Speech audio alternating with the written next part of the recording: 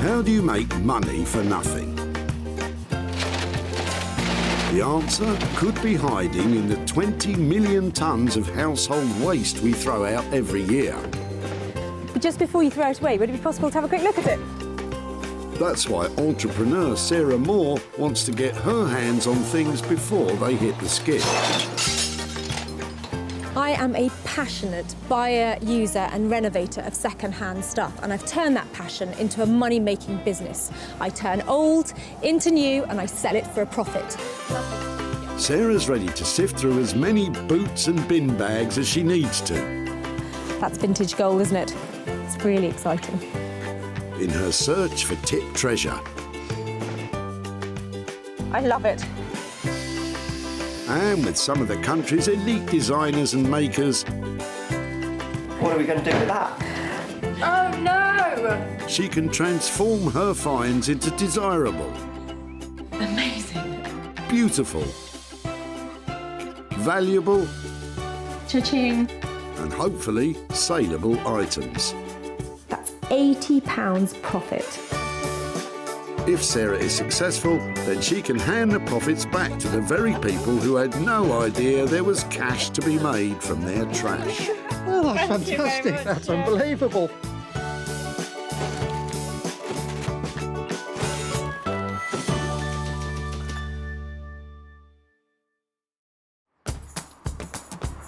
The bustling Merchants Way recycling centre near Walsall can process up to 2,000 carloads of rubbish a day, and they take all sorts. I just love the fact that you never know what you're going to find. Check these out. Aren't they cool? Sarah wants to be able to prove to the dumpers that they could be making some serious reddies from their refuse. To do that, she's been given special permission from the council to search for 3 unwanted items before they get binned. I like your Christmas trees. Thank you. She may have just missed out on some festive treats, but with more vehicles arriving every minute, it doesn't take Sarah long to spot her first item, nestling in the back of Judith's car. Hiya, are these yours? Yes, yeah. Well, they're my mum's, but they're mine. Okay, I'm sorry to bother you. Is it right just to have a quick chat about them? Yeah, yeah, sure. What, are they a pair of bedside cabinets? Yeah. Lovely. Would it be possible to bring them out and have a look? Yeah.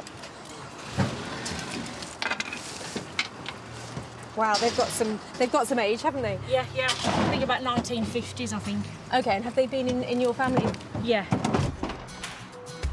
They're in good condition, aren't they? Uh-huh. Lovely. So do you remember these growing up? Were these... Oh, yeah, yeah. They were Mum and Dad's wedding present. Fantastic. So they'd have had them since new, wouldn't they? Oh, yeah. His and hers? Yeah, that's right. Yeah. I'm looking for stuff like this that I can maybe do something else with. If it would be okay to take those away, I'd love to see if I could do something with them. Yes, yes, certainly, yeah.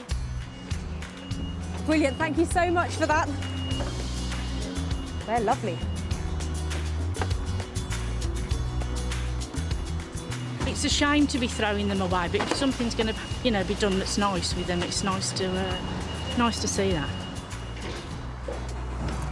I love this little pair of cabinets. They're really sweet and they're really useful. I'm not quite sure, though, if I should decorate them, add some details to them, or just leave them the way they are. But I'm sure I can make money out of them. And Sarah knows just the man to help her turn old cabinets into new money. Jay Blades is a builder turned philosophy graduate turned furniture restorer. Jay has his finger on the pulse of modern design interiors, reworking the very best of British craftsmanship and bringing it into the 21st century. I've always had a passion for the kind of heritage that the British designers have produced over the years. Traditionalists would love to keep it as it is, but to be reintroduced into the market, I like to just add a bit of colour and add something a bit quirky. I really enjoy adding my bit and not necessarily worried about other people's reactions. It's more about, do I like it? If I like it, then it's good. Well, here's hoping Jay has a soft spot for this 1950s wedding present.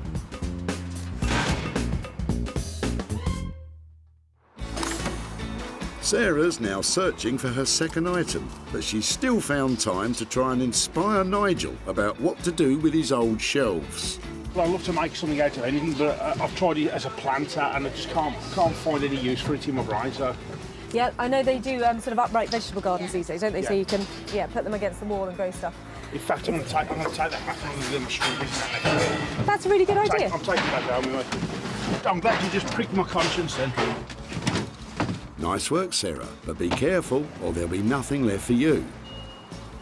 And don't even think about it. You know you can't just grab something out of the skip, so behave yourself. Instead, why don't you sneak a peek at what treasures Richard might be about to tip? I've spied something exciting in the back of your car. Sorry to bother you.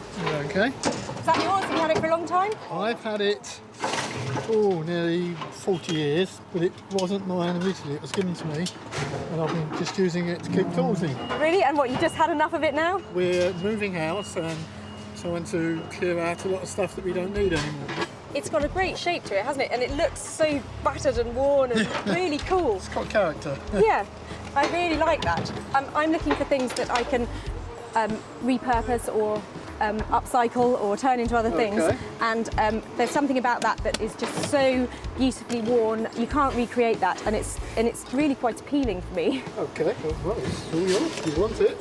I'd really like it. I really would. I don't know what I'm going to do with it, but I absolutely love that. Thank you very much for letting me have it. You're welcome.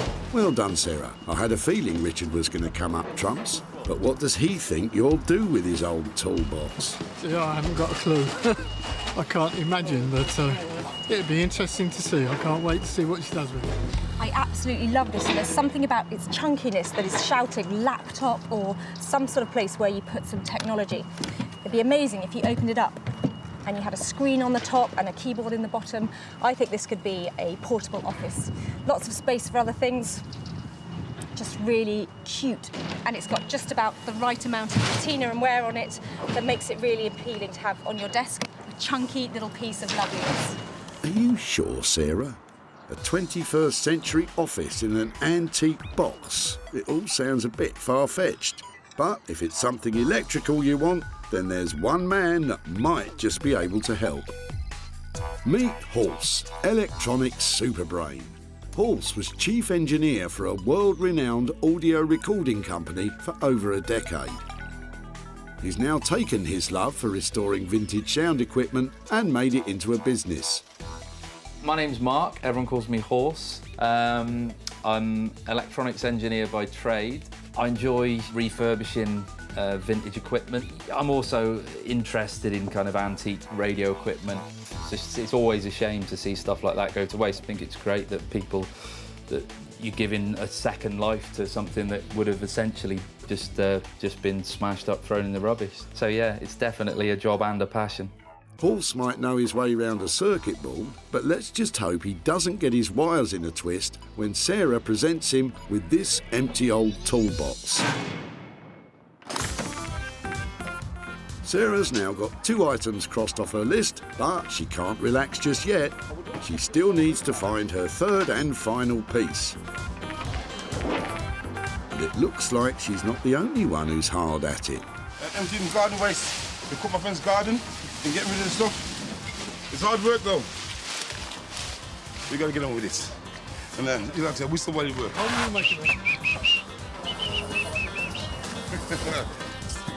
Keith looks relaxed though. He's about to dump an old sofa. Hold on, boys, hold on. There's no missing what you've got in the back of the car. Is it time for a new sofa? Well, no, I've just cleared the house actually. My sister's been renting the house for a few months. She lives abroad. Okay. And of course, hard foundations came down. They wouldn't take it, so I just pick it up and throw it in the back of the car. I'm impressed you got it in here. It looks like quite a big piece. Should I help you get it out? And would it be possible to have a closer look at it? Oh, dearie me, Sarah. I know things are getting desperate, but surely you can't be serious about Keith's tatty old sofa. I'm after big pieces of furniture that I can refurbish, perhaps bring into, modern design and that kind of stuff. So for me, this is a really exciting thing to see here. It would be great if I could stop it going into the skip and take it away and try and do something to it. Right. Lovely, thank you. Keith seems in a bit of a hurry to get away. Mind you, I'd be keen to see the back of that sofa too. But what on earth does he think Sarah will do with it? Any idea?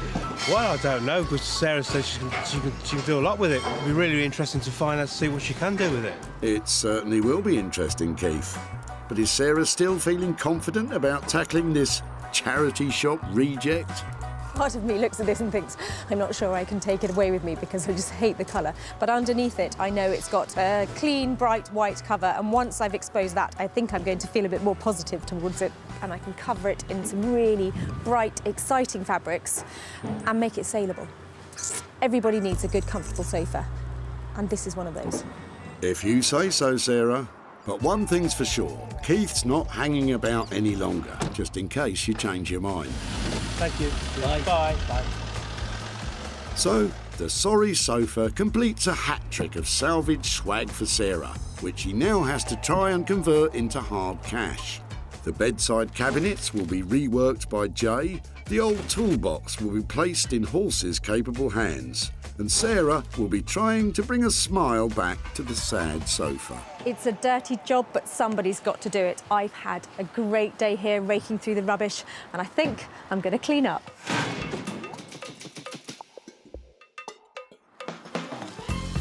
Sarah's first stop is deep in the heart of the Black Country, Wolverhampton, where a thriving arts and crafts scene is emerging. And leading the charge is woodworking genius Jay Blades. As ever, Jay has absolutely no idea what Sarah has in store for him today. So exactly how confident is he feeling? Depending on what she brings, I will be able to see if I can work my magic on there.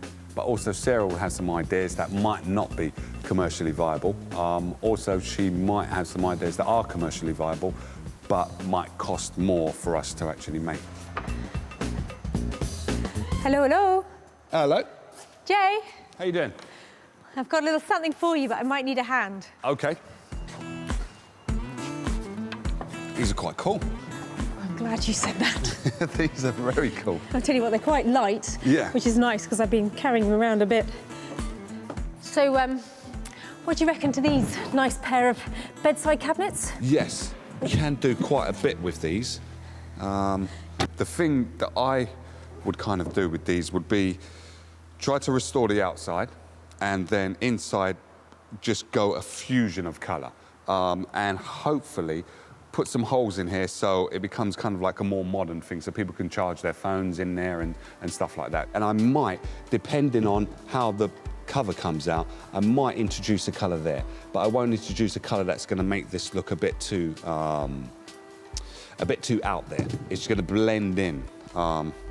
Actually, I like that. I think a little pop of colour at the bottom, I think that's a good idea. Yeah. It makes them fresh and maybe change the handles on them maybe as well if you find something appropriate. Yeah. But obviously, you know what I'm like, I've got budget in mind. How much do you reckon it would cost? I'd say this would be about £75 for the two, because I'll have to remove the backs, work on the inside, and take off the doors, restore the actual... That might be a problem there. Bloomed a bit, hasn't it? Yeah. Depending on how good the veneer does come up, I think you would definitely double your money on these ones. Yeah, definitely. Well, that's potentially great news.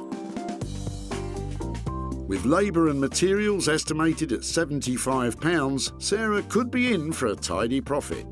But only if Jay can bring those 65-year-old bedside cabinets into the 21st century. Next up, Sarah's off to Manchester. Famed as being one of the founding cities of the Industrial Revolution, it is perhaps best known today for its football teams and thriving music scene. But it is also home to a man called Horse, one of the country's leading audio engineers. And he has no idea what Sarah's bringing. I'm expecting anything at all, really. I'm hoping it's something that will possibly lend itself in some way towards being some kind of audio device, as that's kind of my main kind of thing. But I've no idea what it's going to actually be. Well, let's just hope for Horse's sake that Sarah's changed her mind about that futuristic office-in-a-box idea. Hiya. Hiya. How are you? Yeah, good, thanks. Should we go into the workshop? Yeah. Go on. Thank you. Right then, what have we got? Well, it's quite sweet. Actually, looking at it here, it seems like there's bits on it that really need some work, but I think it does still open. And inside, it's good, sturdy wooden construction. Yeah. So I thought... Yeah. I thought maybe it makes a noise. That's as far as I got. I got some sort of amazing speaker. Yeah. I don't know if it's something that you put in here and you open up like an old record player, or, you know, I have no real plans for it other than the fact that it would be so nice if you could make that. Something to make a noise. What do you think? Because it's got a handle, I'd want to make it portable, but you could still make a decent sounding kind of like a ghetto blaster sort of thing, and make it rechargeable possibly. I'll look into that as well. I was thinking maybe have it so that it doesn't open, so that you can actually just house the system inside. Speakers in here. That looked a bit dodgy. Do you think it'll stand the process? Okay, that sounds good. I totally agree. If you don't need to see inside, there's no point in making it complicated, is there? Maybe makes it a bit easier. Maybe have like a panel on the back or on the side with adjustments on. Okay, and so to make something like that, what kind of value are we talking about in terms of what I need to pay you? I reckon probably 300 to 350, probably. Okay, and so that sounds quite expensive, but what do you think the retail price would be for something if it's got really good sound quality? Yeah, I mean, if it like, I don't think 450 is out of the realms of possibility if it does sound good, you know, and if it looks good. I think this has got the potential to kind of break. To you know, sort of to look weathered enough to be cool, but not quite, you know, useless. Yeah. Paul certainly has a big challenge on his hands, and it's a big risk for Sarah too. With labour and materials estimated at £350, converting the box into a speaker is not going to be cheap. So let's just hope Horse can make it sing.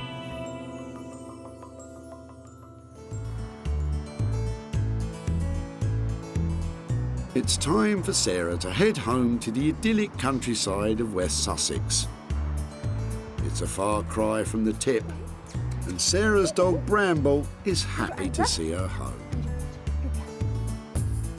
But lurking in the barn, there's something that isn't quite so welcome in this beautiful landscape.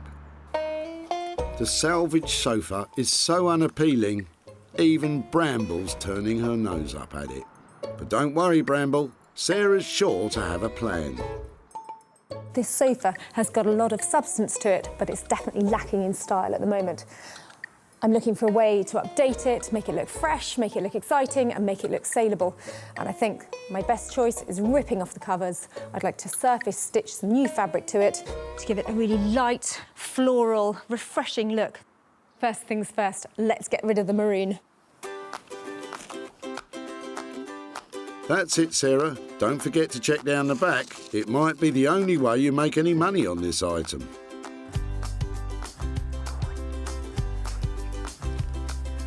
That's quite promising, really, isn't it? It's well made.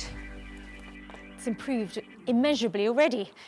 Sarah should be pleased. Not only is the sofa in good condition, it also has the regulation fire safety tags attached. But she can't leave it looking like that. No offence, Bramble, but dog hair and white sofas, it's not a good look. So what exactly is Sarah going to cover it with? I found some of these old linen pillowcases that I've had for ages that I got at a car boot sale. They're really nice. And I'm hoping that I might be able to make the back cushions for the sofa out of those. And I've washed everything else, but I don't quite know what I'm going to do yet. So I'm going to go and start laying things on the sofa, find out if I've got enough fabric, and then get stuck in. Come on. But it's not just Sarah's fabric that's worrying her. There are swallows in here, and I think they're about to fledge. I hope they have. So those are baby swallows having flying lessons up there, which is very sweet for them, but I really don't want anything they might leave behind going on the sofa. I think if the swallows are in here, I'm going to take the sofa outside With the sofa safely out of harm's way, Sarah can finally get started. So the plan is to cover the whole of this frame as it is in these lovely strawberries and chintzes. Sarah managed to scavenge these feather cushions back at the tip, but before she can cover them, she has to tackle the sofa. First up, Sarah has to staple a base layer of fabric to the sofa's wooden frame. And when you're doing this kind of thing, don't hold back on the staples because they're cheap, but the effect you want needs to be really tight. It takes quite a while to get the first layer tightly wrapped in place. Brambles found a way of entertaining herself though. Excuse me. But if the stapling wasn't taking long enough, it's going to take Sarah even longer to hand stitch all the extra patches on. So we'll find out later if she really can turn these rags into riches. Over in Wolverhampton, Jay's ready to work his magic. We're starting on the bedside cabinets that Sarah's brought in and just trying to get my colour scheme to make sure that everything works. What I'm hoping to achieve is keeping this as it is, as neutral as it possibly can, so trying to bring this back to its former glory. Then inside the door, the wow factor inside. So I'm hoping to paint this one colour and then have wallpaper on the door and probably wallpaper on the shelf that's inside there. And I'm just checking to see if this colour lifts this wallpaper. So the colour that I see that has the minimal amount is a blue that's here. So rather than copying this blue, I'm going for that blue what's right there. That little minute piece of blue, I'm trying to just lift that. Having decided on his colour scheme, Jay can now get cracking on wallpapering those shelves and doors. He starts by applying an even coat of PVA glue to the wood and the paper. Then, this is where you need a steady hand, Jay. And mind you don't get any creases. Sarah won't be able to sell it with a lumpy finish. And that looks perfect. Now, while the paper dries, Jay can paint the insides of the cabinets with the carefully chosen paint. With the first coat now on, Jay wants to see how it's going to look with the wallpapered shelf. That is really, really cool. I am really, really chuffed with that. Now this has passed the test of it being in my house. I would have this in my house. Just the way that looks now, like, I haven't even put the door on, and it's the shelf alone just makes that. I really like it. If Jay likes the cabinets that much, maybe he could buy them off Sarah. Well, you never know. Back in Manchester, electrical engineer Halse has got all of the components ready to build the new speaker. He's even made a new handle for the box out of one of his girlfriend's old belts. But today, he's really stepping into the unknown. The next bit is going to be the point of no return, really, which is drilling a hole and then jigsawing out the holes for the speakers. It's a bit out of my comfort zone because I'm not really that used to doing it, but yeah. More at home with his circuit boards, just how confident is Halse feeling about a spot of carpentry? I could have measured it completely wrong and then I've ruined the box and any chance of doing anything good with it, but I don't know, fingers crossed. Oh dear, this doesn't look too promising. Let's just hope Halse kept his receipts for the speakers, otherwise one slip with that jigsaw could prove costly.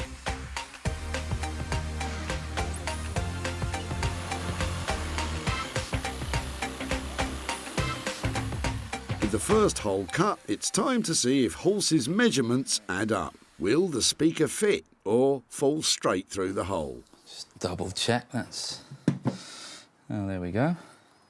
Not too bad. Nice one, Halse. I never doubted you. Now, you just need to do it all again for the second speaker.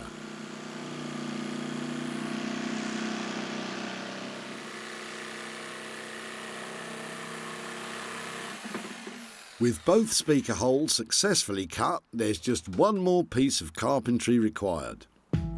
There's going to be a control panel for the volume on-off.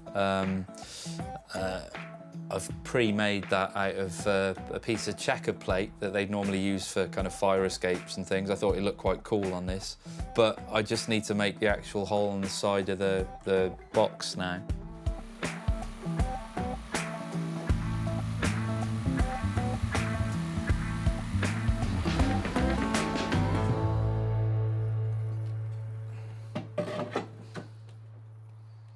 So there's going to be some tidying up to do, but eventually, this is to make, this piece of wood is so that it's further recessed to protect the control knobs, but it's going to sit back like that. I'll have to tarp this up a bit, but it's roughly there, it's fine. I'll have to put some edging around there as well, some leather or something, but yeah, I'm quite pleased with that. With the box now virtually ready, Horst just needs to wire up the electronic components and the new mobile speaker is good to go.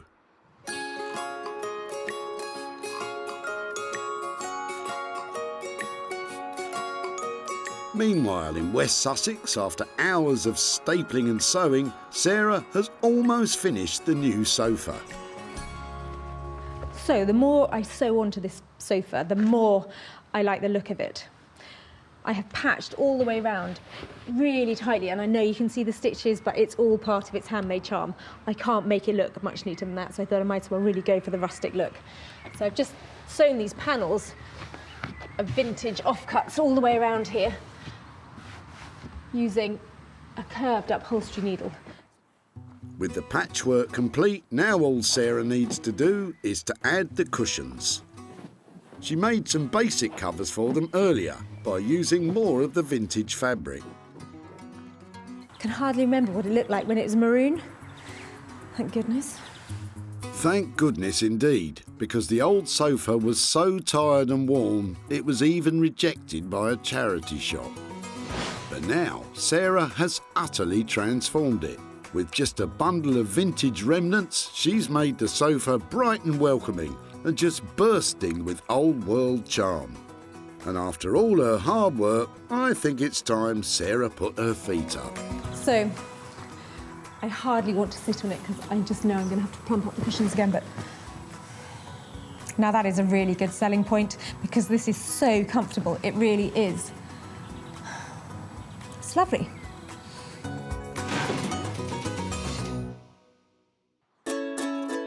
Sarah's success is measured in sales, and she always seeks out the best opportunities to maximise profits.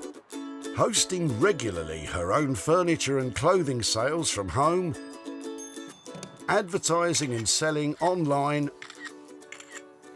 Let's get that online. or meeting commercial buyers in person to sell direct. Seeing this is really refreshing and it's good and people are going to want more of it. It's going to grow, this thing, I think, that you're doing. With opportunities galore in the things we throw out, Sarah's always looking to make money for nothing.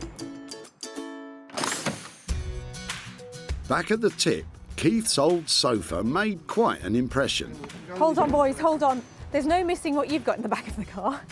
I'm impressed you got it in here. Having served its purpose and been rejected by a charity shop, Keith was only too happy to let Sarah take the sofa away. Sarah says she can do a lot with it. It'll be really interesting to find out, to see what she can do with it.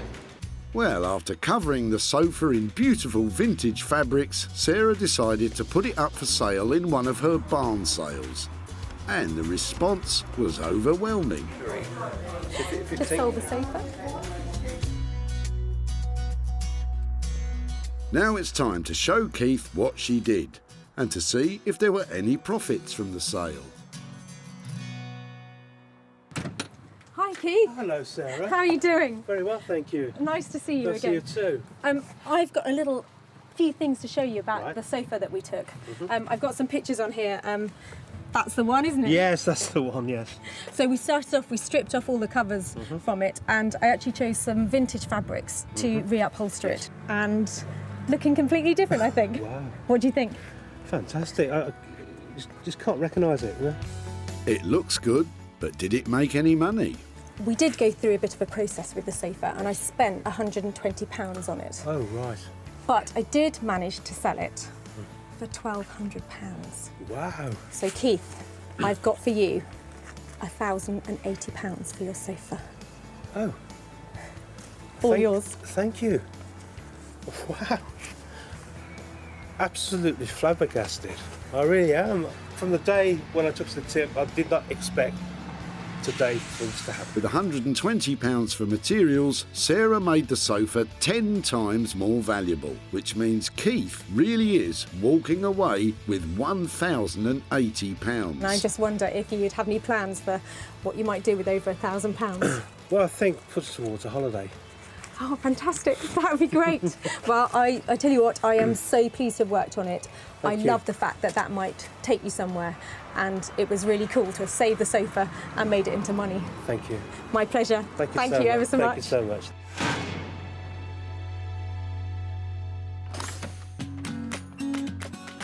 Over in Wolverhampton, Jay is applying the finishing touches to the bedside cabinets.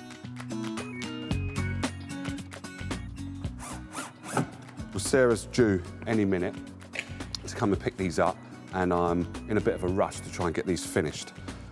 So excuse me while I crack on.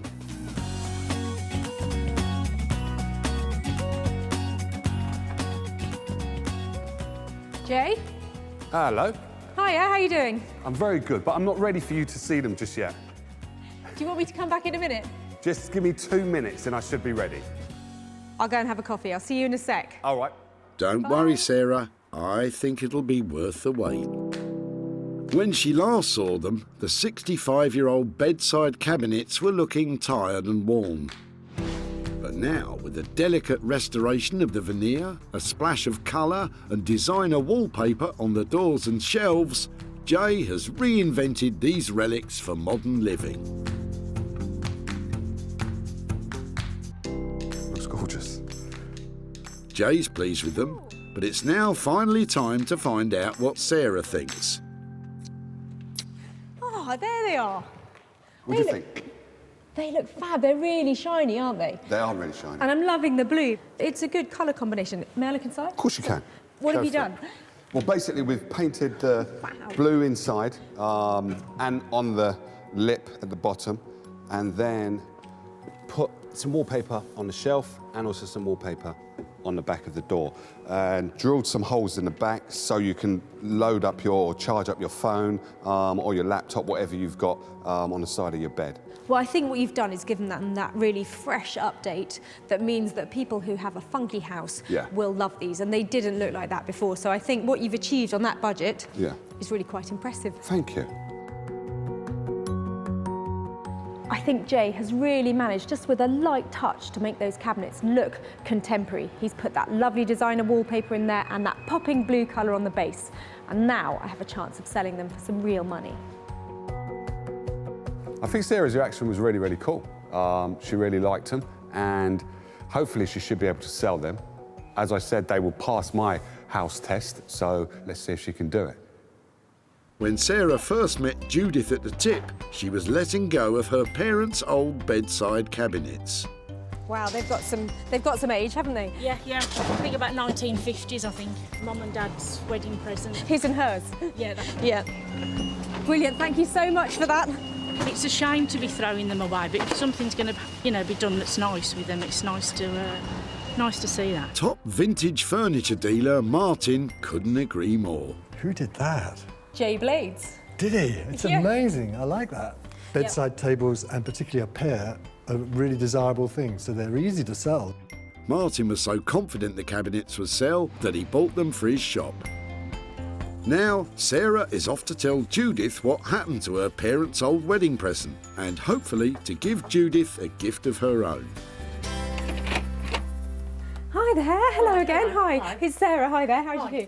How are you doing? Thank you. Yeah. I've just got a couple of pictures and things to show you about your cabinets that you dropped off. We had a look at them and we were wondering about turning them into a cocktail cabinet or doing something with them like that. Yeah. But actually, I took them to a designer called Jay Blades, who loves colour and gets really passionate about furniture and updating it, and mainly keeping it just the way it is. He had some good ideas about turning them into sort of slightly more modern bedside cabinets so they could keep their original use. Yeah, yeah. So I've got a couple of pictures I can show you of them. He had an idea. Oh, they look lovely. Do you like them? Yeah, yeah. So what and the picture inside, that's lovely. Mum would like that, she would. She wouldn't have minded a bit of colour on there and that kind of thing? No, she would have liked that, and she would have liked the thought of they were being used, you know, not just discarded. I gave Jay a budget of £75 to update them, and so he did all that painting and the restoration of the veneer and that kind of thing. And they were bought for £125. So that means that's lovely. I have got a little £50 present for you. Thank you very much. So I hope that's a good return. And I wonder, with £50, is there anything particularly to do with that kind of money? I think I'd like to buy some flowers with the money for you know, Mum and Dad. That would be nice. Mum loved flowers as well. So. Oh, that's really lovely. It's nice to think that it goes back full circle. Yeah. Breathing new life into the cabinets cost £75. It didn't take long for Martin to snap them up for £125, meaning Judith can enjoy shopping for flowers with her 50 quid. Well, I am delighted that Judith approved of what we did with her cabinets and the fact that she thought her mum would like it too. And spending that money on a big bunch of flowers in memory of her mother, well, that's a very sweet idea.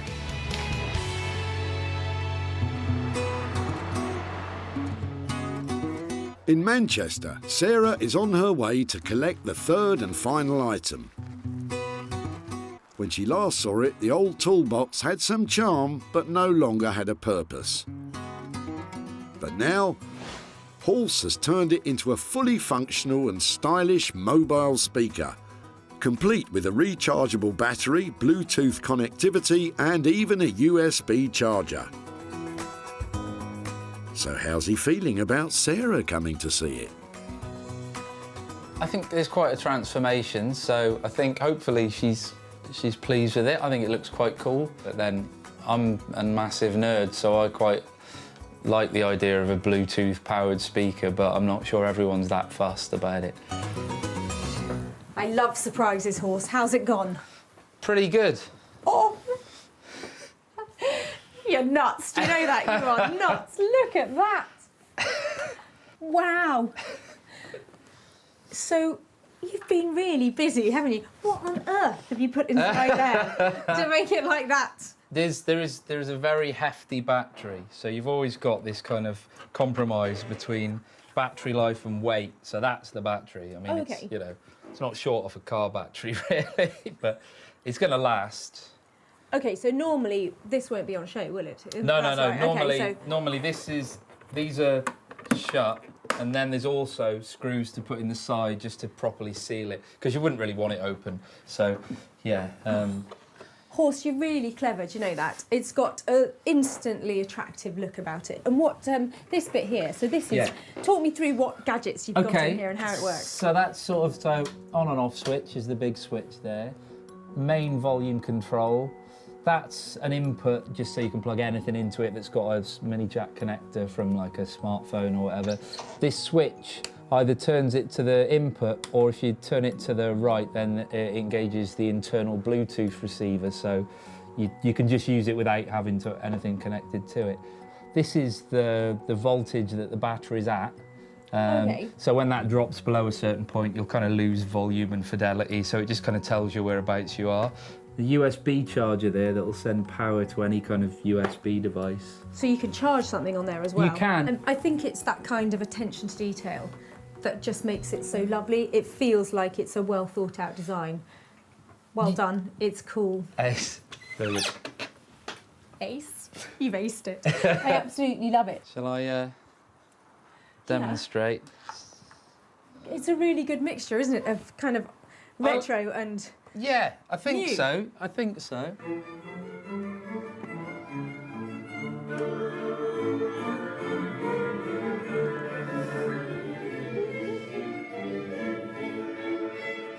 I want to go on a big picnic right now and have something really coming out of that somewhere. You know, it needs to be taken out, doesn't it? It needs to go on a journey because of what it is. Yeah, exactly. It's completely made for that purpose, so yeah. I think it's absolutely amazing, so thank you so much. I'm going to take that right now. Well, I think this really speaks for itself, don't you? Well, the speaker's a definite hit with Sarah. Now, if she can bear to let it go, she needs to try and sell it. When Sarah first spotted Richard's old toolbox at the tip, it was coming to the end of its useful life. I've had it, nearly 40 years. Really? And what, you just had enough of it now? We're moving house and trying to clear out a lot of stuff that we don't need anymore. It's got a great shape to it, hasn't it? And it looks so battered and worn and really cool. It's got character. Yeah. The characterful box just needed a new purpose, and with Halsey's help, that's exactly what it got. Now it's time for Sarah to show Richard what happened to his old box, and hopefully she's got some profits to share with him too. Hi there, Richard. How are you? Sarah. Yeah. Hi there. How are you? Yeah, very well. Nice to see you again. I've just got a bit of an update about the box or case or whatever you called it. What did you call it? I think it's a case, but... And I know that when we caught up at the tip, it was something you said you just used for storage and you'd had for, That's right. for ages. When we took it away, did you have any ideas about what we might do with it? None whatsoever. So I'm quite excited to see what you've done. We decided we'd make it into the most amazing boombox. Oh, excellent. A music machine, the like of which you've never seen before. I've got some pictures to show you. It went to a chap called Horse, and he turned it into this fantastic machine. And he has plumbed in the most amazing sound system in there. Yeah, that looks amazing. It's a work of art. It's beautiful.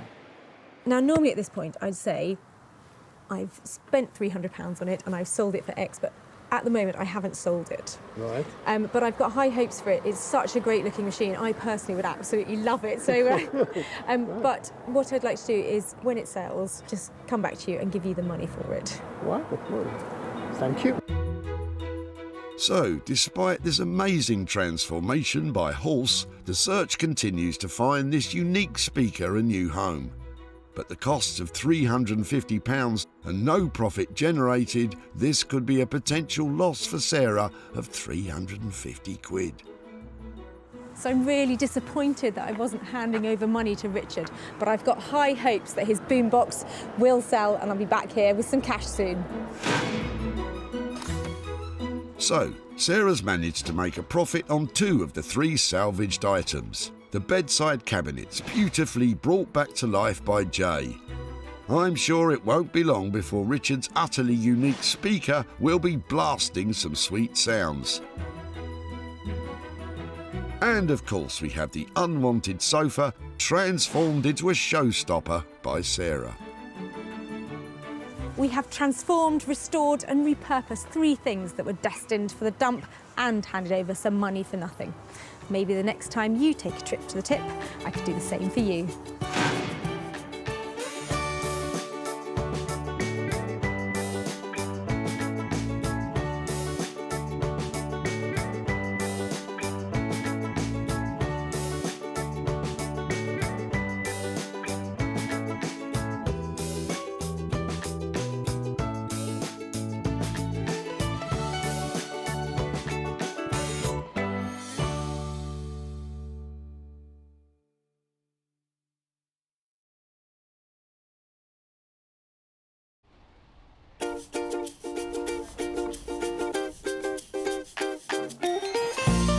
How do you make money for nothing?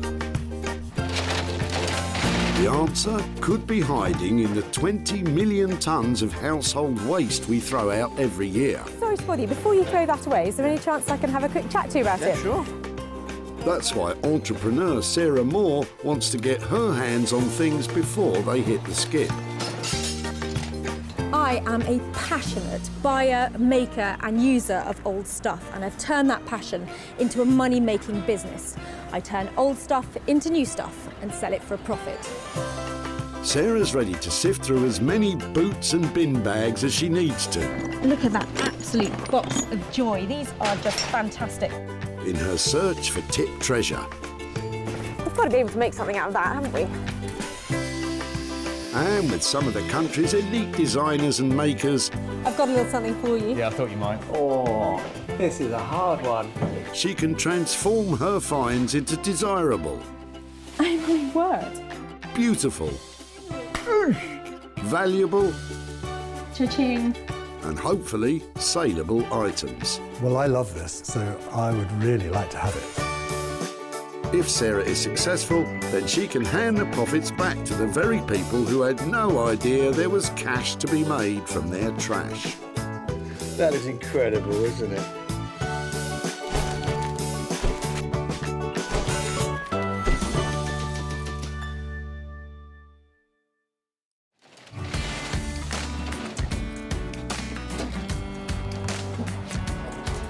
Today, Sarah's at the Bredbury Recycling Centre in Stockport, where up to 500 people a day turn up to chuck out their unwanted items.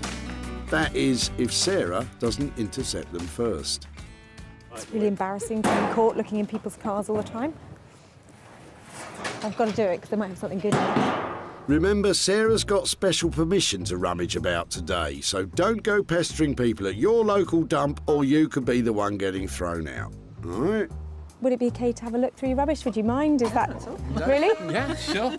Sarah's searching for 3 pieces, which once reworked and sold, will hopefully produce a payout for the people dumping them. You look like you're having a good clear out. Oh, wow. Sarah always has high hopes. I get really excited. Every time somebody pulls up, I think, it might be a Rembrandt. Don't think there's going to be a Rembrandt in there, I've checked. But you never know. And it's clear people have cottoned on to what she's up to. She's a rubbish burglar. Yes. But the contents of John's boot could mean all that prowling is about to pay off. I was just looking in the back and seeing some of the older pieces in here. Yeah, some of it is the mother passed away recently, so we're clearing the house out. Okay. Some of the... It's got that sort of time warp look to it, hasn't got it? some old 78s in here. If you Oh, want really? them. Yeah. I was just looking at the case, actually, and the... So were these weren't yours, then? No, these were my father-in-law's. Oh, wow. They're fantastic. Yeah. Yeah. I would definitely like to have a look at them, and I really like the case as well, yeah. Look at that. And you've got a sewing machine as well. They're normally really heavy, aren't they? Yeah. So get them out of the way. Got this. Do you know how to... Oh, wow, look, that's almost like brand new, isn't it? Wow, look at, I absolutely love that. Look at that badge and stuff on there. There's something about that that's just so appealing. I think the little badges and all the bits of it. We'll make it like that now, do they? I haven't got anything else hidden in the trunk? No other old stuff? I don't think so. All right, Sarah, don't get greedy. We're just clearing, mainly from my house, out of my shed, which I'm clearing out for a new shed. But the sewing machine looks as though it's never been used. And as Sarah pays homage to the humble sewing machine, Oh, look, it's even got its own instruction manual. John keeps unpacking his trunk and brings her something with even more potential. My word! I brought this. That's amazing. So, original Bakelite. Yes. Whose was that? I used to be on the removals. Okay. Somebody gave it me about 30 years ago. That is the most fabulous thing I've Yeah. seen here. I absolutely love it. Apparently, if they're working, they're worth about £150, but it's got a bit messy, so I couldn't be bothered. I'm going to turn this into something fabulous. I tell you, this is so exciting. Bakelite is an early type of plastic, and radios like John's are collectible pieces of social history from a time when the radio was the focal point of the home. I love it. You've made my day. That is tip gold. Thank you so much. It's brilliant. See, bye. Look at that. So, John's radio trumps the sewing machine and the old 78 to become Sarah's first item. She's got someone in mind who's sure to take it from the pits to the Ritz and make some money for John. Trot on Mark Phillips, also known as Horse. Electronic superbrain Horse was chief engineer for a world-renowned audio recording company for over a decade. He's now taken his love for restoring vintage sound equipment and made it into a business. I enjoy refurbishing vintage equipment. It's always a shame to see stuff like that go to waste. I think it's great giving a second life to something that would have essentially just been smashed up, thrown in the rubbish. So yeah, it's definitely a job and a passion. Something tells me Horse is in for a treat with John's Bakelite radio. So it's one item saved from the skip and 2 more to find. Yes, loads of people here. I just can't, I don't know which end to go first, so I'm going up this way, see if there's anything coming in. Oh man, I can't tell if Sarah's coming or going anymore. But as long as she doesn't go, that's the main thing. Come on you, get back to work. There's still loads of tired old stuff coming in. So that's a nasty bicycle tyre habit you've got going on. The middle-aged men in Lycra brigade. Oh no, God, I'm not one of them. You're not? No, Lycra, I'm not. You'll be shaving your legs soon. Not a chance. Really? Not a chance. It's a slippery slope, you know, Lycra. Less Lycra banter, lass, and more searching for item 2, please. Hang on, what's this? Sarah's swooping in on Peter. I'm just wondering if I could talk to you about your rubbish. Yeah. Are you clearing something out? Or are you Clearing the garden out. Oh, okay. Yeah. Okay, and I was just looking at your table. Do you mind if I? Sure. So it's been outside, has it? Yeah, it's got weather beaten.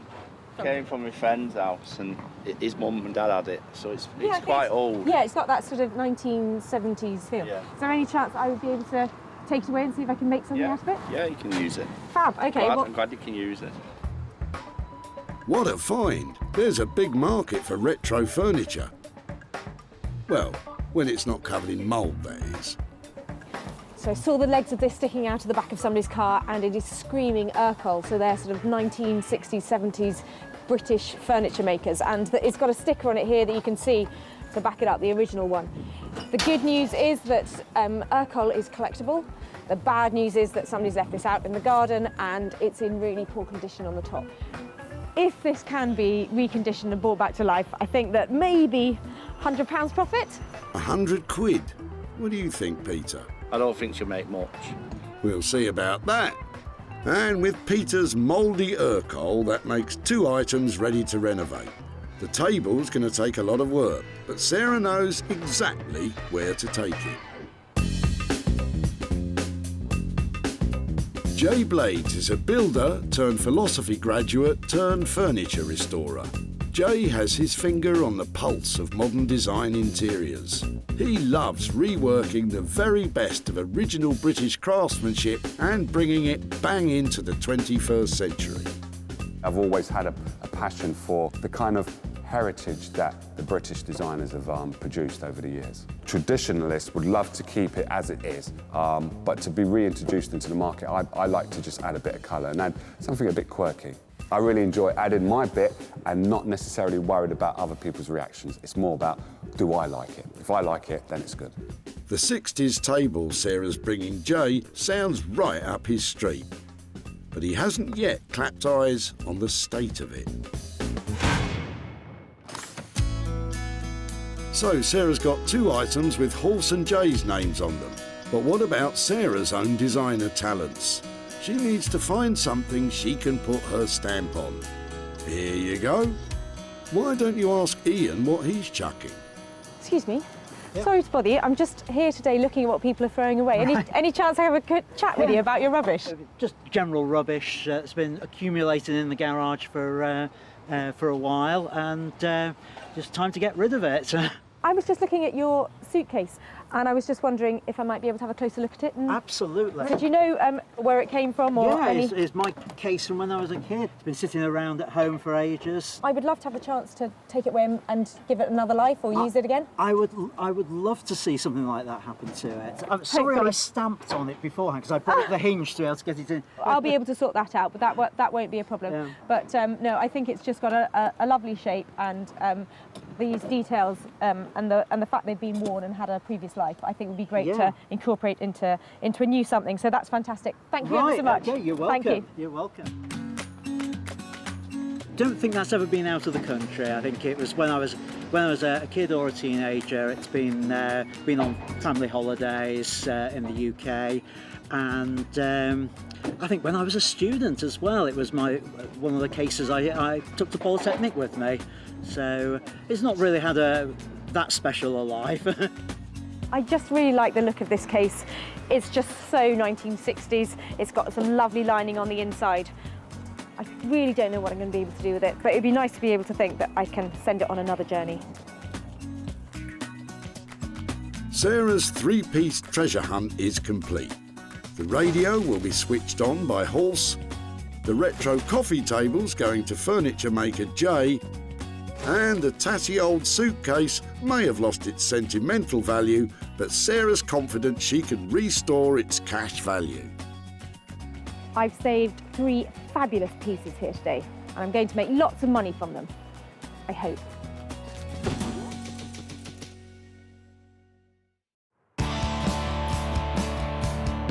Sarah's next stop is Manchester, where the cultural scene is buzzing with a task force of talented designers and artists.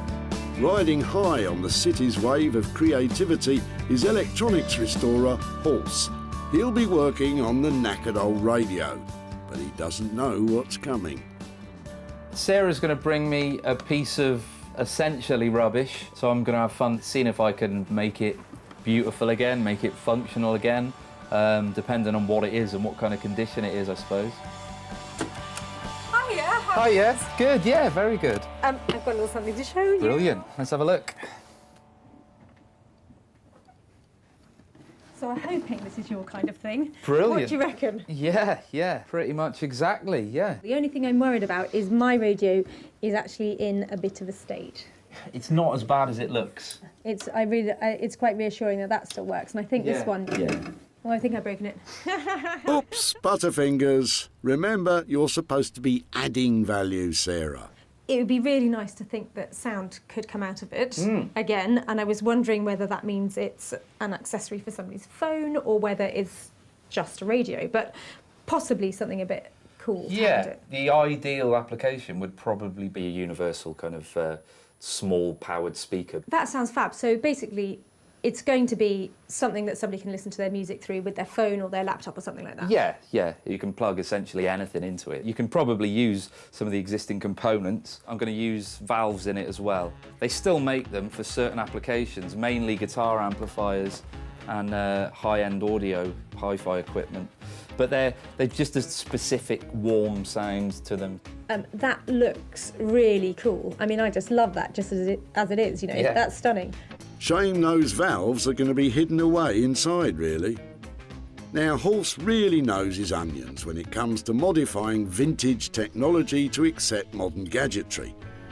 He'll make sure that smartphones and laptops with mini jack sockets can be plugged into this old valve-powered speaker. Who'd have thought it? Hopefully will be a beautiful object that is functional and will sound really nice, and it's completely unique. Horse will target a higher-end clientele with his finish on the radio, but how much will he charge? You might be looking at sort of like £300 or so. On that basis, I reckon full steam ahead, let's go for it. Brilliant. I think that radio is in really safe hands. It's going to sound amazing, and I think I might make as much as £100 from it. Sarah's confident, but is Horse on the same wavelength? I think it's definitely doable. I think it's in good enough condition. I'm looking forward to the challenge. Yeah, it's gonna be great. With a bit of horsepower, the old radio could pump up the volume and the profit. Horse's expertise and materials will cost around £300. So Sarah will depend on that high-spec finish to make any money.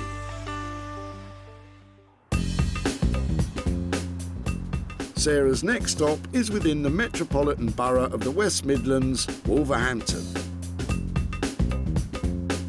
And tucked away in the disused Bury Street factories is woodwork wizard Jay. Sarah's about to surprise him with the mouldy Urkel table, but it just might be too weather-beaten for Jay to work with. All I know is she's got something from the tip that someone was throwing away, and then she wants me to be able to turn it into something that's going to make money. Could be anything with Sarah, but hopefully she'll bring me something that isn't chipboard. Real wood is what I'm after. Hi, Jay. Hi, how you doing? Yeah, I'm doing really well. How are things? Very good, very good. What have you got today? Oh, wow, table. This is the good side. This is the good side, okay. This is This is the not so good side. Wow. Wow. Okay, it's been outside, obviously. Yeah, I think the guys who dropped it off said that they had been storing their plants on it in the garden. Oh, that'll do it. That'll put it in that state. Okay. It's beautiful. Even though it's in the state that it's in, I really like it. I really do like it. I've seen many Urkel tables, but I've never seen one with this kind of round, oblong kind of shape to it. Urkel was a prominent British furniture manufacturer dating back to the 1920s. Its mass-produced furnishings found a ready market in post-war Britain. But now, vintage enthusiasts will pay through the nose for well-preserved pieces. Alas, this one's on its last legs. The only bit I'm concerned about is here, where the plant pot has been down there for quite a while. But if you bear with me 2 minutes, I'll just get this machine on. I love the machine. Everybody has better toys than I do. Everywhere I go, everybody has got these really cool things. I end up doing everything by hand, takes me ages.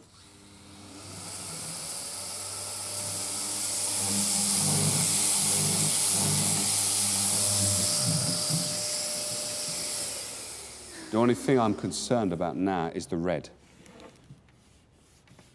Oh dear. Worst case scenario is that we rub it down and then that stain has gone straight through to the piece of furniture. Then what we will more than likely have to do is, I would say, paint it, because no one will want that kind of colour. So ideally we'd like to have a surface on the top that is blonde and beautiful, but the chances are we might have to paint it. Yes, yeah. Okay, I'm happy with that. What we probably need to think about is, you know, what kind of money do you think we'd sell it for, and is it worth taking it on? I could charge 75 to 100. It depends on what is being done. That's definitely a deal. Okay, You cool. always talk my kind of money, Jay. I love doing deals with you. You look like you've got your work cut out. I'll leave you to it. All right, take care. Jay absolutely loves Urkel, and I think whatever he does to the top or the legs, it's going to look fantastic. I'm just excited to be working on Urkel. This is something that someone was going to throw away, totally discarded it, put it in the garden, put some plant pots on it, and allowed the weather to do what it's doing, and the table never gave up. It never gave up on life. So all I can do is just make it look not as great as Urkel did back in the 1950s, or 1960s, I should say, but make it look as good as I can make it look. Jay can always make Sarah smile when it comes to money. 75 to 100 quid? What could go wrong?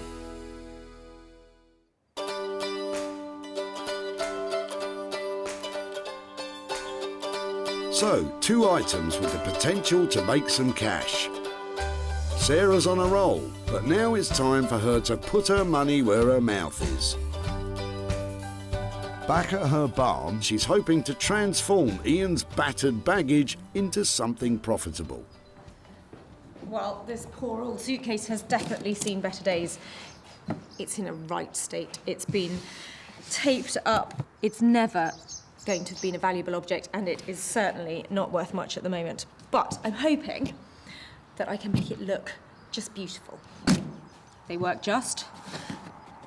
Oh, it's quite tough to get it open.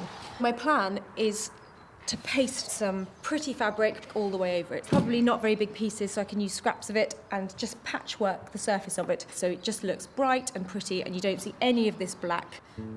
Maybe I can get a price tag of 50, 60 pounds on it. Sarah starts by giving it a gentle rub down, being careful not to get it too wet.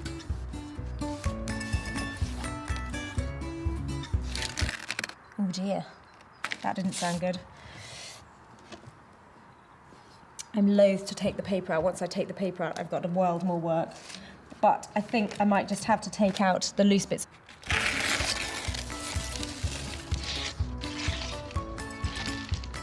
You can see how it's made. It literally is made of cardboard. Cardboard suitcases were a lighter and cheaper alternative to heavy leather or robust wool luggage, becoming popular in the 1920s with the rapid expansion in automobile travel.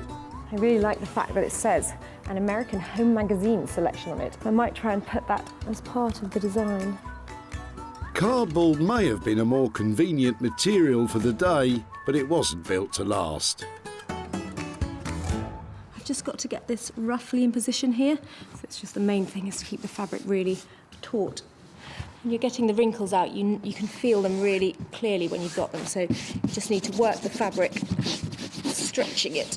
Sarah's glued the fabric with a simple PVA glue, and once she's smoothed out the wrinkles, she can work out the details round the locks. You can see where, just around the edge of where the fastenings are in the case, I've stretched the material around, and if you just push it in really neatly around it, you can give yourself a template to cut round. I always trim slightly inside the line, and then you can just run the fabric right up to the edge. I'm going to stick that in as close as I can, and then when it's all dry, I shall just get a craft knife and trim off those little extra bits there. I think that is a great start. Just a little bit more covering to do before it looks absolutely perfect, but I'm really pleased with that. I think that's well on its way to making some money. Sarah's scraps and glue should only set her back about a £5. So if she can sell it for more than that, she's onto a winner.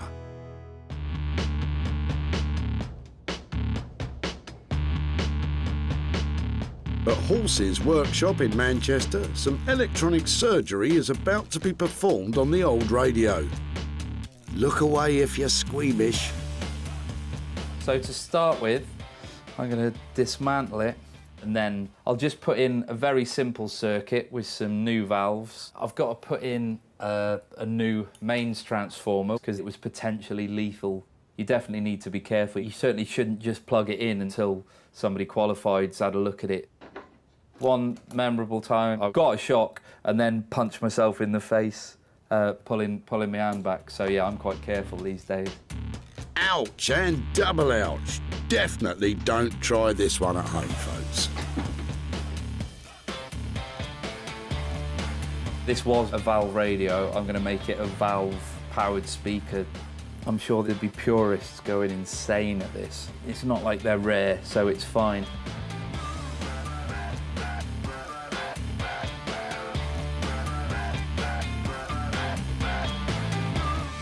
This is just the chassis.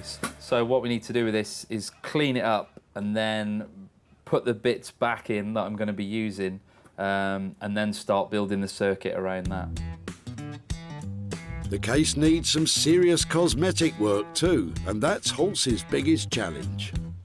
What you can do is use what's called wet and dry paper, which is an abrasive, bit like sandpaper. You can start off with quite a coarse grit, and then you move to a finer grade and kind of keep doing this. It can be quite rewarding because it's quite nice to get the scratches out, but yeah, it can be pretty laborious, especially when they're as scratched as this one. It's lost its sheen a little, so I use this special Bakelite polishing paste, and this sort of takes a thin layer off and buffs it up to a nice shine. If Halse can get the balance of shiny, new, usable, traditional old object right and up the value to over £300, this radio is on course to make a tidy profit. It's nice to have a finished product that actually sounds good and is usable and means that you can kind of have such a nice looking object that's useful again. All's tickety-boo in Manchester then. Back in Wolverhampton, Jay is sanding down the Urquell tabletop to determine if the stains can be removed so he can keep the natural colour of the wood.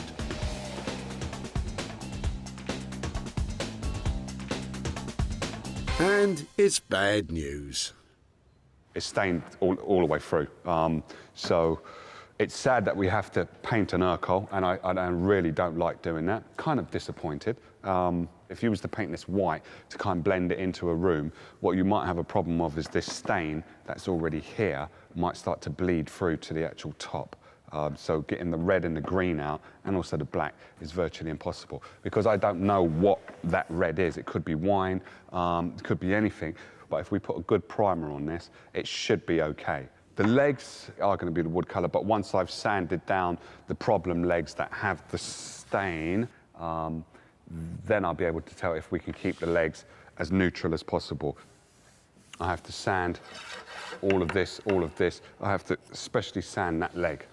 That's one of the main, because that also is determining what the design is going to be like in the end. So the top didn't pass the test. If Jay can't sand the stains out of the ends of the legs, they too will be destined for a paint job. So, Jay, what's the verdict? It's very rare you catch me doing this, but I think it's going to have to all be painted. What a shame. We could do light blue on top, black legs, and light blue underneath. So light blue all along there, and black legs, light blue top, so then it will lift the top of it and just make it look light, because it's quite a big table, quite a big coffee table, and you don't want it to be too imposing into someone's house. You want it to be quite uplifting, and I think that's the design. That will be how I think it would look best. Well, it's a shame to cover up that lovely wood. But if it can still be sold for more than 100 quid, then he can paint polka dots on it for all I care.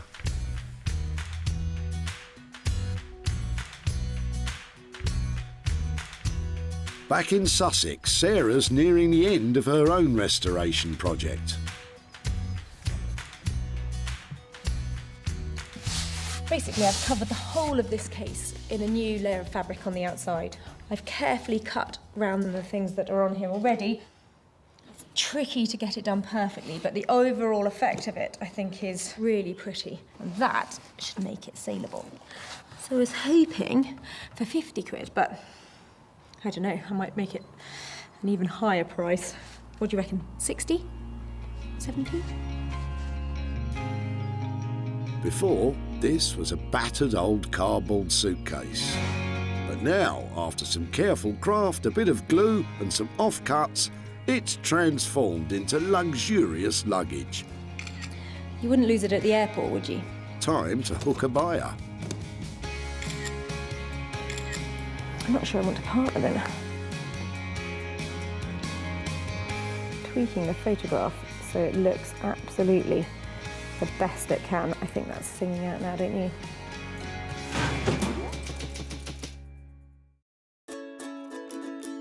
Sarah's success is measured in sales, and she always seeks out the best ways to maximise profits, hosting her own clothing and furniture sales in her barn. Just sold the sofa. Advertising and selling online, or selling directly to specialist shops. With opportunities galore in the things we throw out, Sarah's always looking to make money for nothing.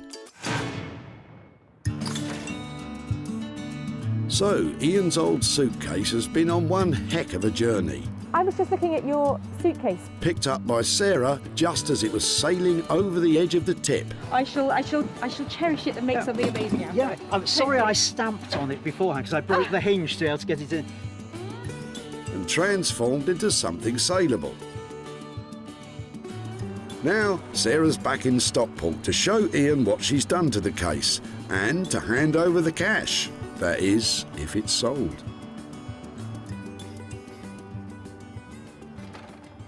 Hi there. Hi, Ian. Hi. How are you? Nice to meet you again. Yeah, nice to see you. It's much nicer than where we last met, isn't it? Yes, indeed, indeed. Well, since we last met, and I took your case, and it actually turned out to be a project that I worked on, and I had a lot of fun with it. Am I right in thinking that it was just yours? It had one careful owner? Well, I don't know about careful, but one owner, yes. Lovely. Well, in the end, I actually made it look like that. Wow. I used lots of scraps of fabric that I had left over from other projects and pasted it all over. I think that's amazing. It had a very battered cover to it, so I was wondering what you were going to do with that.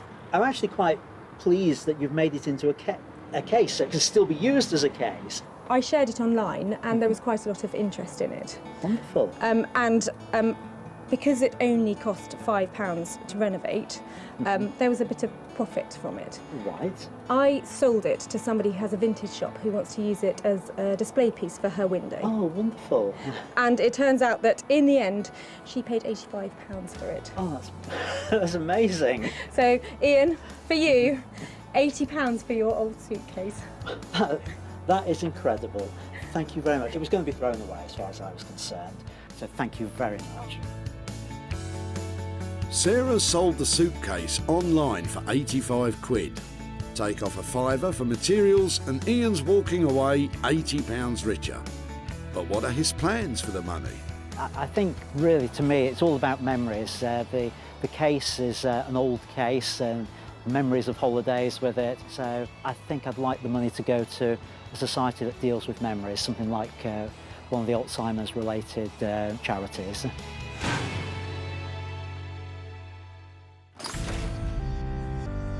So, the money's in the bag for the suitcase, so to speak. And in Manchester, how's Hulse getting on with the radio refurb? I finished it a couple of days ago. Yeah, I'm pretty pleased with the way it sounds. It's valve, it's true to the original design. So yeah, I hope Sarah likes it. Before, this vintage radio had sat in dusty silence for over 30 years. Now, Hulse has sympathetically repurposed it as a universal speaker for today's music-playing devices. It's perfect for someone with an eye for funky functionality and an ear for the rich tones of yesterday, as Sarah's about to find out. Hello! Hello, how are you doing? Yeah, brilliant. Have you got something to show me? Yes, let's go and have a look at the radio. Oh, fantastic.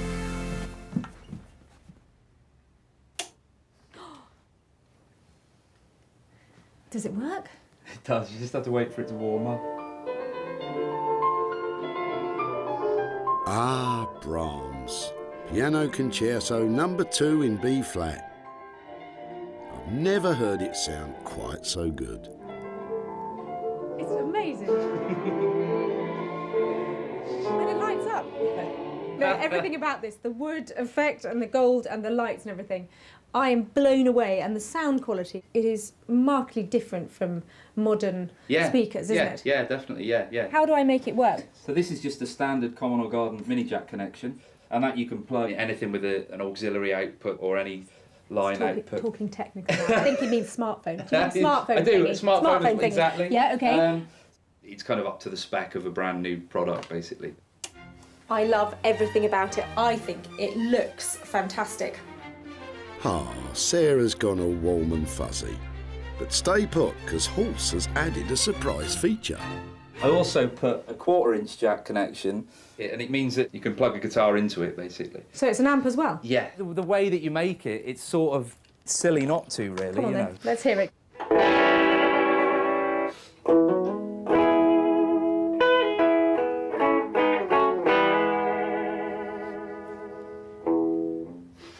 Horse, you're a genius on so many levels. I think that just is the icing on the cake. That was lovely, wasn't it? All right, Sarah, enough of the mellow jamming sesh. Let's get down to business. Hulse came in on budget at £300. Now, Sarah needs to get selling. Right, so all I need is some of your excellent music connections and a nice buyer, and then everything will be perfect. I am seriously impressed with what Horse has managed to do with this radio. I mean, it was in a really bad state, and now you can play your music through it, you can play your guitar through it, and I think I'm going to make some money out of it. I think she was generally quite chuffed with it. I think the addition of the guitar amp was a last-minute bonus. So yeah, no, I'm pleased. I'm glad she really likes it. This vintage radio was nearly dumped at the tip. If they're working, they're worth about £150, but I couldn't be bothered.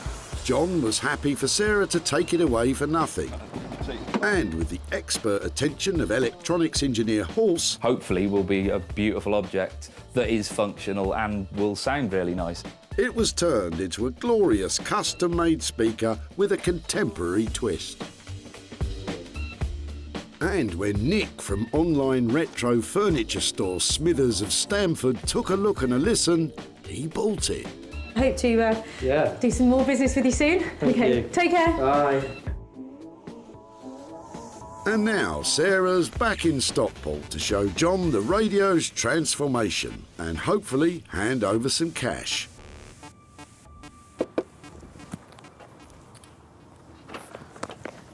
there, John. Hiya. Hiya, how are you doing? Not so bad, thanks. It's a long time since I've seen you at the tip. It is, yes. How are things? All right, thanks. Lovely. I've just come back because I've got a couple of pictures to show you of your old radio. All right, yeah. Did you have any thoughts about it? Because it wasn't in great condition when we picked it up, was it? It's funny, it came all the way down south to me, and it turns out that the one man who restores and loves working with old radios like yours lives about 10 minutes down the road from here. From here? Yeah. Right. So it's been in a big circle. Yeah. It went to this guy called Horse. Yeah. And do you want to see what he's done to your radio? I think very interesting.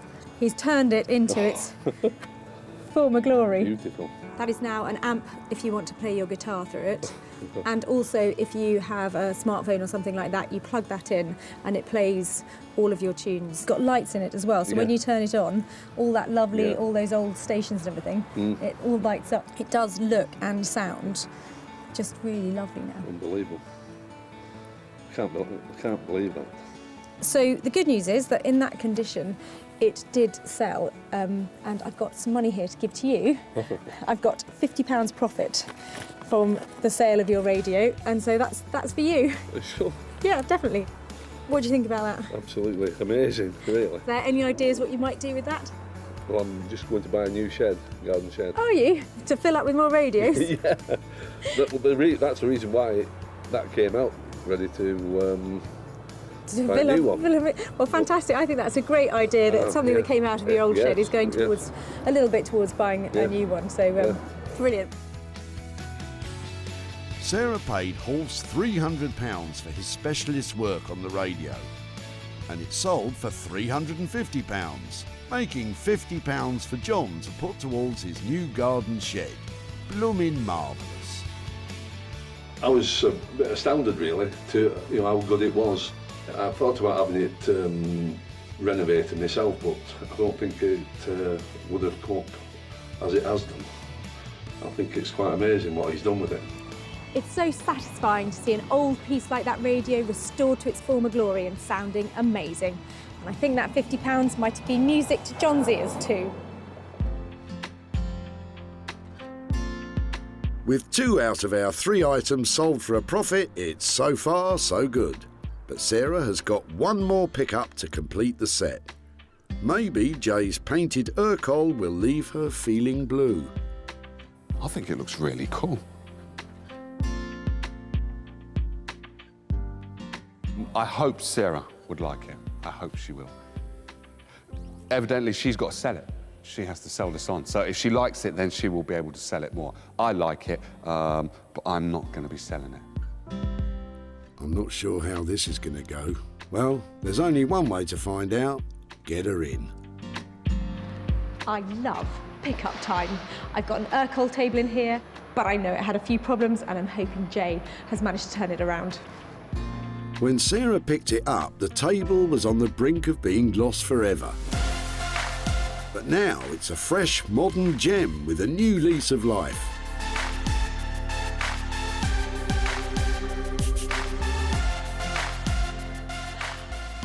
Oh my word, look at that! You like? I love it.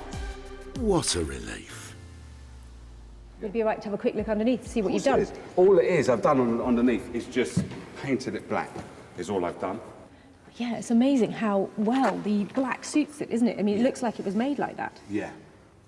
It looks like a massive, beautiful blue egg, doesn't it? It's stunning. It does look like a blue egg, actually, yes.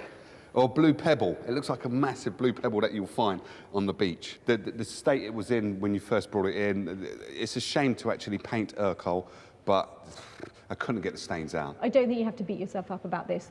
This was going in a skip, and now it's going into a really smart interior. If you think back to how it was when it arrived, it was green, it had stains all over it, it was falling apart. Yeah. You've completely transformed it. You know, this has gone from dustbin to designer. You know, it's brilliant. Thank you, thank you. Luckily, Sarah can see the sales potential in funky modern furniture. And what's more, it should still make a profit despite being painted. He's really nailed it, hasn't he? That table looks fantastic. That beautiful blue egg. I think I'm definitely going to be able to sell that with a profit. I'm glad she's happy, she can sell it, and then she can give the person that was throwing it away, give them the money back, and everybody's happy. Well, we're not happy yet. Jay came in on budget, but Sarah still has to find a big buyer of blue before we can start jumping for joy. Who could have imagined that the Urkel table nearly reached the end of its life as a plant pot stand? Just wondering if I could talk to you about your rubbish. Yeah. Sarah saw its potential. So it's been outside, has it? Yeah, it's got weather beaten. Even if Pete didn't. It's quite old. But with the magic touch of Jay Blades, it was transformed into a blue beauty. Sarah showed it to specialist buyer Martin at her barn. He's got a good eye for antique-y, vintagey type stuff to sell on in his trendy London shop. It's a retro look, it's a very clean look. I love the colour, very saleable. And guess what? He bought it. Ah, now I can sleep easy. Sarah spent £100 transforming the table. It sold for £200, meaning she has made, obviously, £100 profit. So the good news is that the Urkel table sold with £100 worth of profit. But the bad news is I haven't been able to make contact with Peter again and time has run out. So this money is going to go to children in need. Give that girl a gold star, because Sarah's made a profit on everything she saved at the tip. The cardboard suitcase came up lovely and rosy. The vintage radios brought old school and modern technology into harmony. And the retro Urkel table is now cool, blue and contemporary. There were 3 things that were saved from the skip that would have been lost forever. And who knows, maybe next time you're at the tip, I could be taking your rubbish and turning it into money.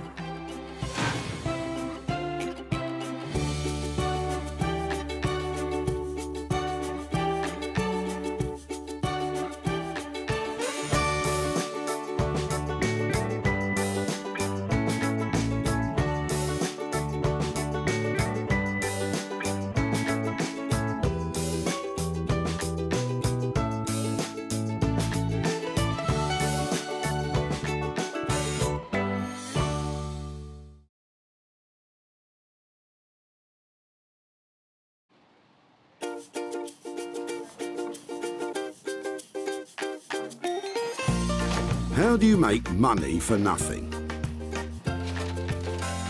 The answer could be hiding in the 20 million tonnes of household waste we throw out every year. Sorry to bother you, before you throw that away, is there any chance I can have a quick chat to you about it? Sure. That's why entrepreneur Sarah Moore wants to get her hands on things before they hit the skip. I am a passionate buyer, maker and user of old stuff, and I've turned that passion into a money-making business. I turn old stuff into new stuff and sell it for a profit. Sarah's ready to sift through as many boots and bin bags as she needs to. Look at that absolute box of joy. These are just fantastic. In her search for tip treasure. We've got to be able to make something out of that, haven't we?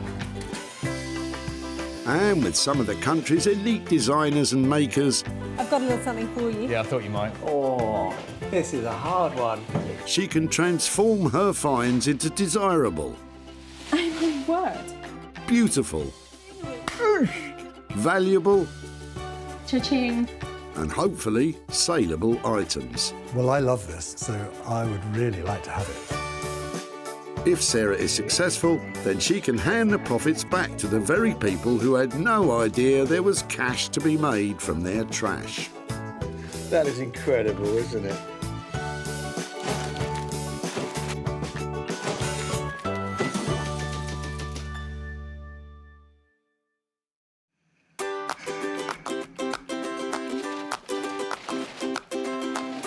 For most people, a trip to the tip is about as exciting as rearranging your sock drawer. But most people aren't Sarah Moore. It's loads of fun here. There's stuff coming through the gates all the time, and I'm hoping in the trunk of one of these cars is some real tip treasure. Sarah's been given special permission from the Bredbury Recycling Centre near Manchester to search for 3 items before they get skipped. We're looking for things that we might be able to reuse Recycle. and recycle. But she's not after just any old rubbish. Just wondering what that was. Old vacuum attachment of some shape or form. So, Oh my word, look at it. Sarah needs to find things with the potential to turn a profit. And it doesn't take her long to spot her first item poking out of Justine's rather glamorous-looking convertible. Hiya. Hi there. What are you throwing out today? It's a cast iron soil pipe, having a new bathroom fitted. Oh, really? I just love the fact that it's got this really old paint on it. And I did speak to my decorator about that, and he said that to rub all that down and repaint it when he paints the outside of the house is not cost effective, because it would be about a day's labour just to rub the whole pipe down. Really? And it had to be changed anyway because of the new bathroom. I know it sounds really strange that somebody might want to take away a soil pipe, but we're looking for old stuff, you know, particularly stuff that has a bit of integrity and like we can remake into stuff. Right. I'm not sure if anybody will take on a soil pipe, but would you mind if we kept it just to see? All. Really? Do me a favour by taking it. You might want to wear some gloves for this one, Sarah. A soil or sewage pipe is usually attached to the side of a building to remove waste from the upstairs toilets. And there's just one more section to it. Keep them coming, Justine. After all, you can never have too much old soil pipe. It looks like it hasn't been used for a while. Has it not been used? Oh, it's been used. Really? I don't want to think about that, do I? Yeah. Thank you so much. If we just pop it here, that would be great. By the looks of things, this pipe has seen quite a bit of action. But exactly how old is it?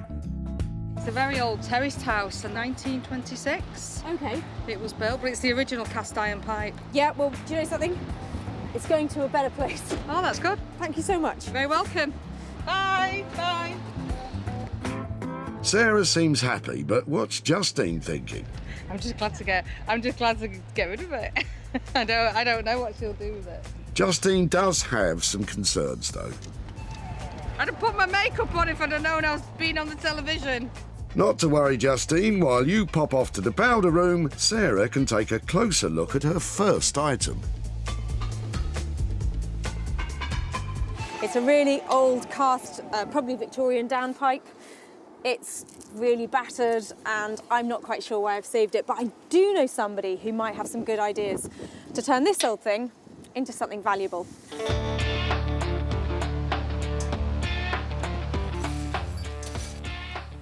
Beck Simon is a renowned artist blacksmith that can bang, grind, weld and smelt metal into bespoke beauties.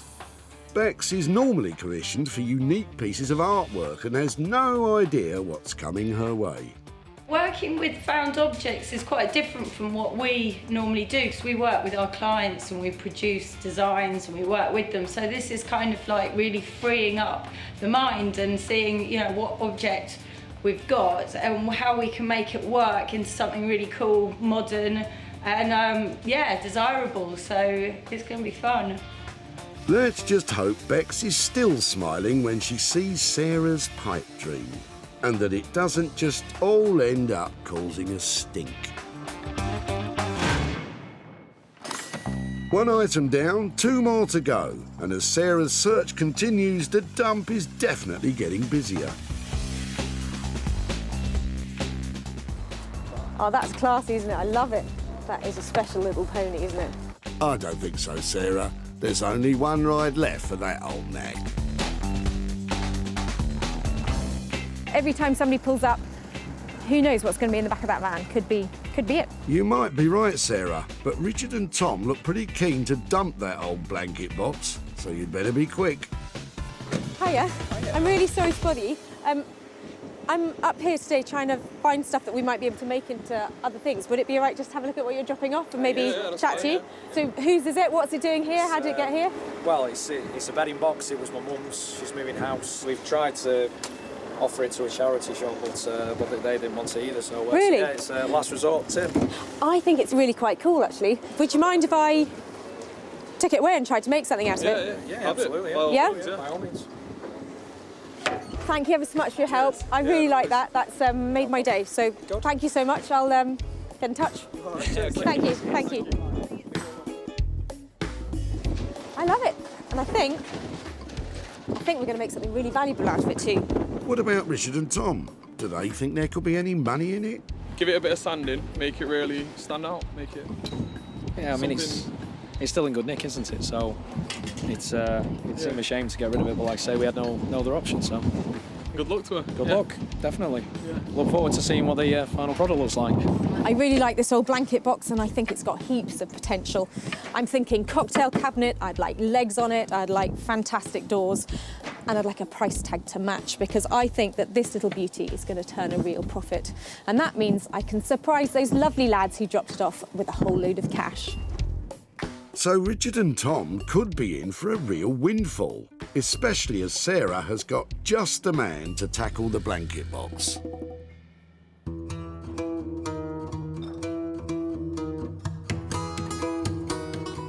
Rupert Blanchard is one of the country's leading bespoke furniture makers.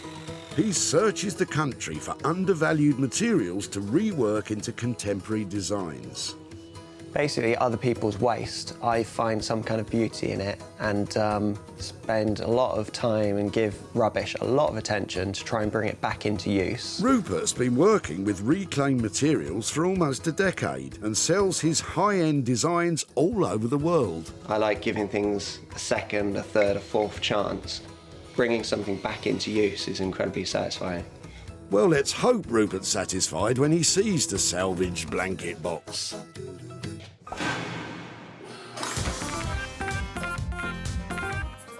Sarah has already found 2 items at the tip. Now she needs to search for her third and final item, which she will work on herself. But time is running out, and the crushers have already swallowed most of the day's offerings. I just find it difficult to watch that because they're just crushing great stuff, so I think I'm going to have to go and get back to work now because that's just too scary. Lots of things, just sometimes it's just not quite right. What's he for? The toilet roll holder. Really? Yeah. I've never seen one like that before. Hang on, Sarah. Vicky's just pulled up with a trailer load of potential treasures. Hiya. Sorry to bother you. I was just wondering, before you chuck everything out, if it'd be okay to have a look at what you're throwing away and just see if there's anything we might recycle? Yeah. Are you clearing something out, or? Yeah, my granddad's house. No. So a lot of my grandma's old belongings. Okay. Sadly, but bit of everything. So some old wardrobes and cupboards, and then like sewing machines. Okay. And would it be really bad to just rootle around and have a look? Help yourself. Really? Yeah. You sure? Yeah. There are some sweet little bits in here. Really lovely, and I feel a bit funny rifling through them. They're really sweet things. But sometimes, you know, it's like you get to a stage where it doesn't fit in your house, it doesn't go with your look or whatever. There's a few bits in here that certainly has an appeal. I really appreciate you letting me have a look, especially as it's your family stuff. If it's okay, I would love to see if there's something in there and then come back to you, and that's brilliant. If you're happy, I'm just going to take this off. Thank you so much for sharing. Sarah's found her final item. But exactly why is Vicky letting go of her grandma's stuff?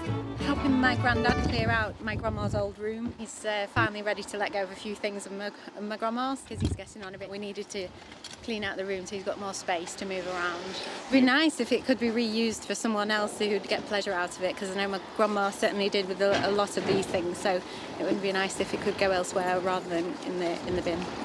So this is a really eclectic little collection of stuff. Part of the stuff she dropped off were these plates, this china. Now, I haven't had a proper chance to look at them yet, and I'm not sure if there's going to be any value in this box, but I couldn't let her throw it away without having a proper look. So you never know, there might be some value in here yet. Well, let's hope you're right, Sarah, because it's now time to try and turn your refuge picks into pounds. Working on the soil pipe will be artist blacksmith Bex, while Rupert will be unleashing his creative carpentry on the blanket box. And Sarah's hoping to find some hidden treasures in Vicky's grandma's box of china. We have had a fantastic day here.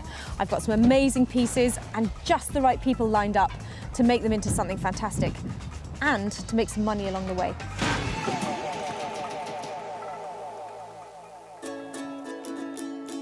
Sarah's first stop is Surrey, where, tucked away down a country lane, is blacksmith Bex and her husband Dave's workshop. So I'm waiting for Sarah to come. I don't know what she's bringing. So, yeah, let's hope it's something really interesting. Oh, don't worry, Bex. It's interesting, all right. Hi, guys. Hello. Look what I bought you. Oh, no. Oh, no. It's a downpipe. I've got like a whole house worth of downpipe. Oh, wow. So probably, what have I got? About 15 feet of it altogether. Gosh, wow. God, it's got beautiful pitted. Yeah, it's got some good finish on it. Lovely. It is lovely, but it is a downpipe. There you go. Do you want to hear the plan? Oh, go on then. This is really exciting. Okay, so bear with me because it takes a bit of imagination. So I was thinking that if we could cut them in half, Yeah. and if we could have lots of half little tubes, you know, like sort of like guttering sort of style, Yeah. and have, you know, like tube, we can make ourselves a lounger. Oh, right. And I can get some little velvet cushions made to make it up into a round again. Oh, wow. And then have it like, you know, like a luxury, amazing chair that you have in the corner of the sitting room. Oh my gosh, that sounds really nice. Really nice. With Bex up for the challenge, it's time to hit the drawing board. What you want to see is you want to see the half, don't you, like this? Yeah, exactly. Yeah. And then you've got the cushion going on the top, like that's what you want to see. And it could be sort of like that with an extra one on the headrest and more here. Oh, right, I get you. So if we're talking about, you know, a frame, getting all of these pieces into position and the legs, how long, you know, is that, what kind of money are we talking about for that? I reckon for both of us working on it, about 600 quid to do that. Got 600 quid on the frame. It's probably going to cost me a couple of £100 to get the cushions done. So an 800 quid piece. Another challenge on our hands. I'll leave you to it, shall I? Never say I don't spoil you. As Sarah heads off, there's one all-important question on Bex's mind. When do you think the last time some... Probably a few days ago. No, seriously? I expect so. Ugh. This has been ripped off our house. I'm going to wash my hands. Have we got some detergent? Have you given them a sniff? Have you? Go and smell your hands. It might be dirty work, but it's not cheap. With a budget of £600 for the frame, plus an extra £200 for the cushions, let's hope Sarah isn't flushing her money down the drain. Sarah's next stop is sunny Margate on the coast of Kent.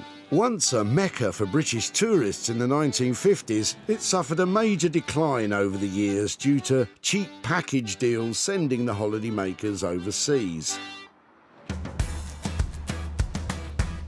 But today, Margate is a place where vintage is an advantage and reclamation is the order of the day. And one man leading the way in all things repurposed is furniture redesigner Rupert Blanchard.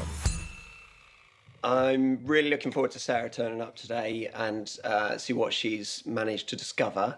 Hopefully it's something fun, but I'm really happy to play with anything that she's come up with. Let's hope Rupert is still in a playful mood after he takes a closer look at what Sarah has brought him. So, blanket box. What do you think? Blanket box? Wow. I didn't expect this. It's rather unusual proportions. Quite a high thing and it's all veneered plywood. Yeah, I don't think it has a huge amount of integrity to it. It's not really solid, and it was probably something that was quite cheap when it was made. And it's light, isn't it? You can tell. Yeah, but that's good. Big but light. So, what are we going to do with that? OK, so I had a few thoughts about this.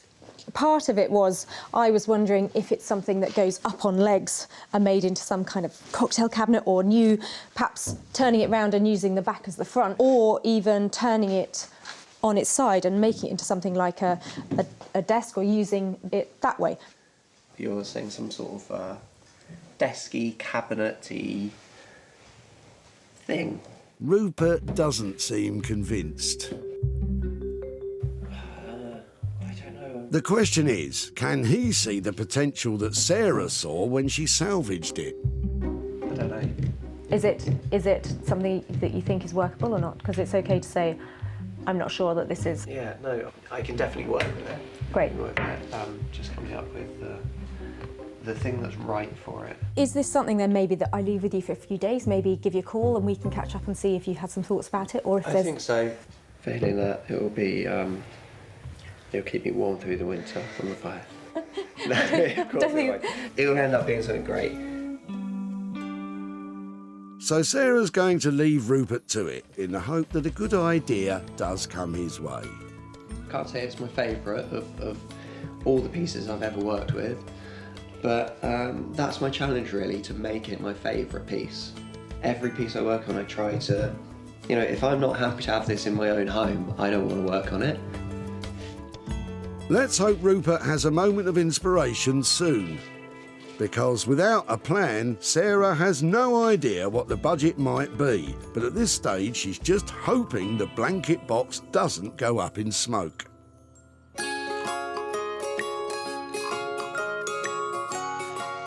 While Sarah waits to hear back from Rupert, she's headed to her farm to see if there are any hidden gems in Vicky's grandma's box of china. Now, I absolutely love a little box like this because just don't know what's in it. I had a very quick look in the dump and this caught my eye, this sweet little jug, and I just couldn't stand the thought of somebody chucking that away because, honestly, that's 1940, something like that. It's just too sweet to get chopped and broken. So I don't know what else is in here. I'm looking at the plates and things and thinking there's probably not a lot of value, but I just thought it's worth checking just in case.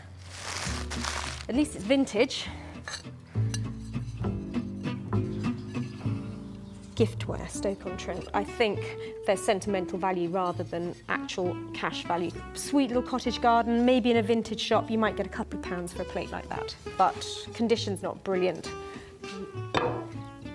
Foreign wear, made in Japan. Oh dear, saucer that went with that. There's a few breakages in here. So there'll be something from Woolworths or something like that. So no value there, I don't think. Great, oh, well, we know how much that was. Look, a little nest of bowls for dipping or something. 99p from Super Deal. Probably not worth 99p now. Now that's more exciting. Look, that's Clarice Cliff, and her stuff is really collectible, especially the early stuff. And I'd say, looking at that shape, which has got those real Art Deco lines to it, that that's an early piece. You might be right, Sarah, which means this bowl could be from the 1920s, when Clarice Cliff first became a famous ceramics artist.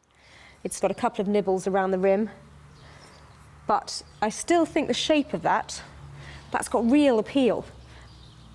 That's a find. As far as I'm concerned, in that box, this is a find, and really worth saving from going in the tip. Right, what else? That's its ladle. Now that's cool. That's another great piece. I'm really pleased with that. That is 25 quid probably. So that, I think, is a little gem, but I'm hoping that will bring some proper money in for Vicky. That's it, Sarah. Nothing like a bit of elbow grease to ease the wheels of commerce. Because Clarice Cliff is so collectible and valuable, you do get people trying to make forgeries and fakes. But you can see just by this wear here, this is a genuine piece. It's been around for ages and it's well used, so this is definitely the real deal. Of course, it's not all about brawn. Research is just as important. You can see, this book's got all sorts of things in it, but there are loads of pages just for the Clarice Cliff stuff because it's so collectible and people absolutely love it, which is really good. Makes that really quite exciting. Okay, so that is a Bobbins pattern Stamford bowl. So that is the same shape as this one. Having discovered exactly what it is, Sarah now wants to place the bowl and ladle in an online auction. Serious Clarice Cliff collectors love her bizarre wear designs and bold colours, so Sarah's taking great care to capture plenty of good photos for the auction. Let's just hope her attention to detail lures in some big bidders. Meanwhile, at their West Surrey workshop, Bex and Dave are trying to psych themselves up to start work. So we are working with the pipe, making it into a chaise longue. Yeah. It's pretty disgusting, really, isn't it? You're touching it. Well, yeah, well, someone's going to have to touch it. And explain this. Yeah. Well, they're just downpipes from someone's house, so they're basically poo pipes from someone's toilet, really. Definitely not eating my sandwiches after working on this. While Bex gets on with the design of the frame, Dave has drawn the short straw. He's working on the pipe. How are you feeling about that, Dave? Yeah, try not to crack them and just cut them as neatly as we can, as quickly as we can. That's it, Dave. Stay focused on the task and try not to think about what might be inside. First, he needs to mark, then cut the pieces of pipe in two. He'll then send the dimensions of the new half pipes to Sarah so she can make the cushions. Meanwhile, Bex meticulously bends the sections of the frame into shape. True to his word, Dave is making short work of cutting the pipe. And Bex's frame is coming along too. Now she just needs to test the final shape. So professional.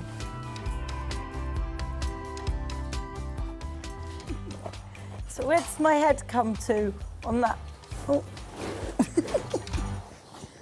There. Am I in? Right. Well, yeah, you're at the top. And this, do we need to cut that down? No. Is that a good... Yeah? Yeah. It's Okay. fine as it is. It's not very comfortable. This is no laughing matter, and neither is the state of the insides of the pipes. Ugh. Luckily, Dave's on hand again to clean them up once and for all. Now, as soon as the pipes are dry, they can be sealed with varnish and attached to Bex's frame.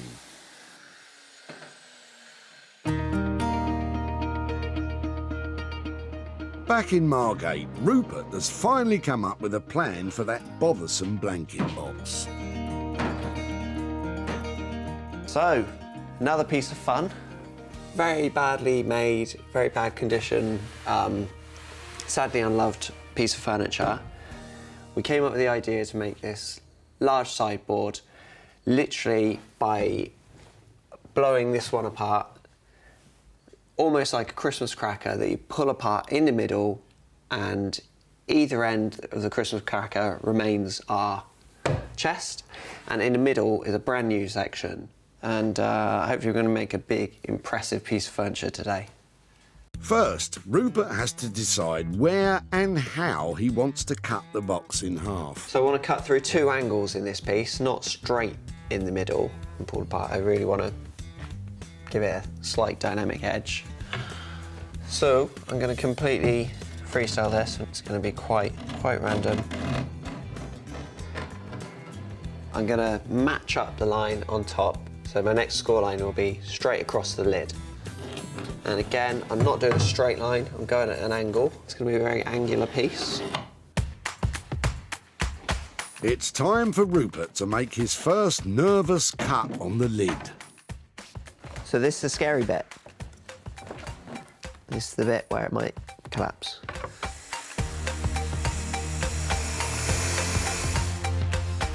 With the lid safely cut, it's time to tackle the rest of the box.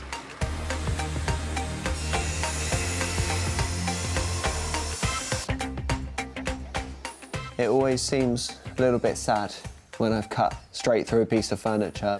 Old vintage furniture, for me, it takes on some kind of human quality. I'd never intentionally put a healthy piece down, but I'm doing it for the right reasons. This is going to be a brand new piece and it's going to be cherished somewhere. Last cut. One more chance for it to fall apart. This one's going to be the worst.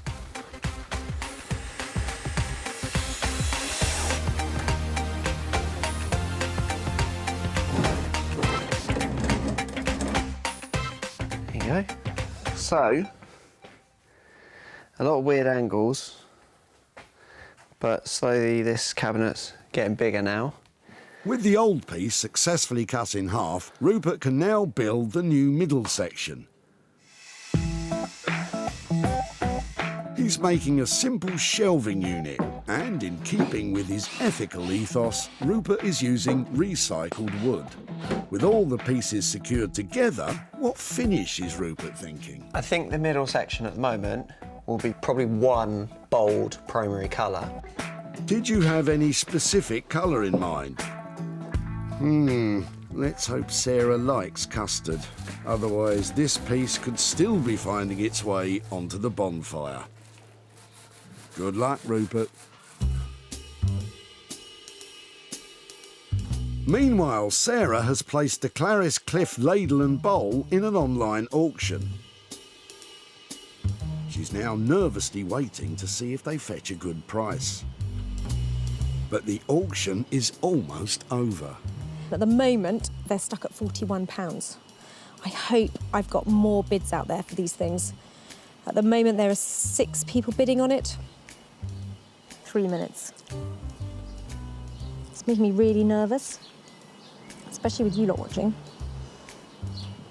2 minutes, 10 seconds. I just want a little bit more for it. 1 minute, 25 seconds to go, and it's still only at 41 quid. That's really disappointing. I definitely think it's worth more than that. They're probably all doing their gardening or something.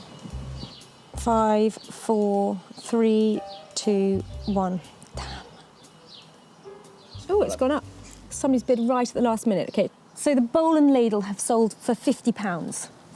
I'm pleased with that. I'll take £50, and to be able to hand that money over to somebody who's going to throw the bowl and ladle away, that's money for nothing. When Sarah first met Vicky at the tip, she was performing a sad task. Are you clearing something out, or...? Yeah, my granddad's house, no. so a lot of my grandma's old belongings. Horrified by the thought of seeing all of Vicky's grandma's stuff slung in a skip, Sarah decided to take a chance on a box of unknown china. It would be nice if it could be reused for someone else who'd get pleasure out of it, because I know my grandma certainly did with a lot of these things. Sarah's gamble paid off when she discovered the Clarice Cliff bowl and ladle. Now that's more exciting. Look, that's Clarice Cliff, and her stuff is really collectible. That's a find. As far as I'm concerned, in that box, this is a find. Although Sarah was slightly disappointed with the final sale price, hopefully Vicky will still appreciate the effort and, of course, the little extra spending money.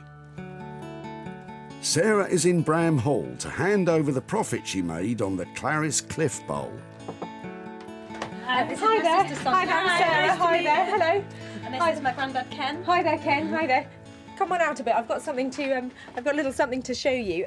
I wondered if you had remembered in the box of china there was a bowl that looked like that. Does that? Oh yeah. Yeah. When I saw the back stamp on the bowl, I turned it over. It said Clarice Cliff on it. I really got quite excited about what you might have popped in your box. So I did a bit of research, and a bowl like this, because of its very strong Art Deco lines, is actually quite collectible. So I popped it online to see what sort of interest I could get, and it turns out that a collector saw it and really wanted it and paid £50 for it. That's brilliant. Yeah, so that £50 actually comes back to you. So who would like £50? Grandad. Thanks very much. Any ideas what you might do with £50? Well, I was thinking I'd have to get a new set of crown green bowls. Oh, that's a lovely idea. I really think that's, well, from one bowl to another bowl, that's very appropriate, isn't it? With a straight online sale and no material costs, Vicky and Sonia's granddad Ken gets to pocket the full £50 profit from the sale of the bowl. Well, I actually found that quite emotional because it's just such a lovely story that Grandma's old bowl is going to buy Ken a whole set of new bowls.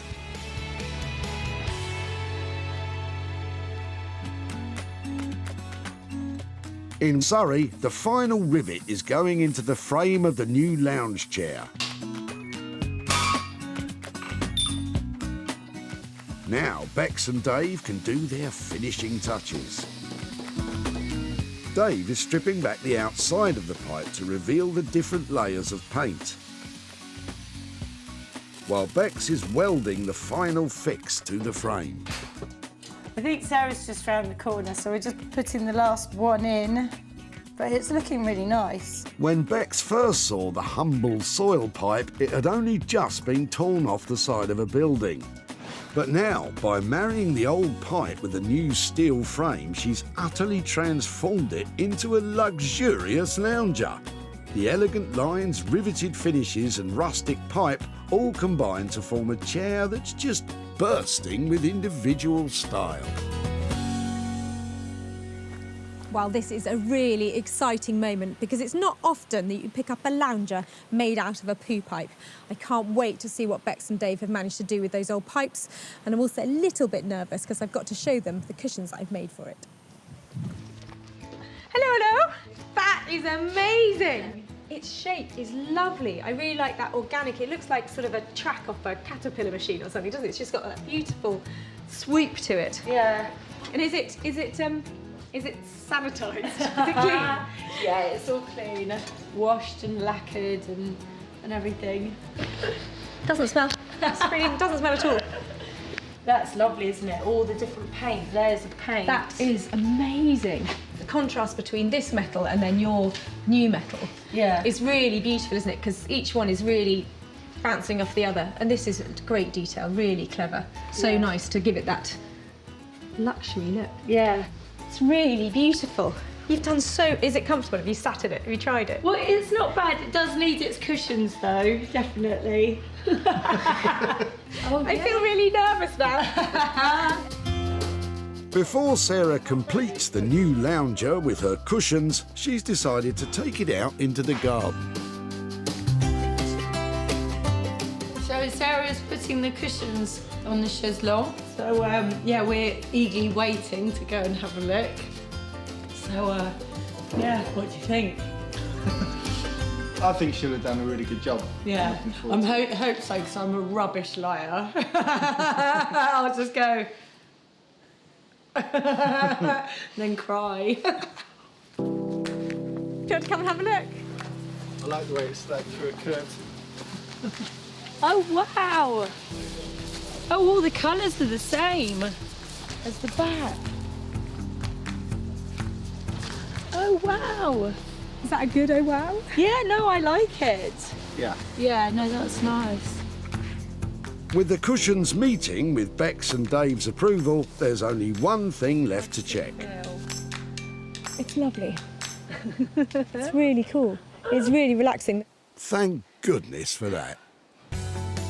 When Justine pulled up at the tip in her fancy-looking convertible, no one could have guessed what she was planning to dump. Hi there. What are you throwing out today? It's a cast iron soil pipe. But if Sarah was surprised, Justine was shocked. I'd have put my makeup on if I'd have known I was being on the television. Undeterred, Justine helped Sarah to unload her grim cargo. It looks like it hasn't been used for a while. Has it not been used? Oh, it's been used. Really? I don't want to think about that, do I? Yeah. I'm just glad to get rid of it. I don't know what she'll do with it.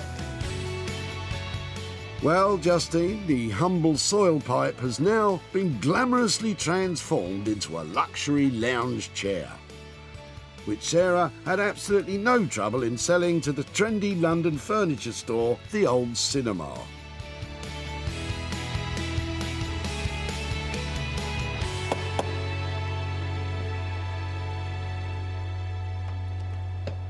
Hi, Sarah. Hi, Justine. Lovely to see you again. And you. Much nicer surroundings than last time. Yeah, the tip.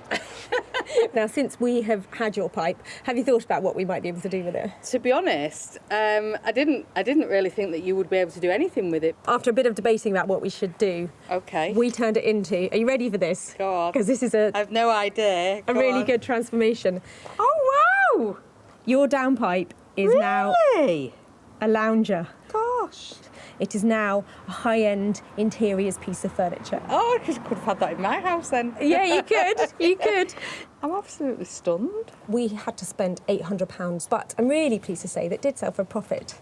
Right.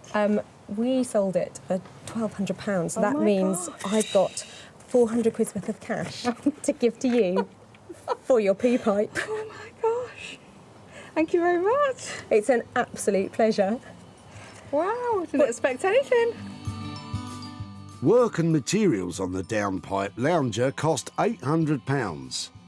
It sold for a whopping £1,200, meaning Justine gets the £400 profit.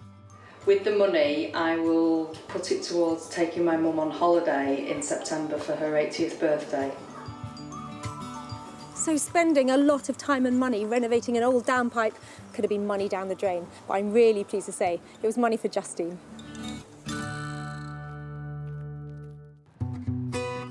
So, with 2 items successfully sold, can Sarah make it 3 out of 3? It's time for her to see the final item in Margate. I'm a little bit worried. I left Rupert with a really old-fashioned looking blanket box and a quite tall order to turn it into something amazing. So fingers crossed, he's managed to pull it out of the bag. When Sarah last saw it, the blanket box was old and flimsy and just moments away from being turned into firewood. But now, Rupert has blown the dull old box apart and joined it all back together again with a vibrant and contemporary middle section. The end result is a bold and substantial 21st century sideboard. But will Sarah like it? How are you doing?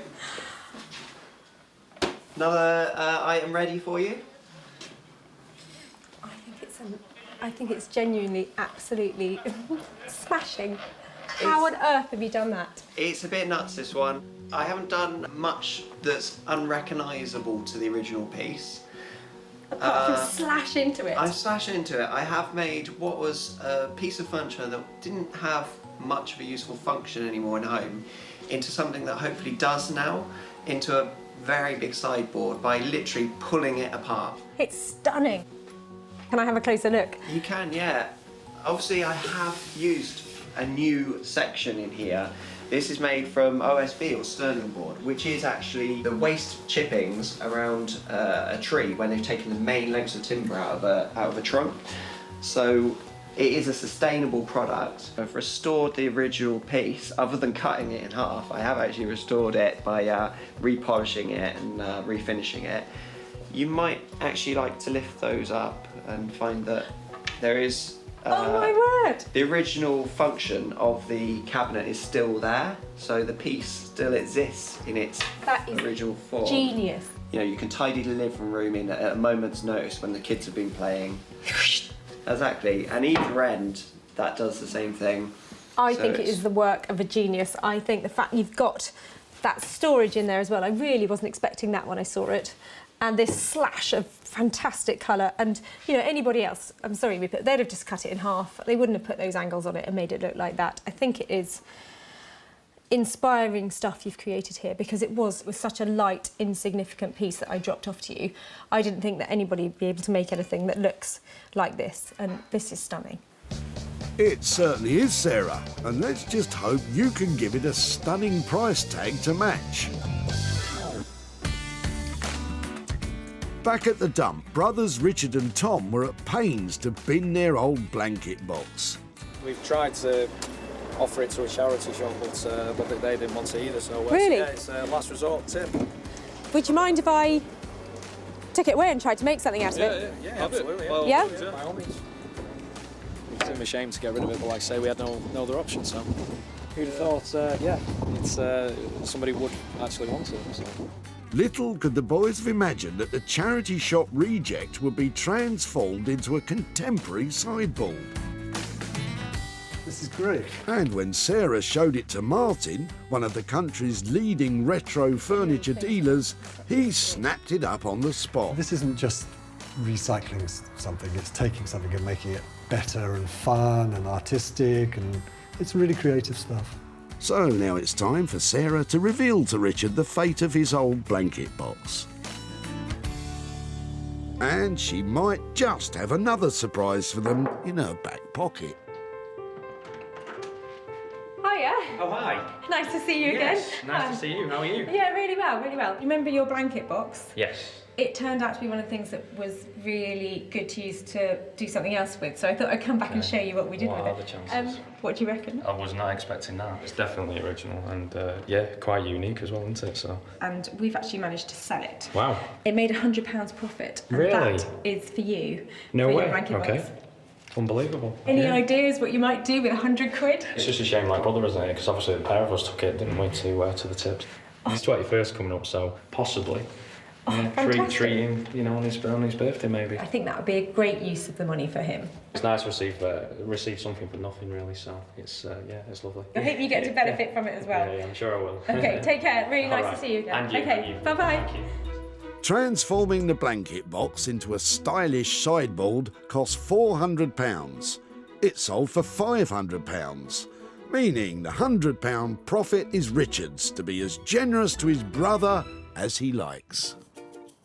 Today, all three saved items have made a profit, from the Clarice Cliff Bowl being snapped up by a keen collector, to the old soil pipe repurposed to a lounger with poise, all the way to a blanket box transformed into a terrific sideboard. That's brilliant. That's 3 things saved from being lost forever and 3 people walking away with money for nothing.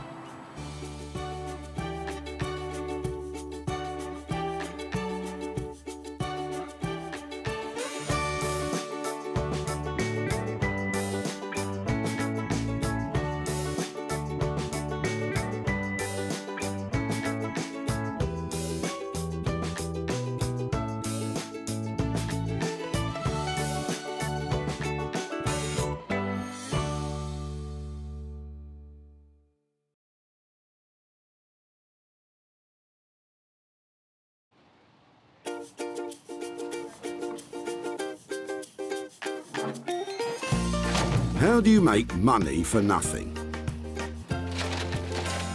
The answer could be hiding in the 20 million tonnes of household waste we throw out every year. But just before you throw it away, would it be possible to have a quick look at it? That's why entrepreneur Sarah Moore wants to get her hands on things before they hit the skip. I am a passionate buyer, user and renovator of second-hand stuff, and I've turned that passion into a money-making business. I turn old into new and I sell it for a profit. Sarah's ready to sift through as many boots and bin bags as she needs to. That's vintage gold, isn't it? It's really exciting. In her search for tip treasure. I love it. And with some of the country's elite designers and makers, What are we going to do with that? Oh no! she can transform her finds into desirable, Amazing.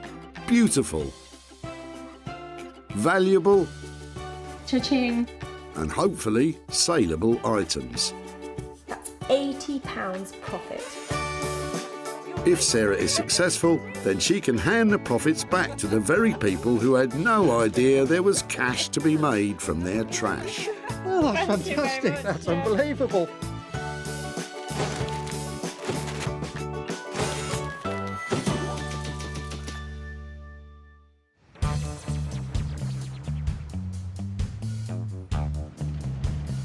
Today we're at the Whitley Recycling Centre near Guildford, where 800 tonnes of waste is dumped by Surrey locals every month. It's so exciting. People are flooding in here all day long, and I'm going to turn their old into gold, their trash into cash, and make some money for nothing. Remember that Sarah has special permission to rummage about today, so don't go pestering people at your local recycle centre or you'll be the one getting thrown out. What are you clearing out? What's going on today? Sarah's combing through cars looking for 3 unwanted items to turn into cash for whoever's dumping them. I'm loving the look. Well, thank you. Thank you. It's much smarter. Flattery will get you everywhere, Sarah. At the far side of the centre, Philip may be about to dump just what Sarah's been looking for. That's vintage gold, isn't it? Any chance I could have a word with you about your sewing machine? Of course. Are you throwing everything? Everything must go. Wow, so how long have you had this? I don't know. I think it's been probably around for about 40, 50 years. Right, yeah, it looks about that age, doesn't it? Sorry. That's right. Heavy's great. It hasn't got the sewing machine in it as well. Probably. It has. It has. Do you actually want it? I really want it, yes. There's such a lot of things to dispose of today. The sewing machine is more than enough for now, Philip. But what do you think Sarah will do with it? Hopefully, if she's a good girl, she'll learn to sew on it. Careful, Phil, that attitude's about as out of date as the sewing machine. It is absolutely beyond use, but it's these legs and this lovely flywheel and all the bits down here that I think are where the money is. But everybody has made tables out of these things, so I've got to find something to make out of it that is really original and inspired. And at the moment, I'm lacking the inspiration.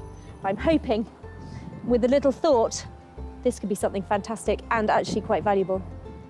So that's the first item all sewn up. Sarah may not be sure how to transform it into a moneymaker, but she knows a man who could.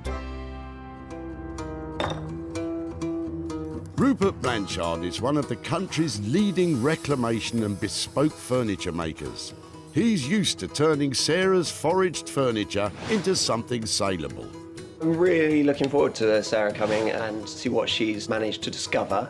I hope it's something that I'm familiar with and I can identify its history, but I want to add something to it, so I want to completely destroy it and turn it into something brand new, but retain somewhat of its past story, its past history, its past relationship with someone, and really build a new relationship with it now, make something brand new, and start making new stories. Rupert does love working with unloved items, but Sarah could be stitching him up with this one. So, Sarah's saved her first item from the skip, but she has 2 more to find. And another piece of classic manufacturing has just pulled up. I absolutely love it. How long have you had it? I've had it about 5 years. Well, it's lovely to see it being used. The car's not up for grabs, Sarah. Get a move on and find your next item. Ah, wait, Emma might have just the thing. Go on, have a sneaky peek while she's away. Wow, I wonder if I'm going to be able to have that. Look at that. I think it's made of metal, and that makes it really easy to use, so I'll just see if I can get hold of that. Hold on. Hi there. I'm looking for things that I might be able to recycle or make into something else. Okay. And I was wondering if it might be, you might share this or let me have it. You can have it. No, you're welcome to Really? take it. Oh, it's quite heavy, isn't it? It's not that bad. I know, actually, in the scale of baths. No, I thought it was going to be heavier. Well spotted, Sarah. Spending most days at the dump, you're due a bath. That's brilliant. I love the shape of it. Exciting. Well, thank you ever so much for letting us take it away. No worries, That's have great. fun. Thank you. Sarah clearly sees potential with Emma's bath, but what on earth could she make from it? I'm thinking she's going to make some kind of weird 60s seats or something. I love this bath. It's made of tin. I'm going to be able to cut it up and make something fabulous out of it. And I reckon if I made 2 armchairs, I could make 500 quid out of this. Emma's guess wasn't too far off. So, with Sarah's second item in line for a radical redesign, she'll have to call in the services of a designer who loves heavy metal. Beck Simon is one of the country's best artist blacksmiths, creating high-end interior furniture and bespoke metalwork commissions. Beck's is normally specially commissioned for unique pieces of artwork and has no idea what's coming her way. Working with found objects is quite different from what we normally do because we work with our clients and we produce designs and we work with them. So this is kind of like really freeing up the mind and seeing, you know, what object we've got and how we can make it work into something really cool, modern and yeah, desirable. So it's going to be fun. It would seem bath chairs are the obvious choice. So how will Bex make them stand out?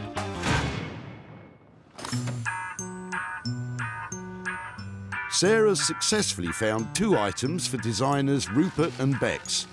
Now she needs to find a third she can apply her own skills to. And with the day getting on, she may not get to be so choosy. Oh, hang on a minute. There's that. A plastic plant pot. I think we'll keep on looking. But as luck would have it, Elizabeth may have just saved the day with her box of old taps.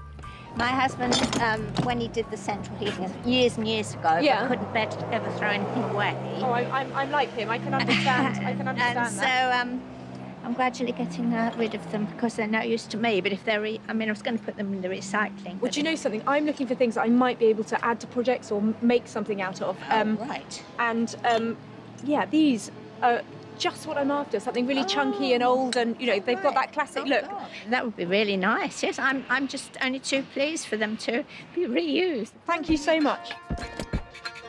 When we moved into our house many years ago, and my husband had old pipes, couldn't throw them away, of course, and redid it, and they've just been in the garage ever since. Look at that absolute box of joy. These are just fantastic. They're not perfect. They're in a bit of a state, but I have to be able to make something brilliant out of these, don't you think? Okay, bye-bye. It was great meeting that lady, and it was really sweet that she let me have those taps and things, and I just hope I can do them justice and make something lovely out of them. Sarah's 3-item search is complete. Philip's sewing machine will be going to Rupert, Bex will work on Emma's old bath, and Sarah will be hoping to create a cash flow from Elizabeth's taps. It's been a fantastic day here today, and I've met some great people. But I've also been making some really big promises about what I'm going to do with their rubbish. And I think I might have my work cut out.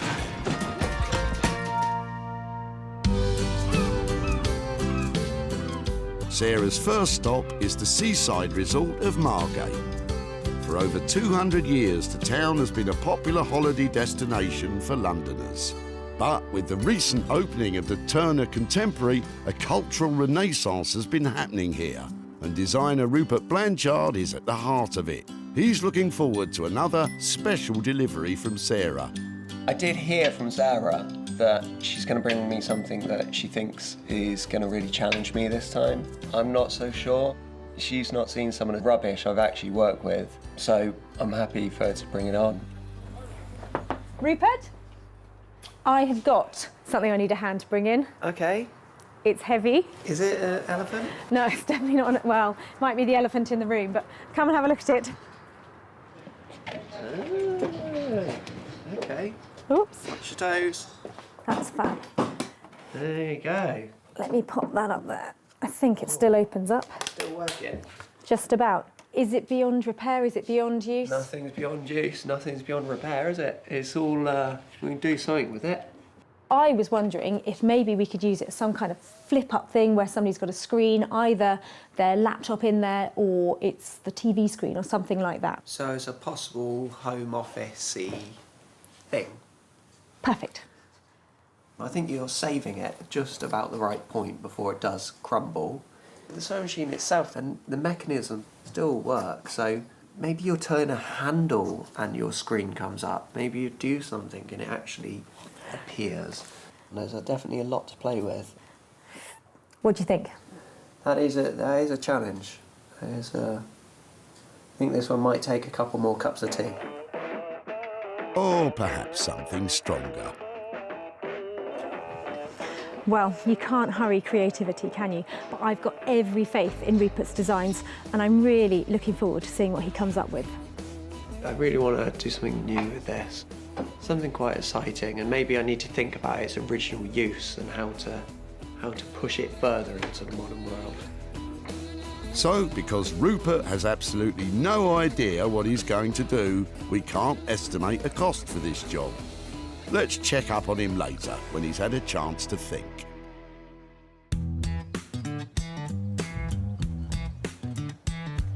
So, while we leave Rupert to put the kettle on, we travel further inland to the Surrey countryside. We're waiting for Sarah as scrap scavengers Bex and husband Dave. Sarah thinks a bath is just what these two need. It's a bath. Don't take it personally. Oh, wow. Okay. It's tin. It's not one of the cast iron ones, so it's not too heavy, but It's metal, Yeah. so I thought of you. And obviously how dirty we are. We need a bath. Tin baths are a cheaper alternative to heavy cast iron. It should make no difference to the sale price once they've turned it into... What's it being turned into? So I was sort of wondering whether this could be a pair of armchairs. I was just wondering if we could cut in each end off to make a kind of like cool armchair. That would probably work quite well. What I haven't done is actually sat in it. Do you think maybe we should put it on the ground and sort of see how big, you know, Oh, is it yeah. possible to get two out of it, do you think? Pop it down. Okay, you sit that side, I'll sit this side. Two birds in a bath. You've got the taps end, I win. I always end up with the taps. OK, so my end's comfortable. How's yours? I'm sort of quite propped up, but that's okay. The only thing I was wondering about, just having a couple of holes in it so we could put a cushion pad on it, so maybe just in the base, a cushion pad so you don't slide out of it. Yeah, no, definitely. If I get out, will you shoot you across this place? Yeah, I think, yeah, we can go for that. Definitely give it a go. Give anything a go, It's a clever idea to turn the bath into two separate saleable seats to double the potential profit. Oh, it's quite cool up this end. As long as we don't break the bank making it. I suppose we're looking at £30 to £40 to get a cushion made if I was to make up a very simple square to go in it. If we've got, say, 400 to 500 to do what we need to do, I reckon we could have a good go at it with that. Fab. Well, that sounds like a great plan. Shall I leave it with you? Okay. Don't sound too enthusiastic, Bex. 2 bathtub armchairs. That should be easy, right? There's quite a few unknowns as usual, aren't there? Yeah. Like how much enamel's going to stay on it, how much the shape's just going to fall apart. But we will remain positive. That's more like it. The armchairs should cost between £400 to £500 to make, plus a little extra for the cushions. Selling them for any more than that means Sarah's in profit.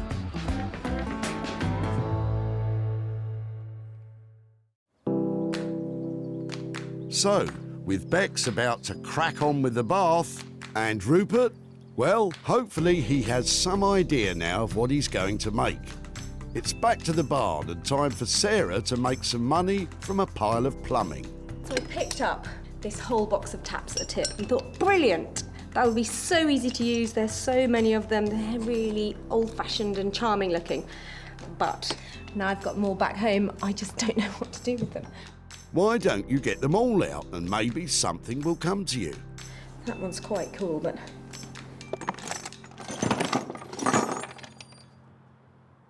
So? Any ideas? What's with you and Rupert today? Get those creative juices flowing. I thought maybe I could use them to make some really smart lighting, you know, have some blue bulbs coming out of them, but really it's very complicated what's inside them. But then I'm wondering, maybe with these sort of angular bits, if I can make a towel rail, something useful for the bathroom. I think I should put them back somewhere where there is water involved, otherwise they'll just look inappropriate. And hope that there's some way of fixing them together, perhaps onto a backboard that would make a really cool place to hang a towel. Towel rail, that'll do. They're quite good. There's one there. Okay, so I've got 2 of those. Except I didn't see a rail in that box. And I have got this piece of copper pipe left over. It's not brilliant, but I'm thinking maybe... Yeah, it does fit. This one's starting to come together. If it could sort of come out of the wall on those bits. And because it's all made from plumbing, it'll be a heated towel rail. Am I right? Yeah, it's never going to be one of those heated... I mean, it could be if I got it plumbed in, but I think it should be decorative only because I've got no budget to spend on this and I just want it to look pretty cool and a pretty quick fix. Cheapskate. So, while Sarah puts together her pipes, back in Margate, Rupert's had a bit of time to think about what he'll do with the old sewing machine. And we're no further forward. This one is my biggest challenge to date. There's a lot of very easy things you could do with it, but I want to come up with something new This is approximately 100 years old now. It's broken, the wood's delaminated, metal has rusted, corroded and snapped. Depending on what you want to do with this, you could spend hundreds, you could spend nothing. My preference is always spending nothing. With no idea how this is going to turn out, Rupert plunges right in. I'm going to start by taking it apart, lay out very neatly what I've got to work with, and hopefully that will help me in the design process. First, Rupert carefully removes the original sewing machine, pulls out the drawers. These are quite genius things, how they're put together. There's so many different components. And finally, Rupert unscrews the wooden top from the cast iron base. Rupert subscribes to the art of knolling, which essentially means taking things to pieces, laying them out neatly, and then having a think. So I've taken Sarah's discovery apart now into many, many components. There's a lot of beautiful little elements and lovely little design details going on. But what I do with them, I still don't know. A few more cups of tea. More tea? I'll just go and get an ice cream while you think, shall I? The Singer Company, who manufactured the first practical sewing machine for general use, was established back in 1851. By 1900, Singer was producing 40 different sewing machine models, and by... Oh, I've had enough of this. I can't stand it. Rupert, tell me you've got something for us. Hooray! Something new, and it's a big bit of wood. Rupert, what's the plan? I've gone through so many options trying to come up with the right one. So I think I'm trying to do some kind of table, but with something a bit extra, an extra little twist, an extra little kick to it. I'm not going to say quite what it is because I want to surprise Sarah. People are either going to love or hate this one. Ooh, a surprise. I like a surprise. Some kind of a table with something else. Excellent. For the tabletop, Rupert's using some reclaimed wood he had lying about. And while we were away, he's also applied a spray varnish finish to the metal base to stop rusting. Rupert really wanted to make this piece unique and even reached out to social media for inspiration. I put it on Twitter after a while of coming up with lots of different things to think what other people thought. And one of the things that was real, I did think of this before. I wanted to do like a rotisserie chicken, turn it into a barbecue, but you have a chicken on it and push the pedal to slowly turn. If that's the kind of ideas you're considering, I can't wait to see what your secret surprise is.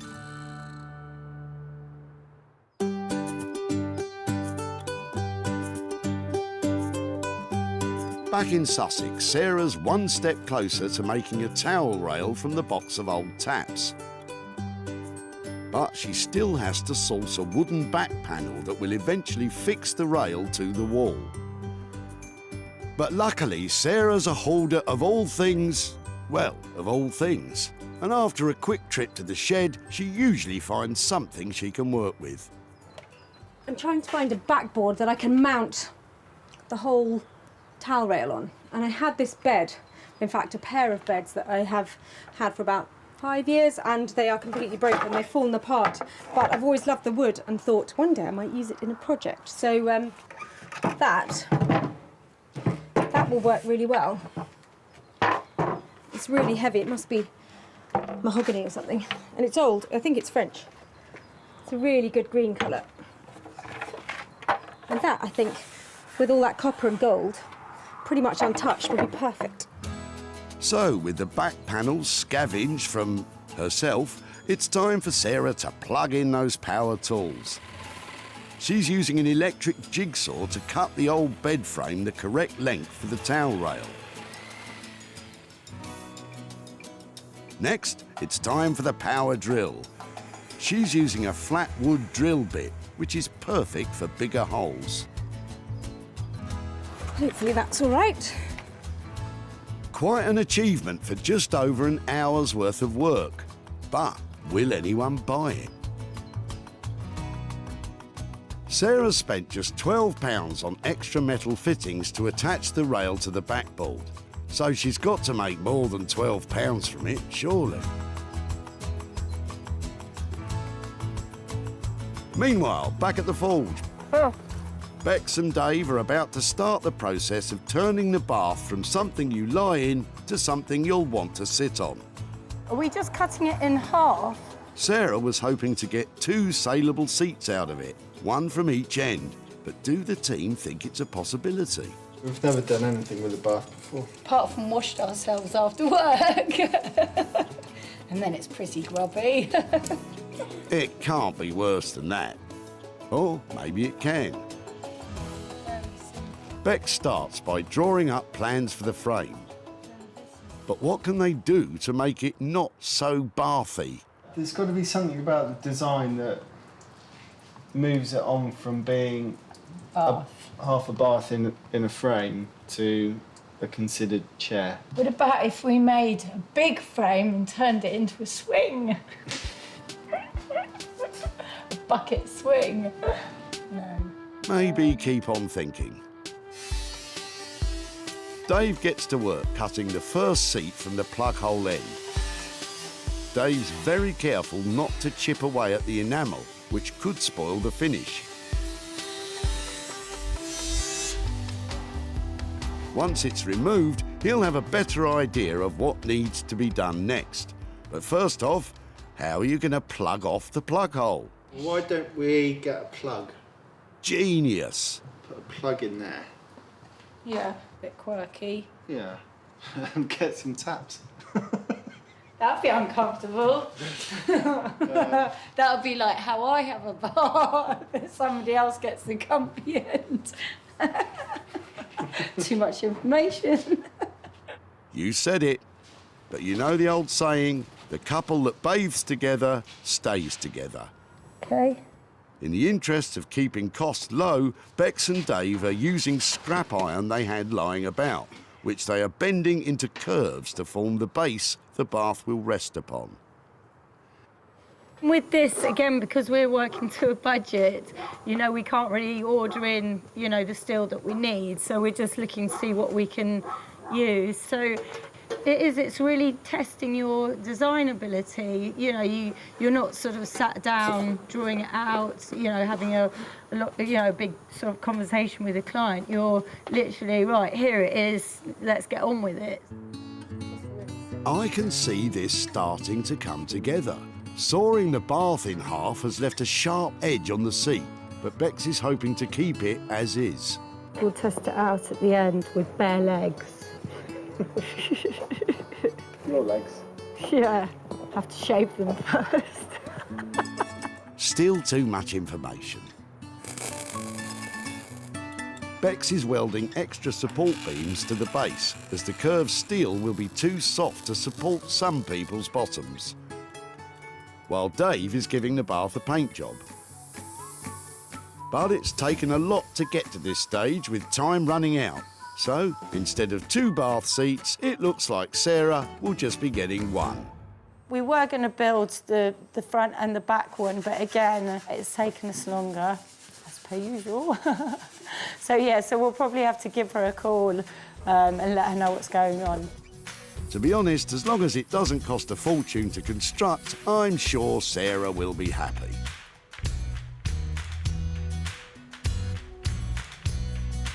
Back at the barn, Sarah has downed power tools and is nearing the end of her own restoration project. She's attached the rail and bits of old taps to the wooden back panel, and now is nailing more bits of broken bed to the sides for a classy finish. When Sarah found the old taps, they were headed for the skip. But now, it's a modern, funky towel rail.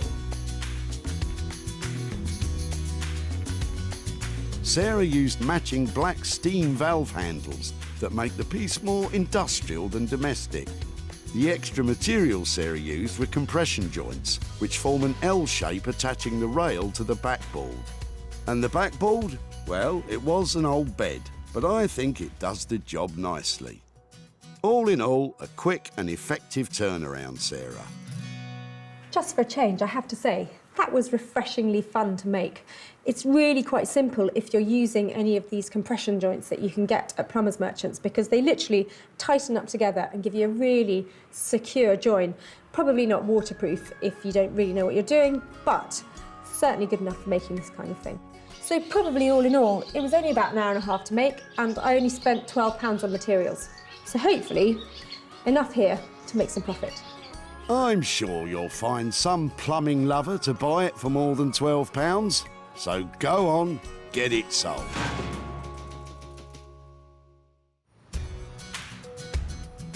Back at the dump, Sarah loved the look of Elizabeth's old box and asked if she could tinker with her taps. That would be really nice, yes. I'm just only too pleased for them to be reused. Sarah was smitten. Look at that absolute box of joy. These are just fantastic. And Elizabeth was happy to say goodbye to the old relics. We moved into our house many, many years ago, and they've just been in the garage ever since. But brilliant if they're going to be reused. Sarah's sold the towel rail to a trendy London shop, and now she's back in Guildford to show Elizabeth what she's done to her husband's taps, and to hand over any profit.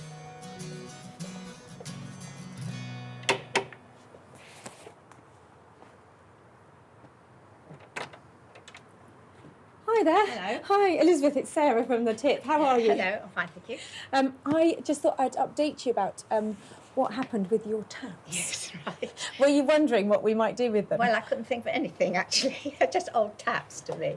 Yeah, well, we had, it was actually something that I worked on. So I had a good look at them, and I was thinking about all sorts of things, maybe turning them into lighting or something like that. Oh. But in the end, I thought that it's probably better to keep them in the kind of water environment. So I turned them into a towel rail. Oh, my goodness. What do you think? That's amazing, isn't it? Yes. I know these were your late husband's. Yes. I hope he would approve. They've actually... He would. He would. So after the stuff has been made, we try and sell it, and they were actually sold for £75. Goodness me. What do you think about that? Do you think... I can't believe it. And from that £75, I've got £63 to give to you. So let me... Right, thank you very much. I'll send that to his charity. Did he support a particular charity? Well, we had two, because he had dementia. He used to go to a day centre, so half of the money went there, and the rest went to a place called the Rainbow Centre, where my little grandson attends for disabled children. Sarah's rustic take on a towel rail cost just £12. The item didn't hang around too long and was picked up for £75, giving Elizabeth a chance to spread some love with the £63 profit. Thank you very, very much. Absolute pleasure. So, while Elizabeth heads off to spend the spoils from the towel rail, we're back in Margate, where Sarah's about to pop in on Rupert and finally find out what his super secret surprise is. When we left him, there were talks of rotisserie chicken barbecues and all sorts. Now Rupert's putting on the finishing touches. So hurry up, Sarah, and get in there. The wait is killing me.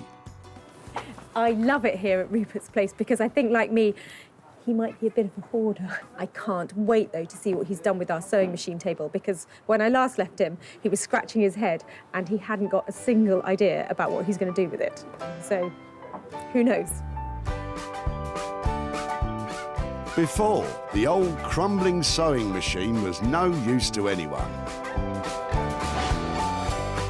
Now it's a very cool, functional work table with a desk fan that is operated by the original foot pedal. Rupert, you're bonkers. Rupert used a very simple finish to the metal to maintain some of its history. The clear wax on the tabletop brings out the natural grain of the scavenged wood. But the secret surprise of the day is that fan. Rupert has rigged the original Victorian engineering to turn the blades with a push of your foot. It's a one of a kind. Hiya. Welcome back. How are you? I'm very good. How are you? Yeah, really. Hey, is that my sewing machine surprise? So do you want to see it? Yeah, go on then. Come on. A sewing machine is a surprise because it doesn't actually have a sewing machine anymore.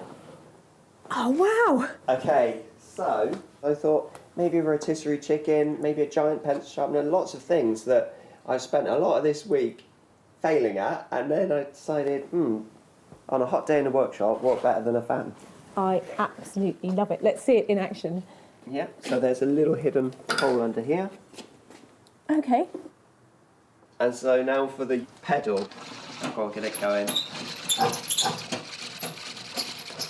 It's genius. Well, it's, I just really wanted to use the action somehow.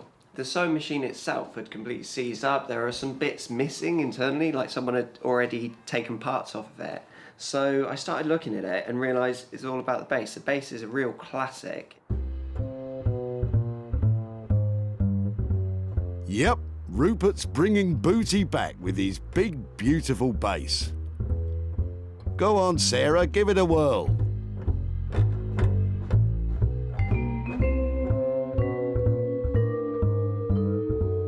I don't know who's going to buy it, but it sure looks like a lot of fun. And all for only £200. Sarah might be laughing all the way to the bank. Back at the dump, Sarah was poring over Philip's ancient sewing machine. I think it's been probably around for about 40, 50 years. Sarah wanted to do something extraordinary with it. The challenge will be to make something that's really amazing and quite different. Even if Philip didn't. Hopefully, if she's a good girl, she'll learn to sew on it. And after I don't know how many cups of tea, Rupert lived up to the challenge, and he certainly made something different. Sarah invited one of London's top retro furniture dealers in to see if it would be something that would sell in his shop, the old cinema. It's good, it's interesting, it's really fun, isn't it? I love this. Does it work? Yes, it does. He was blown away by its originality, but questioned who would buy such a thing. It can't go into someone's home. I couldn't sell it. But I love it. He took it anyway. Sarah's returned to Guildford to tell Philip that his sewing machine became a foot-powered fan and to hand over the profit. Hello again. We must stop meeting like this. Well, it's much nicer here than the tip, isn't it? It is, it is. Now, I remember when I met you at the tip, you were clearing out lots and lots of stuff. You had a van full of it, didn't you? Unfortunately, yes, this is true. I thought there were all sorts of interesting things in there. And the piece that actually was really heavy, but I'm glad that we took, was your sewing machine and the table that went with it. Do you know, I was so glad you took it as well. It was such a relief to have somebody help me off the van with that. And it's got nothing to do with age. I deny it entirely. But we did take it to an amazing young designer called Rupert Blanchard, and he created the world's first table with a fan on it using the mechanism from your sewing machine. Oh, that is brilliant. Actually, I was completely not expecting that. That is so funny. I mean, it was going to be thrown onto a dump and you saved it. Well done, you. I'm delighted to say that somebody bought the rather useless, useful piece of equipment that Rupert managed to create. And a lovely round number. I've got £100 here to give to you for the fan table. So it's money for nothing for you to do with whatever you'd like to do with that. I really don't know what to say, but I mean, I was about to throw the whole thing away, and to get this back, absolutely brilliant. It was lovely to see you again, Philip, and I'll see you at the tip. Rupert's labour and materials came to £200. It was sold for £300, giving Philip a profit of £100. Well, that's another unusual transformation that I think got approval. I think it's fair to say that Philip is now a big fan. Oh, Sarah, shame on you.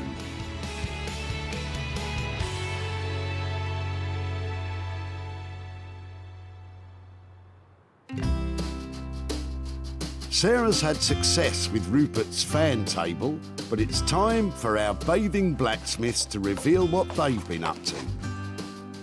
Bex and Dave are putting the finishing touches to their bright blue bath chair. Just leave that dangling down the back. Ah, little plug holes, isn't that nice?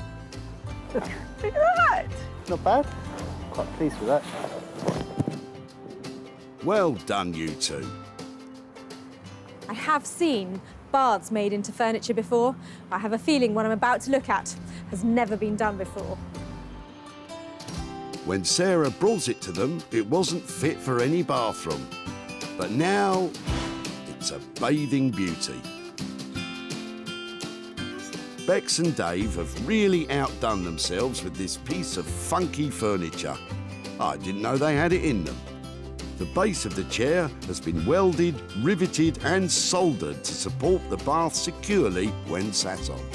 They applied an undercoat primer to the enamel to ensure a smooth finish, and the bright blue paint harks back to its watery past. And to finish it all off, the plug hole features are just lovely.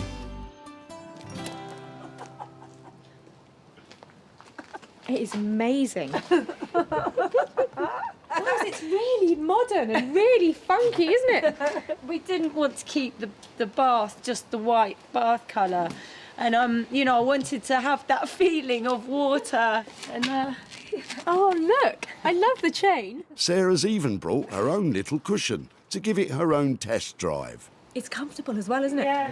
It makes you smile because it's got humour attached to it, but also in a very cool sort of way. So, because I keep feeling really chuffed with it. How much to spend, I don't care. Wow, that's the first time I've heard Sarah say that. And just as well, because Bex and Dave have gone slightly over budget with this one, racking up £400 worth of labour costs, plus about 80 quid's worth of paint. Sarah will be looking to slap a high price tag on this when it comes to be sold. So just in case that wasn't clear, I absolutely love that chair. It might be over budget, but as far as I'm concerned, it's got bags of style and it should sell really well. It is an inspired piece of design.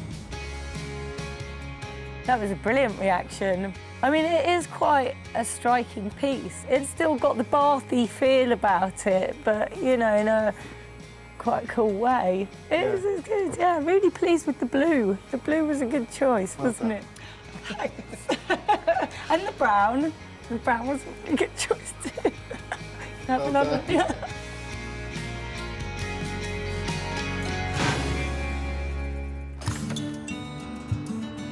Back at the dump, I wonder if I'm going to be able to have that. Look at that. Emma wanted shot of her old bath, trading it in for a new model. It's actually cheaper to buy. And a whole new one. Sarah had grand plans for it. I reckon if I made 2 armchairs. And Emma agreed. I'm thinking she's going to make some kind of weird 60s seats or something. And that's kind of exactly what they became. Kind of. Now Sarah's back in Surrey to show Emma what Bex and Dave have achieved.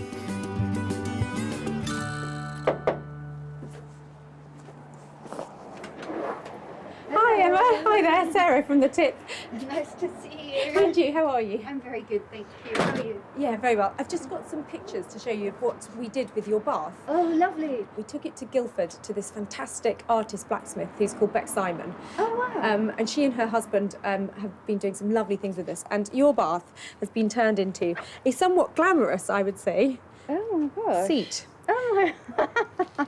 It has been completely sprayed blue, all the stuff that was, all the white bits of it, and they have made a lovely frame for it, and they kept some of the little quirky bits on it, like the chain and the plug and that kind of thing. What do you think? I'm amazed, utterly amazed. Normally at this point I'd like to say, I've sold your bath and I'm here to give you some money for nothing, but as of yet your bath hasn't sold. If it does, or when it does I should say, it would be great to be back in touch and I'll be handing over some money for nothing for you.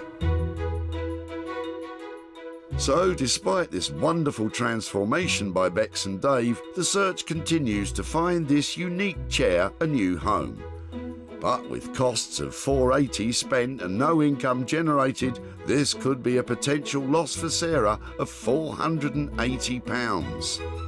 If they do make any money out of it, which would be absolutely lovely, I would like to give any profit to the RSPCA in Wormley for Donkeys and Horses Sanctuary. I think they're overrun with little ponies and donkeys that need some extra care, and a bit of cash would be lovely.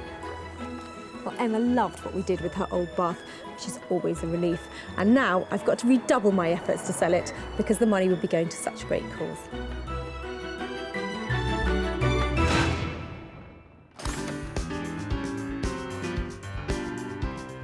So, Sarah's managed to save 3 unwanted items from the jaws of destruction. 3 fabulous transformations that have come so far since we left the tip. The bath is now a stylish seat, the old sewing machine, a hip desk with extras, and the taps, they haven't left the bathroom, but they have got a whole new purpose. It just goes to show. Once again, with a little ingenuity, you can make some money for nothing.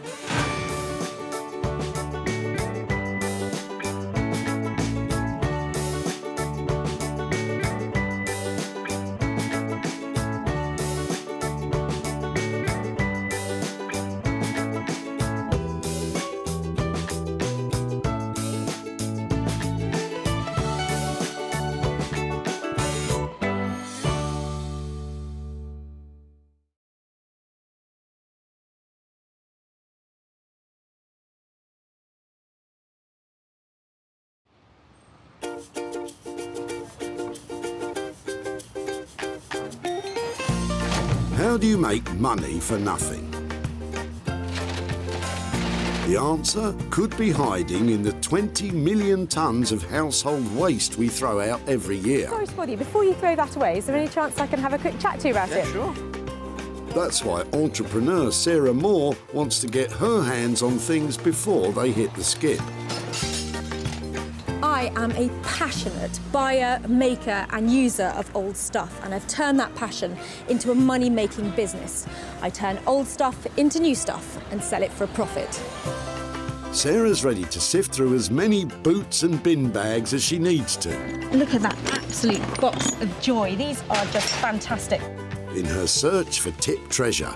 We've got to be able to make something out of that, haven't we?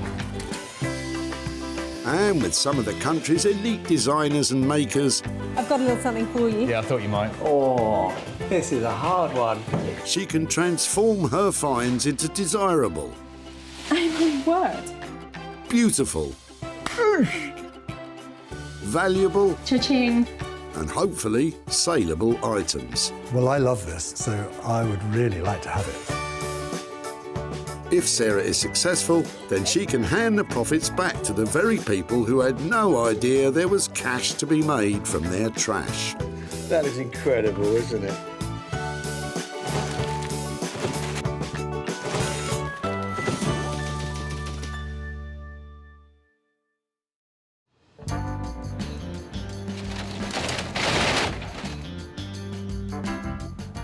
Sarah's at the Bredbury Recycling Centre in Stockport, just outside Manchester, where they can have over 200 cars a day through the gates. I am loving this place. It's so busy. There's cars coming in all the time, and in the back of them, I know there is great stuff that I can make into something fabulous. So I'm off now to have a proper old rummage. Remember that Sarah has special permission to rummage about today, so don't you go pestering people at your local recycle centre, or you'll be the one getting thrown out. I love rifling through the rubbish. Sarah's on the lookout for 3 items with the potential to turn into hard cash for their owners. We're looking for stuff that we can recycle, so I'm thinking there's not much in there, but I think you should take the bunny home. Some things, though, are just destined for the dump. But coming in at the far end, Mike and Judith might be able to give Sarah a step up in her search. There's a ladder just coming up here, so I'd really like to take a look at that. I don't know if we're actually throwing it away, but must be able to do something good with that. Hiya. Hiya. Sorry to disturb you, I know you're busy. I was just wondering, are you getting rid of all of this today? Or? Yes, we are. Really? Yes. Yep. Where's it come from? What's happening? What are you doing? Well, we're clearing a house of wife's late auntie. Oh, really? Yes. Yeah, So- it's a lot of hard work, really. A life leaves behind a lot of stuff, doesn't it? It does, it does. I'm just quite interested in the ladder. If it'd be okay to have a look at it and get it out and see how it works and all that kind of thing. no problem with that. Lovely, thank you. So was this only ever for domestic use? Was it just in the house, or was it? I think it was just domestic use, yes. I love the fact that it's got all the markings on it. It's so funny, isn't it? Because you wouldn't think the ladder would tell the story, would you? You wouldn't really. I no. love it. There is another set of ladders. pair of step ladders is always better than one. If you have some, bring them down. Okay. Thank you so much. Sarah knows a money maker when she sees it, and with 2 sets, she can double her potential profit. But what does Mike think she'll do with them? Well, I'm not sure really. She might be able to strip them down and re-varnish them or repaint them, but it need a bit of patience. I'm really excited about this ladder, and the really good thing, they said they might be coming back with another one, and that is a whole new ball game. 2 of these, who knows what I can make out of it. I think it's a great idea. I mean, as a society, we chuck away far too much stuff, and if it can be used, that's great. Well said, Mike. So that's the first item found, but what to do with the ladders? Well, Sarah knows a man who might have a few ideas. Rupert Blanchard is one of the most imaginative bespoke furniture makers in the country, ever on the lookout for undervalued materials to rework into contemporary designs. I work mostly with reclaimed, salvaged and abandoned materials. Basically other people's waste. I find some kind of beauty in it and spend a lot of time and give rubbish a lot of attention to try and bring it back into use. Something that someone's really given up on. I like giving things a second, a third, a fourth chance. Bringing something back into use is incredibly satisfying. Rupert's been making furniture for over 10 years, and in that time has developed a thing for drawers. Oh, look at that drawer. Look at that. What a beautiful drawer. He's the man to make old wood useful again, but making use out of those ladders might be a big challenge.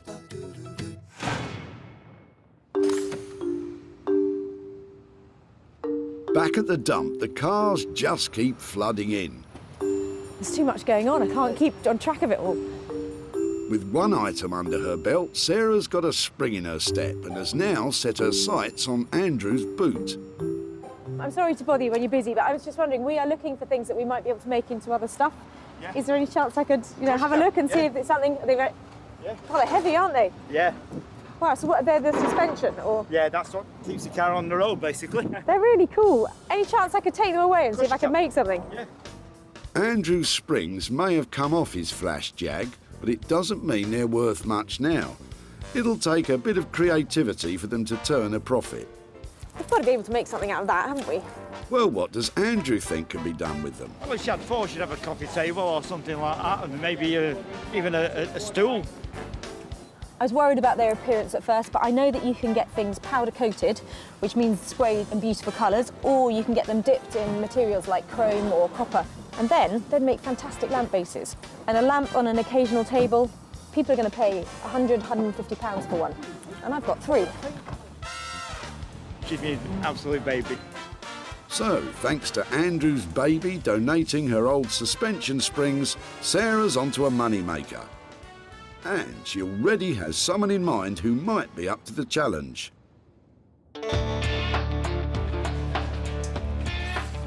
Beck Simon is one of the country's best artist blacksmiths, creating high-end interior furniture and bespoke metalwork commissions.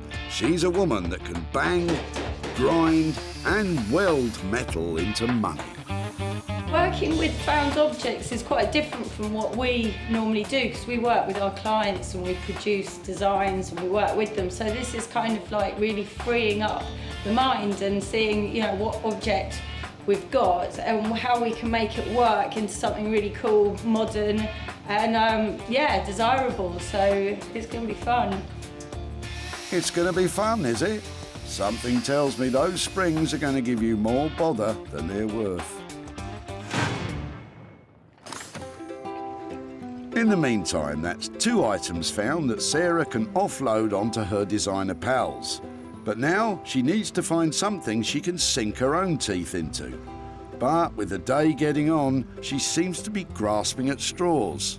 Well, sticks. See, that might be your next... The catapult. Your next candelabra or something on your dining table. You won't believe you could get a full tree in a car. And it looks like word spread round the dump that Sarah's making money out of their rubbish. Any money, send it to me, not him. All right now. You'll be lucky.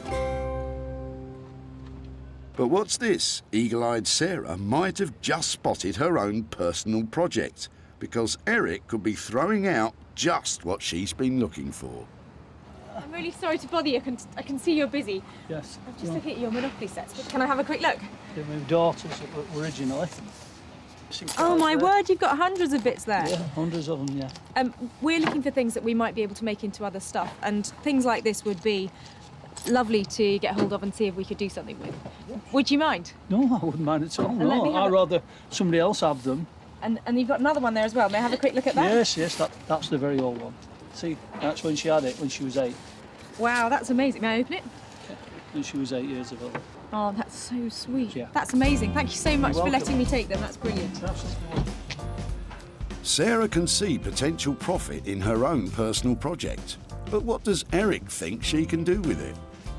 Your guess is as good as mine.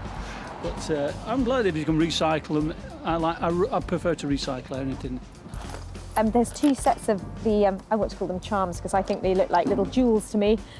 So altogether, I think as a collection, they make some fantastic jewellery. Lots of potential here, and something that I'd really like to play with myself and see what I can make. So lovely. I'm really pleased with that little lot there. All the toys from Disneyland from 1986 and things like that. I've come to a point where I have to let things go. I really like the board, because what we're doing here is pretty much a game of chance, so that pretty much sums up the day, doesn't it? I'm hoping there's no luxury tax. I definitely don't want to go to jail. Right, stop playing about now. Down to business. How much do you think you can make from it? I'm aiming for 100 quid from my Monopoly box. I think I can do it. 100 quid profit to return to Eric. It's like landing on chance and getting a bank dividend in your favour. And with that, the list is complete. 3 potential money makers. But wait a minute. Oh, hello. It's Judith and Mike keeping up their promise of a second set of ladders.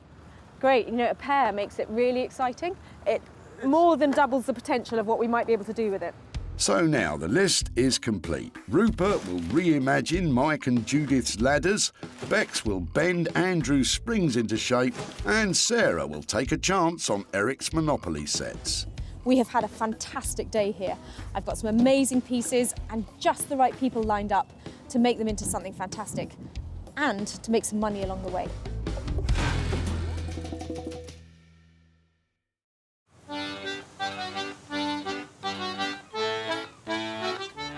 In the southeast corner of England, Margate was once famous for fish and chips and getting sand in your ice cream. But now,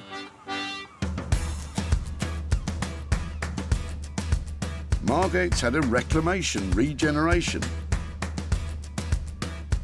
with its old town now home to a bustling vintage clothing and retro furniture scene. And right in the heart of it all is our Rupert. And Carlos the cat. Sarah's about to surprise him with some old ladders. I hope it's something that I'm familiar with and I can identify its history. Rupert? You brought a ladder. Do you like a ladder? You brought wow years ladders. How could these end up going to landfill? Beautiful ladders. I thought that they were just lovely. I loved the fact that the stuff they were covered in was the story of the house that they come out of. They were part of that home. This is the bedroom, that's the dining room, that's the hallway. Is there anything in particular you want me to play with, or am I allowed to just go wild with these 2? So I'm seeing maybe a couple of pieces. Do you think that's the direction to go? Well, I think they started out life as 2 separate pieces, and although I'd love to join them together some way, my initial feeling is to make 2 pieces, but 2 identical pieces, to make a matching pair. Perhaps one of the ideas is to make a metamorphic chair, which is a kind of chair that they used to use in little studies and libraries and places where they didn't have room for both a ladder and a chair. But somehow I'd like to bring another element into it. So chairs that flip around, they turn into ladders, they flip around again, they turn into a coffee table. Maybe there's some way that the 2 matching elements can lock together and become something new. Rupert's transformer chair is more commonly known as library steps, First built in the early 19th century as a space saver, they could be used as little stairs to reach topmost bookshelves in libraries, whilst doubling as domestic furniture. But the question is, how much is it going to cost to construct? There's got to be somewhere around a couple of £100 per item to design and produce the final piece. But we kind of have to see if you're what we can do once we've deconstructed it. We learn more, and you have a better idea about what the final outcome will be. At that price, I've got real potential of making some money for those people and surprising them with some worthy, proper chunk of cash, and that would be just the best outcome. We'll give it a good go. Right. Wow, I love Rupert's ideas for the ladders. A pair of things, always more saleable than one, and metamorphic furniture, these things are going to be fab. So chair, ladder, and possibly table, can't go wrong. I want to do what's right for this piece of rubbish. You and me both. So, it's £200 each for 2 items. Or is it £400 for one big item that fits together? Either way, at that price, Sarah's confident of a tidy return. Sarah's next stop is away from the hustle and bustle of seaside salvage and into the heart of the English countryside. Tucked away in amongst the quaint villages is the place where metal goes to die.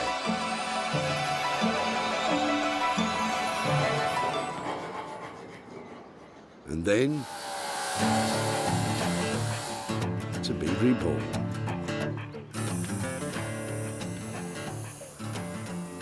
Sarah's ready to surprise Bex with the suspension springs from Andrew's Jag to see if she can, something to do with lighting. I'm really looking forward to seeing what Sarah's going to bring today. Probably something really strange. So, yeah, I'm looking forward to having a look. I don't know what it's going to be and that, but I guess that's part of the challenge. So, yeah, looking forward to seeing what it is. So I'm just eating an apple. There we go. Ta-da! Oh wow, springs. Well, at least you know what they are. We use these, there was one there, we use them for making tools with, so love them. I was worried you couldn't heat them up. We can stick them in the fire. It's harder to work than normal mild steel because it's high carbon, but no, we'll be able to do things. What do you have in mind? If they melted and were all really like fluid columns, we might be able to make some lamp bases out of them. Oh, okay. Unravelling it and stretching it out into a longer line. What about something like that? What? So we can make a floor lamp out of it? Yeah, completely. Like the mid-century ones that you get, it's like a marble base and then it comes up. That would sound great. And maybe if I could scavenge a lampshade, almost like an Anglepoise lampshade, to go on the end. Yeah. That might work. Perfect. Sounds good. In order for me to make a profit, is there any way you can get it done for, say, 250? It's quite a gamble with this because the steel is slightly tricky to work. So what I can say is we could do £250 worth of work and see, try to do at least one and see where we get with that. And obviously, if it's quite smooth running, no burns, then we can attempt to do another one. Great. I'll leave you to get on with it. If you can make one, I'd be really pleased. More than one, that would be excellent. Okay, perfect. Leave it with me. See you later. Bye. Finish my apple now. Sarah's putting Bex under an awful lot of pressure. Wish me luck. If Bex can get it done for 250 or under, Sarah's on track to make a chunk of money. But there's also the light fittings to budget in, and they could start eating into the profit. So, with 2 items safely in the capable hands of Rupert and Bex, it's time for Sarah to get to work. And she's taking her item back to her cottage/workshop in the Sussex countryside. She's been running off and trying to go and see the new lambs in the field. Where she's got guard dog Bramble watching over the money-making Monopoly sets. At ease, Bramble. This is my Monopoly moment. I've just looked at it. Look, it's an American one. I didn't notice that when I saw it the other day. Baltic Avenue and Mediterranean Avenue. Oh, that's quite cool. I've never seen a US one before. I had a quick look at these pieces the other day and I was wondering why it had a jockey in it, because I've never seen one of those before, but that must be the American version. Sarah's decided to ditch the American board and focus her attention on the little metal pieces. But what to do with them? I was thinking that we should be able to turn these into jewellery, and I've done a bit of research, and I think for a dozen pieces I'm looking at roughly £30 to £40 to get them plated in silver. Maybe if I can turn a dozen of them into something to wear as a pendant, I think that maybe we might get £15, £20 each. So over £200 worth of profit potentially here. Now that has got to be a surprise after just chucking out a Monopoly set at the tip. It was actually the niece of Charles Darrow, the accredited inventor of Monopoly, who came up with the idea of using charms from a girl's charm bracelet as the Monopoly pieces, way back in the 1930s. So really, Sarah's repurposing them back to their original purpose, kind of. Having objects silver-plated can be done by mail order, and so it's quick and easy and relatively cheap to do. But before they're shipped off to be silver-plated, Sarah's drilling holes in them so that chains can be threaded through to make necklaces or bracelets. Don't look what I'm doing with the dog. Ouch! The poor dog's getting the rough end of the stick. Don't look, Bramble. So these are my 14 fabulous pieces. So I'm really pleased with these, and I think they'll make lovely charms. And I'm going to get them all silver-plated, including the jockey, to make a little memento for Eric, just in case we don't make any money out of this at all. With just £30 to £40 of silver plating to budget in, if Sarah sells them all, she could be laughing all the way to the bank. Back in Margate, Rupert has started drawing up blueprints for his transforming multi-purpose metamorphic library steps. And if you think that sounds difficult, remember he's only got those ladders to work with. Rupert starts this mathematical mind melter by taking the ladders apart. It's falling apart very easily. He unscrews the hinges to see the raw materials he has to work with. So now it's not a ladder anymore. It's going on to its new life as a multifunctional piece of furniture. With the very detailed blueprints drawn up, he prepares to start cutting. But one miscalculation and the whole thing could be ruined. It's taken quite a while to work out the exact perfect angle I need to cut. So I've only got one chance of getting this right. Once it's cut, and I can't just glue it back together. Rupert's using a circular saw with an all-important guide rail. This ensures accuracy to within a millimetre, setting the precise depth and angle at which the wood is cut. Timber! A little while ago that was a ladder, and now it's a pile of bits. I think I'm going the right way. I'm not entirely sure yet. There's a lot of complicated angles and cuts to make. Yeah, there's still a lot of problem solving to do.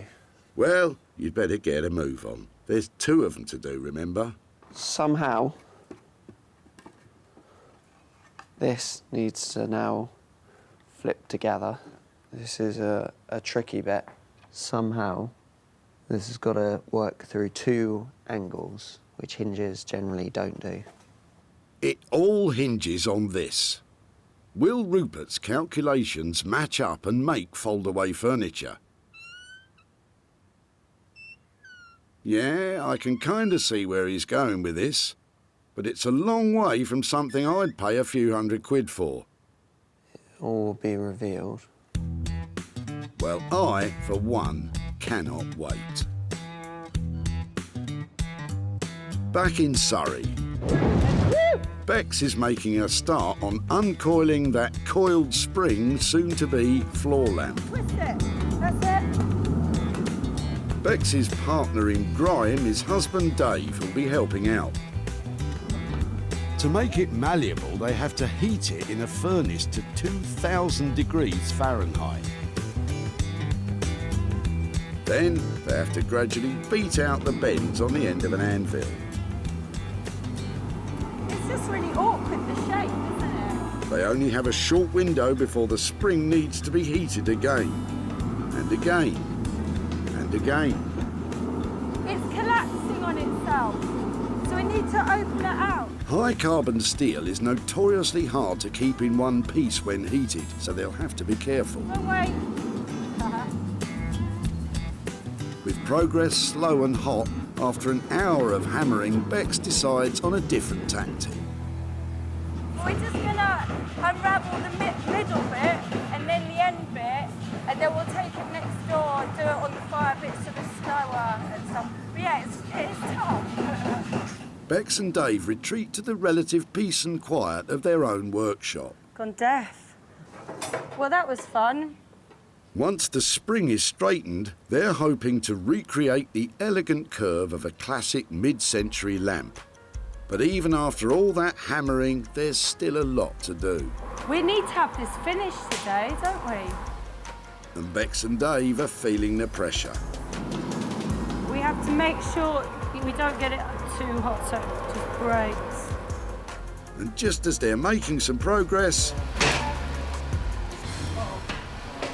the spring has snapped. First disaster.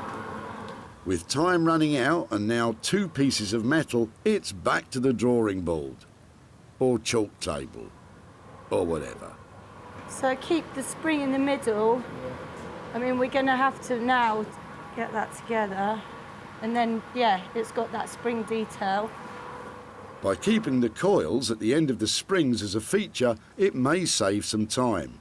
But how to repair that break? I know. Oh, that was quick. So we'll turn that into a little feature. So we'll have about 3 rivets there. So I guess it's, you know, it gives it an industrial look and it covers up our mistake. So nobody will know. Brilliant. But before Bex can rivet the pieces together, there's still an awful lot of unravelling to do. Once the coil is flat enough, Bex can turn to the power hammer to take on some of the bashing. A blacksmith's best friend for over 100 years. Without it, they would probably keel over from exhaustion and have biceps like bulldozers. It's not bad shape from up here. But then, some of the work still needs good old-fashioned brute force. Dave, I think I need your body weight. Get in there, Dave, you brute. After a whole morning of unravelling, Bex and Dave are spent. With still a lot to do, they decide to tackle the rest in the morning after a well-deserved rest. We've got to cut ourselves off, you know, now, because we're sort of running into our critical time, you know, so, yeah. We need fresh eyes now, because it's got to look nice.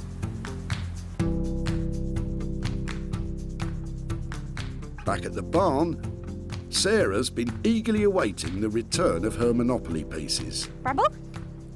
I've got posts. Look, this one's for you. Come on. Sarah didn't use the Monopoly boards, but sent the pieces off in the post to a specialist silver plating firm, who hopefully have made them sparkle. I've got my Monopoly bits. I'm really excited about these. I've asked for them to be really well dipped in silver, so they should look shiny.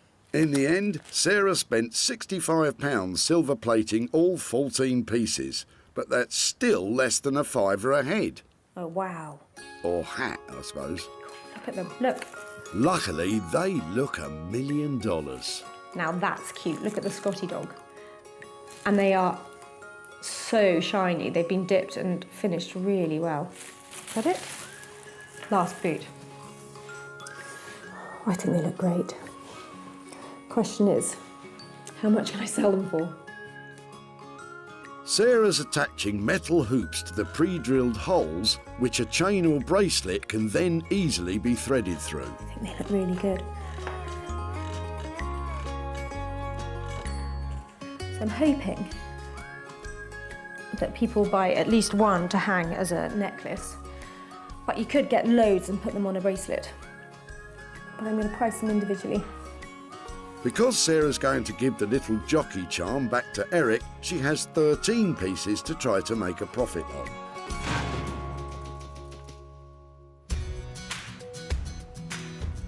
Back at the dump, Eric was ready to say goodbye to his daughter's childhood board games. Can I have a quick look? I've come to a point where I have to let things go. But Sarah saw a potential in its little counters Oh my word, you've got hundreds of bits there. and formed a plan to make some money from them. Your guess is as good as mine. But I'm glad that you can recycle them. I prefer to recycle anything. With a metal makeover, the pieces are ready to be sold. But with 13 of them to shift, Sarah's taken them online. Monopoly is available in 111 countries, so she's bound to find some fans of board game jewellery there. That's them listed, so it's game on. Sarah's back in Stockport to hand over the profits to Eric. That is, if she managed to shift enough of them to cover the silver plating costs. Hi there, Eric. Hi, it's Sarah from the tip. Hello, Sarah. How are you? How are you? Yeah, very well, very well. All right.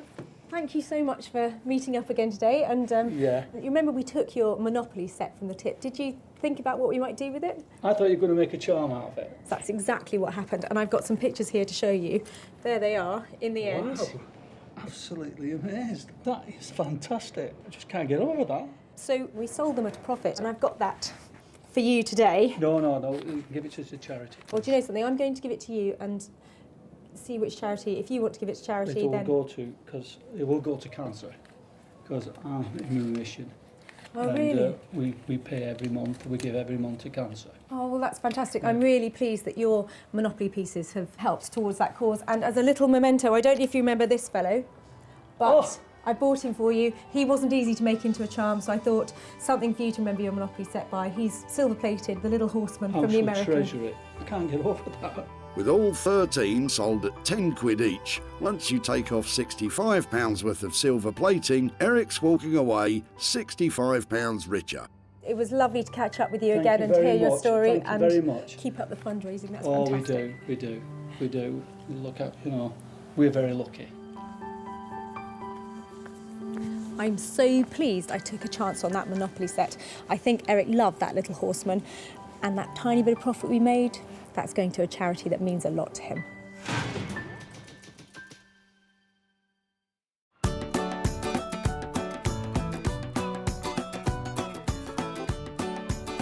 So, Sarah's back in Margate to see how Rupert's got on with his metamorphic furniture. Making metamorphic furniture is going to be tricky at the best of times. Making it out of a pair of old ladders, that must be nearly impossible. I'm here to see if Rupert's actually managed to nail it. Last time Sarah saw them, they were tired old ladders. But now, they're still ladders. But what's that? Ah, you just managed one set. Well, I've spent quite a lot of time working out how to make a ladder into a chair, so I haven't really got much time left to work on this now. Oh, don't blame yourself. It was a tall order asking you to do both. I'm sure Sarah will be just as happy with one. Oh, I don't know. What should I do? Sorry, Rupert. I think your time's up on this. Hey, Sarah. Hello. How you doing? Really well, lovely to see you. I've got something for you. I've only got half of what I wanted to get ready for you, but this is it. Oh, wow. Oh, yeah, I can still see a ladder and a chair. This one was weird, but it's taken so much experimentation to get it right. I have run out of time this time, I'm afraid. But you know the way I work, I like to use exactly what you gave me, and with this one I added a couple more screws, and literally I've got one piece of ladder left. That's what you get when you have Rupert Blanchard. You get nothing left. I added the arms from the metal rail. If you remember, on the top of the ladder there was a metal rail. Does it actually work? Does it metamorphosize? It does, yeah. Shall I flip it over for you? Definitely. Who would have believed it? It's incredible. Well, he is a designer with a lot of fantastic ideas. But one instead of two means less profit. Let's hope he won't be budgeting in all that thinking time too. At the end of our creative chat, when we were sort of going for this metamorphic stuff, we said it was probably a couple of £100 per ladder. I know you haven't done the other one. Are we looking at 200 quid for this, or is it a bit more? Yeah, I think we're well within the 200 mark. It's taken some time, but it's come well within that. I've bought 1 can of paint and a few screws. That's all well within the budget. Before, they were ladders needing a step up. But now they're metamorphic library steps. Rupert planned this design with such precision, every cut, joint, hinge and nail had to be exactly right, or the entire piece would have fallen apart. The modern yellow midsection ties together the piece's 2 functions while keeping the paint splatter effect to tell the story of Mike and Judith's Magnolia moment. It's amazing, but will someone pay more than 200 quid for it?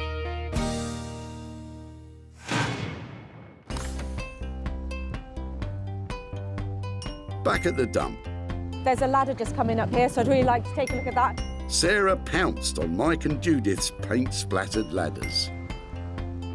Some terracotta in it, yeah. Terracotta. And when a second set turned up, she knew they had the potential to turn them into something special. She might be able to strip them down and revarnish them, but it need a bit of patience. And although Rupert only managed 1 set of library steps, they were brilliant. Sarah invited one of London's top retro design furniture dealers in to see if it would be something that would sell in his shop. And it won't fly out the door, but someone's going to love it. He bought it. Sarah is back in Stockport to hand over the profit to Mike and Judith.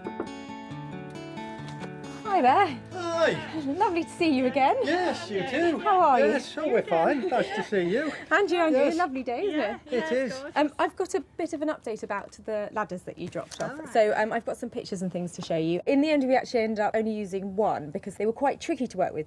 We have a fantastic maker called Rupert Blanchard, and he was really enthusiastic about them, had a few different ideas, but in the end, he transformed them into... It's a chair. But it's not only a chair, it's actually a metamorphic chair. So it changes from substantial sitting piece back into a step ladder again. Oh, that's fantastic. Yeah. That's really clever. And we've actually sold it as well. We managed to make £100 profit on Wow. it. And that £100 is for you. Well, that's fantastic. That's unbelievable. Yeah. Any ideas what you might do with £100? Well, it was my late aunt's ladder, and she had lots of charities that were very close to her heart, so it might go to one of those, or we could treat the family to a drink and a curry. Well, thank you ever so much for letting me come back and show you Yes. what happened, and I hope you enjoy spending your money. Yes. That was lovely. We'll do it right. Okay. Take care. Okay. Thanks Bye-bye. Spending on costs and materials transforming Mike and Judith's ladder came in at £200. The metamorphic chair sold for £300, meaning Mike and Judith are stepping out with £100 profit.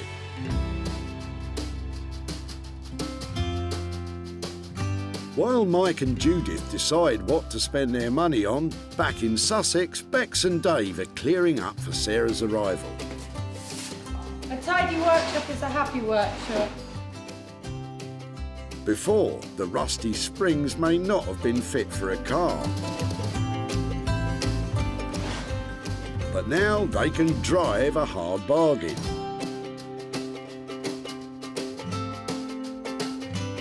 The elegant curve of the overhanging lamp is balanced at the base with polished concrete weighed precisely to keep the structure stable.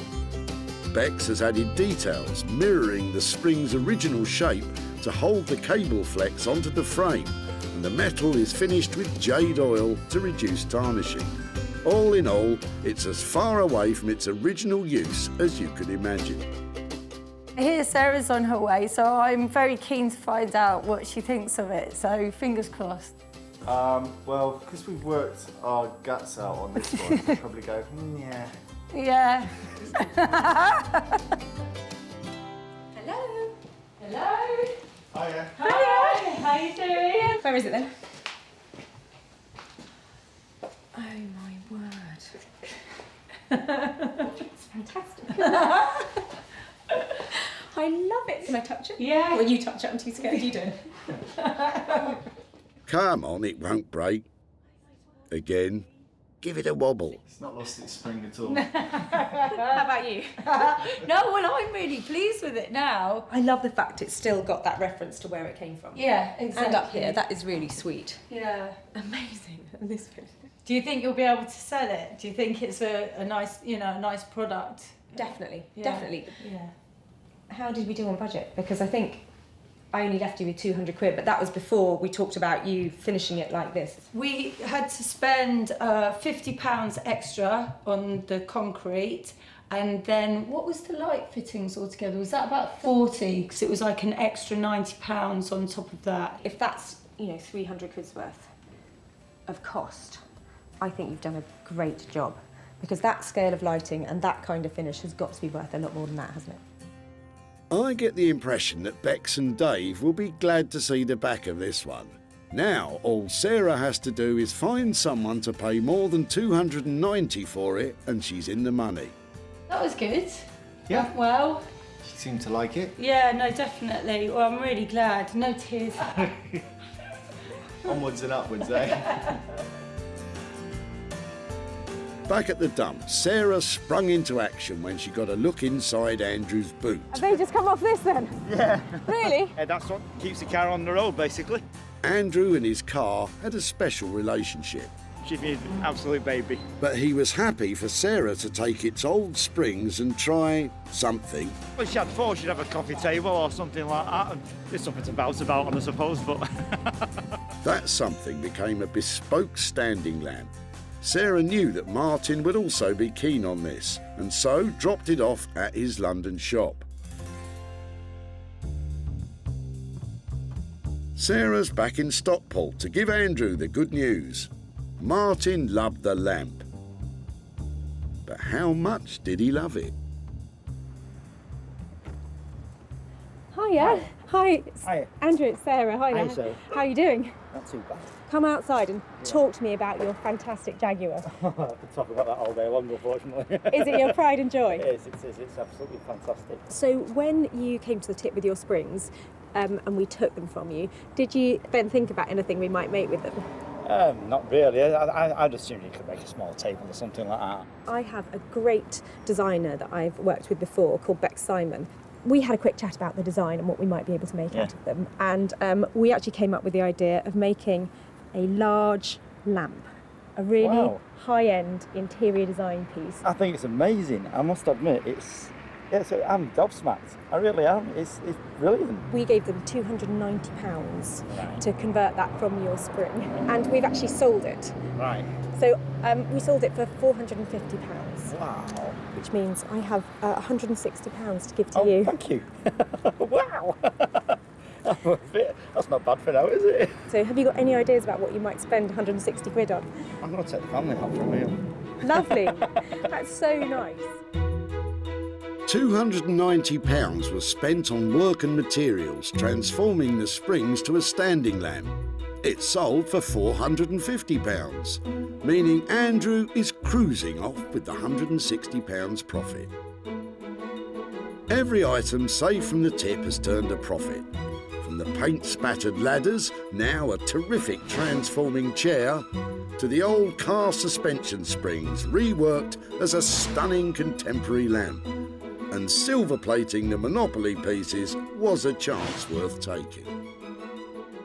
It is such a good feeling. There's all that rummaging and then the designing and the selling, but the icing on the cake is the look on people's faces when you hand them over money for nothing.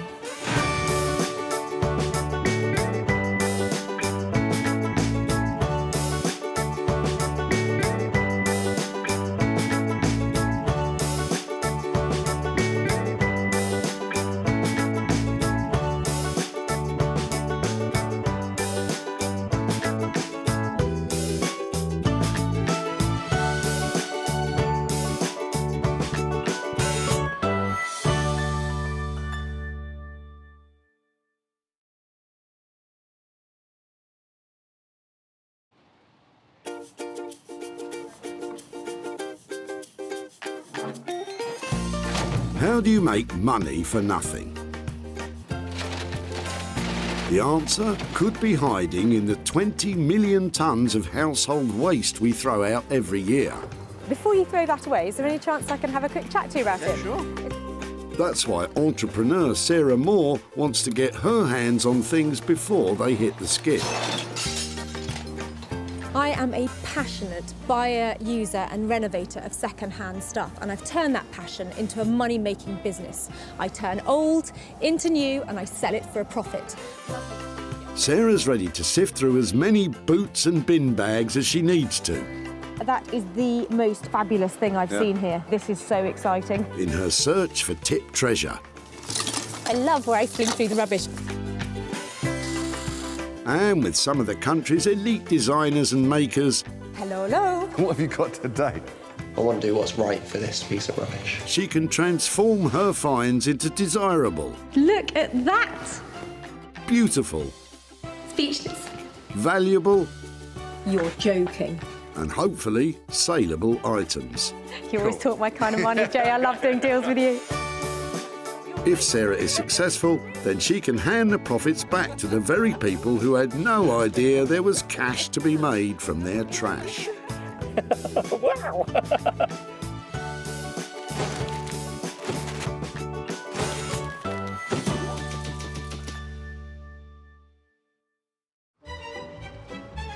Today we're at the Whitley Community Recycling Centre in Surrey, which is the final resting place for items which are no longer loved or regarded as useful. Well, to most people anyway. Yesterday we missed some really good things because we went home before the tip closed. So today I'm here till the bitter end, and so are you. Sarah's challenge today is to search out 3 items which she believes could be reworked and turned from trash into cash. And she's just spied Colin with an item which would have most other people stumped. I know it sounds really strange, but that looks fantastic. So was that your gate post or? It was an old gate post, yeah. It was from a house we moved a couple of years ago, and a gate post. So you took it with you? No. Actually, it was an old gate post. They put new gate posts in. This was just left at the side, and I've actually used half of it already. Okay. As a lamp. Well, do you know something? I was just thinking that I'm looking for something to use as a base of a lamp. No. So that is, mine might be a side light, but I think that would make a really cool, just that little bit there. No, for sure. Might be just great for me to use, if you don't mind me having it. You're more than welcome to have this lump of wood. I'd love it. That's brilliant. Excellent. Thank you so much. Good luck with that. Thank you. It was surplus to requirements, just brought it to the local dump to get rid of it. There you are. Somebody else wants to use it. Fantastic. You can't put a price tag on that kind of age and that grain and that look it's got. I think that this pattern here on the base will just make the most fantastic bottom to a light. And luckily for Sarah, she has just the couple in mind who will be able to help her handle that potential light's bottom. Hidden away in an East London garden shed, creative couple Abigail Booth and Max Bainbridge run a successful business making handmade homeware from reclaimed natural materials. We're so flooded with manufactured throwaway consumer items. It's like actually we decided we wanted to make things that lasted. Being out in kind of woodlands and forests sourcing stuff, there's a real physicality that you have to enjoy. Colin's old stump will clearly be in safe hands with Max and Abigail. Back in Whitley at the tip, the plundering continues with Sarah on the lookout for her next item to salvage. But there could be anything. That's what's so exciting. It's almost palpable. Not the lawnmowers. Talking of gardens, what type of socks does a gardener wear? Garden hose, of course. Oh, God. With 2 more items left to find, Sarah has spotted the white van of Dominic and Bernard. I love the look of your sofa. Well, the sofa was going to be dumped. It is unbelievably uncomfortable. If it isn't comfortable, then that's a bit of a problem, isn't it? Brilliant. Should we just pop it down over this way? Actually, we should put the cushions as they should be, no? As we throw them. Hand it over to an expert. Here you go. These are lovely. These are feather cushions. They've got a really good weight to them, haven't they? That's one way of putting it. I think that it's something that looks like it was a really quality, heavy-duty piece of furniture when it was first made. And I'm looking for things that maybe I can give a new lease of life to. Would it be something that you'd let me have a go at? Absolutely. I mean, if you could add value to that, that's fine. That's great. Can't wait to get my hands on it and do something with it. That's fantastic. I absolutely love this. It's charming, it's sweet, it's little, it'll refurbish beautifully, and it'll be commercial. This will fit into any house. It's not some enormous piece that can't fit anywhere. So this is a real find. Oh, look, it reels really easily too. If only we were all so easily pleased. My wife must have had it for 20 to 30 years. And I don't think it was new then. But I'm very pleased that somebody thinks they can make something better of it. It might be some time. There's no time for lounging around when we have to find a solution for that sofa. Luckily, Sarah knows a man who can help. Upholsterer and furniture maker Anthony Devine runs one of the UK's leading upholstery schools in Manchester. He does, though, have a slightly unconventional approach. I'm not traditionally kind of trained as a designer, so I don't draw anything out. I don't particularly plan anything out. I just kind of lunge at it. Lunging or not, his skill is the art of being experimental within the ethos of design, while staying in the realms of traditional upholstery technique. I like to explore other things than what a traditional upholsterer would do, so I would use digital fabrics. I like to mix like kind of screen printing and printing your own fabrics.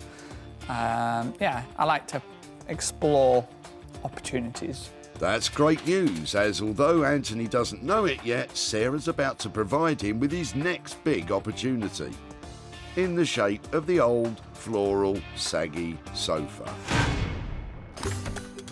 With 2 items already safely banked, the search continues for the third and final item of the day. So there's no time for any of that monkeying around. It's one thing clearing up and keeping the dump shipshape, but Sarah has spotted an ocean-going vessel in the boot of Richard's Cavalier. Make my day. Tell me that you're throwing out the canoe. It's yours. No what you're way. supposed to say is that a kayak in your Cavalier, or are you just pleased to see me? I'll make the jokes round here, thank you. So yes, Is that a I am. kayak, and is it free to take? It is, yes. We're looking for things that we might be able to make into other things and perhaps recycle or restore, but I think that this just looks so fantastic. I've got to be able to make it into something. It's natural, isn't it? Yeah, it really is. I'm so pleased because I thought, what do I do with it? I can't. And I had great difficulty getting it in there, and I had to take a seat out to do it. And I had actually thought of sawing off the end. I'm so pleased you didn't. I tried everything, and I thought, yeah, how can you deliver a canoe with, cut up like a cucumber? It's fabulous. Anyhow, yes. Let's have a closer look at it. Was it yours, and have you canoed and kayaked all over the place in it? No, there's no great history of daring do this. Fantastic. Fantastic. It's just brilliant. We haven't had anything like this that we can work on. So if we could take it away, and maybe I could come back and show you what I've done with it. Would that be all right? Yeah. And seriously, going to try and do something with it, other than being a canoe. Yeah, definitely. And then you're going to ask me what I'm going to do, and I haven't got a clue. Right now, I haven't got a clue. I haven't known that to stop you before, Sarah. Is it a one-woman canoe? Is it? Could be better, yeah, that's all right. Brilliant. Thank you so much. We've just been up and down the river, playing about, but it's got to go because we're going to somewhere else and we can't keep it, and it hasn't even got a river where we're going, so there's not a lot of point. I can't wait to design something around this. I'm thinking sofa, I'm thinking drinks, I'm thinking just amazing. This is going to look fantastic. It's going to be great. I'm going to make a fortune out of this. Do you ever get the feeling of being up a creek without a paddle? Well, the good news is, on this occasion, we do have a kayak. So, Max and Abigail will lick the lump of wood into some sort of shape, Anthony will alter the floral sofa, and Sarah will grab the gunnels and tackle the kayak herself. I found some little gems today. They might look like diamonds in the rough at the moment, but by the time I finish with them, they're going to be shiny bright and worth an absolute fortune.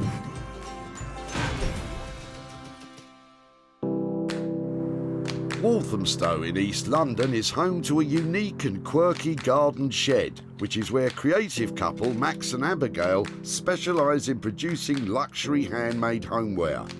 They're blissfully unaware of what Sarah's bringing along today. Knowing Sarah, it could be anything. You could end up with some pallets, because, you know, it could be... It could be, I mean, it could be anything. But they have had experience of Sarah's dump finds before. What Sarah thinks is a kind of feasible idea could be somewhat of a challenge. Yeah. Now, there are some things that I begin to wonder why I rescued, and this is definitely one of them. I don't know why I didn't put it in the skip, but I'm hoping that Max and Abigail will be able to manage to make something out of it. I've no idea what Max and Abigail are going to do with that lump of old wood. You could say I'm stumped, obviously. Oh, yeah. How are you doing? How are you? A little something for you to work some magic on. Fantastic. Magic is the... Magic will be needed. Yeah, it's not the finest piece of wood I've ever seen. Let's be optimistic. I'm not sure that optimism is enough here. Yeah, what should we call it? Striking? Yes. Striking's a good word. Good, wow. It was a gate post, obviously, and the guy who dropped it off had cut this bit off and reclaimed the other bits. He could use it, so this really is the waste of the waste. So Right. he took the good bit. So he took the best bit of a kind of bad lot. And, Let's look at underneath, because there is some supposedly solid here. I mean, that is pretty solid, this bit here. Is it something that's worth taking on, or do I take this back to the tip and just say, we've tried, but actually this is not workable? No, I think we'll definitely give it a go. Yeah, I was going to say, Are you don't sure? take it back Yeah, I before think we've tried. A couple of examples that we've got of where we've kind of worked things in the past, where it's kind of taken a kind of a lump that's really quite badly rotten, like this. And what kind of money should we be talking about to just have a go at I turning think- that into something? I think for the sake of just giving it a go, I think 50 quid just to cover the cost of labour and that kind of stuff, and we'll just have a bit of a play and see what we can do. I would just be amazed if you can transform that into anything. So I don't think you have to feel worried about taking that on and making. I would just love to see something made out of it. And Okay, well, yeah, we'll see this as a bit of a kind of just a bit of a sort of experiment and giving it a bit of a go. great. Well, let me give you these lovely things back, and I'll Thanks very leave you much. with that little beauty. Excellent. Brilliant. All right. Bye bye. See you later. Thanks.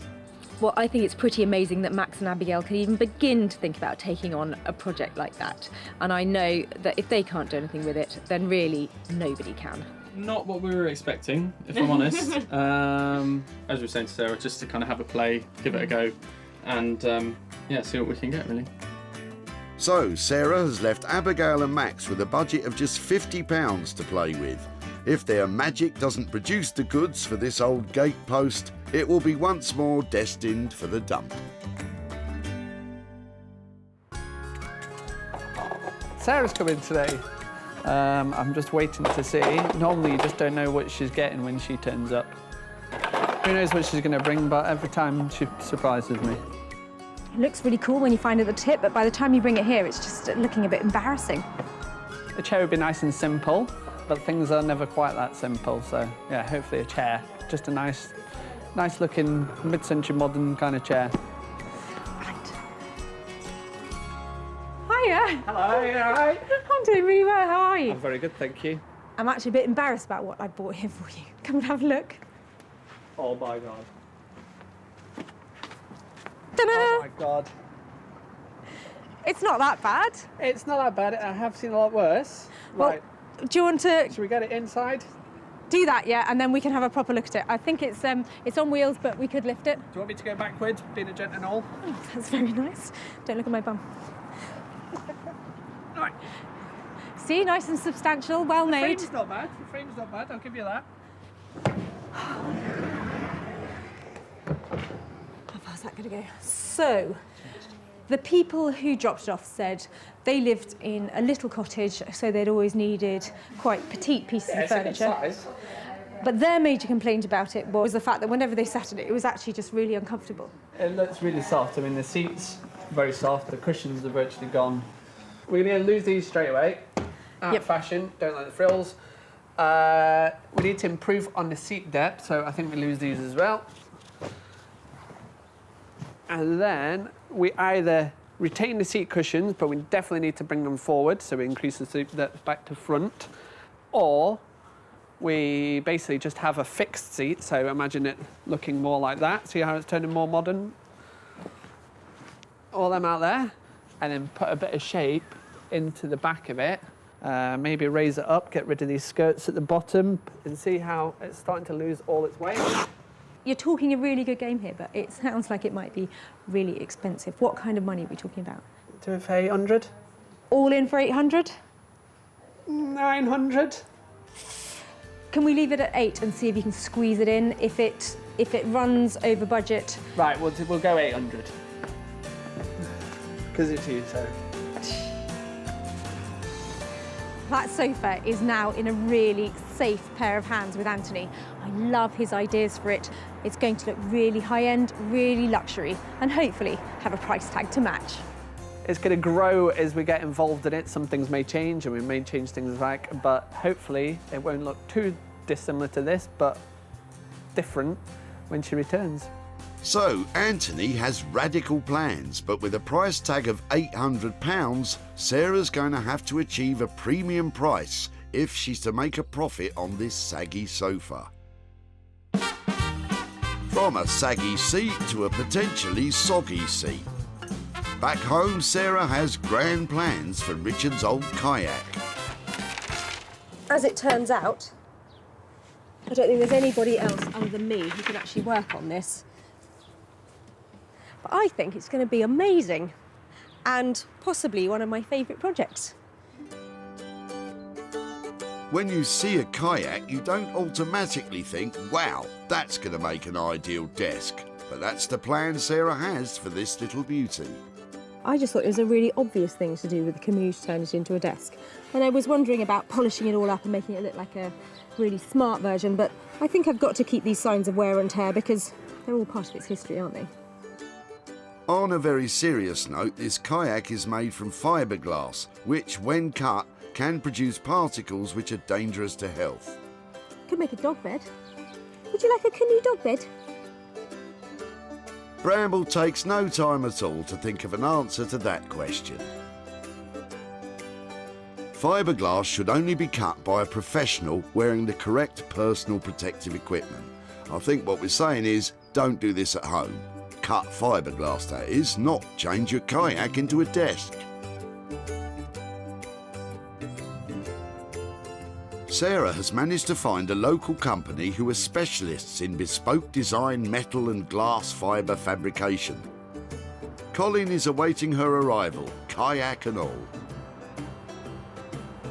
I haven't bothered cleaning it yet because I was just thinking if I can't do anything with it, then I'm not going to waste my time cleaning it. So I'm thinking desk. Right. Do you see that immediately? Well, I'll assume you're just going to cut a section out and lay it in flat? Yeah. So it'll literally be, hopefully, just a cut along here, and then round here, and along here. It's just getting, you know, just those little cuts, and then maybe some sort of support in here. I don't know what you call that kind of thing to... Being a seagoing vessel, let's call it a bulkhead then. Okay, bulkhead. Yeah. That I love a term. Okay, so if there's one up there and maybe one there. If to support the legs up to the bulkheads, we put a ply through there.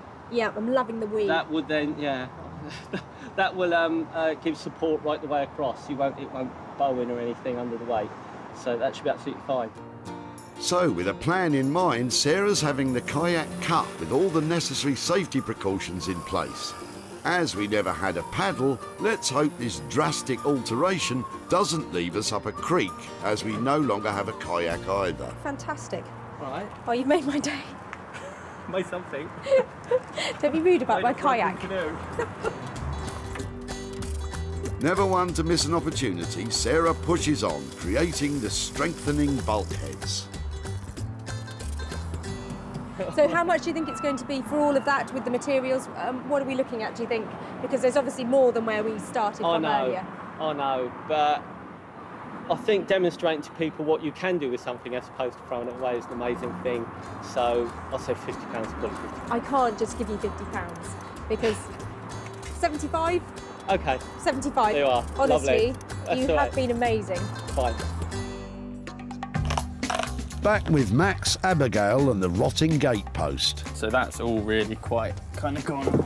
That's just all breaking away there. So we'll just have a look. So we'll kind of break this down a bit more and see what else we can get. But all of that is really, really gone.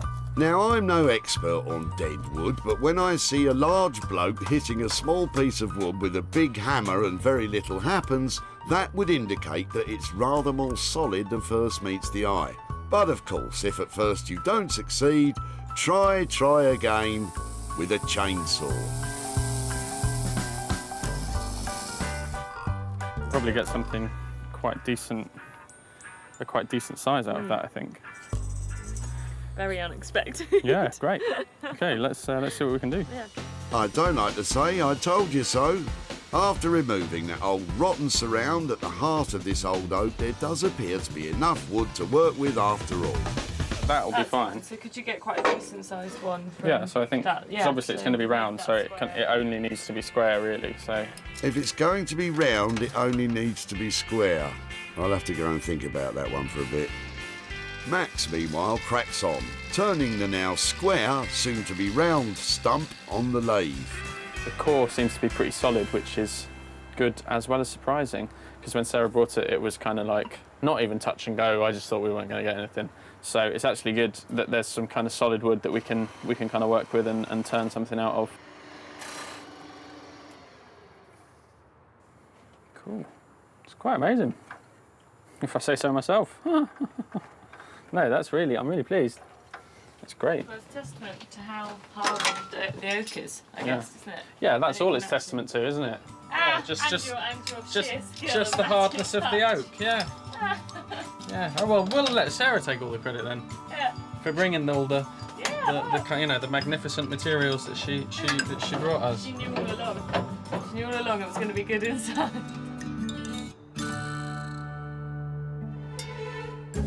In Manchester, Anthony's well underway with his plans to modernise that old floral sofa. Put the first kind of base coat on, and we're just going to put some more kind of spray on here, and then we're going to pull this apart. And we're going to photograph it from above and then have it digitally printed. To be honest, people will probably think, what is going on? But these are the ideas that kind of tick away in my head. You're scaring me a little bit now, Anthony. Perhaps you should take up a hobby. Spend a little time away from soft furnishings. Do something different at the weekends, maybe. I've stripped a fair few sofas in my time, but never quite like this before. Let's just start exposing bits and pieces. Right, and we'll go for all the finer detail after that. That's pretty much how we want it to look in terms of deconstruction. So now the process is, what we're going to do is prepare it so we can photograph it and then have it all digitally printed. Taking photos of all the destructive detail inflicted on the poor old sofa will allow Anthony to create a brand new re-upholstered seat, which looks as though it's been vandalised. We've photographed these at very high resolution and we send it over to our printers that then will put it through a huge printer and then print it all onto fabric for us. Of course, before beginning to re-upholster, all that old covering has to be removed, and fortunately, while Anthony is at the printers, able assistant Lee is let loose on the sofa, and not in a gentle way either. Just converting it from being what was like a kind of a country cottage style sofa into something a bit more modern and urban. And one of the ways we're going to do that is by dropping the height of the back, probably down to here somewhere. We're also going to slightly lower the arm by probably removing this part here and all of this. Also, just while we're here, the first thing you do when we're covering a sofa is rip out the seat to see what goodies you can find as well. What do we have? We have a winning lottery ticket from 2004. How long did it last for? I might get it. Still waiting on the big reveal where we open it and we strip it and all the wads of cash fall out, which we would obviously return to the rightful owner. not so sure Lee thinks that's a great idea. So the physical transformation of the sorry sofa begins by dismantling the frame and reshaping it into a new contemporary figure. Ta-da! Done. Not much to this upholstery malarkey. I reckon I could have done that. Oh, sorry, you're not finished. Sarah's due in about 72 hours, T-minus 72 hours. So, yeah, we should be just about ready for her to sit on it, I think. She might need to bring her own cushion by the look of things. Back at home in West Sussex, Sarah feels as though she's paddling upstream with her kayak transformation. Next time somebody drops off a kayak at the tip, I'll probably think twice about picking it up, because turning it into a desk, a little bit of a nightmare. Sarah has bought online a set of 4 pre-bent hairpin legs, which she's bolting through the holes that she's drilled in the bottom of the boat. Where I thought everything would just really neatly bolt together, I'm having to adjust it slightly every time, mainly using a hammer. Once the alterations were complete, all that was left was to give it a lick of paint. Just trying to get a real depth of colour to it so it looks really well finished. And a real good polish. If you'd like to take on a really challenging project, try turning a canoe into a console table. It's really hard work, but it's definitely worth it. When Sarah kept this kayak from being discarded at the dump, it was a sorry-looking item, and I know that there were those of you who thought she'd bitten off more than she could chew. Well, without hesitation, Sarah has sunk her teeth in and created an eye-catching console table. Admittedly, its proportions would not suit your average semi, but it's sure to attract admiring glances wherever it finds its new home. To turn the old kayak into a console table, Sarah has spent £125 on materials and a further £175 on labour, which totals £300. All she's looking for now is somebody with a need for a kayak console table who owns a rather long haul. Back at the dump, Sarah's keen eye spotted a kayak in the back of Richard's car. There's no great history of daring do with this. Richard couldn't believe what he was hearing. Seriously, you're going to try and do something with it, other than being a canoe. Yeah, definitely. And then you're going to ask me what I'm going to do, and you know, I haven't got a clue. Right now, I haven't got a clue. Luckily, inspiration came to Sarah, and with a little help from friends, she was able to turn it into a kayak console table.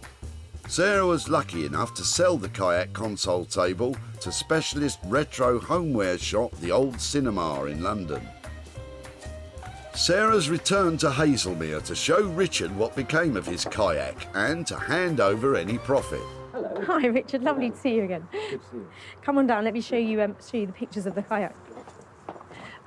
So there are lots of lovely designers who we have got who are helping us make things into amazing stuff from the tip. Yeah.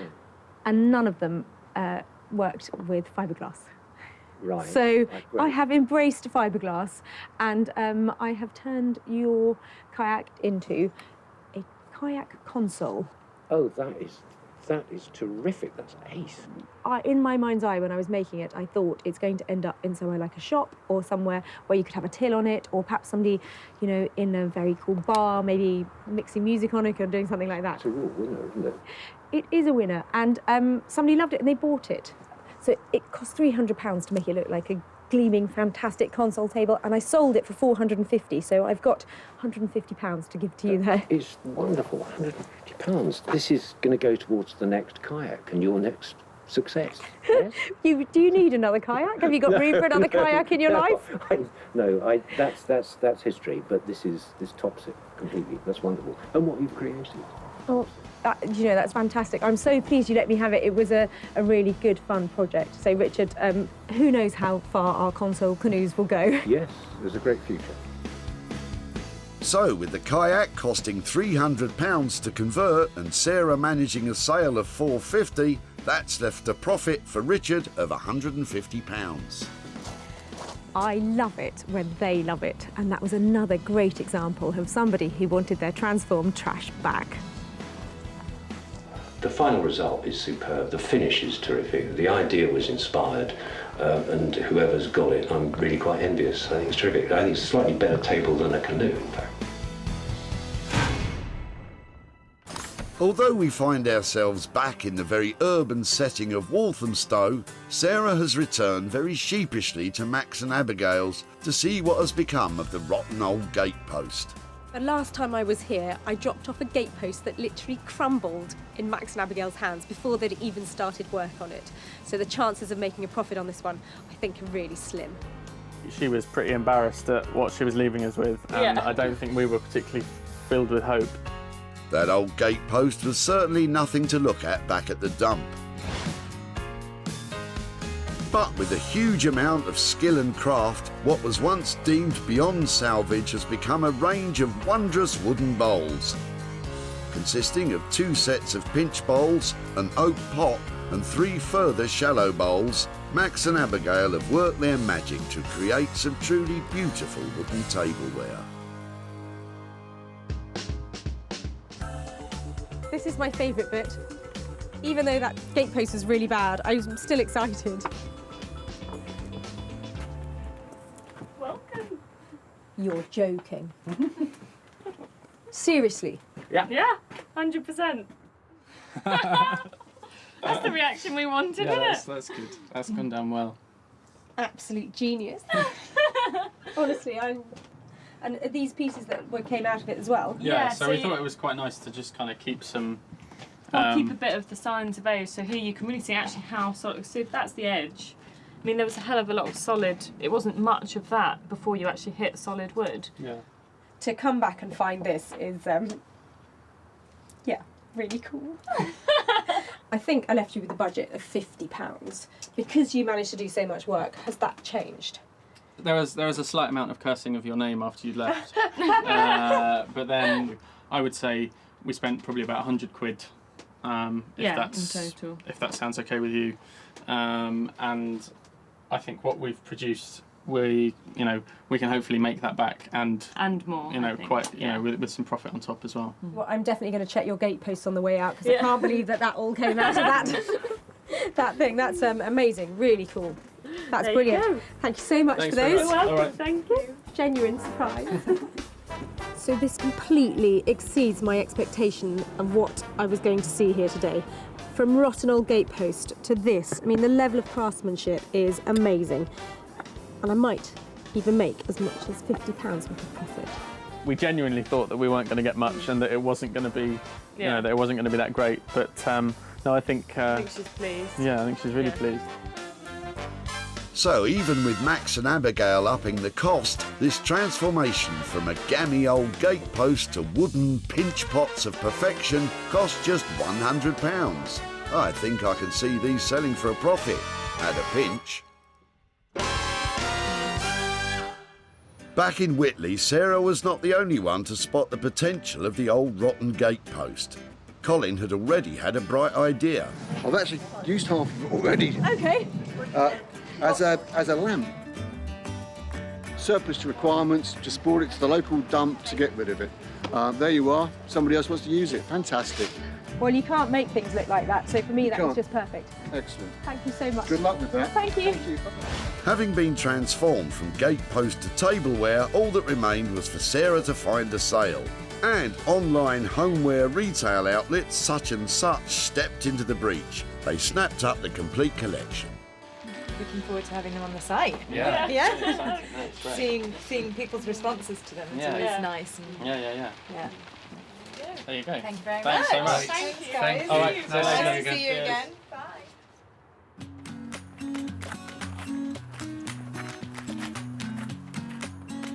Sarah's returned to Surrey to deliver the good news to Colin, along with, hopefully, some cash. Oh, hello. Hi, Colin. How are you? I haven't seen you since Whitley Dump, isn't it? Yeah, it's much nicer around here, isn't it? It is much nicer than Whitley Dump, for sure, yeah.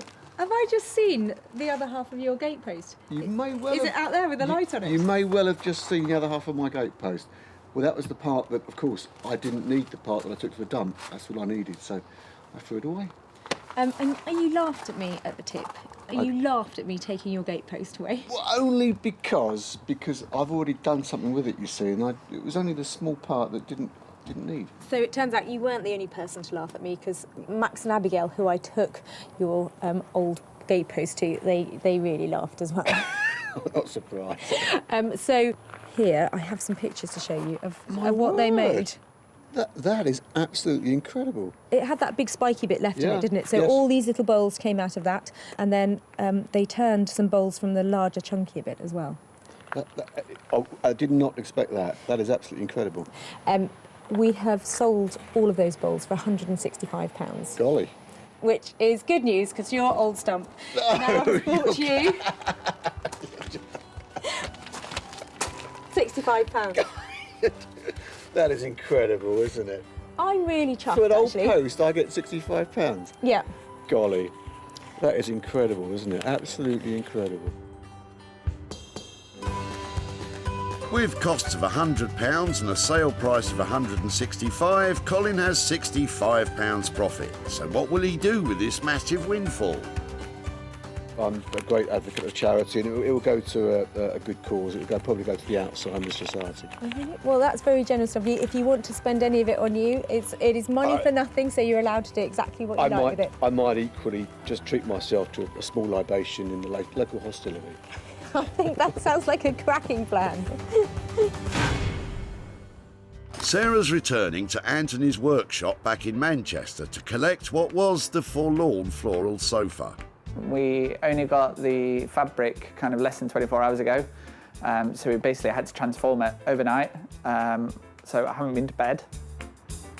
When I was last here, Anthony had some radical plans for my chintzy old sofa, but he is a master of upholstery, and I know he won't disappoint.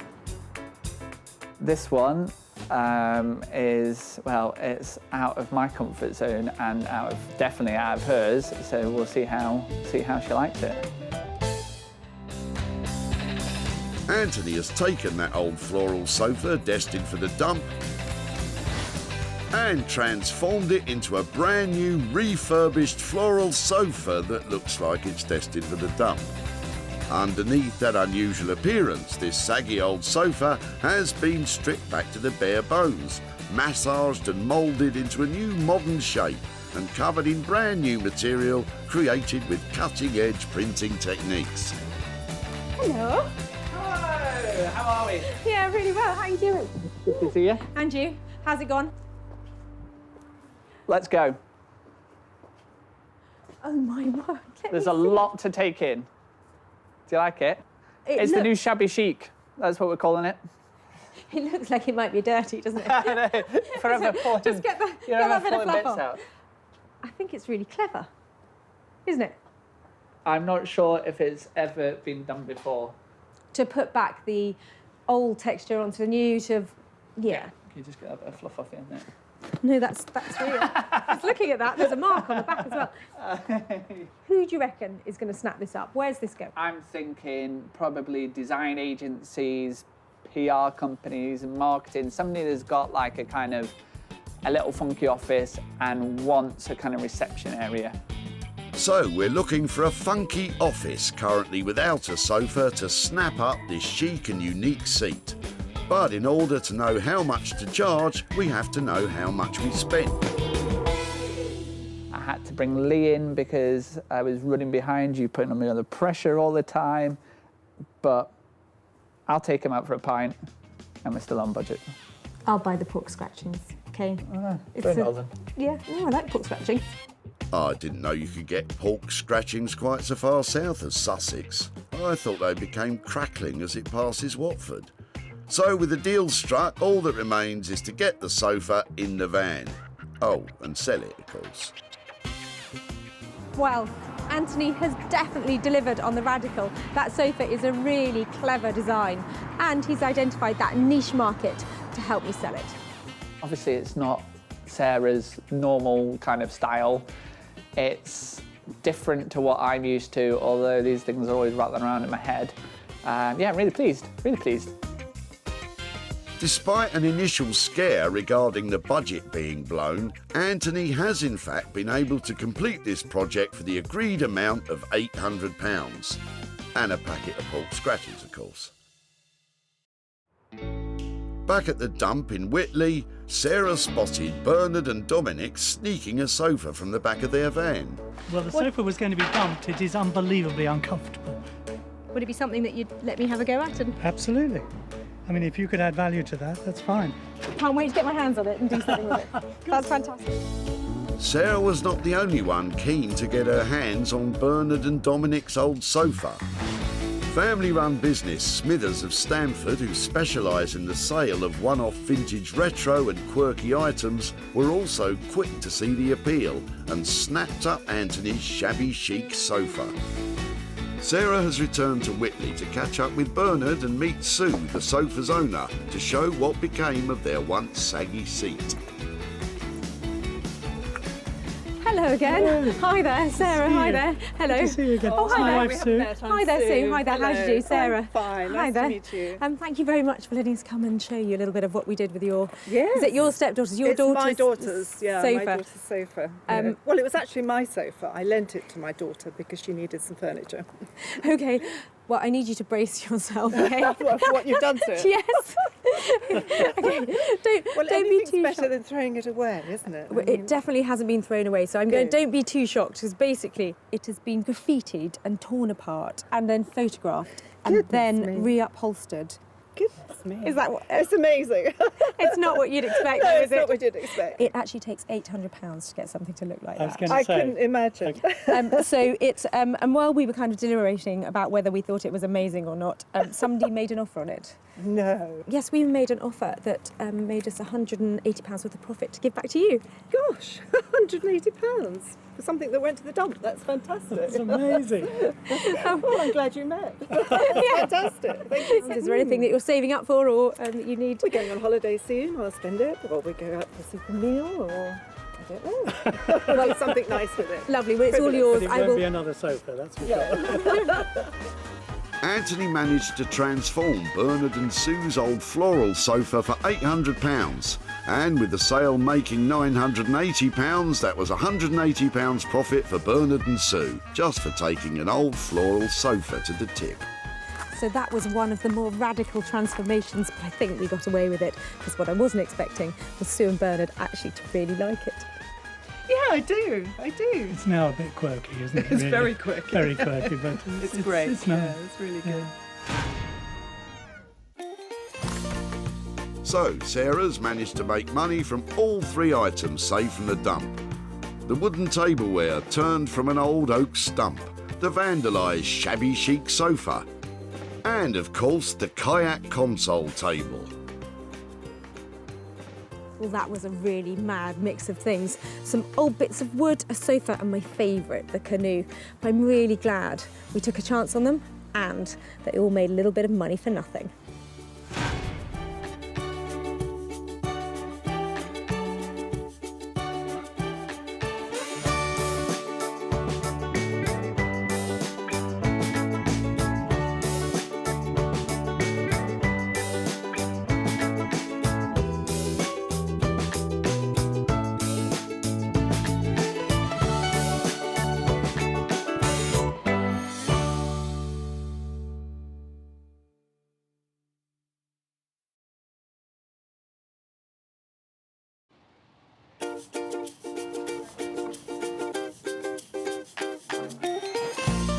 How do you make money for nothing?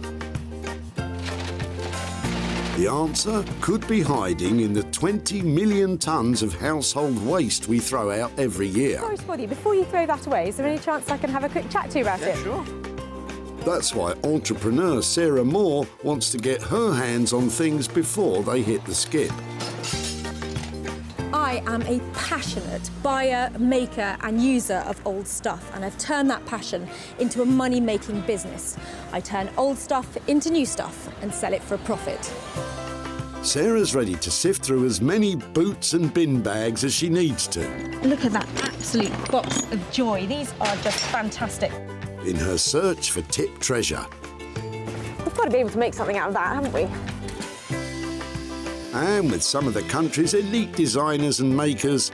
I've got a little something for you. Yeah, I thought you might. Oh. This is a hard one.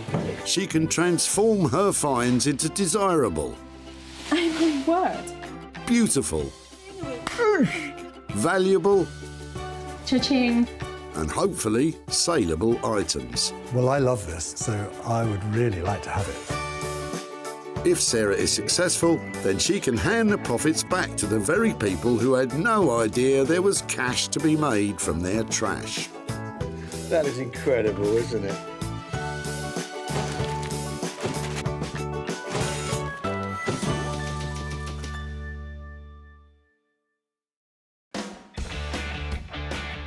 The Bredbury Recycling Centre in Stockport near Manchester. Every year we throw away 10 million pieces of furniture at centres like this.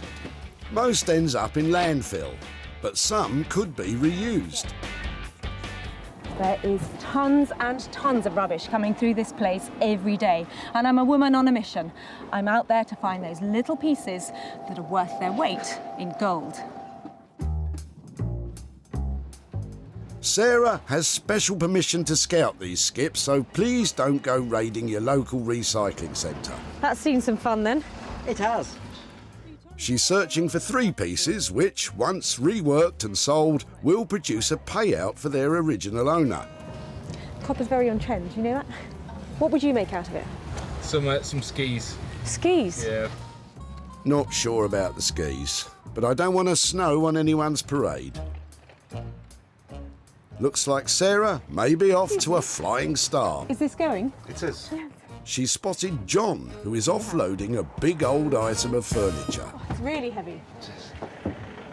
Let me see. Was it yours or? It was actually a great aunt of my wife's. Wow, that's brilliant. Lovely. So it looks like it's got some Bakelite handles on it, so it's obviously got some age to it, hasn't it? I would say it's sort of turn of the century kind of thing. Brilliant. And so what was your wife's aunt's name? Oh gosh, I forgot. It sounds like Maud or Audrey, isn't it? Something. You put me on the spot now, I've forgotten. Come on, John. Mary. It was Mary. Yeah. Mary. Fantastic. Well, if you don't mind us taking Mary's Of course you can. Chest of I drawers would away. much rather it was put to some good use and thrown away on the tip. I absolutely love it, and I think it's got real substance to it. Should we just pop up beyond that way? That'd be fab, thank you. Great Aunt Mary's chest of drawers could have major profit potential. Good work, Sarah. If we just pop it, I'll just go in here with it, that would be great, thank you. Getting a hand with the heavy lifting. Genius. What a great old piece of furniture. It's obviously got some history to it.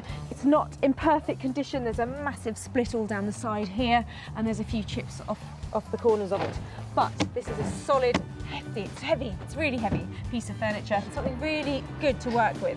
And Sarah's enthusiasm has got cabinet maker John thinking. Personally, if I was to do something with it, I would strip it,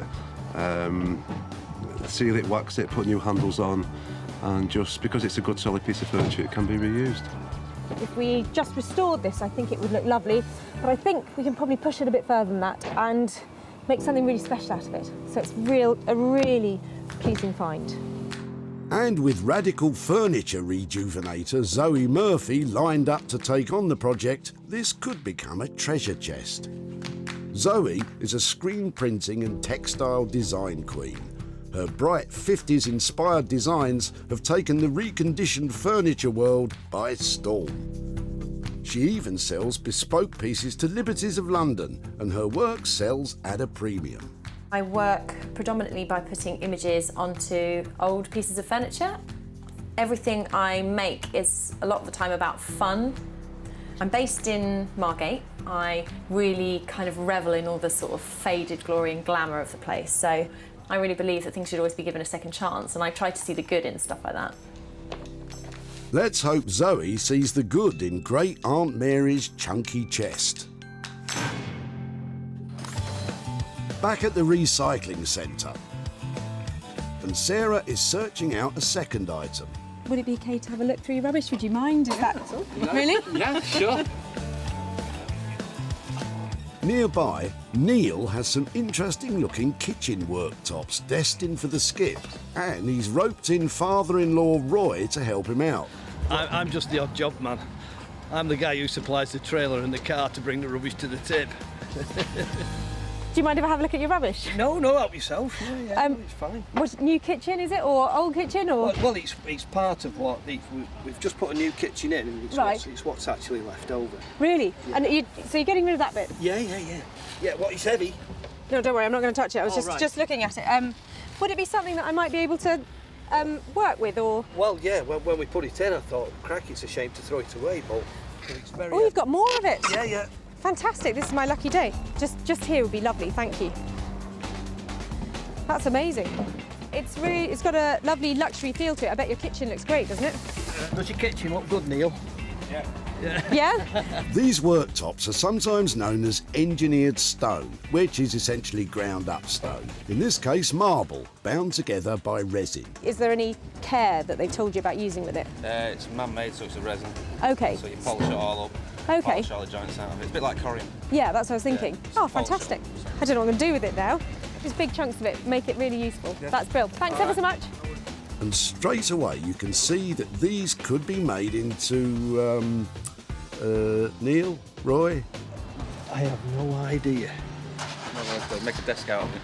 No, I don't know. Make some chopping boards out of it. Yeah, chopping boards, yeah, but the big piece, that might do for a worktop somewhere. Yeah. You know, in a small kitchen, maybe, I don't know. And Sarah's got her thinking cap on too. It's really heavy, it's really chunky. It feels, it's got a cold stone-like feeling to it, so that makes it quite appealing. There are a couple of little side tables there. Is that something that goes in somebody's garden on a really cool pair of legs? Perhaps reworking this man-made marble is a job for a woman. And if anyone can repurpose this surface, it's artist blacksmith Beck Simon. Beck's mastery of some of the toughest materials around allows her to create original, organically inspired design pieces. And although it can be hot, heavy work, it can also be truly rewarding. This sort of thing is quite new to us because we normally work on a commission basis. So to be presented something and turn it into something else is quite exciting for us. So I like the challenge and I'm really interested to see what she's found and what we can do to it. So yeah, it'll be good. Let's hope the man-made marble sparks Beck's imagination, providing a searing profit for Neil and Roy.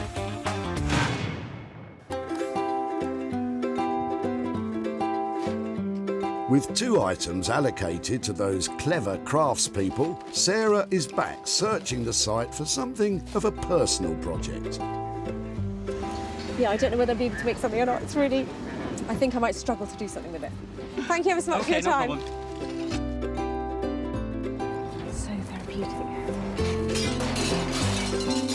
As therapeutic as this may be, I don't think there's money to be made in broken crockery.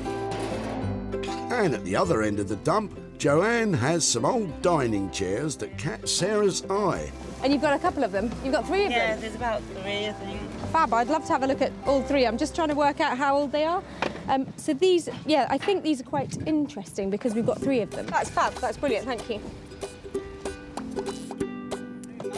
And what else? You got dolls in there as well? Yeah, a friend gave us some, and I gave them to my granddaughter, and she was scared of them. Oh, really? That one, she was really scared of that one.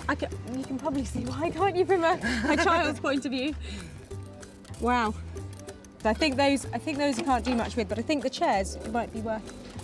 If I could do something with them, would it be all right to keep in contact and show you what I did with them and that kind of thing? Yeah? Fab. Yeah, so you're going to restore things like that, is it? Yeah, and these have got a recognisable retro style to them. So if somebody's doing up their house and they want it to have a sort of 1950s, 1960s look, then people are trying to buy up things like this to complete their look. So they might... It would be really interesting to see what you could make out of something like that. Yeah, well, I think it will only ever be a chair, but it just might be, just modernised a bit. If these chairs scrub up well, Joanne could be sitting pretty with a profit. I don't think there'd be any value in them as they are, no. But if she does them up, then sells them, good on her. Well done for working hard on them. I wish I had that talent to be able to do it. And the time. I'd love to give them a new lease of life. I'm thinking strip off this tired old Draylon and put something really bright and beautiful on their seats. It would be really great if after a little makeover we might be able to get over £50 each for these beauties. And after we've taken out some expenses, I reckon £100 to hand over. That'd be great, wouldn't it? Now Sarah's designers each have their restoration projects. Zoe will reimagine John's chest of drawers. Bex will cook up something fantastic with Neil and Roy's kitchen worktops. And Sarah will set about Joanne's old seats, hopefully ending up with something sensational. I've saved 3 fabulous pieces here today, and I'm going to make lots of money from them. I hope.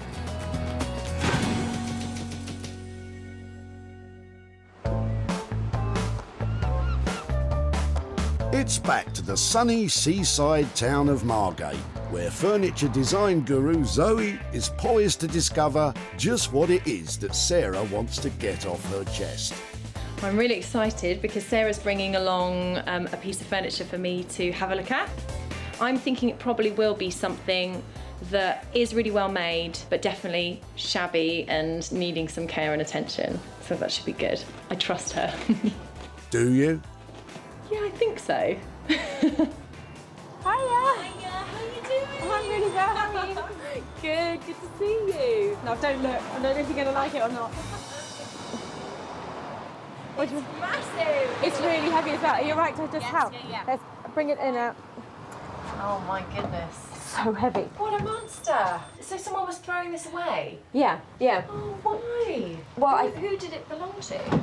I think the guy said that he'd had it in his garage for ages. He'd been storing things in it, and he was a cabinet maker. Had he made it? No, I think it'd just been in his family. I really like it. It looks really good quality.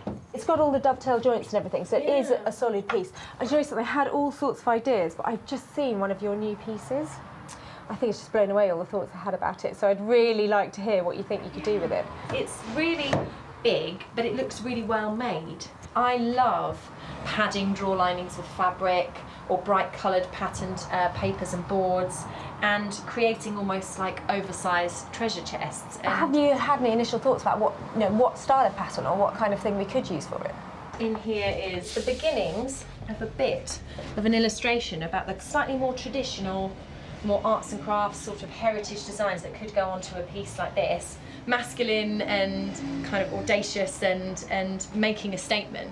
I think that looks fantastic. I actually love the bird, I have to say. That looks quite cool on there. Yeah, I think that'd be brilliant. Big, bold, audacious floral prints, new handles, new linings. I'm sure when it's finished it's going to be the kind of piece which would easily be able to draw a crowd. It sounds like it's going to be a labour of love. How much does that mean it's going to cost? I think around about the £900 mark for us to work onto this for however many days it takes, do all of the design work, print all of those custom designs onto it, reline everything and make it perfect, ready to go.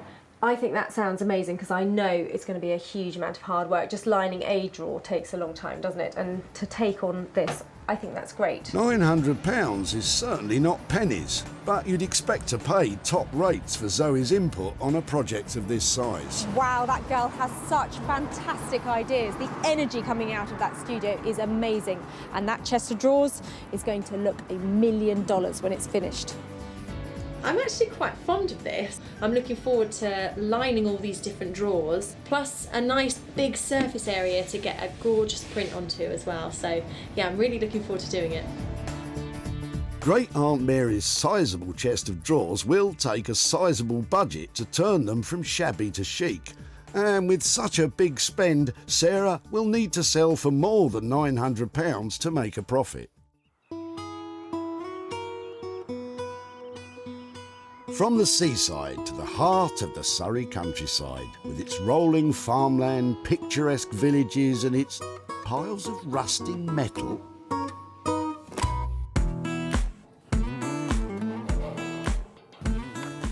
Sarah reckons her newly acquired worktops are best in the hands of Beck Simon. Bex and husband Dave create all manner of metal fixtures and fittings in their blacksmith's workshop, and they simply love a challenge. I'm really looking forward to seeing what Sarah's going to bring today. What do you reckon we're making? A coffee table? A chair? A boat. We think we're building a boat today. Well, whatever you end up making, she's hoping her man-made marble will float your boat. Hiya. Oh, both of you, how are you? Got a little something for you. Well, let's have a look. I've got quite a bit of it. Yeah. I've got 3 nice bits. Oh, brilliant, thank you. It's quite heavy. And you might be thinking, it's not very metal. Yeah. It's very posh. Yes, it is posh. That's exactly what I thought. So I was wondering about making some tables out of it with metal legs. Oh, yeah, sure. I mean, how many pieces have you got? I have got 3. I think I bought this one because it's the smallest and the lightest. Shall I go and get the other bits? Let's have a look. This material is a bit of a departure for metal worker Bex, but at least Sarah's looking for metal legs. Tell me about the bottom sort of frame that you had in mind then. I know you've got your really long pieces of metal. It was a bit crazy to have the top and then it's like screw up a piece of metal so it does really weird things and make legs out of it. I think doing 3 of those, that's going to take us a long time because then to make it level and looking nice. I mean, that could be quite good fun. I'm up for that. So that's 3 tables with geometric metal frame legs. Bex doesn't look convinced about the way forward, but Dave seems more decisive. If it was between 100 and 150 pounds per table. If it's going well, we can, really go to town. Yeah. And make you it. Get more bends. Get more bends. If it's a nightmare, we'll just simplify it. A lot. We'll just, work with that budget. I hope you haven't stuck your neck out, Dave, and I hope it goes really well. No, it'll be fine. Okay. Take care. Thanks so much. Bye. You seem like you're going to enjoy this one. Yeah, no, I've got a good feeling about this one. Uh-oh. Yeah. We've just buried it. Oh no, here we go. I'll get my coat. I hope I haven't caused too much marital disharmony there. Didn't seem like they were both thinking along the same lines, so fingers crossed that's all right. I'm hoping with the marble and those really funky geometric shapes, they should look really cool. With an approximate cost of £150 each for 3 tables, we're looking at a total bill of around £450. Selling them as a matching set could mean that Sarah might make a decent profit. From the rural idyll that is Surrey, we're shifting the action over to Sussex, where it's time for Sarah to get busy with her very own project.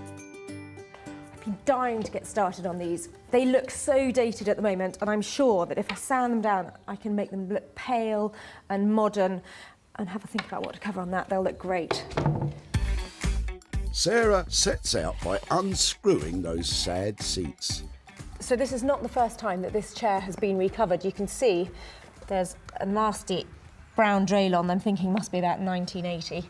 And underneath it, the original vinyl that would have been on the chairs when they were bought. Okay, so that's how they would have been originally. So that will be pretty easy to recover.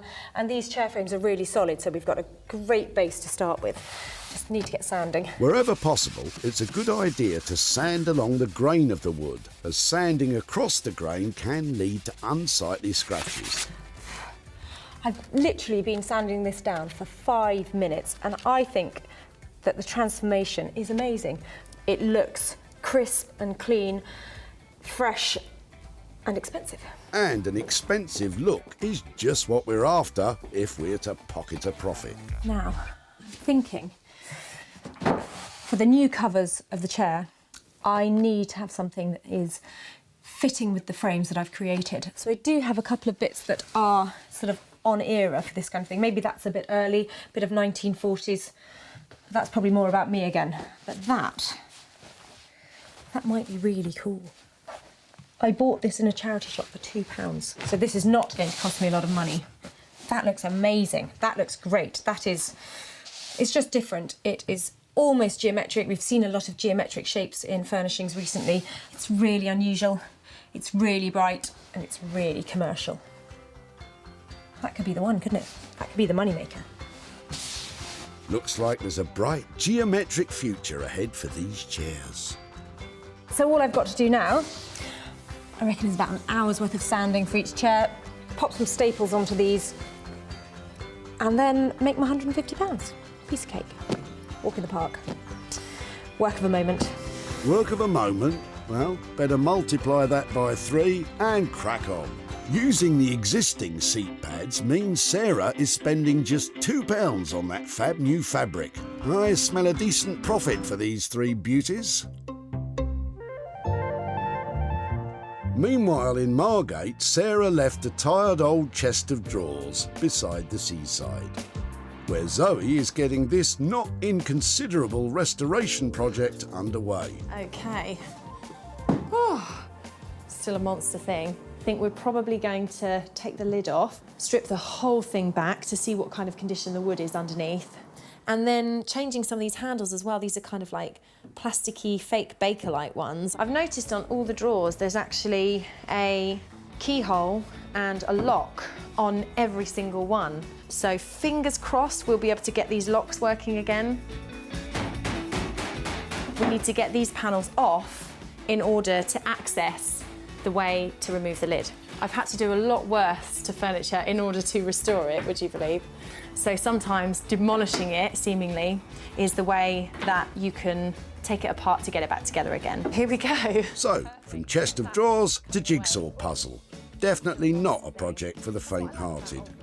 Zoe's next job is to strip the wood, and for this, she uses a professional paint and varnish remover. Leave this for about a minute maybe, nice and thick, and when it bubbles up, it'll have loosened all of the varnish. Always wear heavy-duty protective gauntlets and a face mask when applying a chemical paint stripper. Stripper is working perfectly. It's lifting the varnish, which is really good, although the wood underneath isn't amazing. A lot of the damage and watermarks are still there, so we're going to have to look at getting them out a bit as well. That looks like it's been in someone's shed and it's had a leak onto it or something like that. With some of the heavy, dirty work out of the way, Zoe can start thinking more about the design stage of this rejuvenation.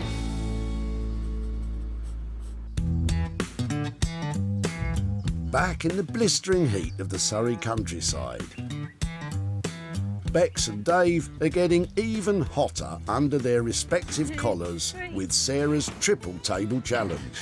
We're starting work on these slabs. We're going to make a couple of coffee tables and a console table. So we're just making a temporary desk outside, because obviously we'll probably be working with some long rods and stuff. So we're going to see if we can make all 3 right now. Lengths of steel rod will form the table legs. Once Bex cuts the rods down to manageable lengths, each one will be bent into shape.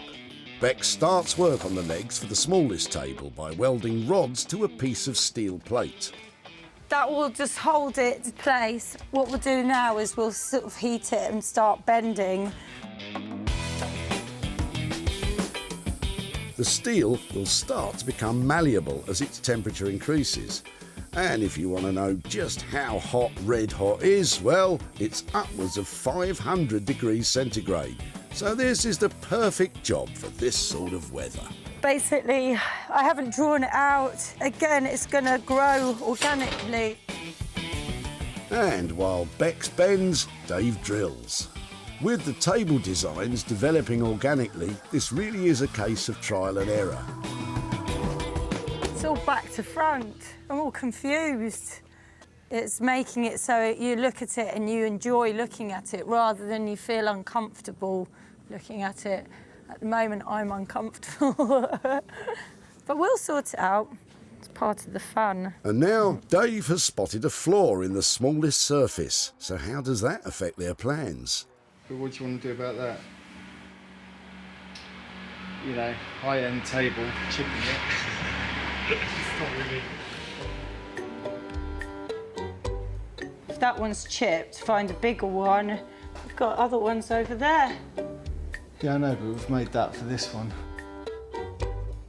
With the smallest surface now chipped, the guys decide to go for plan B and try the biggest table on the existing legs. It's running out of time not having anything, all like slightly built and very botched, which I would be really mortified at, or trying to make something work and look nice, you know, that a customer will, you know, like and still put in the house. So plan B. So we're down from 3 tables to 1. Time to marry the largest tabletop to those spaghetti legs. I think that's our best Bet. option now. She looks better being a more contained Yeah. block within the table. Yeah. Like, I don't feel as annoyed with it, you know. So that looks nice. Oh, I need a glass of wine tonight. Back at the barn in Sussex, those seat covers are going from drab to delightful. That's perfect. That's absolutely smooth, really tight. If you're going to sit on that, that's not going to cause any problems. So I'd say that's actually quite a professional looking finish. Well, we wouldn't expect anything less. So I've finished the chair, I've sanded it all over and I've waxed it down. So you can see the grain of the beech coming out and just the natural colour of the wood. And I think it looks so much fresher than it did before. These seats were in a sorry state. But now they're a triumph in triplicate. My £2 car boot fabric, I think, has transformed these chairs. It's now beautifully hard wearing and sitting really well with this lovely grain up here. In fact, I think they look like $1 million. And I'm only going to ask £150. Sarah sanded these beautiful beech chairs and spent a massive £2 on fresh fabric covers. If she can shift them for £50 each, there could be a very healthy profit.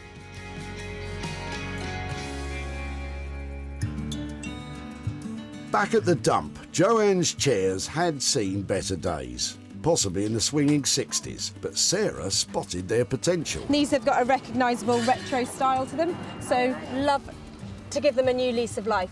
I don't think there'd be any value in them as they are, no. But if she does them up, then sells them, good on her. Sarah invited retro furniture dealer Martin to check out her chairs. So, what did he make of them? This is 1950s, 60s, and people love this look. For Martin, these were a must-have for his shop in London. Sarah has come back to Stockport to update Joanne on her 3 forlorn chairs. The refurb was inexpensive, so just how much profit has been made? Got friends. Hello. Hiya. Hello again. How are you? I'm fine, thank you. I've got some pictures to show you of your chairs that we found at the tip, but I was trying to remember where you said they came from and their history. Ah, right. Well, originally they were my husband's before we lived together. I rubbed them down and did Wow, that look to at them. them. They're dead bright. They were dead dull before. They're really nice. They're really nice. I don't think it'd go in my wallpaper though. No, I don't think. And it turns out that somebody did really like them, and really? they were what they were looking for. So I did actually make a profit. All right. And that profit is for you. And wow. There's £100 there for you. You're joking. Never expected that. Sarah has only spent £2 transforming the chairs, and she managed to negotiate a sale of £102 with Martin, so that she could hand over the full £100 to Joanne. What will you do with £100? Well, we're going camping next week, so I think that will cover the petrol. Fantastic! Oh, I hope you have a lovely time Oh, camping. thank you. Thanks for doing that. Yeah, and I'll think of you. I know, yeah, that's brilliant. Take Thank care. you very much. Bye-bye. Bye. I can't believe that the profit on them was £100. That's amazing. It's absolutely brilliant. I really enjoyed working on those retro chairs, and I love the idea that Joanne's going off to spend that money on her camping holiday.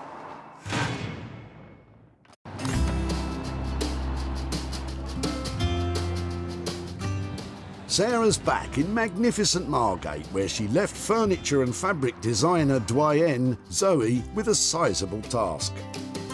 Now, I left Zoe with a real challenge. She had a big, broken, brutal-looking chest of drawers, so I can't wait to see if she's managed to bring that delicate Zoe magic to it. Zoe took a tired, tatty old chest of drawers and has created a stunning piece of bespoke furniture with hand-printed surfaces, lovingly restored woodwork and new fixtures and fittings. I'm keen to know what she thinks about the all-over print on the front, because that's something a little different. I don't normally do that, but I loved making the pattern for them, so hopefully she'll love them. Hiya! Hello, how are you? Really well. How are you? Very good. It's amazing out there today. It is very nice. Thank you for bringing the good weather to Margate. I have something to show you here. Is that it? Yes, I can it is. see it. Are you ready? Yeah. What do you think? I think it's fantastic. What have you done? Is it paper? Have you... This is all hand printed onto the surfaces, and this design has actually been made especially for this chest as well. It's bespoke. Me pulling on all my textile design background. It is transformed, isn't it? It was never going to look like this, you know. I can't believe you've done it. This interior is just inspired, and I think that when people open it, it'll be such a surprise. Does it work? Yes, I hated the idea of passing on something that had a function but that was redundant, so I jimmied out all of the locks and took them up to my local locksmith, who kind of winced a bit when I said, oh, can you fit some keys for this and stuff, but he did an amazing job, and actually we've got 2 keys that fit every single one, and they've even got little tassels on as well, so. I know that we had quite a big budget on this. I think we left you with £900 to play with. How has that come out? Are we still on budget for that? Yes, we're on budget. I'm always seeming to go a little bit over on things that I'm really fond of, but yeah, we're definitely on the 900. I think it looks lovely, and your finish is always surprisingly good for what you can do with an old piece of furniture. So I don't know how you do it, but I'm so pleased that you do. This restoration wasn't cheap, but then creating a unique design classic was never going to be. Zoe's design and labour costs came in at a whopping £900, so Sarah needs to beat that to make a profit.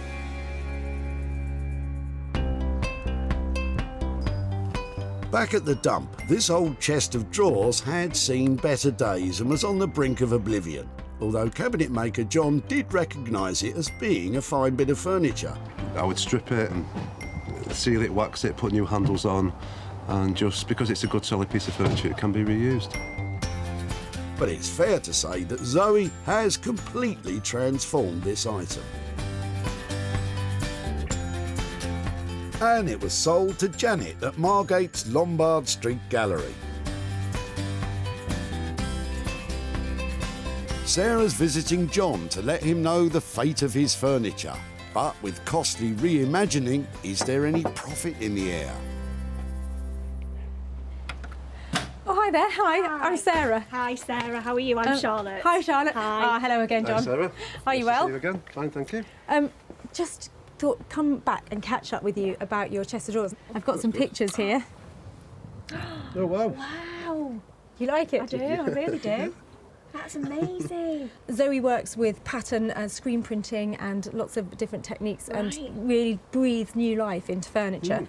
Wouldn't have thought to put those colours with that No, either. no, that's lovely. So it was always our intention that to try and sell your chest of drawers after we had done that to it. So we did sell it, and we made £100 profit on it. Really? Wow. And I've got that here for you. Who gets the money? You're Me!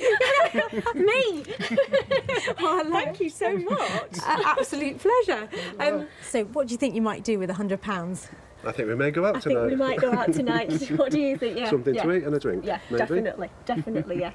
Lovely. Well, I think Aunt Mary would be, you can raise a toast to her, can't you? We'll raise a glass to her tonight, definitely. Yeah. Thank you. Lovely. Thank Well, you it was for that. Pleasure. Really Thank you, nice to Sarah. see you. And you. I appreciate finish that story. We'll have a few drinks tonight. I love it. I'll be thinking of you. Thank you, Sarah. Take care. Yeah, thank Bye-bye. you. Bye. Bye. So, Aunt Mary's drawers cost £900 to take them from dingy to desirable. This allowed Sarah to achieve a sale price of £1,000, which left a profit of £100 to be handed over to Charlotte and John. What's done with it is something that we could never have envisaged being done. No, we wouldn't have done that ourselves. Absolutely not. No. And the colours that we used. It looked fantastic. Absolutely brilliant. Brilliant. We've never imagined that No. to look like that. No. It was wonderful. Wonderful. Well, that was a great reaction and hardly surprising, really, given that fantastic transformation of that old chest of drawers.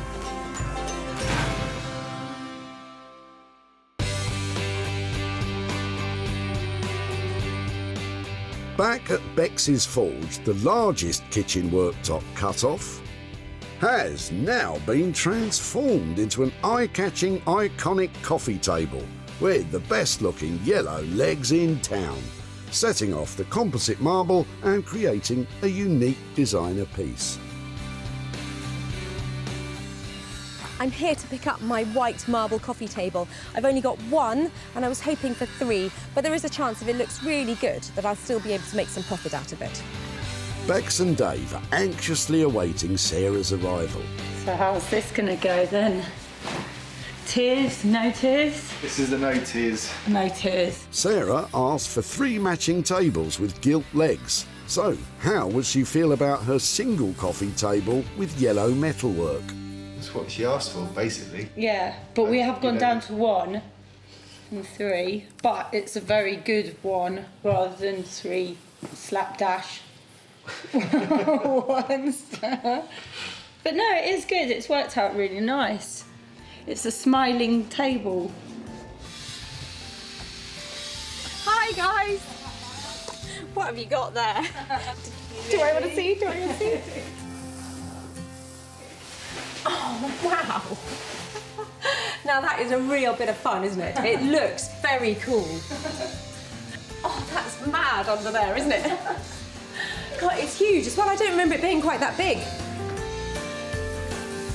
The finish is beautiful as well, isn't it? Yeah, it's worked out really nicely, that top. Like with those lovely crisp edges. It's really cool. I like the way all the angles change, somewhere wherever you go. Yeah, it's organised chaos. I think when you think it was literally about to be hoofed over into a skip, you know, I think you should be very proud of what you've done with it. Now, you were quite enthusiastic about the work, and you weren't, so how did it work out in the end? Well, it was harder than we thought, getting it so it's level and it works and everything like that. So, we wanted it to look right. So, no, I think it's worked out really nicely. So I know in our initial chat we thought we might really go for it for 3 tables, and that was at £150 a table. How much are we looking?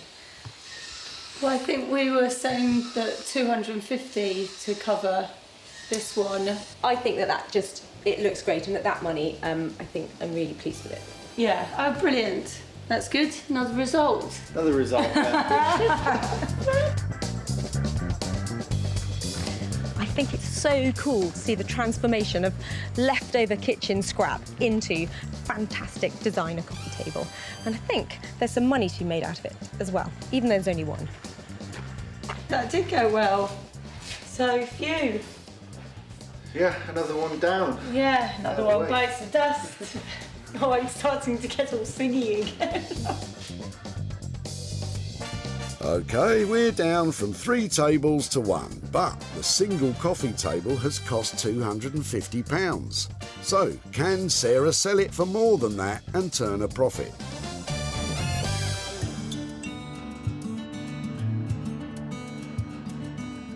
Neil and father-in-law Roy took a trip to the tip to jettison some offcuts from a new kitchen worktop.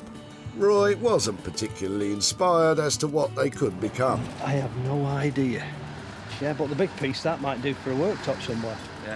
Yeah. In a small kitchen, maybe. I don't know.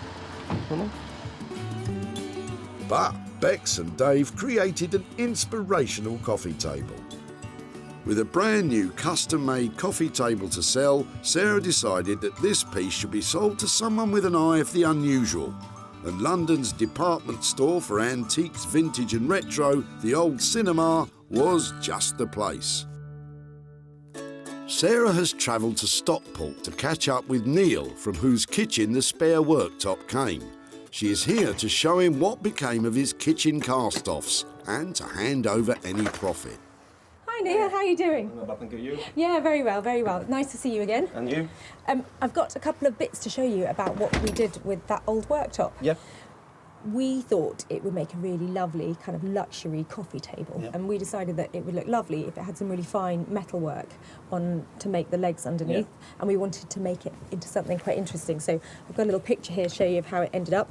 This is how it ended up. Well, that's all right, isn't it? Do you think so? That's nice, that. We've sold your worktop, come table, and after we paid Bex her expenses and all her time for doing it, I've got 75 quid here to give to you for dropping that off at the tip. Thank you very much. So, Neil's offcuts cost £250 for Bex and Dave to transform into this contemporary coffee table. With a sale price of £325, Sarah has achieved a profit of £75 to hand over to Neil. What would you do with 75 quid? Probably spend it on my daughter. Oh, really? Yeah. Has she got stuff on her wish list at the moment? Or Got all sorts on my wish list. Well, thank you ever so much for being there that day, dropping off your lovely worktop, and I hope your daughter enjoys what you buy with her. I'm sure she will. Thank you very Okay, much. thanks a lot. Bye-bye. Another satisfied customer. Today, all 3 saved items have made a profit. From the 3 dated chairs spruced up by Sarah, to the drab drawers returned to former glories by Zoe, and finally the composite marble worktop transformed into the crazy-legged coffee table by Bex and Dave. We're really on a roll. That is 3 great transformations and 3 chunks of cash handed over, and all going to prove that just with a little ingenuity, you really can make money for nothing.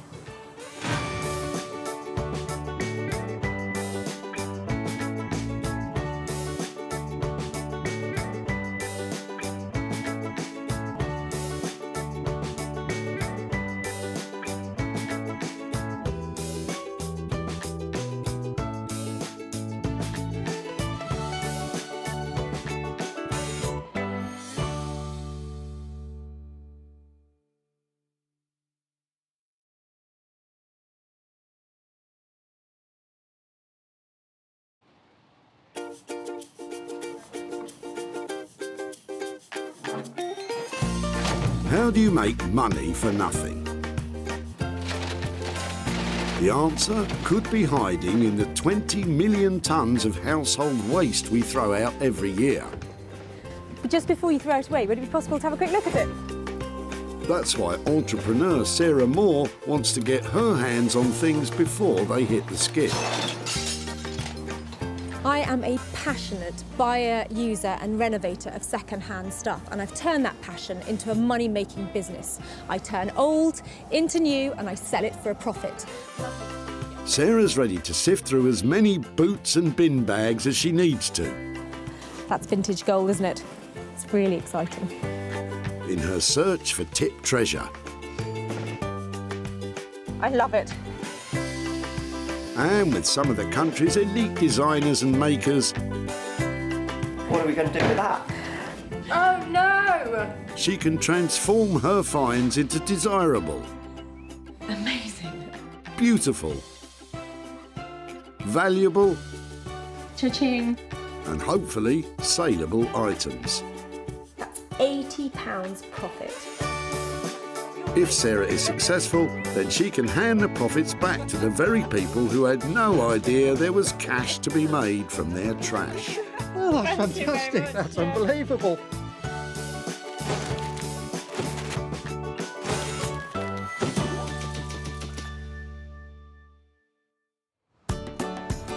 Sarah is at the Whitley Community Recycling Centre in Surrey, where the people of Whitley and the surrounding area bring a treasure trove of unloved and unwanted items destined for landfill.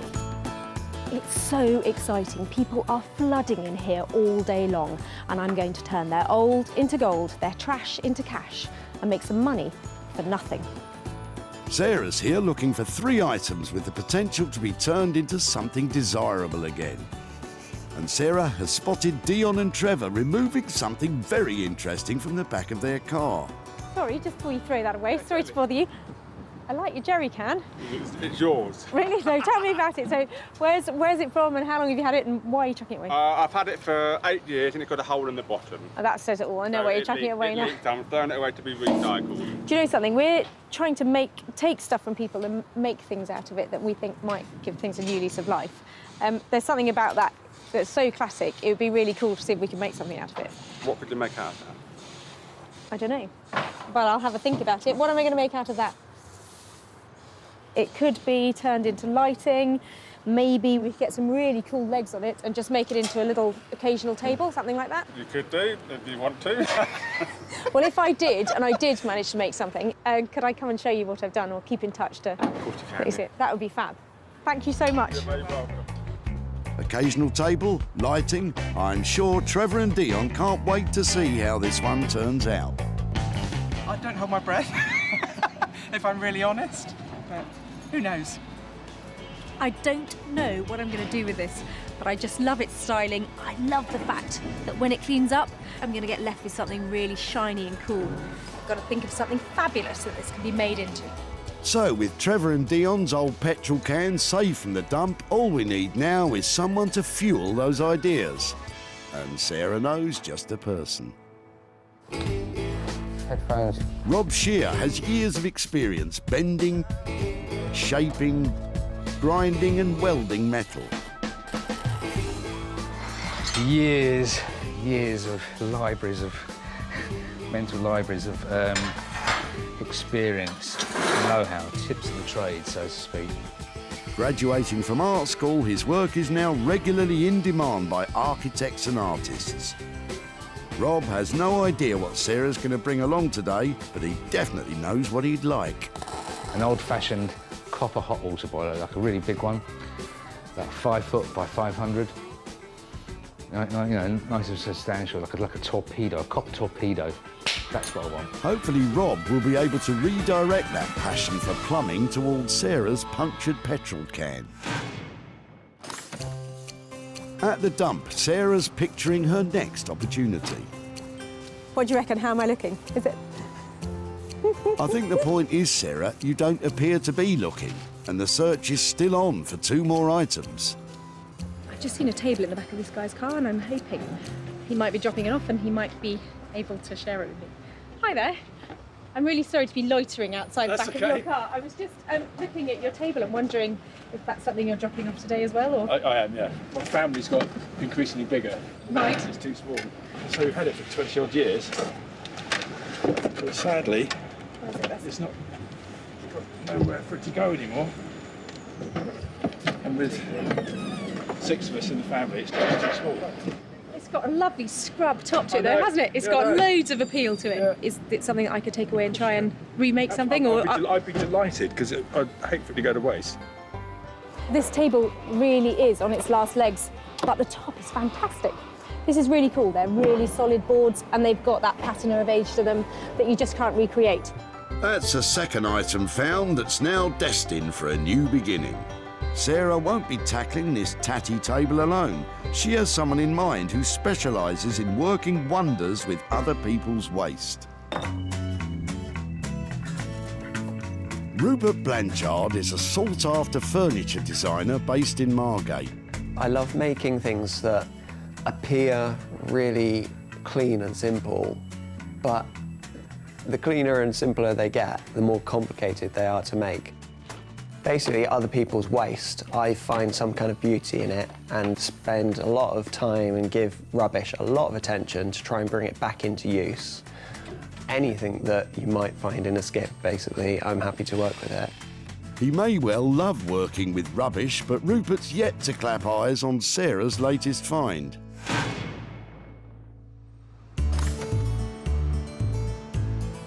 Of course, it's important to remember that not all that glitters is gold. Don't you love the dump? Probably not as much as you, Sarah. With one item left to find, Sarah spotted Janet and her sister Julie, who are helping their mother move by clearing out items which won't make it to her new home. Hi there. Hello. I'm loving the look of the stuff in the back of your truck. I'm looking for stuff that maybe we can give another life to or reuse in some way. It would be great to get this out and have a look and then maybe see what other stuff you have. Yeah, sure. Oh, I love a carpet sweeper, look at that. Isn't that great? Sarah's already saved some of Janet's stuff before, but she's straight back in there for round 2. And for once, she's spoilt for choice. Don't know what to pick first. I'm quite interested in the chair because I know things like this recovered or perhaps really good to go into bedrooms and you know, they're usable pieces of furniture because they're quite small. It was given to my mum by a friend of hers, so she wanted something in her hall. And the cat, as you can see, sat on it most of the time. I'd love to have a go at giving this a new lease of life. That would be fab. It'd be nice to see it revamped. It's not in great shape at the moment. It's covered in cat hair. It's got lovely brown velour on it. So at the moment, it's not looking lovely, but it's a really easy makeover, this. It's got a wooden frame. It means you can staple stuff to it and cover it, and it will look fantastic. The chair's going to look lovely, actually. I think if that's covered in a nice tapestry sort of material, vintage material, that would look really lovely. But, you know, wait and see what she does. It'd be interesting.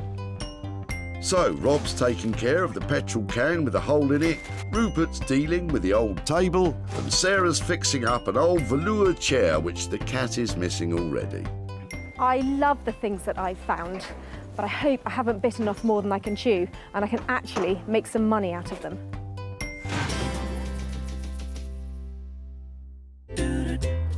Walthamstow is not only a suburb of East London, but also the name of the first album of East 17, one of the 90s most popular boy bands. It's also where Sarah has brought her old petrol can, looking for a spark of inspiration to ignite the imagination of Rob Sher, who I'm pretty sure has never been in a boy band. I think Sarah's coming along today. I hear she's got a few bits and bobs for me. Got no idea what they're going to be. A real mixed bag of stuff she brings, a real surprise. Sometimes good, sometimes absolute trash. And I've really got to try and make a pearl out of a swine's ear, as they say. I think it's a silk purse, actually, Rob, and you'd be very lucky to make one of those out of that old petrol can. I've got a little something for you. Yeah, I thought you might. What have you got for me today? Well, do you know, I saw this and I thought of you, and then I thought, I'm not quite sure what I can do with it. So, first of all, I thought maybe it's a table, you know, like a sofa table or something like that. And the only other thing I thought about was it's kind of the right size for carry-on luggage, like a wheelie bag. Wheelie bag, petrol can on an aeroplane. Good idea, Sarah. It's not going to happen, is it? No, it's not going to happen, no. Go on then. What would you do with it? What we could do, maybe I could cut this out, give maybe a little bit of a graphic feel, a little graphic flame looking all the way through, seal it off, and then maybe put some kind of light feature inside. So not candle, but plug-in light, like... A plug-in light, yeah. That's really cool. So something, what, for somebody's, like a man office or the garage, you know, like... Man office. Do you know what I mean? Like I know, a den. yeah. I think that's really good, and lighting is a great option. It's going to appeal to the boy and the man. Man in the boy, boy in the man. Clearly designed to appeal to a cross-section of the male population, this old rusty punctured petrol can is about to become a unique designer lamp, perfect for gracing any man office. So what are we talking about money-wise to get that done like that? Well, I've got to take the surface off, I've got to cut it open, I've got to make the tube which goes inside, finish it, rivet it on. I mean, it's about 250 to 300. So we're looking at quite a high-end item here in the end, aren't we? This has got to sell for a load of money. It doesn't look great now, but I have every confidence that the next time I see it, it's going to look really fantastic. So I give you the challenge. Always a challenge from you, Sarah. Don't worry, it's going to look lovely by the time we come back. Rob is a genius. That light is going to look amazing. I can see it going into all sorts of different places, so I couldn't be more pleased. Brilliant. Sarah's going to have to spend up to £300 for Rob's expertise. But with premium price tags for lighting, Sarah is still hoping to make a profit from the old petrol can. Margate is a traditional British seaside town which has recently been rejuvenated by a cultural renaissance, a part of which has been the burgeoning revival of all things retro. It's where Rupert Blanchard has his workshop. Today I'm hoping that Sarah's going to turn up with something really rotten, really far gone, something that most people would only assign to landfill, and hopefully I can pull something out of it. Sarah knows that if anyone can save Andrew's table, it's Rupert. There's a really sweet story behind this table. The guy was dropping it off, he's got 4 kids, and you can see where there glitters all over it and everything, and they've just grown out of it. So they've got a new, bigger table, and this one, surplus requirements. But I was wondering if there's anything we can do to make it into something like smaller or cubey, or just not a table. Oh, this is a hard one because it's such a nice table, but it's obviously outgrown its use and it is actually rickety. If we're working with the material as it is, yeah, it is a lovely worn kitchen table, so why not have it as a worn kitchen table? Maybe just becoming a bigger table. You're talking about putting slabs of new product in here to make it into something really substantial. You can have a split, perhaps it does pull apart, if another element comes in, something that just really brings it up to date and celebrates what it is. It looks like Rupert is convincing Sarah to see the inner table in this dinner table. I love that idea, and I love the fact that it was redundant because it was too small, and now we're making it into something really impressive and bringing everybody together around the table again. That will be brilliant. However big the table becomes, Sarah will be hoping the cost stays small. So if we're looking at some kind of insert in stone or something like that, are we looking at 400 to 500 quid, depending on the material a little bit more? It's about 2-3 days work, depending on what we're casting or, as I say, the material. So, yeah, I think you're about right. Brilliant. OK, that's a great place to leave this and then go forward. Hopefully come back and find something much more substantial. I love the fact that Rupert has recognised that that table has been at the centre of so many good times. And I know with his radical redesign, it's going to be surrounded by a lot more fun in the future. With this transformation costing as much as £400, Sarah's going to have to sell the table at a premium before she sees any profit.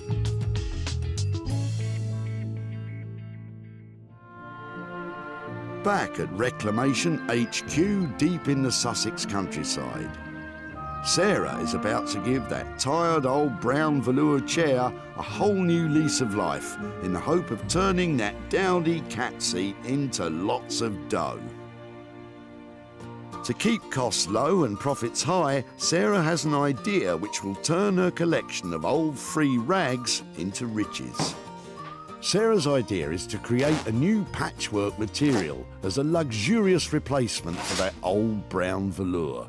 I'm going to cut all the offcuts and all the random bits into the same size square. I'm going to sew them in strips first and then sew the strips together to make a whole panel of fabric. So I'm going to put the fabrics with their good sides facing each other and then sew along.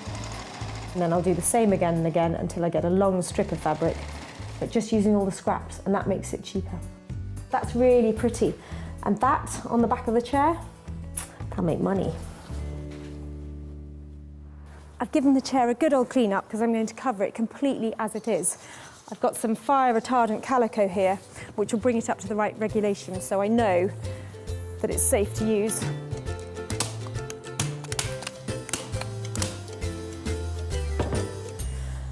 Just given the chair one quick layer in this fabric, and I think it looks much better already. Now I'm going to lay on our new panels of patchwork fabric. I want this to go all over the seat and the back. And then here, right around on this side, I'm probably going to use a piece of plain fabric. I think that's loads. A tip of the trade is to begin at the front edge of the chair with the fabric turned back on itself. That way you can achieve a nice neat finish with the staples hidden below the fabric. That's a really good neat start there. Quite lucky there, I've got a line going all the way along the back. That makes it look like I almost planned it. Very well, it's fine. With the new patchwork cover securely stapled, that old brown velour chair is already totally unrecognisable. Looks better already, doesn't it? In Margate, Sarah's tatty old table find is revealing to Rupert the reason why it ended up in the tip. Okay, so this one, beautiful table, Sarah dropped off to me. Although I say beautiful table, it's had its day, it's sadly knackered. I'm just trying to work out how it's made, so I'm just going to try to separate it all. It shouldn't be too taxing, given that it's already ridden with woodworm and barely hanging together as it is. I can already see that this table's had a strong history. There's marks and glitter and PVA glue from the previous children playing around the table. And sadly, the family that this came from, they just outgrew it. Often with old wood like this, when you start playing with it, you reawaken old smells, or all sorts of things. Every meal and every glass of wine that's been spilt on it. A nice old kitchen pine table always makes me hungry. Could go for a nice sandwich around this table right now. That's the last piece of the top. Walthamstow was lucky enough to have a new fire station built only 3 years ago, but hopefully we won't be needing their services today. This kind of goes into the risk assessment. Put that there. Headphones. Of course, we all know there's a perfectly valid reason why we avoid all forms of ignition when dealing with petrol. Okay, so more importantly than any of this is to get the proportions right. So what I've got to do now is cut this right. I'm only going to get one chance. So tape measure. Oh, look at that! Look at that! Look at that! Look at that! The form's right across this line here. That's good. That's good. It's meant to be. It's meant to be. Now, at the moment, you may be thinking of a flame silhouette light for a man office. But Rob has had a spark of inspiration, potentially a dangerous thing when dealing with a petrol can. Having noticed a striking resemblance to the shape of a Zippo lighter, Rob is now going to cut the top from the can and have a light in the lid. Not sure what Sarah's going to think of this radical rethink. Okay, here we go. Not looking good.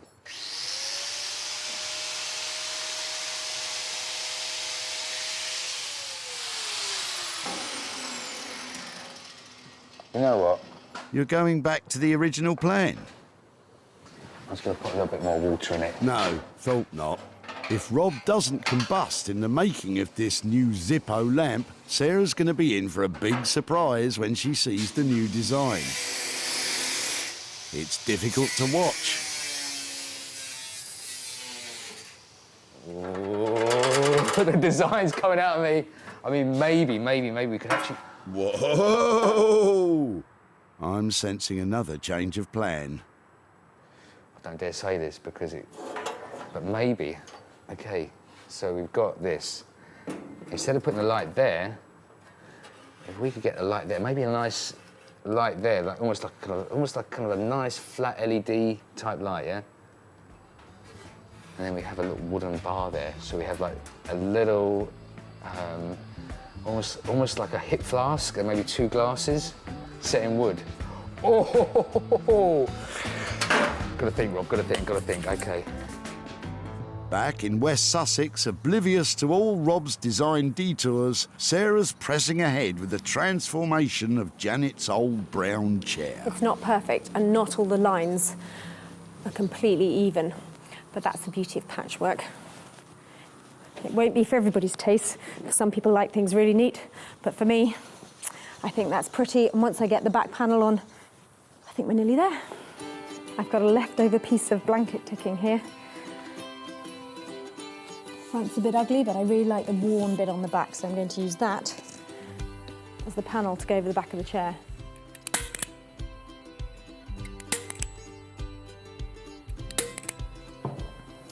Because I want to get a really neat finish all along the sides, I'm actually going to hand sew it in place, tucking it under as I go, like that, so I don't have to buy any expensive braid or anything to finish it off. And I think some little hand stitches, happy for them to be visible so it looks handmade. Just catching the chair and the fabric, and that means the whole of the chair is going to feel really tight and the fabric underneath won't be moving around.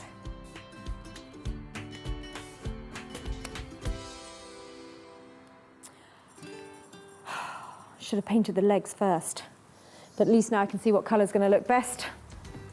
That's a relief. We thought you'd just forgotten. I think I will have to paint that. From a chair to a table, in Margate, Rupert is thinking on his feet as his design develops. I talked to Sarah about just cutting the table in half, pulling it apart and inserting a new material.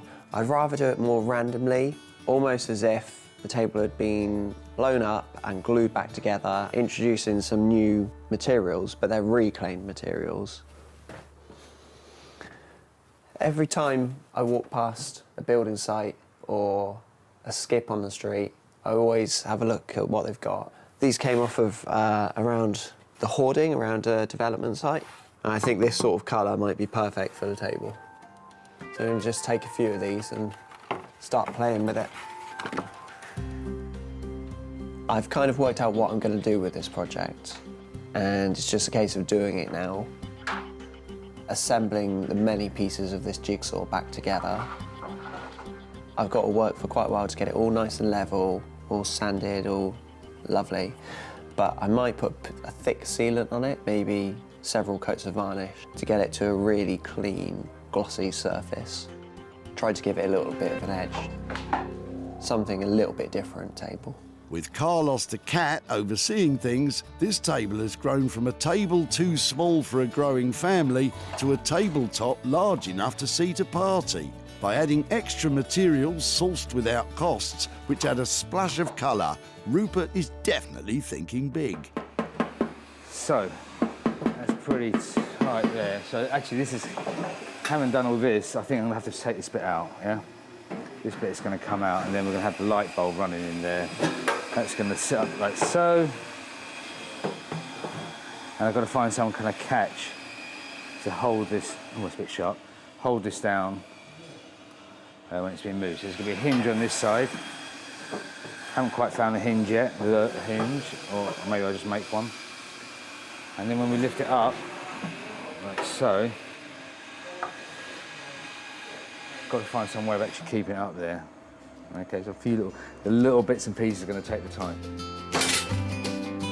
It's unusual for Rob to have such freedom of design on a project. More often than not, when working for architects and artists, specific plans are provided detailing exact dimensions and specifications. So, with all this creative freedom, anything could happen.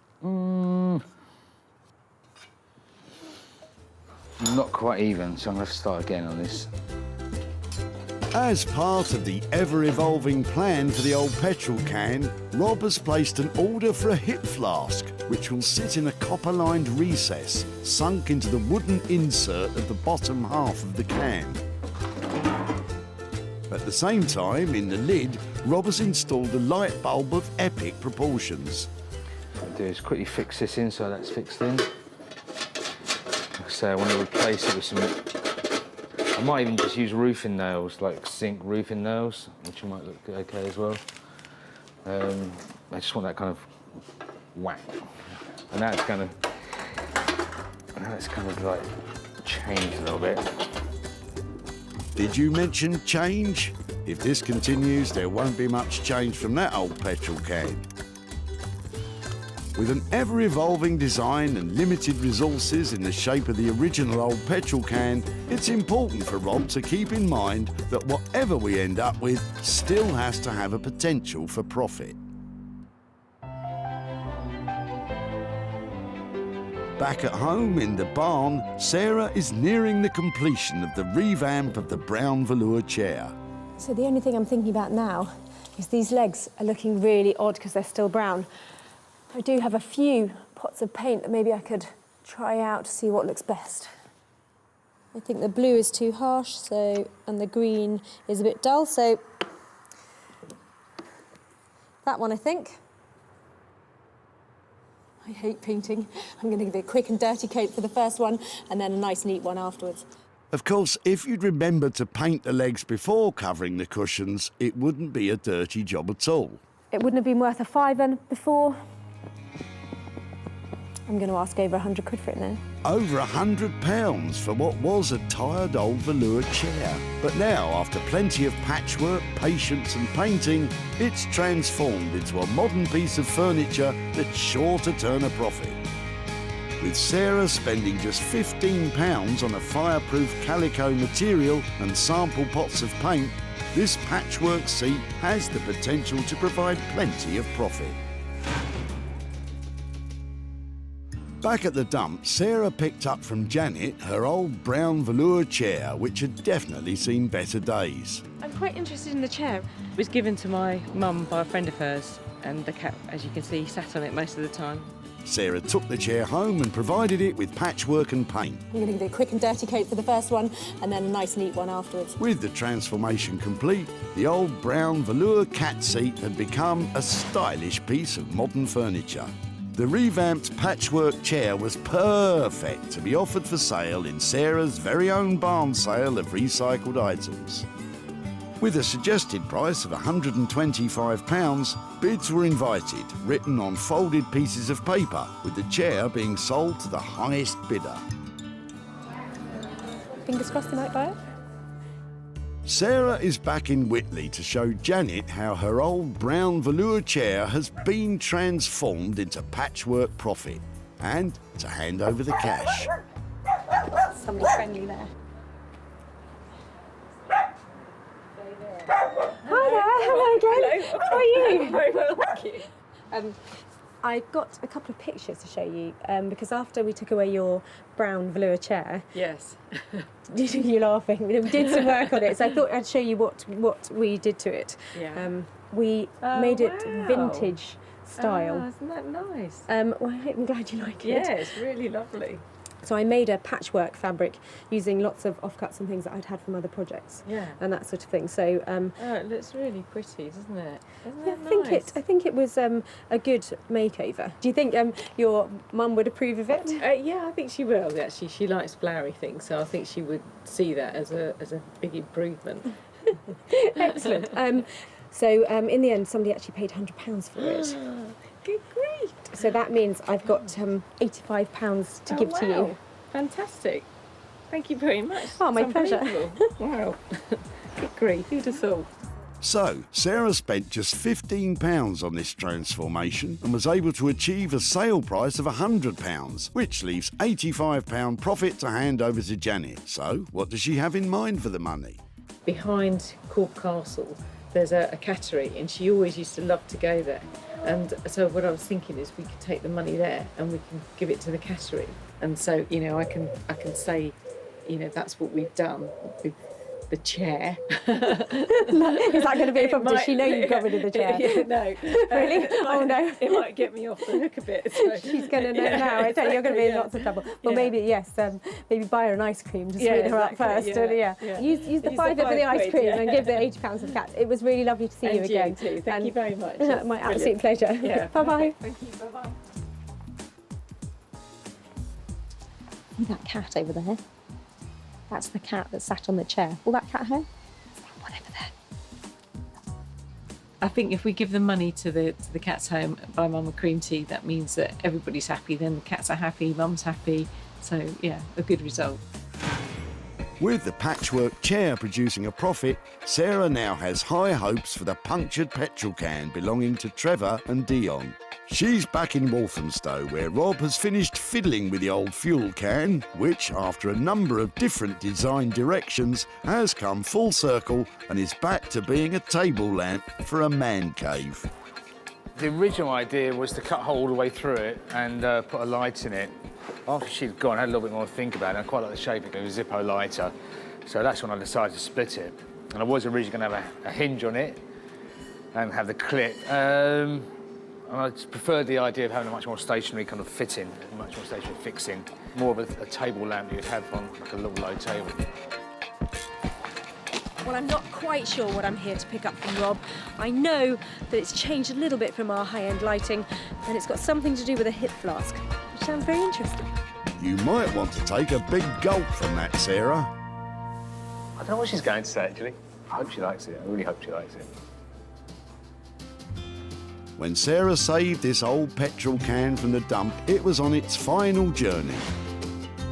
But now it's been refitted and repurposed with the intention of reselling for a profit.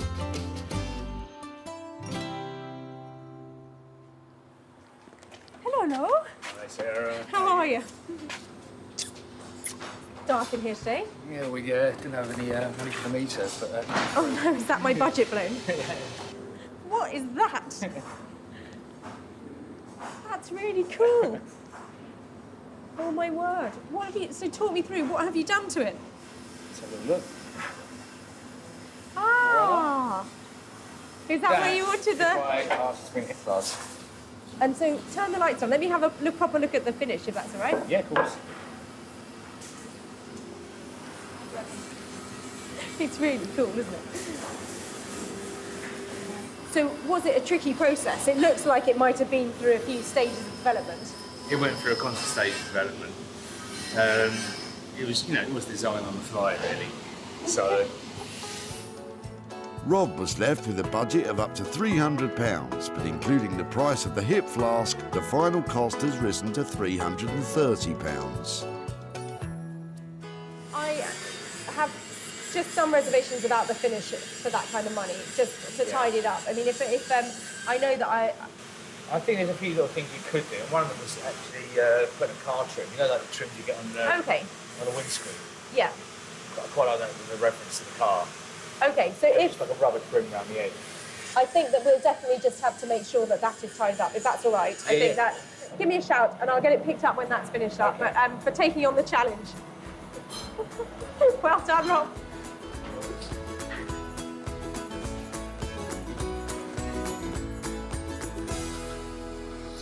I love Rob's imagination.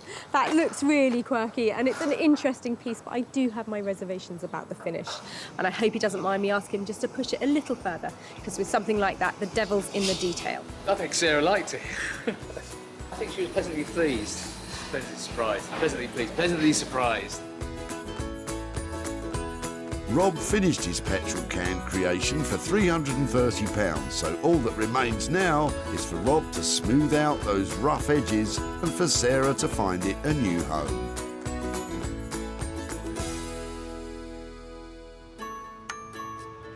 Back at the tip, Sarah spotted the potential of Dion and Trevor's petrol can. I like your jerry can. It's yours. I've had it for 8 years and it's got a hole in the bottom. Sarah's potential ideas were met with a certain cynicism. I don't hold my breath, if I'm really honest. With the help of Rob, that old punctured petrol can has now, after a few changes of plan, become a Zippo-style table lamp. Sarah's returned to Whitley to show Dion and Trevor what has become of their old petrol can. Hi there. Hello, Tara. How are you doing? Very well, thank you. Hello. How are you? All right, thank you. Nice to see you again. I've got a few bits here to show you about your jerry can. All right. No. Come on out, let me show you. So that's what it ended up like. This has got a fantastic, really bright light inside it, and he's cut it in half and opened it up, so it was sort of like a Zippo lighter. What do you reckon? Oh, well. Very different. A lot of work got into it. It's not something I'd have indoors. Normally at this point I would say, great, it went really well, I've got fantastic news, I've got money to hand over to you, but I haven't managed to sell this yet. Some things you sort of think maybe they should have carried on at the tip, but we've had quite a lot of fun with this. And yeah, I'm sorry not to be handing over hundreds of pounds for a high-end piece of lighting, but... We've got some more rubbish if you like it. I mean, recyclable bits. So, despite all Rob's hard work, the search continues to find his light a new home. With costs of £330 spent and no income generated, this could be a potential loss for Sarah of £330. We weren't sure quite what she was going to do in the first place. We were stumped at that one, and I think it's been a bit of a struggle for them to come up with a design, but they have, so good luck with that. Well, I think Trevor and Dion were really good sports because there was no money for nothing to hand over, but we've had a good laugh and quite a lot of fun with that jerry can. Back in Margate, Rupert has managed to complete the jigsaw puzzle that was this new table, but he's not sure what Sarah will think of his radically different approach to what was discussed. It was a bit of a battle with this table, and I've made it into something new, and hopefully she's going to like it and find a suitable home for it. Last time I was here, I dropped Rupert off a real challenge, a table on its last legs. I mean, like hardly attached to its last legs, in a really bad state. So I can't wait to see what he's managed to do with it. Hiya! Hey. How are you? Hey, Sarah. How you doing? Yeah, really well, really well. How about you? I'm okay. I'm just about ready for you. Really? Has it been tense? It's always tense, but it's done somehow. That is amazing. Is it? Can I touch it? You can. It's not actually wet. It's high gloss. It looks like sort of nail varnish or like something's poured on it. It's really thick. I wanted it to look like a toffee apple. That's what it is. It really does, doesn't it? It's beautiful. So it's huge. It is rather big. I know originally I said maybe I'd just cut it in half and cast a new bit in the middle. But when I looked into that, the table was so rotten and it would have cost so much over the budget to cast a nice piece. So I decided I'll work with exactly what I've been given, make something new. It is out of something old. Absolutely amazing. The red sections are actually reclaimed wood. So the budget hasn't changed at all. I've perhaps spent another £3 on it. Really? That's it. So it's ready to go and have a new life and hopefully lives for some more years. I think you've just absolutely nailed it. It's beautiful. Thank you so much. It looks fantastic, glossy, beautiful, and I'm going to go all out to try and get that back into the heart of somebody's home. I'm really pleased that she liked it. I just hope she can find a suitable new home for it now. The final cost of Rupert's work on the table has come to £400. Sarah's going to need to convince any potential buyer that this is the perfect family table if she's to make any profit at all. When Sarah first met Andrew, he was throwing out a rickety kitchen table his family had outgrown. So we've had it for 20 odd years, but sadly, we've got nowhere for it to go anymore. He was pleased when Sarah took an interest. Is it something I could take away and try and remake something? I'd be delighted, because I'd hate for it to go to waste. And now, with some reclaimed wood and a tin of varnish, Rupert has served up a large and strikingly beautiful family dining table. Sarah invited Martin, one of the country's leading retro furniture dealers, to take a look at Rupert's transformation. Whoever's done this is a very creative guy, and it's good. And he loved it so much, he snapped it up for his shop, the Old Cinema. Sarah has returned to Whitley to show Andrew and his family what has become of their kitchen table and to hand over any profit. Hi there. Hi, Andrew, Sarah. Hi, Sarah. Hi there. Oh, hello, girls. Hi there. This is the big family you were talking about. Yes. Some of them. They're four, aren't there? Yeah, there's my son's hiding away somewhere. I don't know if you remember what your dad dropped off at the tip. Do you know what we're here to? The table. Yeah. And did you all grow up with that table? Do you remember it being in your house? Yeah. It's a no kitchen table. Do you know what we did with it? We made it into a table. I've got some pictures. This is how your table ended up. Oh, wow. It's had a That's whole amazing. new lease of life. Your table went to the most amazing designer called Rupert Blanchard. So he spliced every single bit of your table together with some new material to make it into a table for 10. Wow, that's incredible. Somebody who's already bought it. Oh, have they? Yeah. Somebody who wanted a big table paid 750 quid for it. Wow. So we spent £400 with Rupert, which means that I have got 350 quid to give to you guys. Really? For your table. No way. Yeah, really.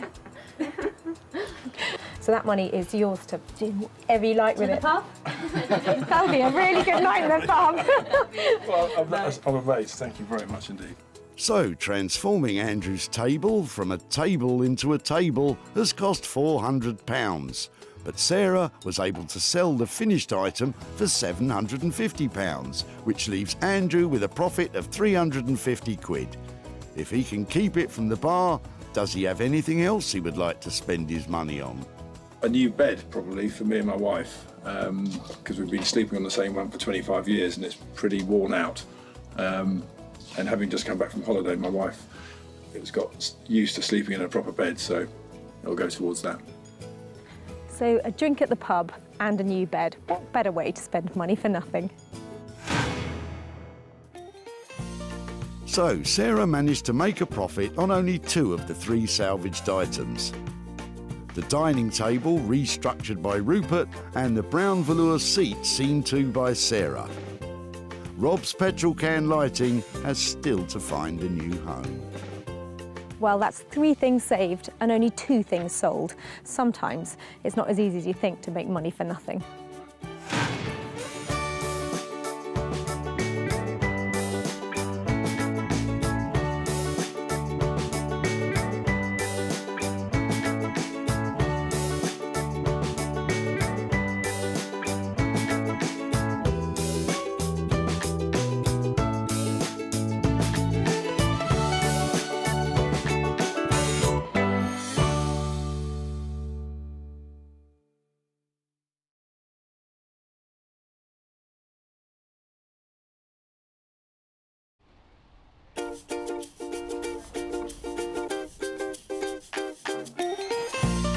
How do you make money for nothing?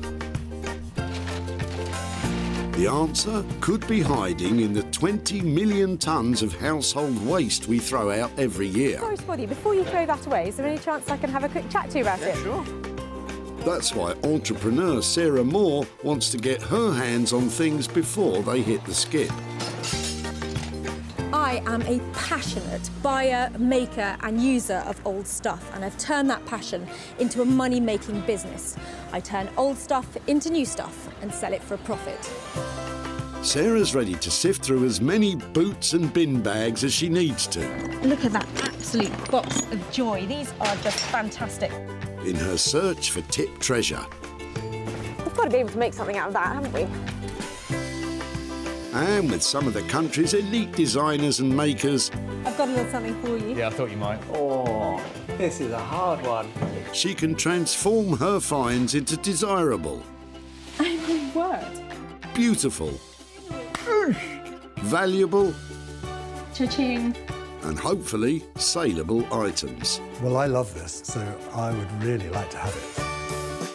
If Sarah is successful, then she can hand the profits back to the very people who had no idea there was cash to be made from their trash. That is incredible, isn't it?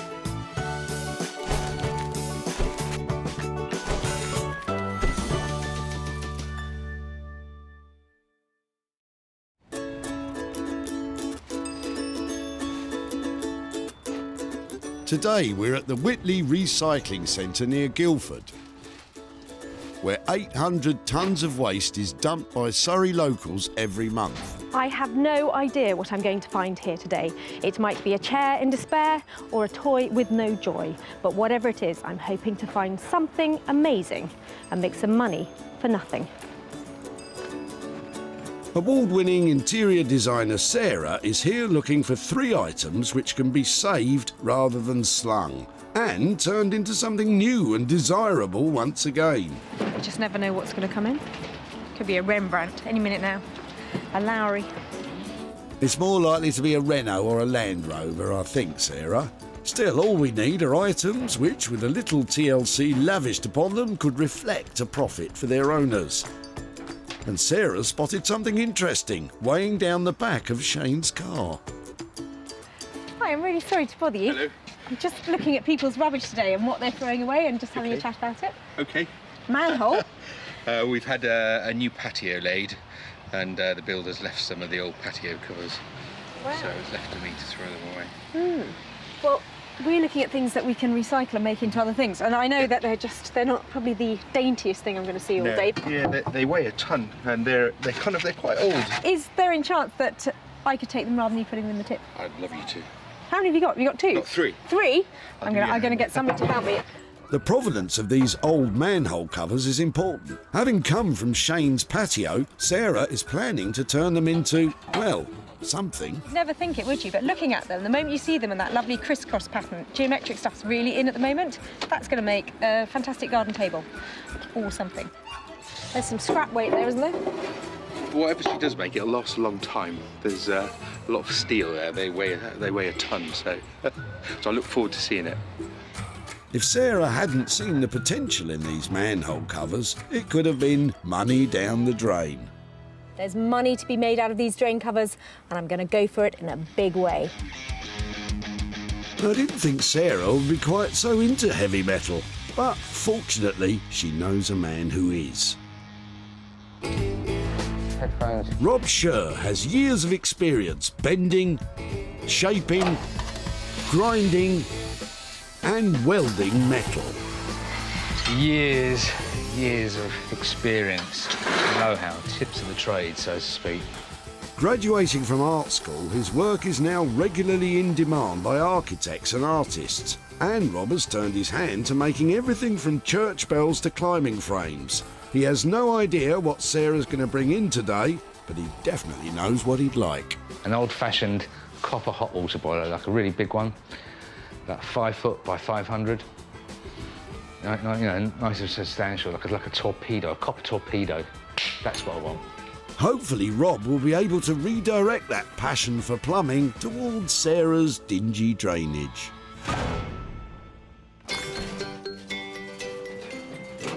I was only looking. Just as well, Sarah. Of course, once items reach the skip, they can no longer be retrieved. All I'm seeing is bush, grass, tree. Not much stuff I can recycle. Sometimes it's difficult to see the wood for the trees. Janet and her partner Chris are helping Janet's mum move house and have surplus items which are not making the transition from old to new. It's really grotty stuff today because it's just come from the loft. Oh really? Well, you never know. Did you mention grotty old stuff? Well, you weren't far wrong in the case of that old case. It hasn't got the heirlooms in it, has it? Without heirlooms inside, I think it's fair to say that case has seen the last of its travels. But hidden away on the back seat of the pickup is something with much more potential mileage. Oh, they're really sweet. Told you. 2 of those. Yeah, they're quite nice.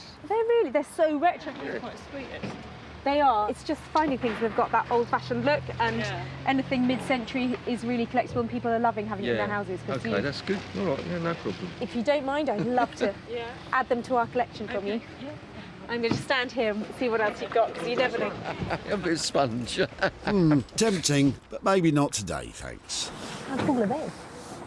If it's all right, I'm going to take them down here out of your way. Yeah, sure. Thank you.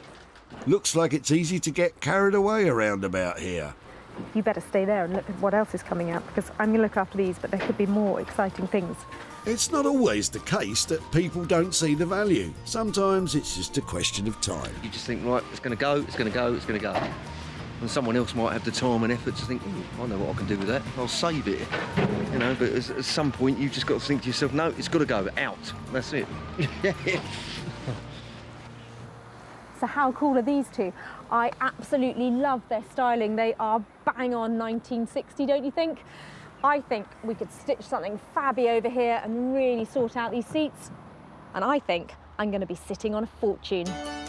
So, item 2 today has the potential to be double money in the shape of these two gorgeous 1950s chairs. And Sarah has just the man in mind to help bring them bang up to date.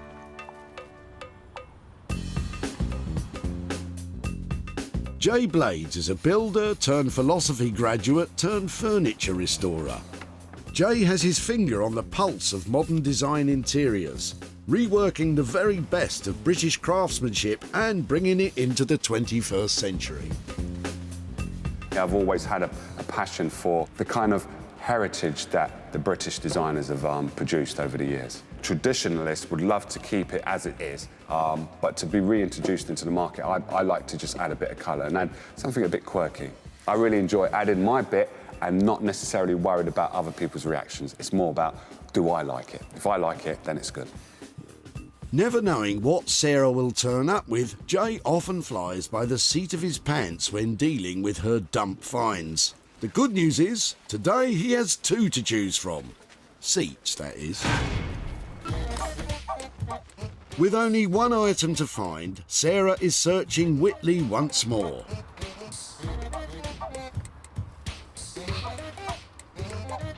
Rubbish it may be, but luckily Sarah has spotted Chris with something much more suitable. I got to stop you. So, whose is that, and why are you throwing it away? And I don't know. I think it's just been in the house for a long time. No reason really why it's been there.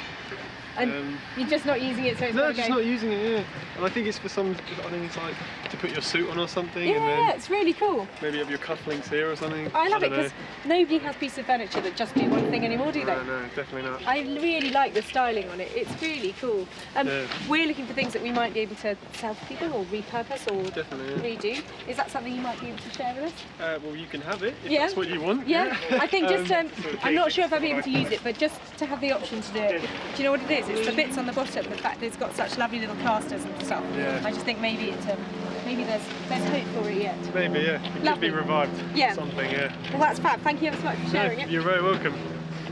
I don't know if I've got to find something to do with it now. Look at that. That's brilliant. Good luck. Thank you ever so much. I'm sure you've got something up your sleeve, Sarah. Just been sitting in my house, not doing anything. And I thought, might give it to someone else or put it to recycling where it could actually be used for something decent,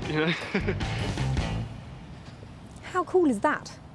Nobody has a bespoke piece of furniture just for holding their suit these days, do they? And I can't really see what else I'll be able to do with it, but I just don't think it needs to go in the tip at the moment.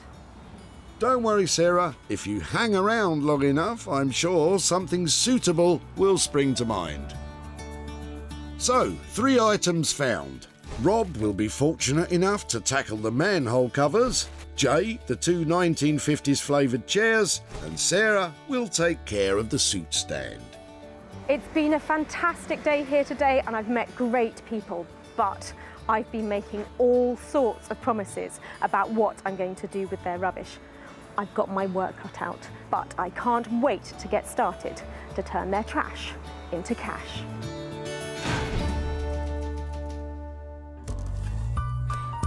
Walthamstow was home to the British Film Studio in the early 20th century, where Broadwest Film Company made many films in the silent era.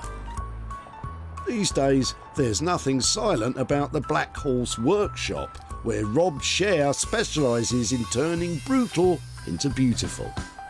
I never have any idea what Sarah's going to bring. It's always a bit of a challenge, always a bit of a head scratch.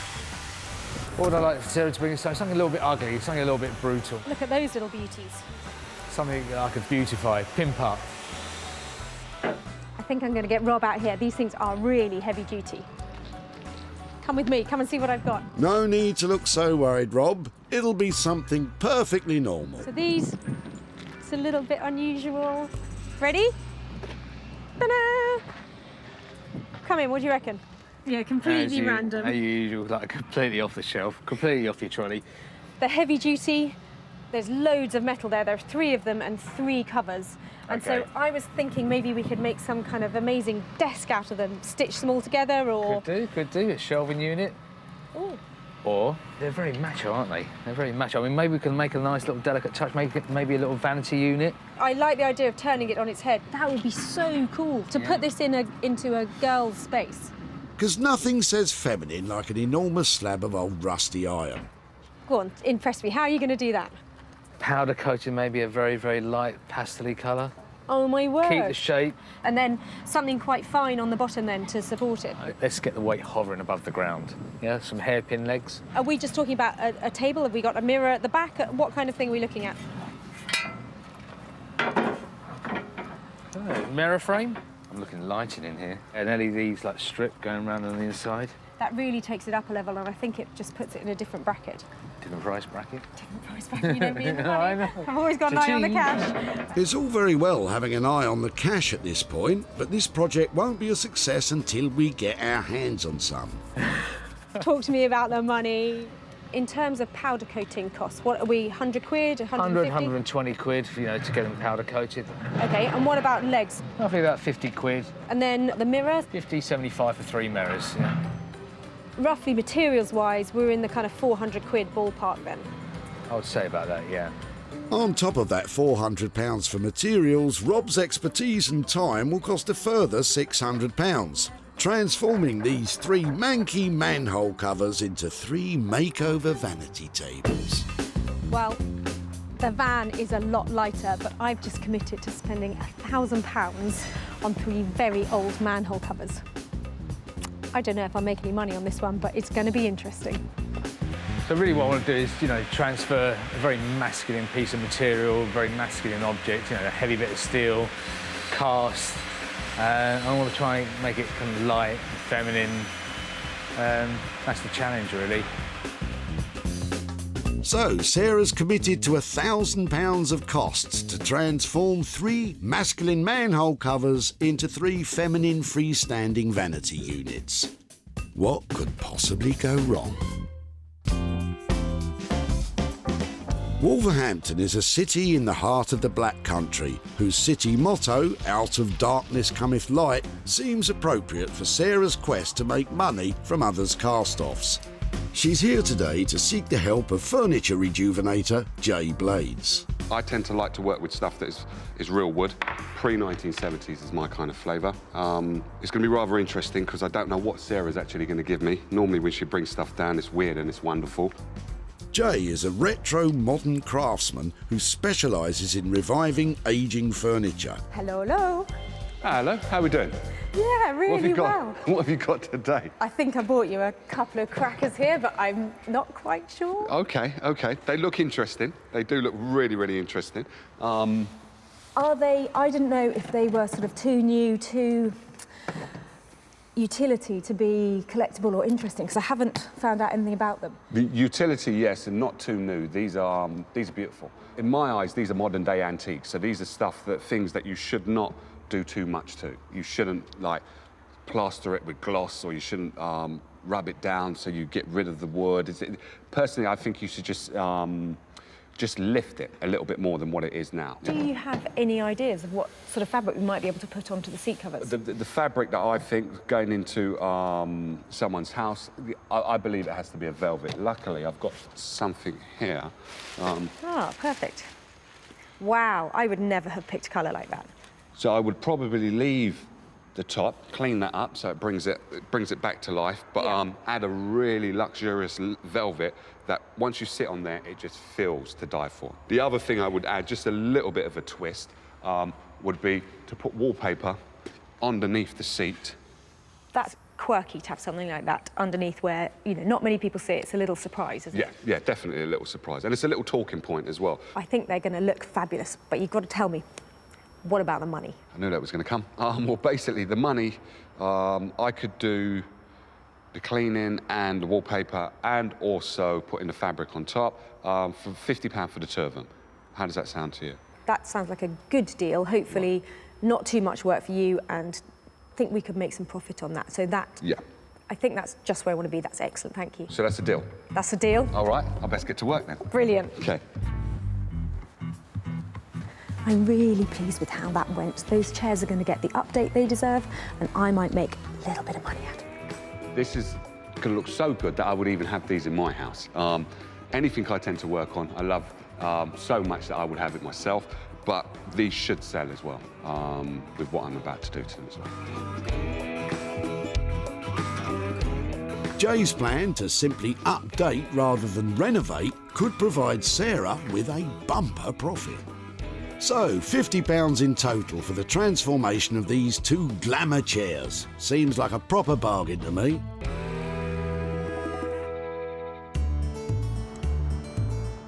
Sarah is in London with the suit stand and is pursuing a more direct approach to selling this item.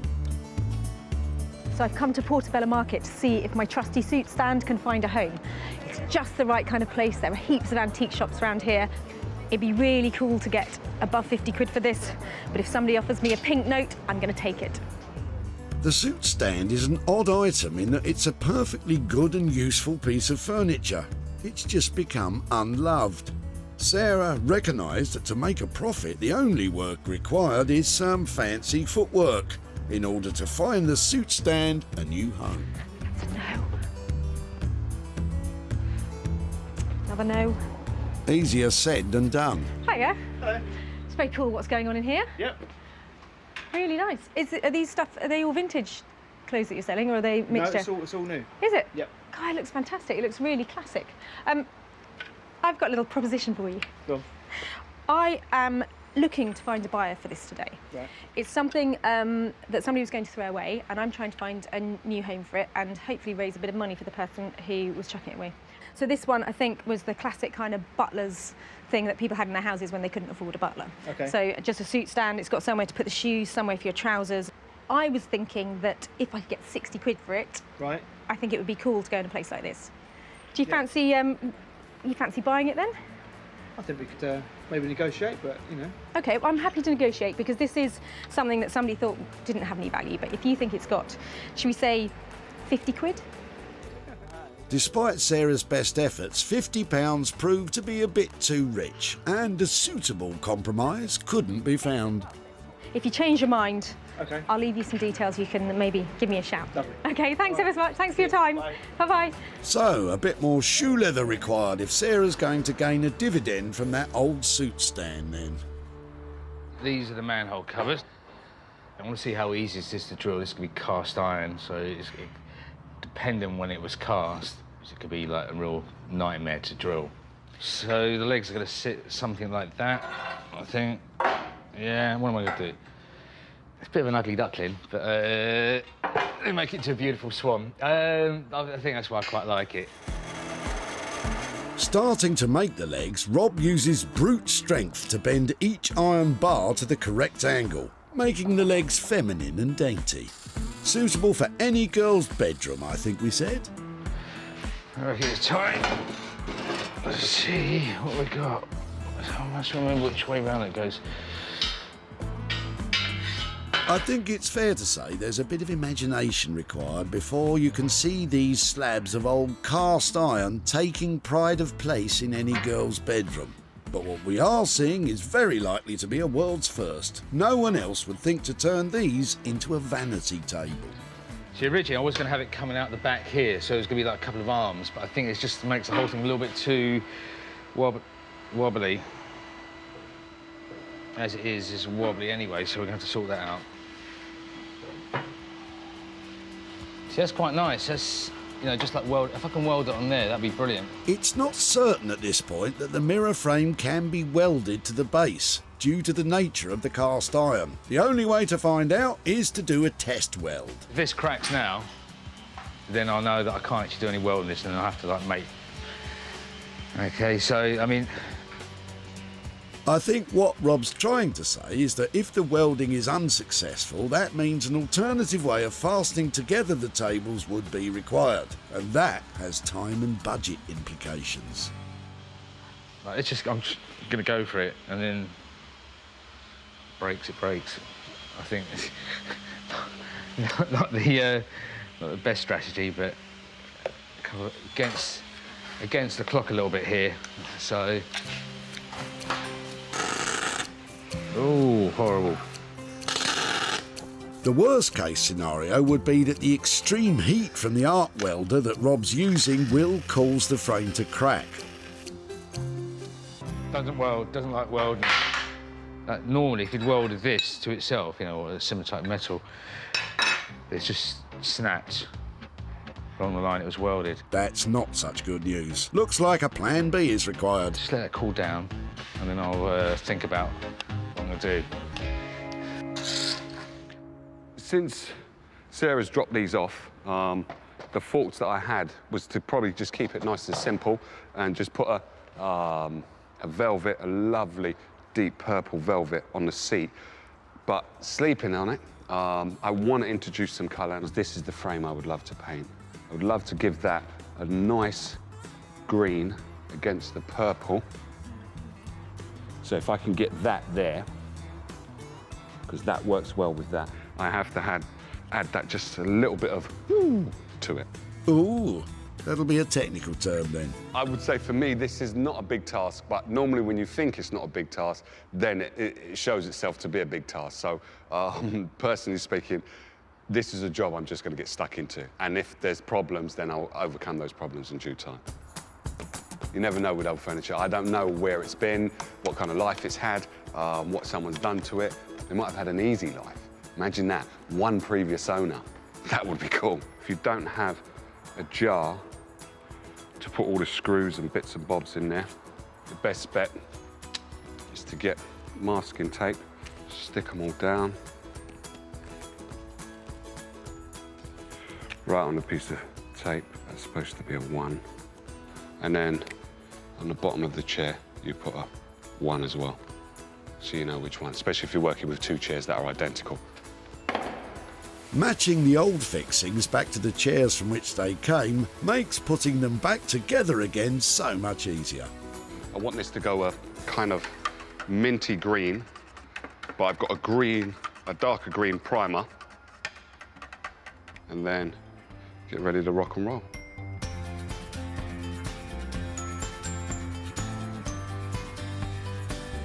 It's just going to give the purple a lift, it's going to give the chair a lift, it's just going to make everything look fresh and new, even though it's not new.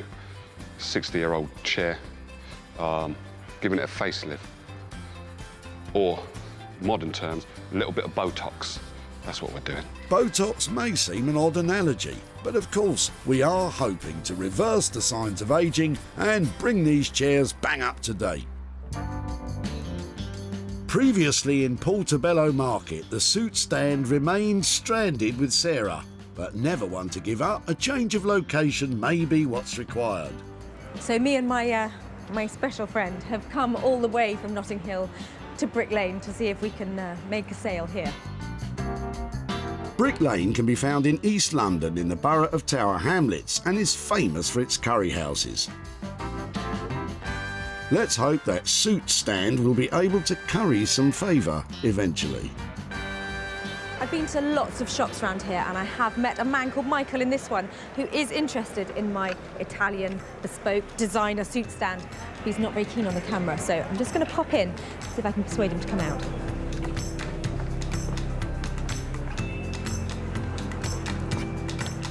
Guess what, Michael? It's your lucky day. We're back. Sarah's success is measured in sales, and she always seeks out the best opportunities to maximise profits. Hosting regularly her own furniture and clothing sales from home, Just sold the sofa. advertising and selling online, Get that online. or meeting commercial buyers in person to sell direct. Seeing this is really refreshing, and it's good, and people are going to want more of it. It's going to grow, this thing, I think, that you're doing. With opportunities galore in the things we throw out, Sarah's always looking to make money for nothing. The suit stand, salvage from Chris, You're just not using it, so it's No, just not using it, yeah.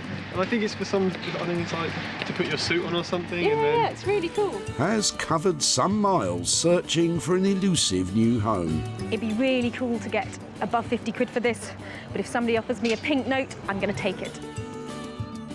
Sarah made a sale, and the only question remaining is, did she get a pink note?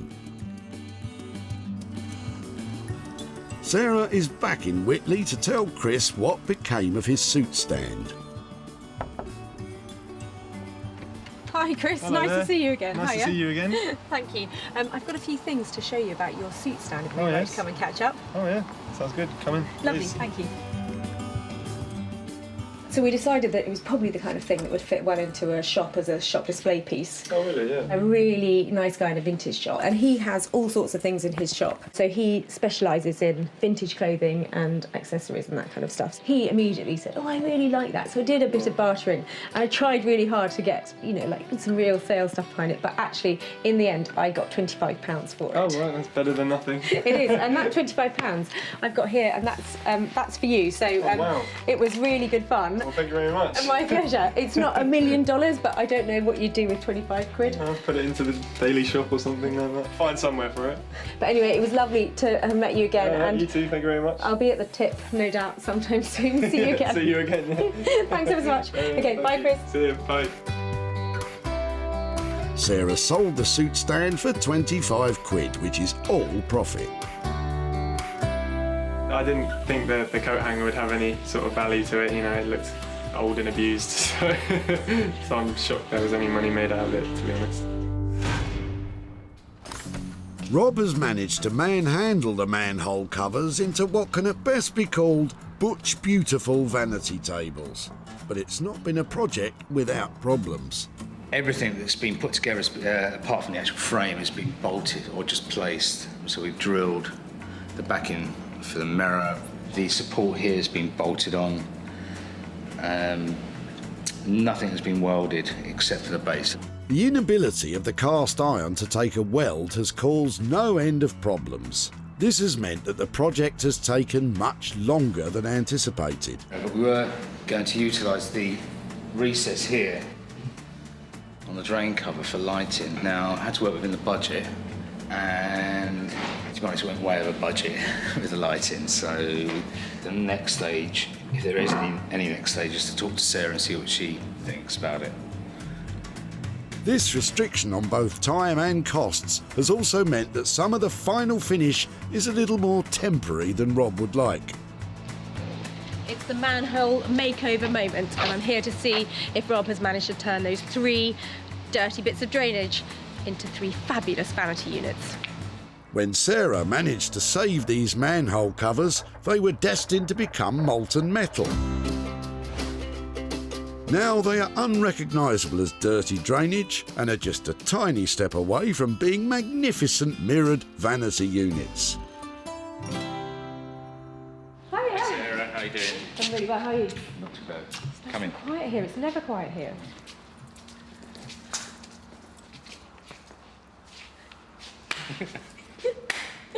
Oh, relief. Oh, really cool. That is amazing. I think the bases. Even the broken one, I quite like. Okay, you've done well there. I'm a bit worried about this though. What's that? Well, the original plan was, because of the lighting, I wanted this suspended. Okay. So there would have been a bar across there, so you would have seen daylight around here, you had the Okay. lighting, that was the idea. Okay. Now we don't have that. Okay, in terms of finish, I'm not sure that... You don't like that kind of crusty finish? What about a bit of white in there? Because the other alternative is to get new mirror cut, and so it actually fills That I the can't. frame. But, you know, I think we've got to do one thing or another, because this gap here is going to cause a problem. Is it possible to see it spun the other way? Or? So. I'm just wondering if we were to sell these. If they go against the wall, they're going to have to go against the wall, aren't they? This kind of weight has got to be anchored against a wall in some way, hasn't it? Yeah. If we could have brackets on here that get screwed to the wall, Yeah. I think you're 99% there Mhm. in terms of making these look fantastic. As a trio, they're really impressive. You know, as you walk in, and the colour that you've chosen, I had this idea about the sage green, and you've picked it up, and I think it's lovely. They're really impressive together. Yeah? Yeah, really. I think so, yeah. Yeah, and I hate to walk in and be critical, but I think you've got maybe 5% more just to get them completely finished. Being just slightly rough around the edges is enough to make a profit improbable, especially if there's insufficient left to bling them up with the LED lighting as originally planned. How are we doing on the budget? So I think we had £1,000 for the 3. We're up to budget on that, yeah? Okay. I think that all three together, the finish, the really lovely legs you put on them, and the detail of that is cracking. It's just pushing that last bit. So give me a shout when they're ready to collect, and then I think we'll have something that's really saleable and really stylish, because I think they are so close to being perfect. So thank you very much. You'll be so pleased to see the back of me. Take care. Bye. Clearly, when attempting to make a profit, costs have to be tightly controlled. And if just a little more of Rob's time invested at this stage means they can be sold for a much higher price, it will all be worth it in the end.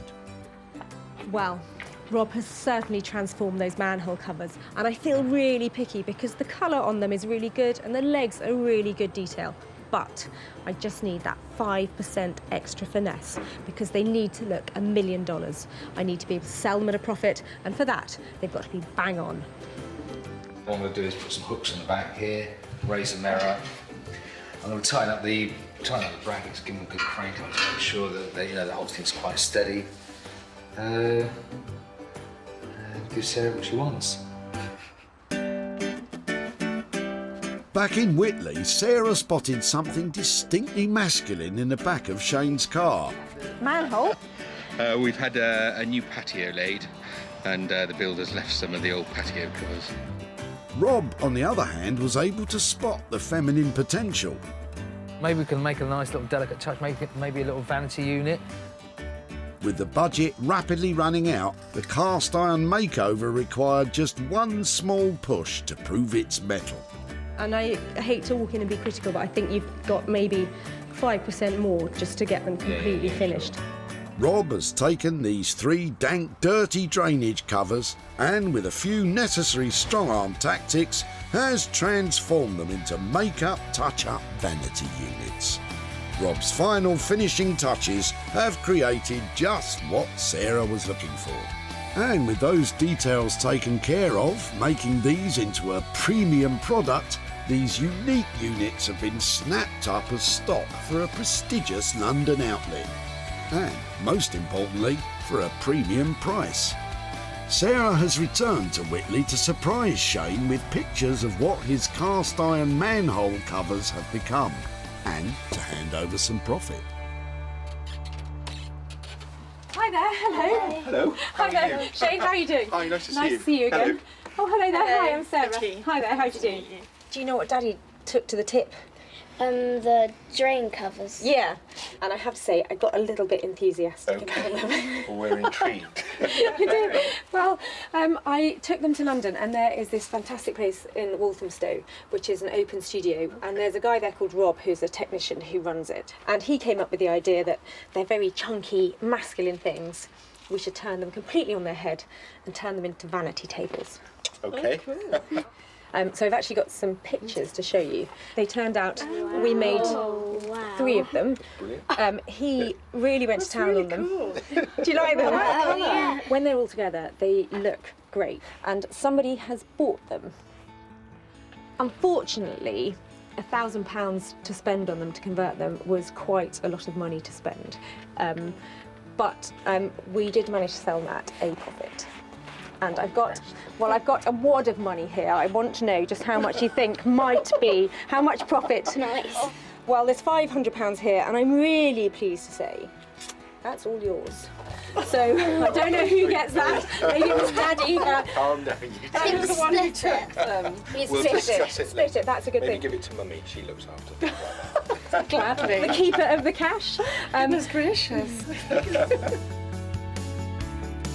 The 3-man hole covers cost £1,000 to transform, but with a sale of £1,500, Sarah has made a profit of £500 for Shane and his family. Do you have any idea what you might do with it? Well, your timing's very good. We're leaving early in the morning to go to France for our summer holiday, so I'm sure that these guys here will find something good to do with it. Really, you're going to have a really good very nice wine. Lovely to Thank see you, Thank and you. have a really good time. Bye, guys. Really nice to see you. Bye bye. Thank you.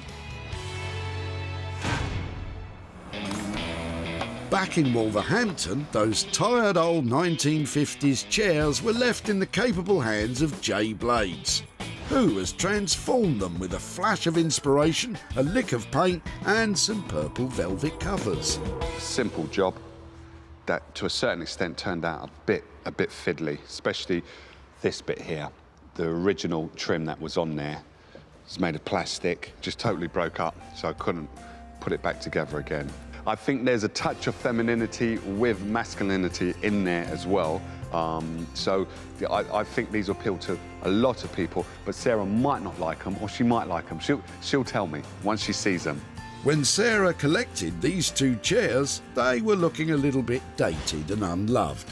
Now, Jay has transformed them into luxurious pieces of furniture, fit to grace any designer home. Oh my word. They are amazing. I'm absolutely gobsmacked.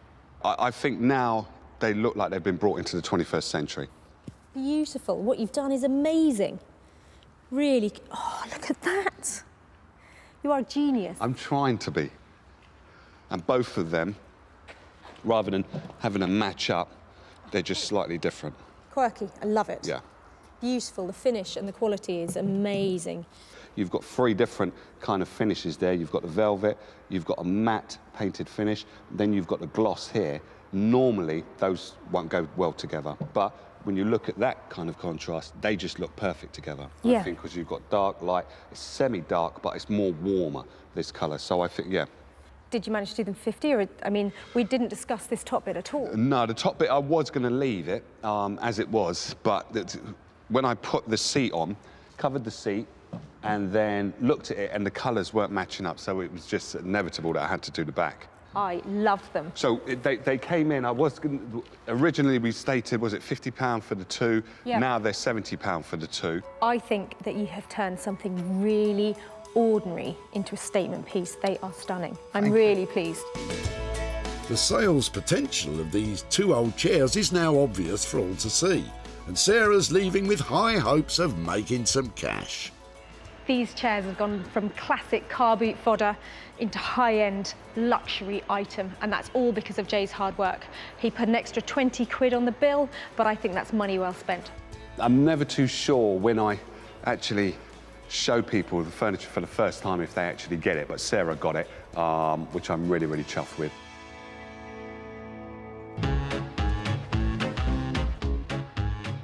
Back at the tip, Sarah made a beeline for Janet and Chris, who had a pickup full of potential. These are really sweet. They are. They're not bad, yeah. Recognising the 1950s flavour, Sarah knew exactly who would relish the opportunity to tackle these 2. I have to add that just a little bit of ooh to it. Jay accepted the challenge, and by changing the covers and adding a splash of colour, Jay has brought these 2 1950s chairs straight into the 21st century. Sarah invited retro furniture dealer Martin to be the first to view the rejuvenated chairs. That's really nice. When someone just does that extra thing, that's sort of like a little secret, isn't it? Martin loved Jay's chairs and snapped them up for his shop, the Old Cinema. Sarah is back in Whitley to show Janet and Chris what became of the chairs and to hand over the profit.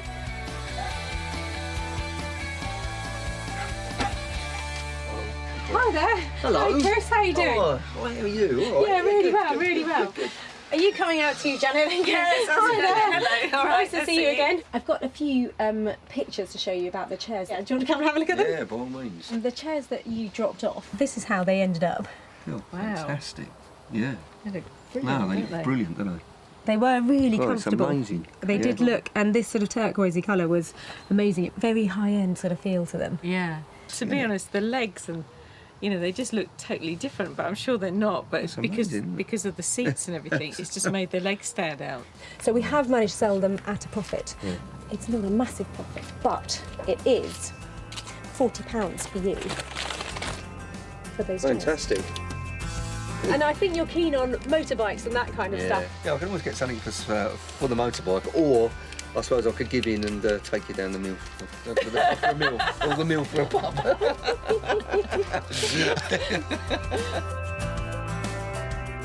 The two chairs were transformed for the grand cost of £70, and Sarah sold them for £110, leaving Janet and Chris with 40 quid to fight over.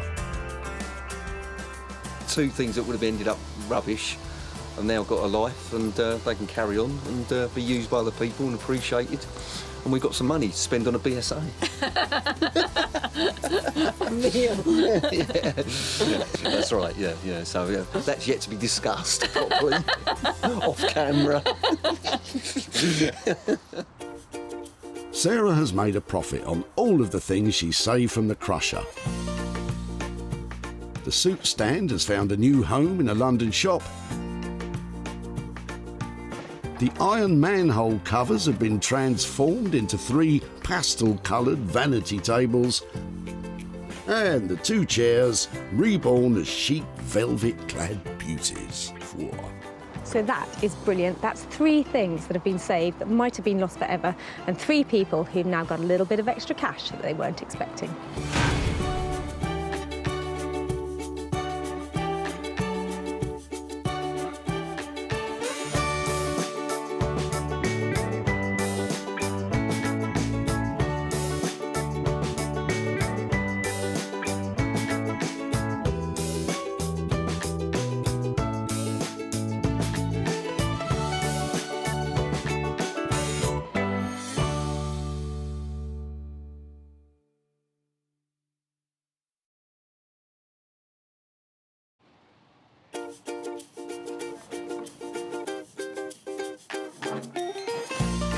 How do you make money for nothing?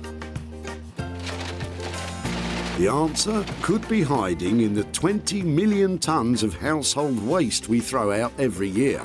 Before you throw that away, is there any chance I can have a quick chat to you about it? Sure. That's why entrepreneur Sarah Moore wants to get her hands on things before they hit the skip. I am a passionate buyer, user and renovator of second-hand stuff, and I've turned that passion into a money-making business. I turn old into new and I sell it for a profit.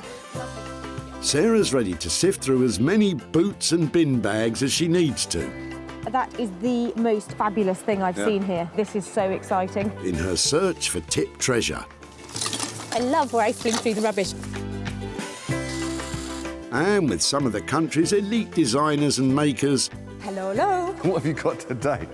I want to do what's right for this piece of rubbish. She can transform her finds into desirable. Look at that. Beautiful. Speechless.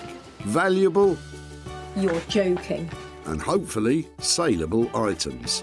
You always talk my kind of money, Jay. I love doing deals with you. If Sarah is successful, then she can hand the profits back to the very people who had no idea there was cash to be made from their trash. Wow!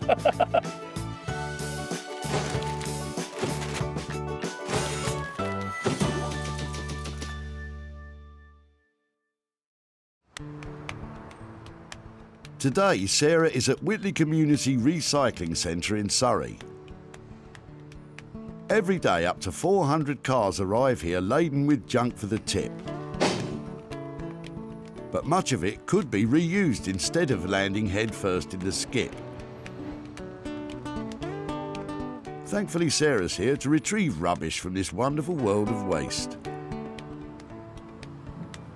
Some people like going designer shopping, others go and play golf. But for me, this is where it's at. I'm in the department store for rubbish, and all I've got to do is find the treasure in the trash. With a team of skilled designers waiting in the wings, Sarah has special permission to be scouring through car boots looking for 3 items that once revamped and sold will produce a payout for the person dumping them. Bring it down, I'm here all day. I like the look of your chest. Yeah. That's a loaded remark, isn't it? Come on, Sarah, keep your mind on the job. Enter Richard and some interesting looking doors. Hi there. Hello. I like your doors. Well, they didn't fit. Oh, really? That's an old one. That's an old one. Okay. That's one that came out. Right. That was the moulded door I got. So it's not as good a quality as the old one then? No, but the old one wobbled. Well, do you know something? It might just be to my advantage. I'm looking for stuff that I might be able to recycle or make into something else. And your solid door might be just the thing. Yeah, well, you're very welcome to have it. I'm thinking it looks like it might make a great table or... A table? Well, let's get the... That's really cool. I would love if I could take it away and see if I can make something from it. Yeah. So it actually looks a lot nicer without the paint on it. It's really solid. It weighs a lot more than the new one. I can see lots of potential just because it's so solid and it's really big, which gives me plenty to work with. But what does Richard think? You see, thinking of it from my perspective, I can see turning it into sort of trestle and using it as a workbench. That's what I would do. But my shed's not big enough. Now I've really picked it up. It's really heavy. There's a lot of good quality wood there. That's fantastic. I'll definitely do something with that. Haven't got anything else in there then that needs Yeah, to I've got a like... vintage BT home hub that I don't need. Do you want that? Fine. No, the sun lounge is not going. That's on its way to my allotment. Always worth asking, but on this occasion, Sarah will just have to make do with the old door. I'm going to break the door. If she manages to take it away in one piece, she'll certainly have her work cut out with this old timber. But she does have someone in mind who can help.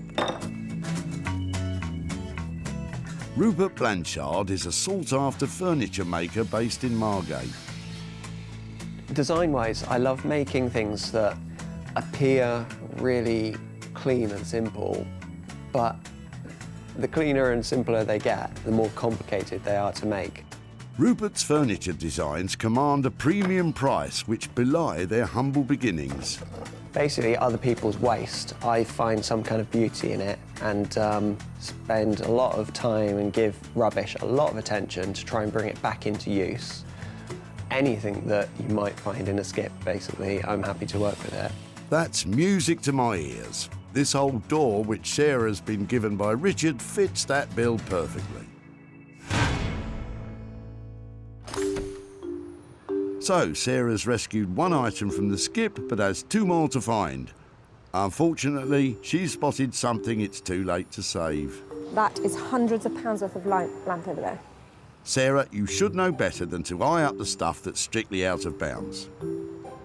Anyway, it's not as if it's quiet. There's no end to the rubbish that's pouring in just now. And in no time, Sarah's on to her second catch. It seems skip visitor Stoyan is about to dump something special. These are really cool. Yeah.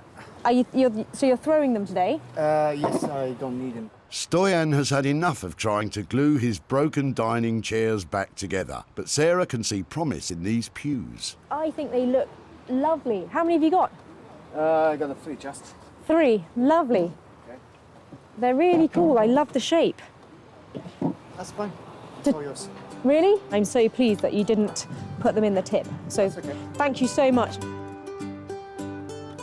These lovely old chairs are going to be made marvellous again. I've got a maker in mind to restore them, and I think I'm sitting on a fortune. Thank you so much. You never know. Someone's rubbish is somebody's gold. So if you need something and you can use that, you're welcome. So item 2 is all set for a spruce up, and Sarah knows the perfect craftsman to overhaul these classic chairs.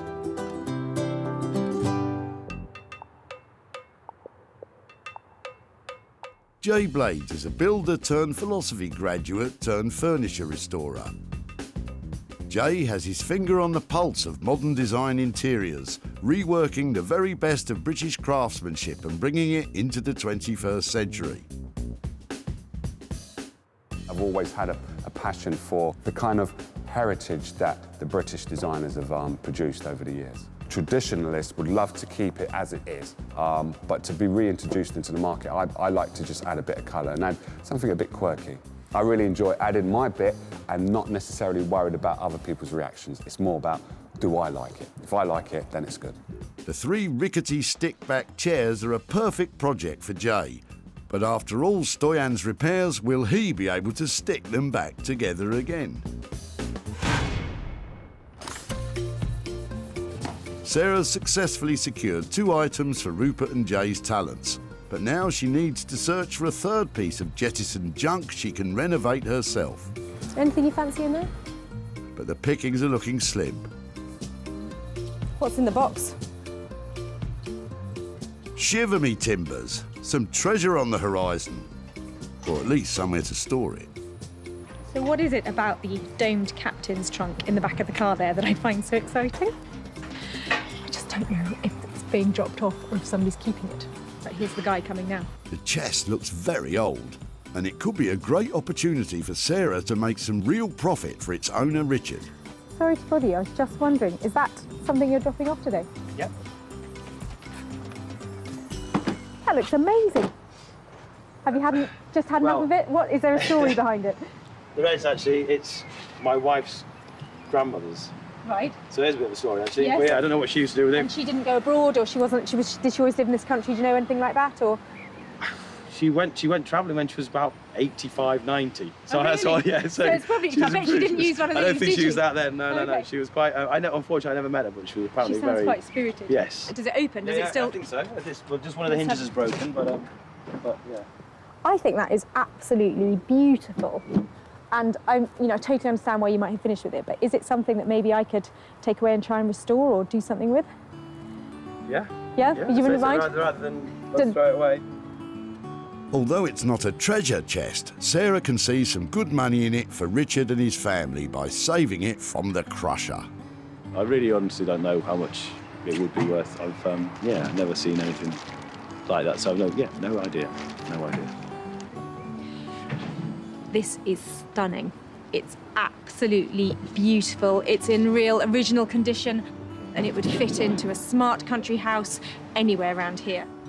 Sarah's search for the 3 items is complete.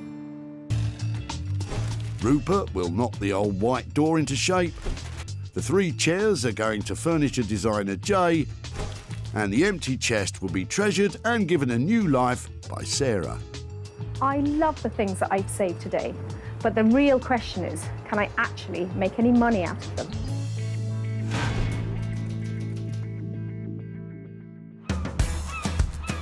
Margate is a seaside town on the coast of Kent. Like Brighton and Southend, Margate was infamous for clashes between mods and rockers in the 1960s. Fortunately, it's now well known for the Turner Contemporary Art Gallery and its very own burgeoning vintage clothing and retro furniture scene. It's also home to Rupert Blanchard, who's one of the country's leading reclamation and bespoke furniture makers. And he's used to dealing with Sarah's wild and wacky dump treasure. I'm really looking forward to Sarah turning up. I don't know what she's actually turning up with. I'm hoping that it's going to be something that I'm actually familiar with slightly, maybe wood, maybe a little bit of metal on it. If it's mass production or bespoke, if it's rotten or brand new, happy to sort of apply my own skills to it and play with it, basically. I just want to get on with it. Hello. Hey, Sarah. I'm a bit embarrassed. It's only a door. It's a door, it's great. Door's good. Let's bring it in then. Fab. Here, you take that hand. One objective down then. Recognise that straight away. Is a door great? They are great if you've got a gaping wide opening at the front of your house. It's quite heavy.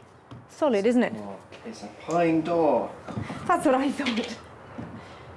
It's a Victorian pine door. That got left in the garden. Okay. This one's really quite square, quite solid. Doesn't seem to have much rot to it. Nice little metal keyhole cover. We could incorporate that into something. I don't know why, but I'm thinking about a dressing table for some reason. So, dressing table. What are you thinking? Mirror in the top, or is what are you thinking? Well, it's always been straight all of its life. I'd like to make it a little bit more curvy. That might mean a lot of cutting, a lot of making it. It was always stood up straight. Maybe giving it a nice slinky little bend round. So it's perhaps a lower table, turns round, goes up slightly, so you can sit against it and have it either a tiny little work table or a dressing table. A slinky dresser, for somebody who's a slinky dresser perhaps. But how much is this transformation likely to cost? I'd like to get this done in a day. I would like this done and keep this one simple, keep it clean, but keep it quite abstract and sculptural. And so, yeah, in total, no more than 2 days. That's fine. I think if we signed it off like that, that we're up to kind of 400 quid on it. If there's a bit less than that, that's great. That might mean something more for the guy who dropped it off. So if we keep it to that kind of ballpark, I'm happy with that. Yeah, I don't see any problems with this. It's going to be quite a sculptural challenge, quite a interesting thing. I think it won't be to everyone's taste, this one, but I think we're going to do something new that people haven't seen before with this one. So from distressed door to pop art dressing table, that boy is a genius. With costs of up to £400 to transform this old door into a slinky pop art mirrored dressing table, the pressure will really be on Sarah to sell it for a premium price if she's to return a profit.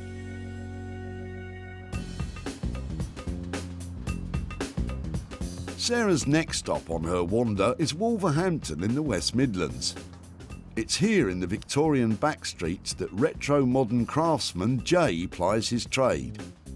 Sarah's about to turn up with Stoyan's unmendable chairs. But will Jay be able to give them a lick of new life? All she's told me is just something that's beaten up and it's a bit broken and I'm going to have to work my magic on it. Normally my style is repairing stuff and then adding a bit of je ne sais quoi to it. For me, colour is a must. And hopefully, whatever Sarah's bringing along to me today, I'm going to add colour to it. How are you? I'm very good. I can't complain. What have you got today? I've got something really special today. Look at these. I can see that. I can see that. That is, whoops. They need some work, don't they? They do need work. These scrappy seats are actually classic British Urkel dining chairs that were built at their factory in High Wycombe in the 1960s. These are one of the creme de la creme of our English designers and English manufacturers that are still functioning in today. A lot of people want Urkel because it is the go-to kind of manufacturer to have. So someone to be throwing these away, it's kind of interesting, I would say. But it's very rare that you come across someone wanting to throw away Urkel. Very, very rare. The guy dropping these off, he said he'd bought them from the car boot. He had given up mending them because they weren't in a great state and he just didn't want to see them anymore because this one definitely seen better days and the others are weak. So, yeah, I thought that they just looked so cool. I love the colour about them, but they need that special touch, Jay. Yeah, they do. They need a bit more than a special touch. They do need repairing. So what we've got is glue that someone's tried to glue them with. And the one thing glue doesn't stick to is glue. So I'll have to remove all of that glue. This is coming out as well. No. I'm hoping that the state of them wasn't too bad. And then I thought, you know, you are the go-to man for Urkel. I've seen the kind of fresh new look that you've put on some of their pieces. And I'm sort of wondering, you know, how much colour we can introduce them and if that's all right to paint them. I think that adding some colour is not going to be too detrimental to the design of this piece. I will introduce colour, but I won't overdo the colour on these. It will be very modestly done. I do love these pieces, so I can't wait to start working on them, actually. You know what my next question is going to be? It's going to be money. Money, money, money. £50 each. That's a deal. OK, cool. I'll best get to work then. The total cost of renovating the 3 chairs will be £150. Sarah will need to find the right buyer if she's to turn a profit on these.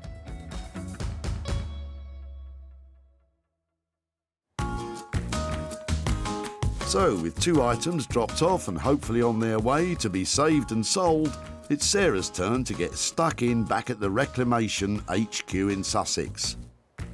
And at her barn, she's hoping to turn Richard's chest into valuable treasure. But sometimes it's difficult to get started. The dog's run off again. Bramble, here! Bramble, here! Come on, here! Right, I'm just going to go and put it in the house. Come with me. Come on.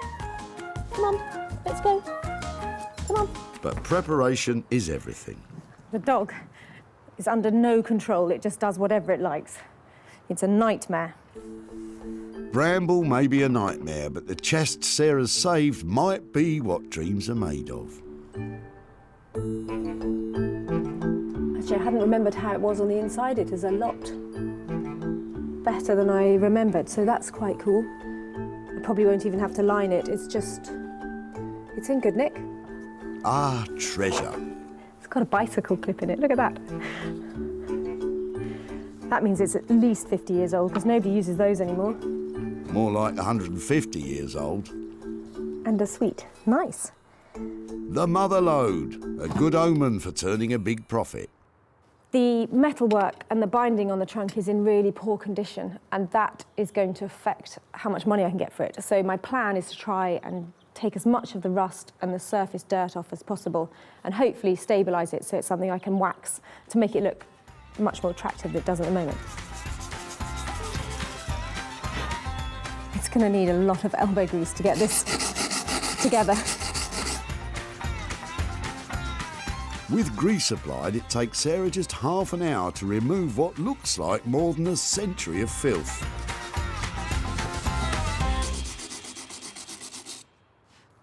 That's great.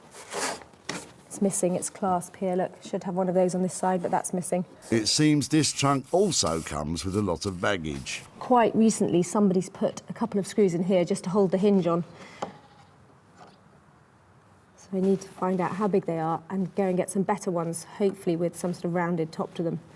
Looks like they were hammered in before, so I'm not going to be able to do that again. All of the polishing is beginning to pay off, and Sarah's starting to get a hunch that this chest could be quite valuable. What I might do is just take a picture of it and pop it on social media. I'd like to know how old it is, if anybody's seen one like it, particularly if anybody's sold one before and knows how much it might be worth.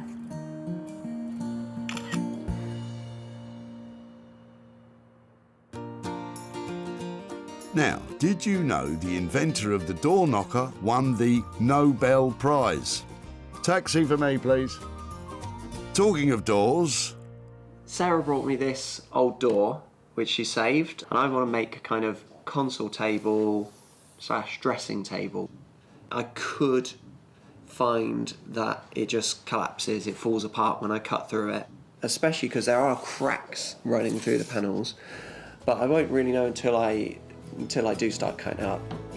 It's a bit worrying that the success of this project could all hinge on a few cracks. I want to make sure that I'm cutting the shelf to the right level, and this thing doesn't exist yet. I don't know what level it needs to be. I'm not copying another piece of furniture, so there is no standard to go by. There's no rule book, so I can't really go wrong. Confident, that's what we like to hear. It's quite hard for me to cut this door. It's quite upsetting, but it is a knackered door that was on its way to landfill, so I'm gonna give it a new lease of life. Upsetting it may be, but just think how satisfying it may be bringing that door back from death's door. The cuts that I'm making through this door, they're not going to be straight through, they're going to be at 45 degrees, so I can join it to the next section door seamlessly as one flowing line. I don't want ugly joints just flat against each other. I want to make this nice, smooth, flowing line. Hopefully, I've sliced straight through at 45 degrees and it won't fall apart, but we shall see. No, not quite. Well, the good news is it's not fallen apart. Oh, not quite through. By cutting this door in half, Rupert's turning this into a do. That's half a door. I have made 1, 2, 3, 4, 5, 6 cuts to this door. Hopefully 6 cuts is all we're going to need. So this little centre section can disappear, and that means that I should be able to fold the door together now. But you kind of get the idea of what I'm trying to achieve, to make it appear as if the door has actually folded up on itself. Don't you just love it when a plan comes together? I'm still experimenting at this stage. I'm just trying to work out the piece of furniture that at the moment it only exists in my head. Yeah, it won't just levitate. Nobody said anything about levitation. Once mastered, that's bound to raise the value.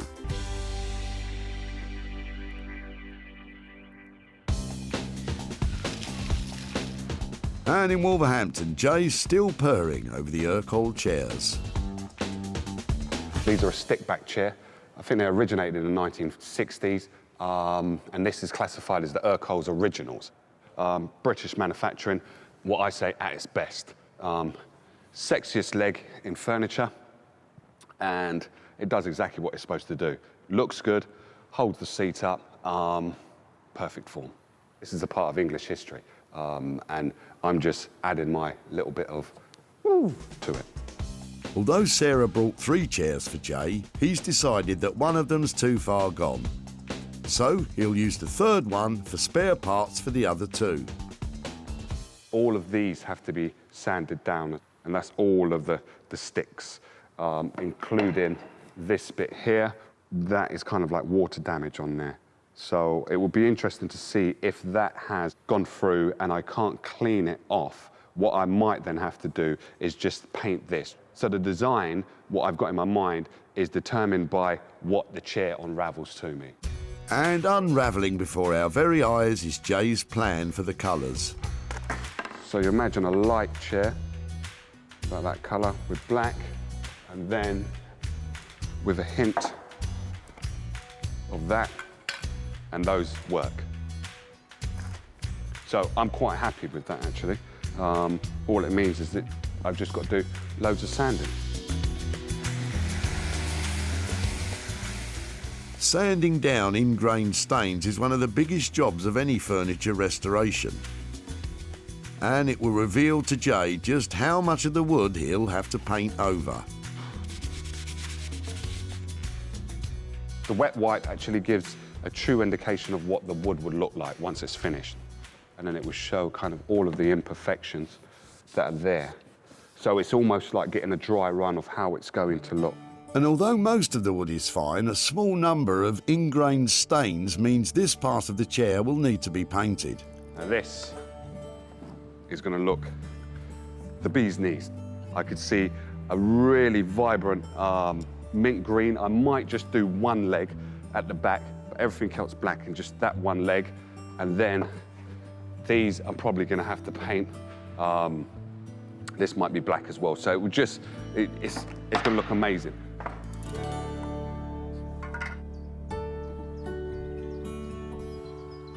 Back at her house, the photo Sarah took of the old trunk has generated some results. She's been directed to a website that deals specifically with travelling chests like Richard's wife's grandmother's. So there's all sorts of different trunks on here, but basically it's a dome top antique trunk, and it looks like it might be American or continental. It doesn't look like it's British. So, and probably 1870, something like that, are the similar ones that are coming up on here. And wow, some of them are as much as $3,000 a trunk that look just like our one. I mean, the condition of ours is not great, but we might be talking as much as £1,000 for that trunk. And that will be amazing. Sarah's success is measured in sales, and she always seeks out the best opportunities to maximise profits. Hosting regularly her own furniture and clothing sales from home, Just sold the sofa. advertising and selling online, Get that online. or meeting commercial buyers in person to sell direct. Seeing this is really refreshing, and it's good. People are going to want more of it. It's going to grow, this thing, I think, that you're doing.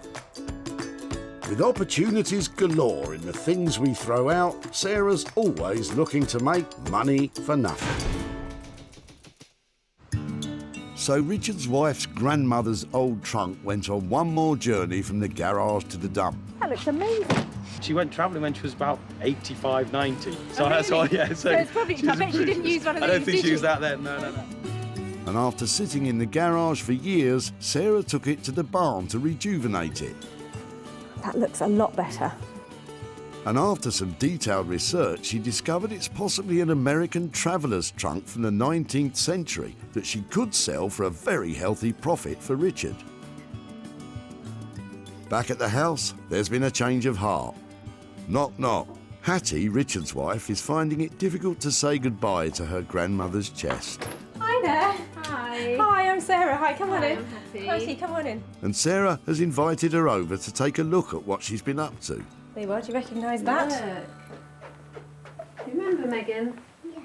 The chest now looks fit to store treasure, and Sarah's able to give Hattie a bit of history on it. I think it was probably something around 1850, 1875, something like that, so quite old. And some people are suggesting that it's an American trunk, so I don't know if there was any connection with where it came from with that kind of travel, but probably not English.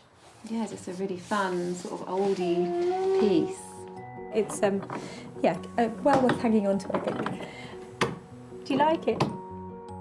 The chest did once feature prominently in Richard and Hattie's home, but when they started a family, it was put aside. When we had Megan, as soon as she was mobile, I was just really concerned about having it in the house because I thought with the metal edge, I was just worried if she lifts it up, it could literally, chop her fingers off. So that's when it went into our garage, which unfortunately is a bit damp, and that's when it sort of got into a bad way. But with even the briefest of clean-ups, the chest has been given a new lease of life. It's literally had half a go at being sanded, and I think that if you wanted to use some wire wool on it or a wire brush, it would actually come up, really quite well.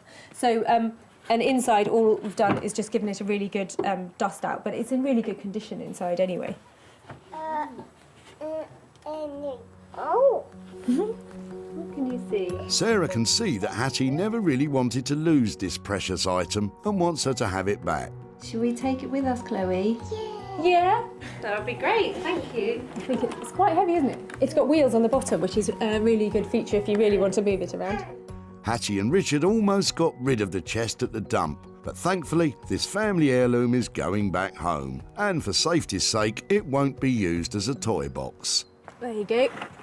Well, that's fantastic. Do you think that'll fit? Brilliant. I am so pleased it's going back home. Sweet. Really... Oh, that is really sweet of you. Thank you so much. Safe trip home, and I'm glad it's going home. Thanks very much. That's a pleasure. Isn't that sweet? That's so nice that it's actually gone home. A very sweet ending. From one sweet ending to another, Sarah's back in Margate, where Rupert is adding the finishing touches to the pop art dressing table made from an old pine door. Every time I come down and see Rupert, I get such a surprise. I don't know how that genius mind works, but everything he turns out is just really special. So today, it's a console dressing table made out of a door. Who knows what that's going to look like? When Sarah saved it from the dump, it was a simple pine door which had seen better days. Rupert's given it an imaginative uplift and a new purpose in life as a quirky console table. It looks like it's having a good old knees up and will add bags of character to someone's hallway. Rupert, hi. Hey Sarah, come How in. are you doing? Good, good. Back again, I see, for another weird contraption. Oh, Rupert, it's fantastic. Yeah, it's an odd one, this one. I was really worried about you turning up because I think you'd either hate it or kind of love it. Essentially, I've tried to make a hallway console table, somewhere just to put your keys, put your gloves on the side. So I've actually added a new piece of architrave around it. When I say new, I pulled that out of a skip. It matches the period of the door. I had that mirror kicking around in the warehouse. It's of the same period as the door. I love the fact if it goes on a wall, it's going to add so much detail, and it's just so simple, and that is why it's brilliant. Yeah, I really wanted to keep it simple. I'm really always interested in the history of pieces, and to me, flaking paint and different colours really tells the story of this previous home. So I think that we said the budget on this was £200 to £400. How do we get on with that? I haven't spent so much time on it, and luckily I haven't had to spend much money on it. I'd be happy to let you have this for around the 200 mark. That'd be no problem. With £200 worth of budget, I should be able to make a profit on it. So thank you. I think it's gorgeous, and there's a wall in my house that definitely needs one of these.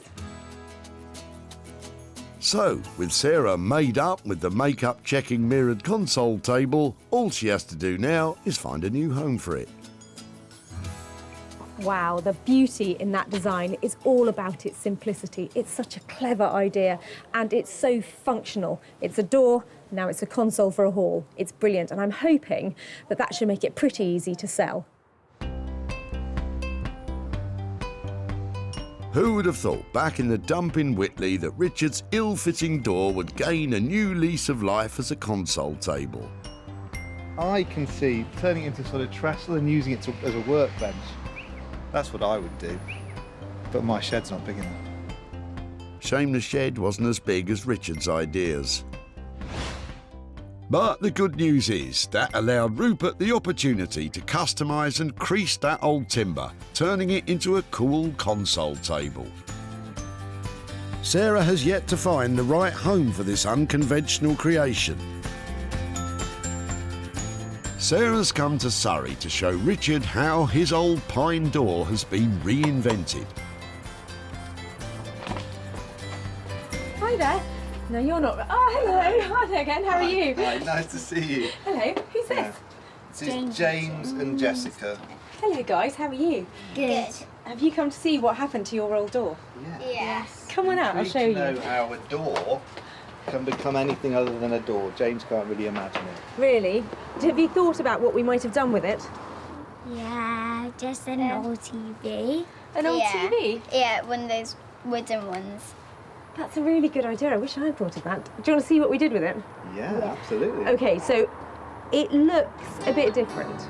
This is something that is probably not everybody's cup of tea, but your door went on holiday. It went all the way to Margate to this amazing designer who's called Rupert Blanchard. And he has made your door into, it's a console table. That is... I mean, but you can still see what it is, can't you? And then when it's in a sort of more household position, I think it looks quite smart. So it's not everybody's cup of tea because it looks a bit scruffy, but I think it's really original. I really like it. What do you think, Jess? It looks a bit different to how I expected. I think it'd go really well in our house. Do you think it would? You do admit that much, don't you? Can we maybe have it soon? Well, it's funny you say that. Normally I come here and I say to people, this is what I've done with your old door and I've sold it and I'm here to give you money, but your door hasn't sold yet. So I can either give you the door or I can hang on to it and try and sell it for you. I'm pretty sure that we're going to be wanting to take that off your hands in the few minutes that I've thought about it. I really, really like it. But yes, so please send us all the For my room! Yeah, it could be for your room, could be for your room, maybe for the man cave. Really nice to see you again. Thank you ever so much. And yeah, I'll be in touch very shortly. Take care. Bye-bye. Sarah never sold the piece, but Richard decided he wanted it for his home. Sarah may be £200 out of pocket, but at least it was a happy reunion for the old door and its original family.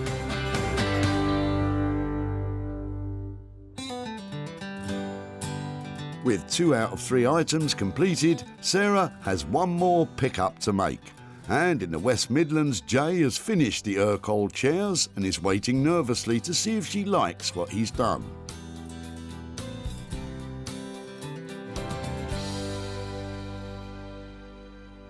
Well, Sarah knows I love Urkel, so her bringing me these, hopefully she'll be pleased with what I've produced. I would have these in my house all day, every day. These are really, really brilliant. But will Sarah agree with the radical approach to colour Jay has taken with these classic chairs? I can't wait to see what Jay has done. He's Urkel's biggest fan, and I'm hoping that with the pair and the spare that I dropped off, he's managed to create 2 fabulous Urkel stick-back chairs. When Sarah brought 3 chairs to Jay, they were on their last legs. And now, 50 years after they were made, they're cutting-edge Urkel chairs once again. What have you been up to? You're just a genius. Look at that. Just the one leg. Just the one leg. How quirky is that? All they needed was a decent amount of glue, taking the glue that was out of it, and then putting them back together, and they are ready to go for another 60, 70 years, I believe. Perfect. Made my day. Absolutely perfect. I think you've kept that purity, that Urkel finish and that look, Yeah. and just enhanced it. Oh, just world class, brilliant. Yeah. Couldn't Thank be more you. pleased. Flattery Oh, will the get you man. everywhere. Flattery will get you everywhere. Oh, good. I think we set the budget at 100 quid for the pair. Did we come in on budget? We came in on budget. We came in on budget. Luckily, Sarah can already see how these ultra-modernised, chic Urkel chairs will sell themselves. They were tired and they were going to a skip, and look what you've done. Yeah. Fantastic. Thank you. Thank you. I'm glad you're pleased. I'm glad you're pleased. I think you can tell. I really do like them. I knew they were coming home to the right person, and I'm sorry to say I'm going to take them away. Yeah, you will. You will take them away. Yes, they needed a little bit of glue in, TLC, but the beauty with Urkel furniture is that it will last the test of time. It will outlive me, most probably, and it will be a case of if we can just add a little bit to it to make it just look like, ooh, or draw people's attention, that's what I'm all about. At the dump, these battered but beautiful Urkel chairs were about to be discarded forever. They're really cool. I love the shape. Sarah thought she could make a profit from them, and Stoyan was very happy to let her try. If you need something and you can use that, you're welcome. And with a touch of J-Blade's design wizardry, they became cool retro chairs with a bright future ahead. Oh, just world class. Brilliant. Couldn't be more pleased. Sarah showed them to Martin at the old cinema, and he snapped up the funky chairs for his retro London store. It's got a nice sort of fun 50s, 60s look about it, and it's just really done well. I like it. Now, Sarah's in Surrey to show Stoyan what became of the chairs and hand over any profit from the sale.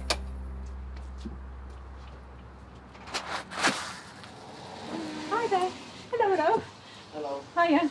I'm Sarah. Hi there. I'm Liliana. Hi there. I'm Hi, Stoyan. nice to see you again. Nice How to are see you? Yeah, very well, thank you. I've bought some pictures to show you of your Okay. chairs. Now, I remember you dropped 3 off at the tip, Yes, didn't you? And did you say you got them from a car boot sale? Yes. And they had been stuck together lots of times. Was that you who'd been Yeah, mending them? we used that nearly 9 years. Oh, really? Yeah. They were a bit wobbly and they were quite old. Yeah. They were unstable and we had no use for them in the room. We just didn't have space for them. Okay, so your chairs, would you like to see what happened to them? Yeah, please. There's an amazing guy called Jay Blades who specialises in revamping it's very hard. furniture. What do you think? It's very hard, yeah. Ooh. Nice. Good? Yeah. Do you think it works? Yes, and this is bright as well. Really good. Ian? Color contrast is. I don't think you could do that with these chairs. It turns out that those chairs are made by somebody called Urkel. They have a very strong look. Urkel is collectible, and we paid him £100 to paint it all and to make them look fantastic. But Mhm. we sold them for £200. So I've got £100 here to give to you for your chairs. What's about it? I told you about We can give the them to charity. charity Keep that for the ourselves. charity for ourselves. Really? Yes, please. What I'd like to do is, if I give it to you, then you can choose which charity that you give it to. Macmillan's, we at school we did some work for Macmillan's, so I could. That would be great. If you're happy with that, and if I can send you pictures or anything, if you want to show anybody at school how the money came or what we did with your chairs, that's fantastic. Okay. So thank you. Thank you very much for letting Thank you me to keep me in have touch your. and- Oh, that's lovely. And Thank you. Oh, it's a good luck pleasure. with what you're doing. It's really great. Oh well, thank you. They were great to work on. Jay charged £100 to repair and reimagine the Urkel chairs. Sarah sold them for £200, making a nifty profit of 100 quid for Stoyan and his daughter Viljana. It's been really emotional to see Sarah and what she's done with these chairs. For me, it was just the chairs which done the job for me. But now they look really, really good, and I'm impressed what they've done. Sarah rescued 3 unwanted items from the tip. The treasure chest that steered its way back home.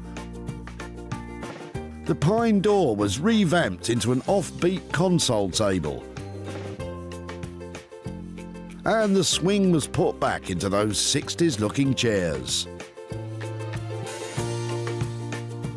Well, that wasn't quite the outcome we expected for that trio of tip treasures, but it was satisfying nonetheless. That chest has gone right back to the heart of the family where it belongs to be. The console table is now a treasured possession, and the Urkel chairs have raised money for charity.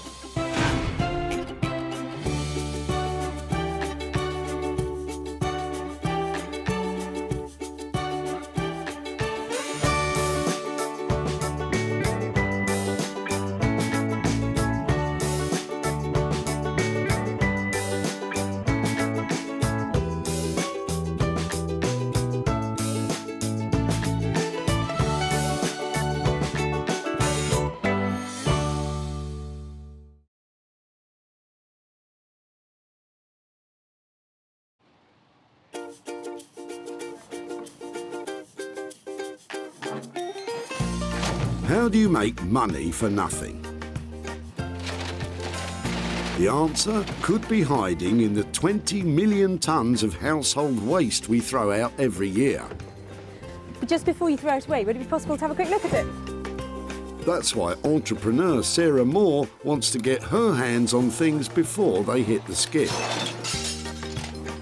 I am a passionate buyer, user and renovator of second-hand stuff, and I've turned that passion into a money-making business. I turn old into new and I sell it for a profit. Sarah's ready to sift through as many boots and bin bags as she needs to. That's vintage gold, isn't it? It's really exciting. In her search for tip treasure. I love it. And with some of the country's elite designers and makers, What are we going to do with that? Oh no! she can transform her finds into desirable, Amazing. beautiful, valuable Cha-ching. and hopefully saleable items. £80 profit. If Sarah is successful, then she can hand the profits back to the very people who had no idea there was cash to be made from their trash. Oh, that's fantastic. That's unbelievable.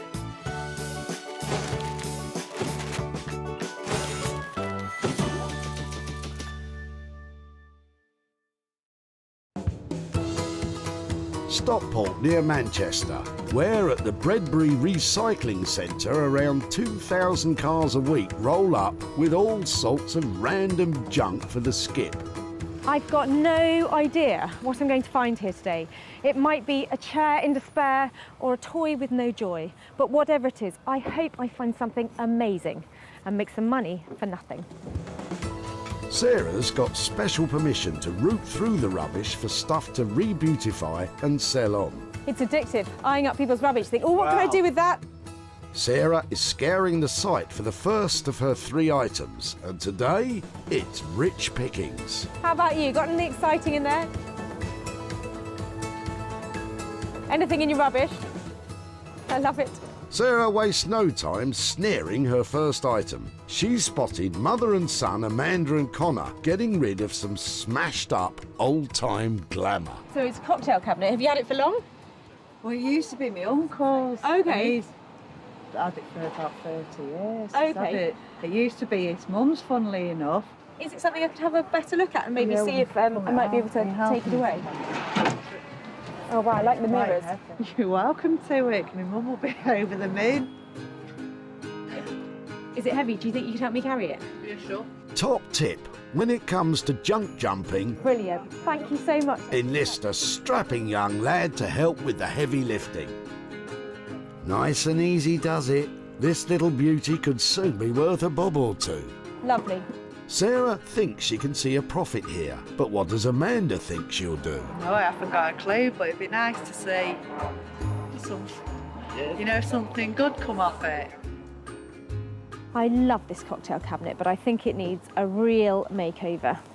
There's lots of detail in it that needs replacing, and I want to rip out all of this old, tired-looking stuff. I want it to be funky, I want it to be fun, and I want it to be really expensive.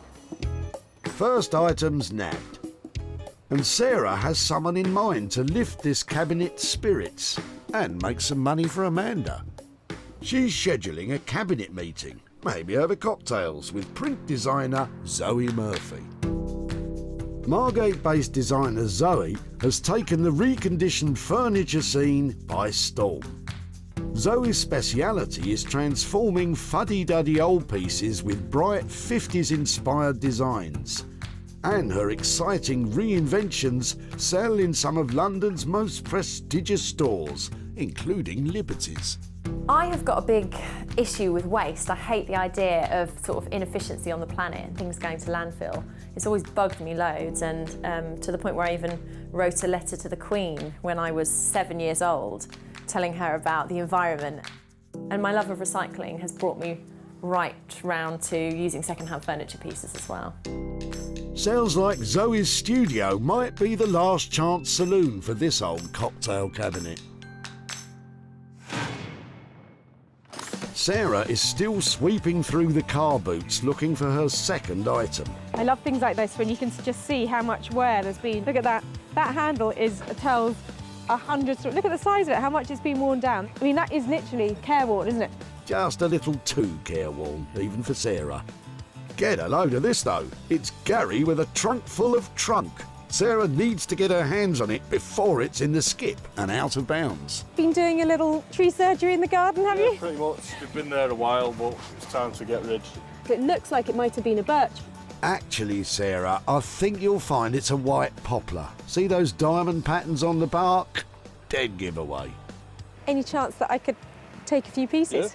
Yeah? Help yourself. Really? Oh, yeah, but I think that might be heavy. Is it really heavy? My original plan was to do something with it, and then it dropped to maybe put it on the wood burner, and now it's just... Get rid. Get rid, it's in the way. Well, maybe I should make a whole range of seating or stools or breadboards or something like that. I'm going to wheel a few away, OK? Thank you ever so much. Sarah's on a roll now, and full of ideas. What do you reckon, 6, 7 big serving bowls? Something like that? And what does Gary think Sarah might do with them? A bowl or some seating, maybe. It'd be interesting to see. So, Sarah, you could have just landed a pile of rotten wood. Good luck with that.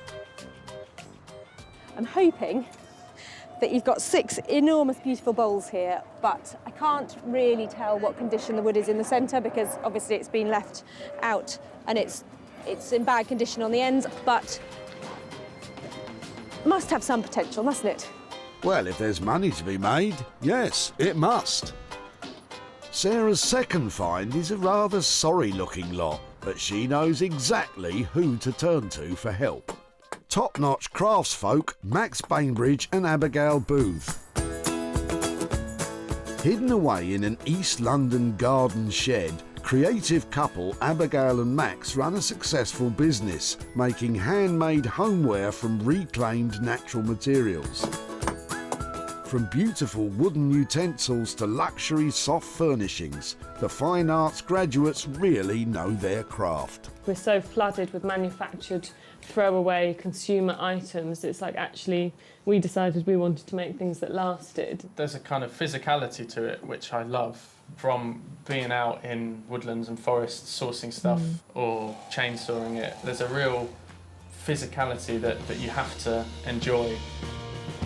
We love it. Yeah. But can they make anything out of Gary's sodden poplar stumps? Maybe they should carve a magic wand first. So that's 2 items in the bag. Now Sarah needs to find a third item to work on herself. After all, she shouldn't be hiding her own talents under a bushel. You've got to love what comes in here. Somebody's just throwing away like a mini plastic car. It's just great. You think that's mini? Take a look at Paul's little beauties. Where are these from? These yours or are yeah, these? they're all dismantled and broken toys. Pop it down the floor, they look heavy, Yeah. I do know some of them were kind of collector's items, but they're pretty well shot, to be honest. My father died a couple of years ago, so we had to clear out from his house. So did you actually play with these? Are these... A long time ago. Is this something that maybe I could take away and just see if I can do something with? Yeah, fine. That's fab. I shall cherish those and look after them for you. All right, no Thanks worries. ever so much. All right, no problem at all. I absolutely love this stuff. I love it. The condition is really bad, but these are just iconic 1970s, fabulous things. Die-cast model cars became a huge craze in the 1950s and are massively collectible now. Rare cars in pristine condition can make hundreds of pounds.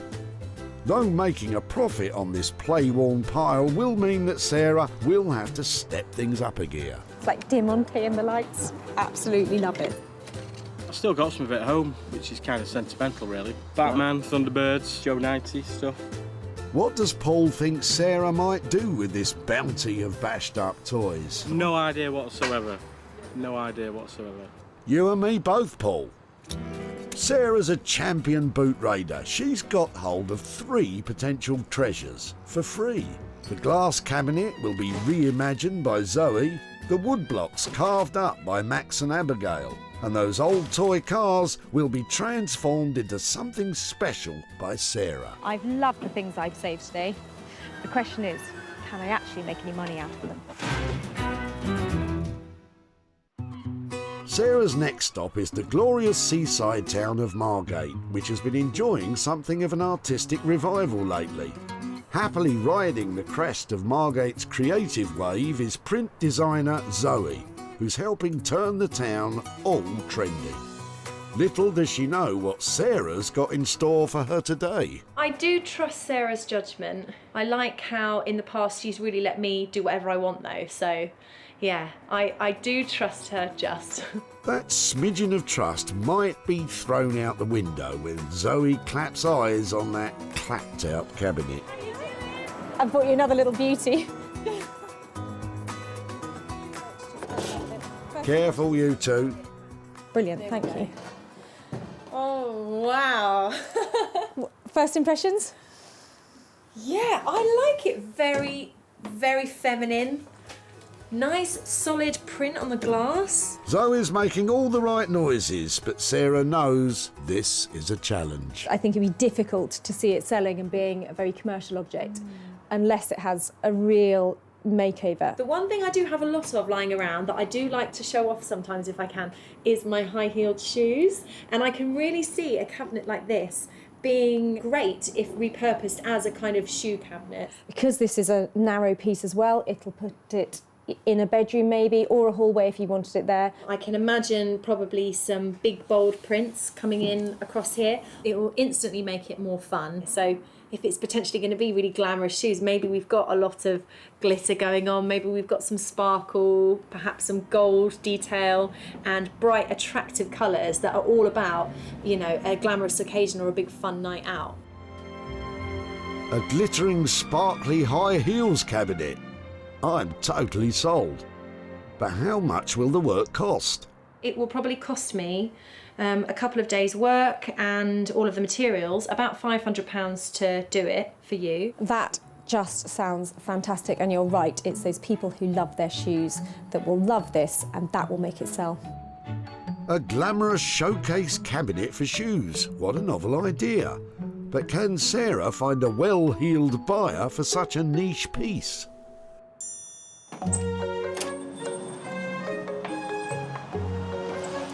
She is just so creative, and that idea is absolutely inspired. And the price tag that comes with it means I'm going to make some money, I hope. I hope so too, Sarah. Zoe's charging £500 for her work, meaning Sarah must sell high in order to stomp up a profit.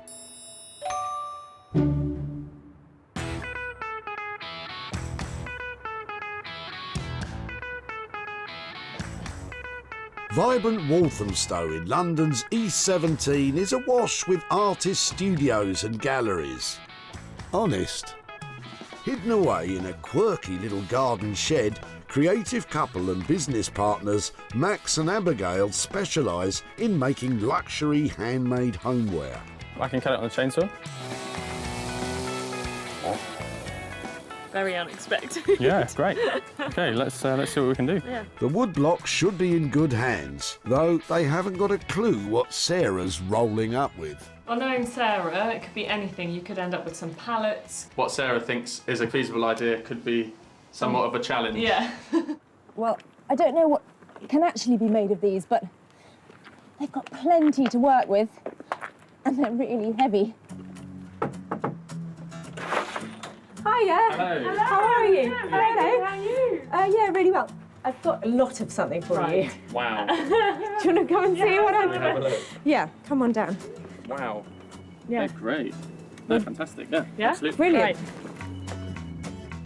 Things I do in the name of recycling.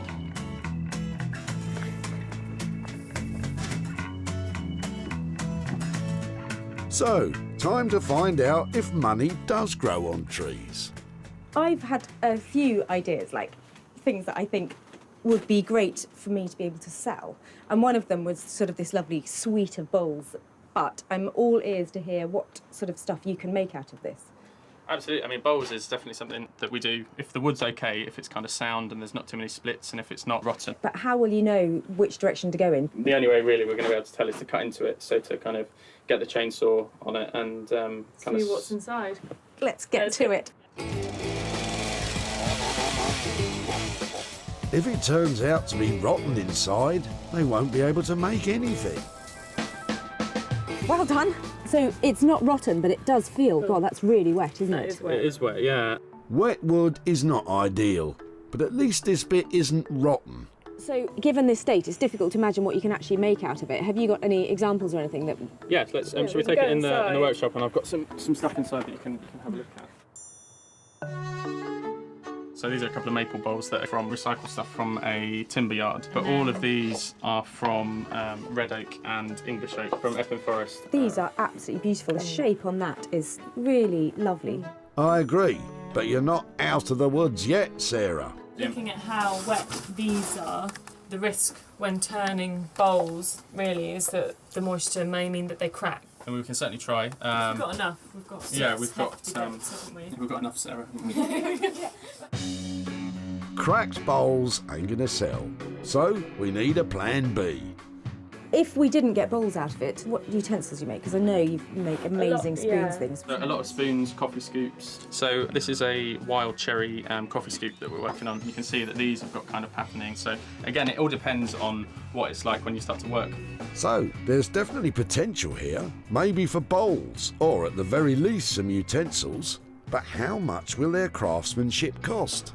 I think if you leave us with 250 quid and let us crack on, we can and see what we can we get. can see what we can get. On that basis, I will happily hand over 250 quid. That's great.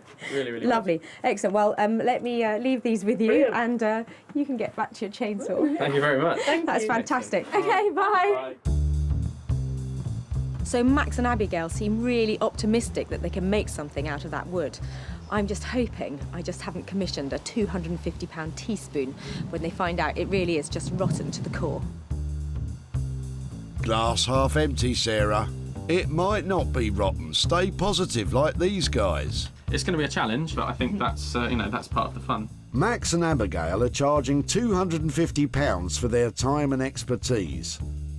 Given the condition of the wood, carving out a profit on this lot will not be easy.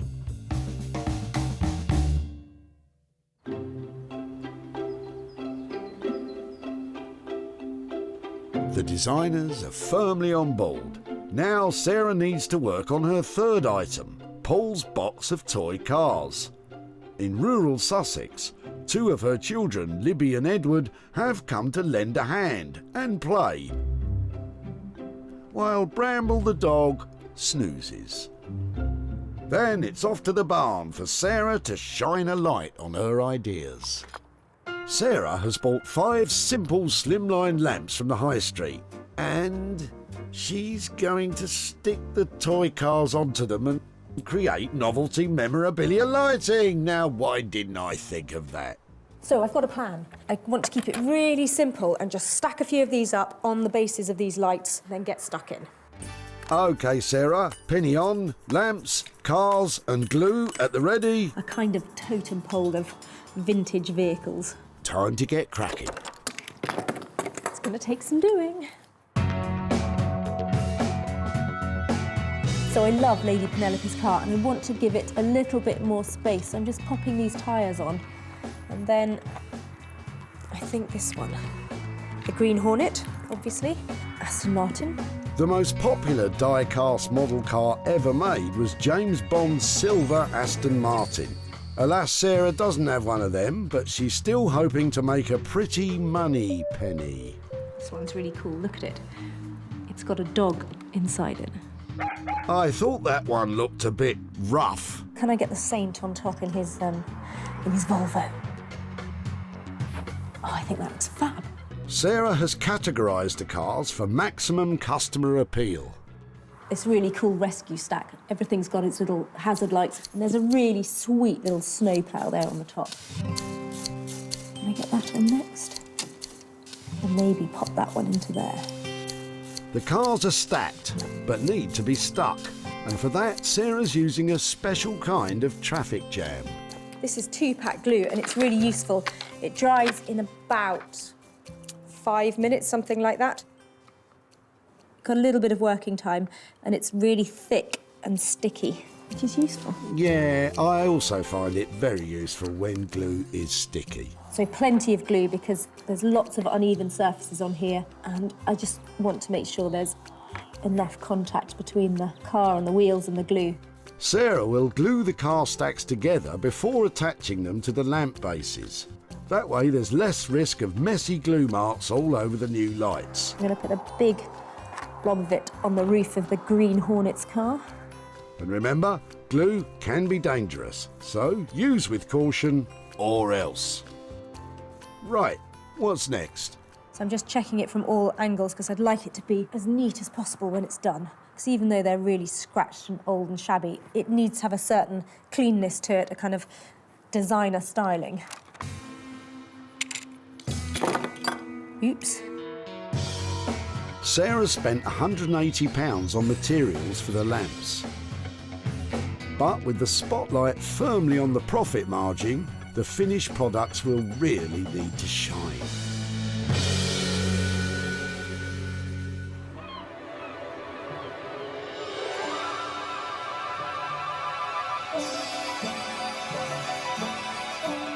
In Margate, the buds of creativity are starting to blossom in Zoe's studio. So I have this really interesting looking piece from Sarah. It's been broken on the side here, and also the lock has been kind of locked open. When I talked to Sarah, I suggested somewhere to kind of put your glitzy, glamorous going out shoes and things like that, or your trainers.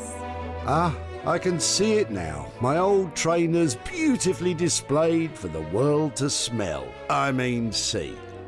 This cabinet needs serious TLC. I'm not too intimidated by the challenge. I'm looking forward to it.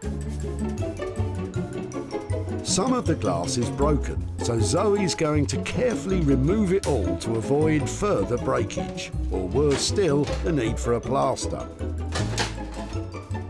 Because the overall condition of the wood is poor with flaking varnish, Zoe has decided to send it off to be professionally polished. Meaning Zoe can take some time to nestle in her loft space where she does all her creative thinking. It's always very important for me to sit down somewhere peaceful, surrounded by all my inspiration and a lot of reference books and colours and materials and art-making supplies, and then have a really good think about what I'm trying to evoke with the piece of furniture. And it's here that Zoe's artistic muse really takes flight, away from that glitzy idea and landing firmly in, wait for it, Mexico. I've decided to do a floral sort of stitched looking design inspired by Mexico.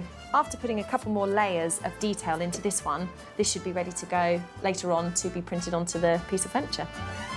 The cabinet's back from the polishers with a new coat of colour, giving it a more sophisticated sheen, I think. All of these different colours are each going to be printed one at a time on top of one another using the silk screens. When I first started planning the piece, I was thinking quite feminine, glitzy and glamorous, but I'm actually liking this kind of like Mexican meets English patio garden that's kind of happening. First, Zoe creates a rough surface for the paint to bind to.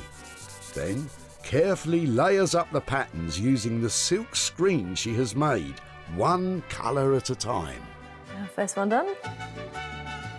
The floral stitch patterns she's using are influenced by fabrics she saw for herself on a Margate, Mexico exchange. We've all been on one. Yes. Yes. That's good. Ah, that is lovely. Zoe's made a strong start with her Mexico to Margate floral design. But building up intricate patterns with silk screens takes precision and concentration. So, for now, we'll leave Zoe to it. So, it's all rosy in Margate. In Walthamstow, Max has got his chainsaw out again.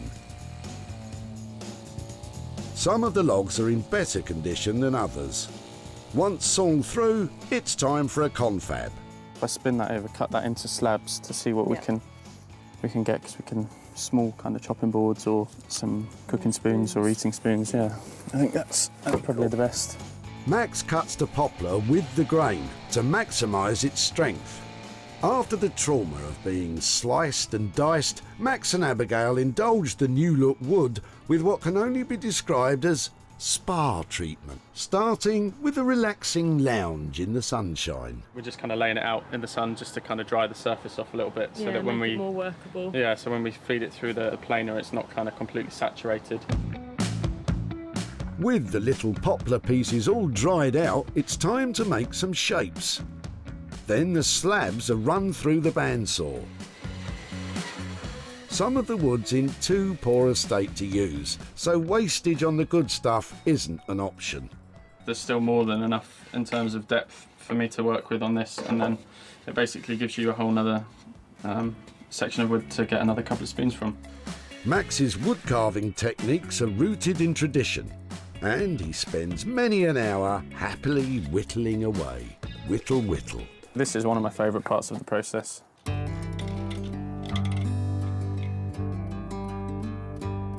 I mean, the colours are amazing. You wouldn't guess this as you get in that you get the kind of greys and the greens running all the way through.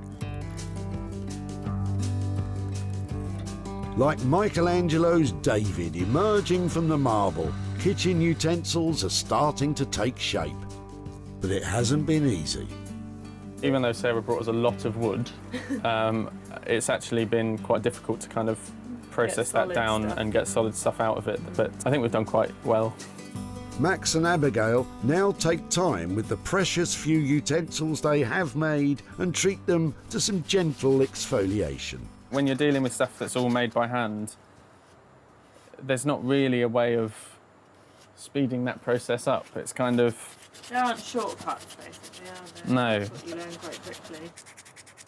It's great that stuff that they would otherwise just either have to take to the tip or would be burned, we can actually kind of take it off their hands and turn it into something that, you know, that then has another life other than just sort of landfill.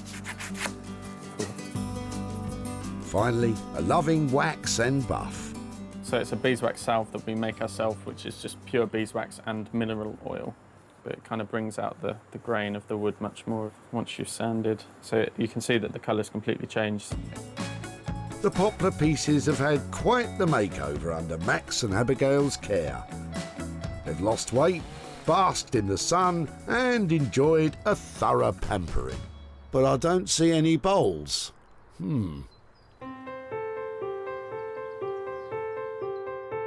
Back in Sussex, Sarah's in the barn putting the finishing touches to the vintage toy lamps. And just use that last bit. There's Popeye. Just going to pop him on there. I think that's successful. So you can have a lot of fun using up your old toys to make some pretty lighting like this. I'm really pleased with the way these have turned out. Before, these well-loved toy cars seemed way past their play-by date. Now, with a bit of imagination and some very sticky glue, they'll live another day as fun retro lighting. They're perfect for child-at-heart grown-ups who like to take a trip down nostalgia lane.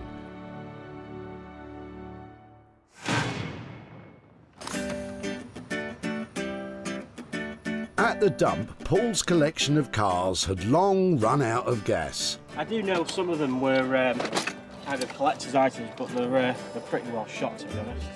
Sarah created 5 bespoke lights with nostalgic charm. And they've all been sold to Rowdy Roddy Vintage Store Boutique and online shop in Glasgow. Now Sarah's back in Stockport to show Paul her car creations and hand over a profit. I hope. Hiya. How are you? All right? Nice to see you again, Paul. How are you doing? Too. Yeah, not too bad, thanks. Yeah, so it's been a while since we've seen you in the tip. How are things? All right, yeah, good. Yeah, not too bad, thank you. When I had a good look at the toys you dropped off, I just loved the fact that they were worn and they had, you know, like signs of age to them. Yeah. So I thought they had to be made into something that was decorative and where people could see them just the way they were. Yeah. Okay, so what I did with them is made them into lights. Okay. I've got a few pictures here. Oh, wow. Bought some retro looking lights, so they sort of had the right kind of feel. Yeah. And got some really strong glue and stacked them all up together. Yeah, that's cool. I recognise, I recognise the old police band there. We have actually sold them. Oh, right, okay. A collection of 5 has been sold all together to a shop. Right. And I've made some profit for you. Oh, right, brilliant. So I've got £145 here. Oh, wow, brilliant. To give to you for your old dinky toys and your old toys. Wow, brilliant. Thank you very much. That's super. Brilliant. Super. Excellent. Well, they were a lot of fun to work with. So thank you very much for letting me have them. Oh, right. Yeah, no, it's fine. Thank you. Pleasure. Well, lovely. Thank you ever so much for that. Okay, cheers. take care. Thank you. Bye-bye. Sarah spent £180 on lamps and glue for the 5 car lights, and they've been sold for £325, meaning a pretty profit for Paul of £145. Didn't expect anything at all. You know, it's a bit of all junk to me. It was nice surprise, definitely. I think we'll go out for something to eat. Maybe, you know, take the family out for some tea and treat the little one or something. So yeah.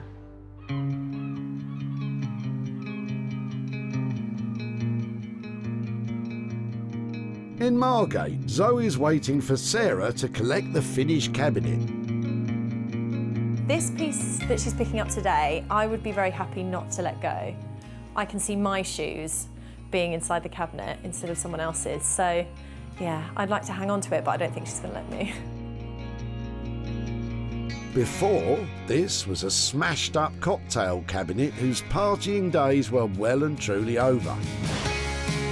Now, the wood's been lovingly restored, the glass replaced, and that broken lock's been fixed and is sitting pretty.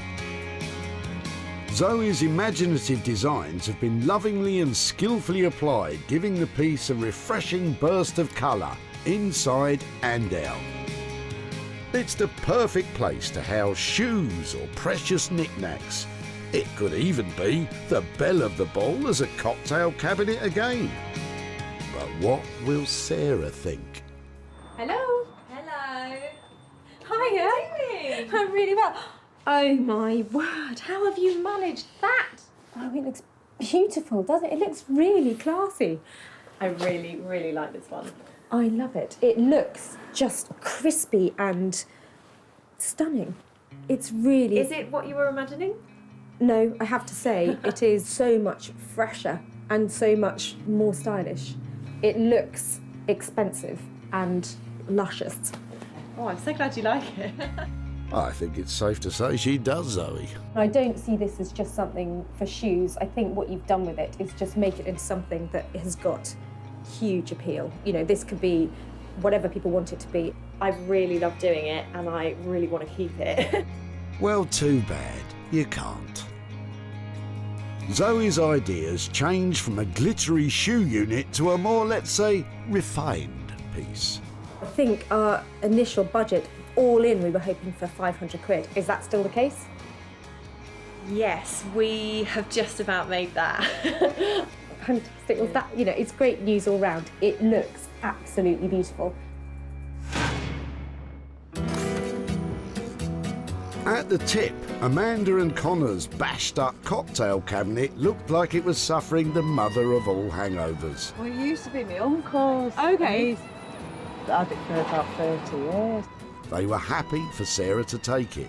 You're welcome to it. My mum will be over the moon. Sarah carted it off to Zoe, who added glamour and Mexican flair, and it was snapped up by Janet from Margate's Lombard Gallery. She doesn't need to second-guess the appeal of Zoe's work because she sold it before. This lovely floral design on the top, it's so big and bold and vibrant. I love it. Now Sarah's back in Stockport to show Amanda and Connor what's been done. Hiya. Hi Amanda, it's Sarah. Hi there, how are you doing? Okay. I've got a few pictures to show you of your cabinet and what we did with it after you dropped it off. Yeah. We chose a designer called Zoe Murphy who lives down in Margate. So your cabinet went on a little holiday down to Margate, and I've got some pictures here to show you. That is what happened to your cabinet. Oh, wow. Does it look like the same thing? She stripped everything back and then lacquered it all over to give it a really luxurious finish. Yeah. And then put these lovely flowers onto the top of it. What do you think? Brilliant. She had a budget of £500. We've actually sold your cabinet, and it sold for £600 in the end. Wow. So it was something that, you know, was going to the tip, and it sold for £600. And the good news about that is that I've got £100 here to give to you for the cabinet. So thank you so much. I like that reaction. Yeah. Any ideas what you might spend that on? I haven't got a clue at the moment. Probably pay for some of these things the kids are doing. Oh really? Are they on we summer got holidays? these Are they? camps and scouts. No, it never really goes down to me. It's always spending it on the kids. I've got 3 children. I know exactly where you're coming from. Inclusive of work and materials, as well as a specialist polisher, glazer and locksmith, Zoe charged a grand total of £500. The cabinet sold for £600, making a sweet profit of £100 for Amanda. Lovely.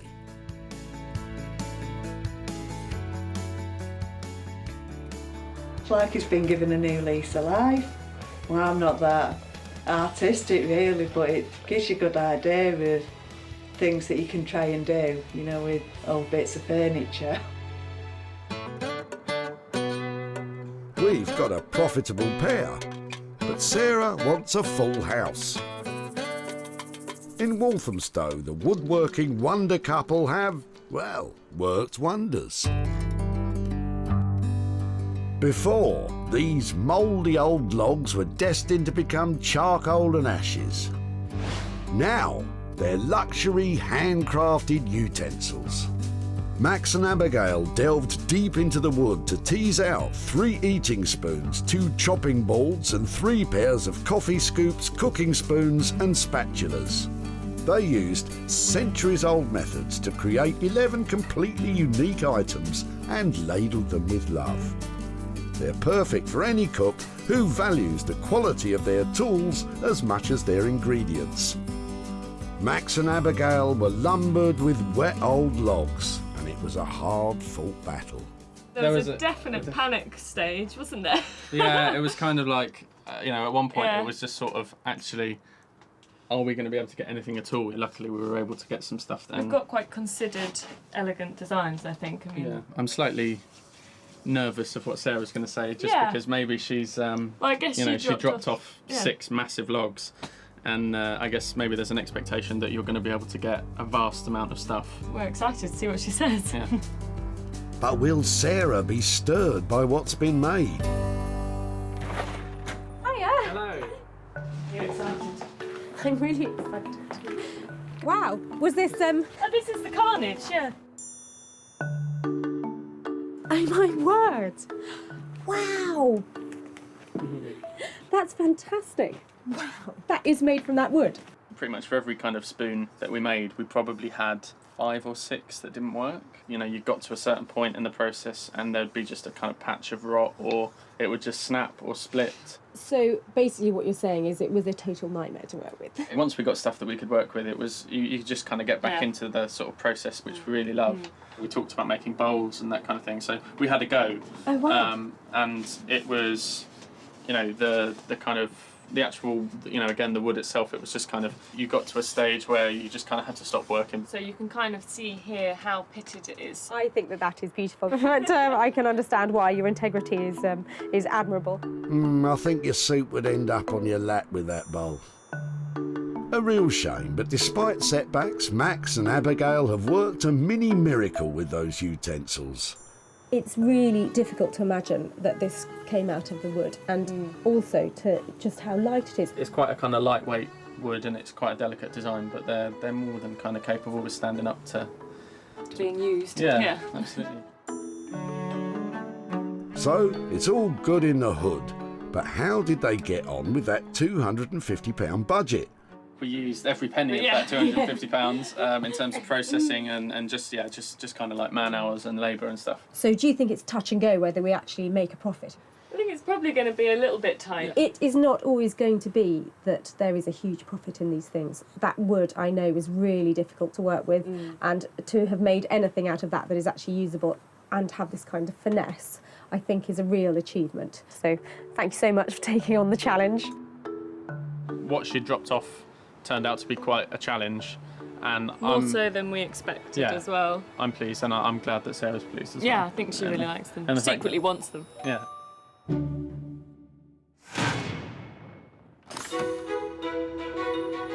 At the dump, Gary's wood blocks were about to be chucked. My original plan was to do something with it, and then it dropped to maybe put it on the wood burner, and now it's just... Get rid, it's in the way. Max and Abigail created luxury kitchenware. And it's all been bought by Ali and Nikki from online homeware store Such and Such, who specialise in selling handmade products. Oh, we'd love to take all of them if we may, because they're beautiful. Absolutely. Yeah. Well, we can box them up and we'll be ready to go. Now there's a happy ending. Now Sarah's in Stockport to visit Gary and give him some good news, with any luck. Are you all right? Hi, Sarah. Nice to meet you again. Yeah, how are you doing? Yeah, not bad. Come on down, let me show you what we've done with your tree stumps. Yeah. There are a pair of amazing makers called Max and Abigail, and they are like modern day foragers and woodworkers. So they were a great fit for your logs. So I've got a couple of pictures to show you. Any ideas what we made out of them? Not a clue. They made beautiful handmade spoons, chopping boards, tasting spoons. What do you think? Yeah, really good. I didn't expect them to be anything like that. It's really impressive what they've done. I mean, I just thought they'd go for landfill or something like that. So to see them like that is really, really good. We gave them a budget of £250 to do that. Yeah. And after that, they have been sold. And we sold your pieces for £300. So I've got 50 quid here for you. Yeah. Well, thanks. How does that feel? Yeah, it's good. Good. Well, money for nothing. Yep. Bang on, that's exactly what it is. Max and Abigail charged £250 in total, and the 11 utensils were sold for £300, meaning Gary is now 50 quid richer. With the money, I'll probably get something for the garden. Just there's always something I can add to it. We spend a lot of time out here, so that's probably what we'll do. Sarah saved 3 items singing their swan song at the dump. The played-out toy cars became quirky novelty lighting. The sodden wooden blocks became luxury kitchen tools for discerning cooks. And the lacklustre cocktail cabinet got more than just its glamour back. It became a hot little Mexican number. Fantastico! Well, that really was an eclectic mix of stuff that we saved. But in the end, all 3 bits looked amazing and turned a profit. And it just goes to show, with a little bit of imagination, you really can make money from all sorts of rubbish.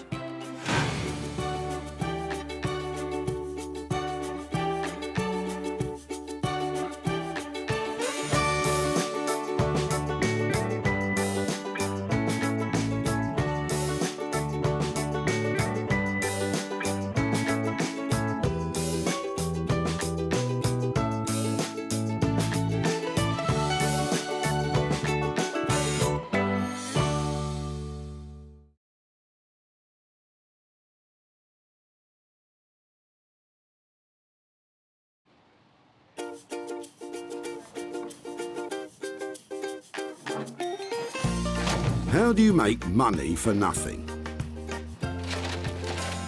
The answer could be hiding in the 20 million tonnes of household waste we throw out every year.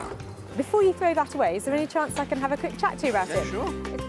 That's why entrepreneur Sarah Moore wants to get her hands on things before they hit the skip. I am a passionate buyer, user and renovator of second-hand stuff, and I've turned that passion into a money-making business. I turn old into new and I sell it for a profit.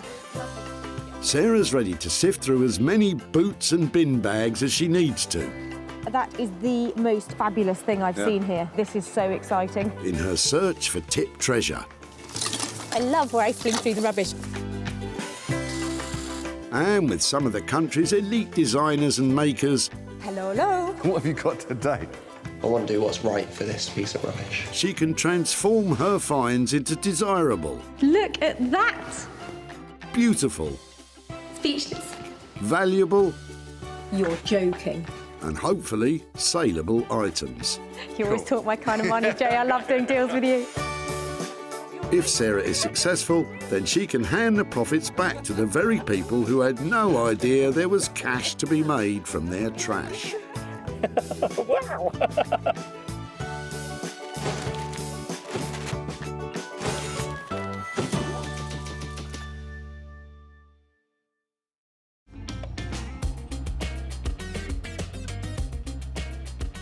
Stockport near Manchester.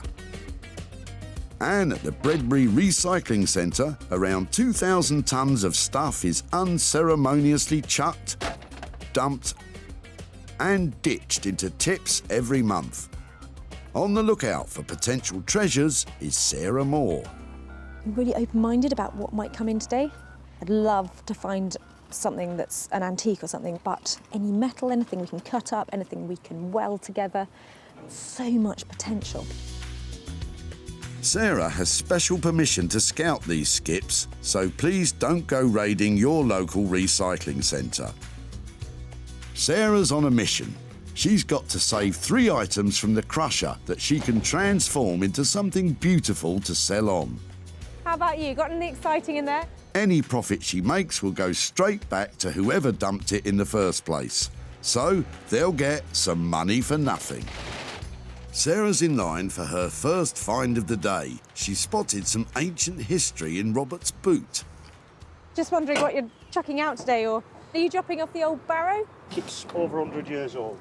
And I've saved it. I don't know why I saved it, but I did. I can tell why you saved it. There's something so appealing about that, isn't there? It's history and it's oddballs, yeah. Yeah, I'm in your camp, I have to say. I think it came out of an old mill. They call them a sack truck, though. Yeah, they used to have them all the railway station, didn't they? But this is a really heavy-duty one, so that's going to be something industrial, isn't it? Made of cast iron many years ago. Yeah. Is there any chance that you'd let me take it away and do something with it? Well, I'd have to charge you a smile, at least a smile. I'll definitely give you a smile for that. And sold for a smile.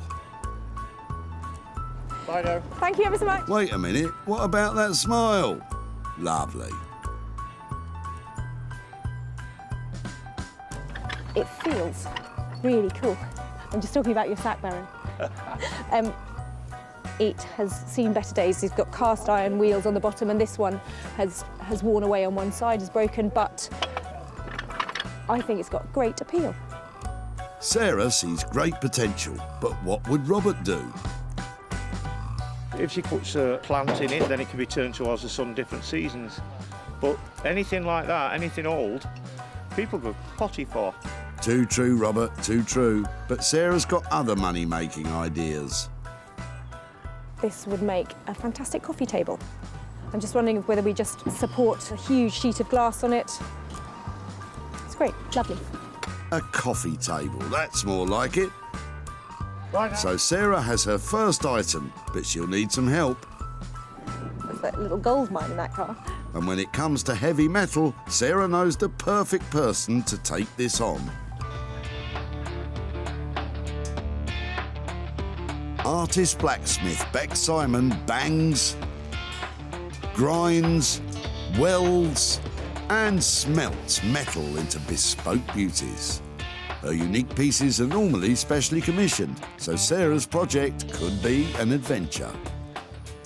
Working with found objects is quite different from what we normally do, because we work with our clients and we produce designs and we work with them. So this is kind of like really freeing up the mind and seeing, you know, what object we've got and how we can make it work into something really cool, modern and yeah, desirable. So it's going to be fun.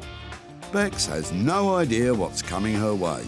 Let's hope her imagination is ignited by the wobbly old sack barrow.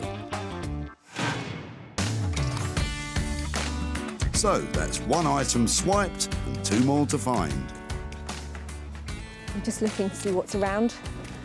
Trying to work out if I could actually make something out of some golf clubs, because somebody's just thrown a whole load away. Hands off, Sarah. If it's in the skip, it's out of bounds. So get yourself back to those car boots. Ooh. Quite an interesting bag in there. Hello, what's all this then? Best mates Sean and Kevin have arrived with a boot full of booty. What's the furniture you're dropping off? Oh, really? Oh, look, you've got a lucky penny down there. You better hang on to that. That'll bring you a lot of luck. So, may I just have it? Yeah. Does that just slide out? Solid wood. Yeah, it's obviously been around for a bit. It's solid wood. It's got nice dovetail joints, so it's definitely got some integrity to it. I mean, I think that anything old will eventually only go up in value because it gets scarcer and scarcer, and somebody in the end is going to say, I just want to have that. Yeah. I watched a programme and there was a wall unit. Yeah. To me, it just looked nothing. Yeah. But the value of it turned out to be just over £1,000. Really? Well, you just got to hope you've got one on your wall then, haven't you? That is actually something that we might be able to reuse, perhaps make into something else. Yeah. Would that be okay to take it away and see what we can do with it? Yeah, of course it is. As long as it goes through good home, Very pleased with that. That's lovely. Sarah knows exactly how to make money out of this, and Sean's got ideas of his own. I've sand it down, restain it, put some new handles on, tidy it up and probably sell it on the auction or something. Brown furniture has got such a bad reputation, and when you look at this you can probably imagine why, but I think that we have some potential here. Second item saved, and Sarah knows someone who can help the drawers make more than just a pretty penny. Exciting young designer Zoe Murphy has taken the reconditioned furniture world by storm. Zoe's a screen printing and textile design queen. Her bright 50s-inspired designs add a burst of colour to old furniture. She even sells bespoke pieces to Liberties of London, and her work sells at a premium. I work predominantly by putting images onto old pieces of furniture. Everything I make is a lot of the time about fun. I'm based in Margate. I really kind of revel in all the sort of faded glory and glamour of the place. So I really believe that things should always be given a second chance, and I try to see the good in stuff like that. Well, let's hope she can see the good in those old drawers. It's going to take more than a few flowery stencils to make them into something saleable. But I'm sure Zoe has what it takes. Touch wood. Now Sarah's got to search for her third and final item that will put her own talents to good use. And she's found the perfect bit of kit for a nosy Parker. I'm loving this. This has given me a whole new dimension to the recycling centre. I don't have to run up and down anymore. This is brilliant. Might do some bird watching as well. Well, Sarah, you're not far off a magpie yourself. And if there's one thing magpies like, it's metal. Nicola and Stephen's kitchen ceiling is in the back of their van. Strange place to keep it. But Sarah's spotted something shiny in there. Hiya. What are you doing there? What are you chucking out? The copper pipe and the ceiling from the kitchen. Have you had a bit of a shocker? Yes. We left the bath on then. It's the shower. Oh, really? I'm loving the copper pipe. Any chance I can have a look at it? And It's see all what... yours. Really? All yours. Yep. I think... Brilliant. This is just what I need. I love the fact it's all worn out. So you're getting a whole new bathroom and a whole new kitchen ceiling, or? All at the same time. Well, we're doing the kitchen, and now we've got to do the bathroom. At the same time. Well, I tell you, if there's any value in what I make out of it, that will be coming to you. So maybe you can help pay for a new sink or something like that. That's fab. Thank you ever so much for that. Thank you. Brilliant. I've been looking for those all day. Copper load of that. Oh dear. Now I'm really pleased with this. Look at those.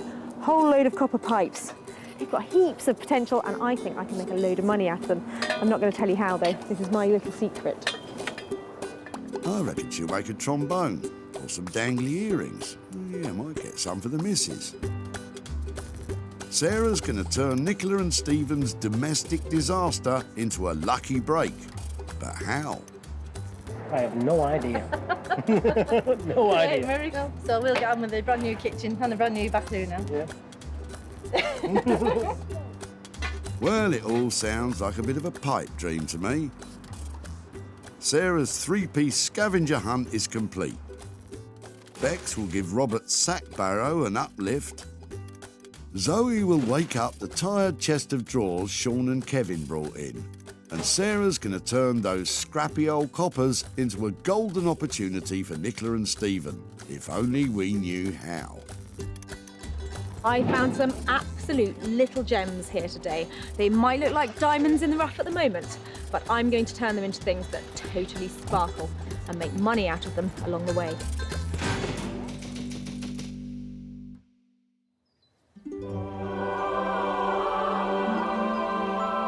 Sarah's first stop is deep in the heart of the picturesque Surrey countryside, where, in amongst the tranquility of country living,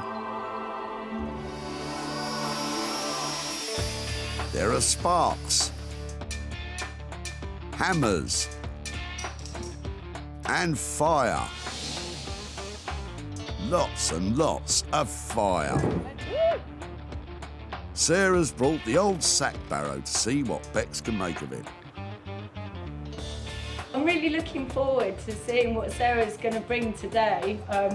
Probably something really strange. Yeah, I'm looking forward to having a look.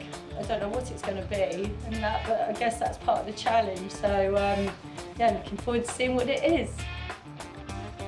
Did you hear me coming? Bex works side by side with husband Dave, who will be helping out on this one. I was sort of wondering if the old sack barrow might be a coffee table. Yeah, I was wondering what we were going to turn it into. So yeah, we could do a coffee table. But perhaps it's something that we are finding some way of getting some glass over so we can really see the kind of industrial sack barrow thing left underneath. And you still want to be able to move it around using the wheels. Yeah, I think that would be really cool. If we could find a way of not making the glass sort of slip off, I think that would be great. Exactly. Any thoughts about how to finish it? I'm thinking maybe, you know, keep the old rusty metal, maybe add some colour into the wood. One option for treating the wood is to have a scorched finish. It doesn't just give a distinctive burnt look, it also creates a charcoal barrier that is rotten fire resistant. Darkens it all down a lot though, that's the thing. Or another option, if you really want to look the biz, paint it gold. Yeah, so maybe it's just rub back, gold paint on, wax up. I would just mix it up, keep going for it until you get somewhere that you really like. Try it on the samples and then just make a plan and go for it. Whatever finish they do go for, it can't be too expensive because Sarah wants to stoke up a profit on this one. Realistically, I'm looking at 400 quid to sell it for. If we've got 50 quid's worth of materials, maybe I'm trying to give 150 quid back to the guy at the dump. That would leave 200 quid to transform it. It's going to be a morning's work, isn't it, for the two of us? Yeah. Going really fast. Yeah. If we keep it really simple. No cups of tea. no phone fiddling. No social media. It's hell for leather, okay? No. Well, if Dave can stop fiddling with his phone, they should be onto a winner. So with this piece, we're not after a massive transformation. We're going to use all of those shapes and all of that heritage that I get from the sack barrow and just turn it into something lovely to go into somebody's home. And you never know, we might even make some money from it too. Bex and Dave are charging £200 for the work. But they're all forgetting to budget in the glass tabletop. I bet that won't be cheap. And it could even eat into the profit margin.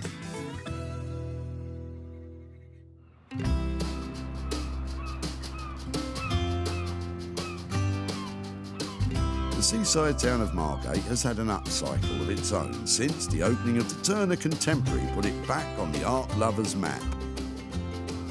Its rich history is now fused with the contemporary art scene buoyed along by a vibrant community of designers and artists. At the epicentre of this artistic boomtown is designer maker Zoe Murphy, who's expecting a visit from Sarah. She usually brings me storage items, so really wanting to think up some patterns and prints and colours to go with anything that might come through the door. But if they're on their way to the tip, it's not always because they're in the best nick. But as I don't know what it's going to be, it's quite exciting. Hi, yeah, how are you doing? Ah, bless, it's like the worn-out chest of drawers is in for rehab. Time for some serious TLC. It's definitely seen better days. We're lucky to save it because it was really close to being chucked away. Yeah. We're missing one of the stops there that suspends the drawer at the right place. And it's quite smelly as well, isn't it?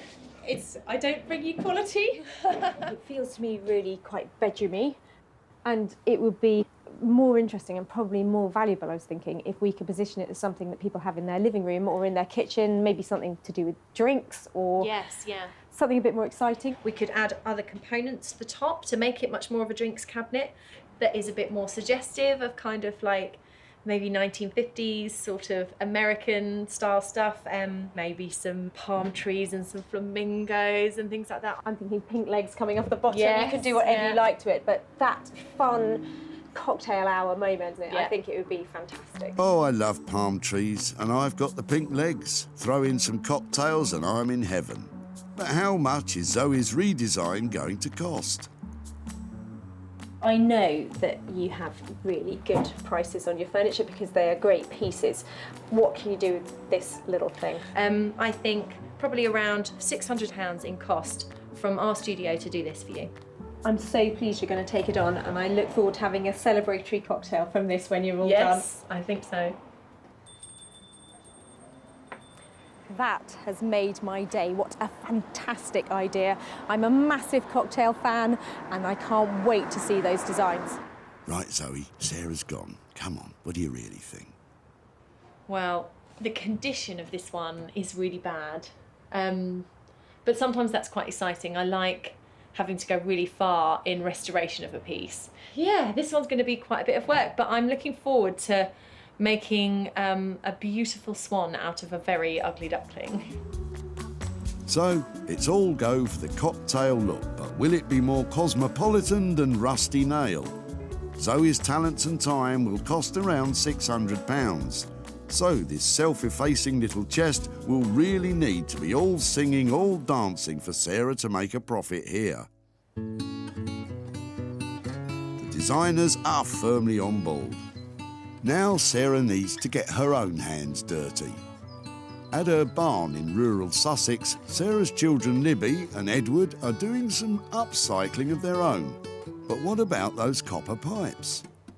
I had this vision of making some designer lighting, but now they come to be sitting on the desk. I'm feeling that they're going to have to go through quite a process to be something that you really want to have in the sitting room or in your bedroom or on your desk. How hard could it be? I'm sure you'll be done in time for tea.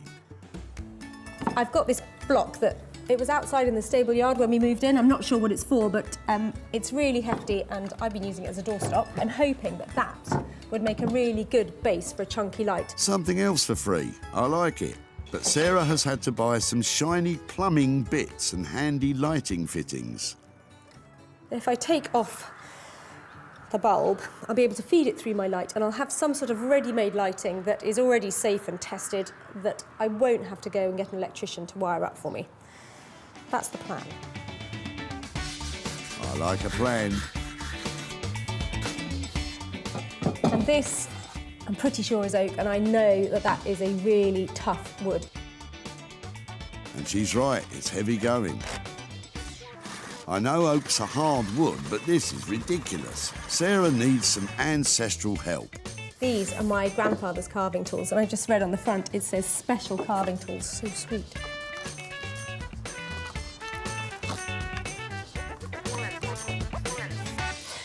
Now what? A bit of metal work, I think.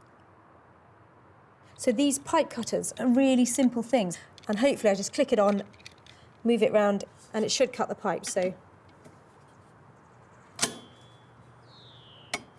Here we go.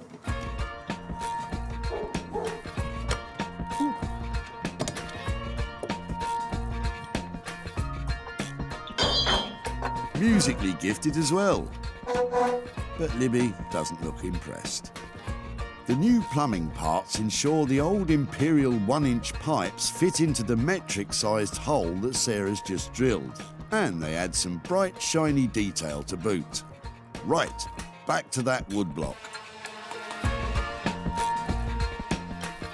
It really is a labour of love turning an old lump of wood into a piece of lighting with the help of some bits from the tip.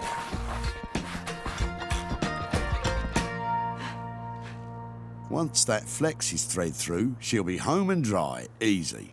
I'm just trying to feed the end of the wire through.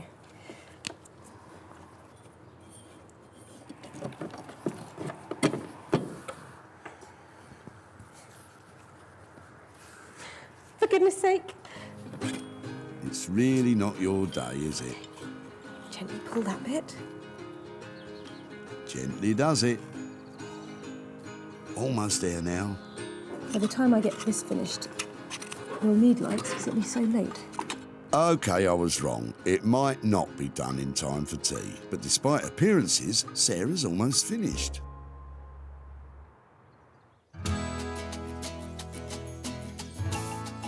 At the forge, Bex is forging ahead, funnily enough, with the sack barrow come coffee table.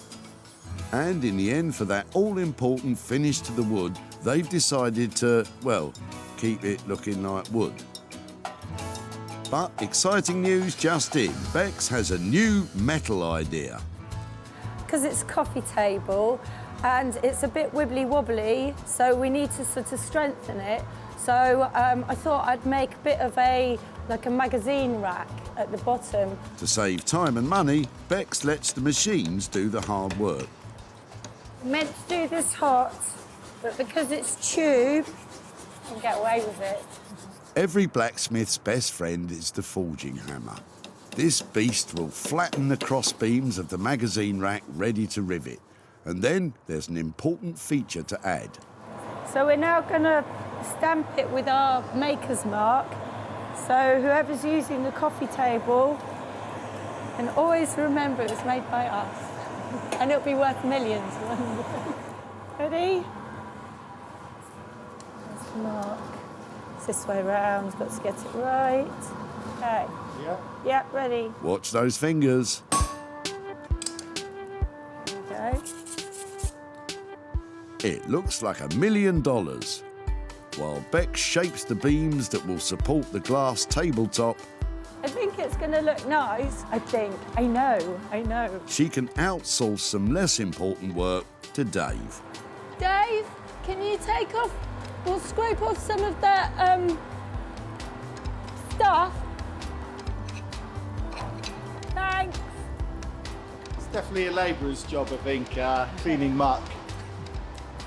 We each decide who does what, and then we have an argument about it. Well, I'm definitely the boss. Of course, naturally. But no, we compliment each other because he's sort of, I'm like, he's like the more grounded one. With the dirty work done, it's time for some teamwork. This is where it all goes wrong. The magazine rack beams are being riveted together, but it's dangerous work. Steel has to reach a temperature of 1,400 degrees Fahrenheit before it can be hammered into place.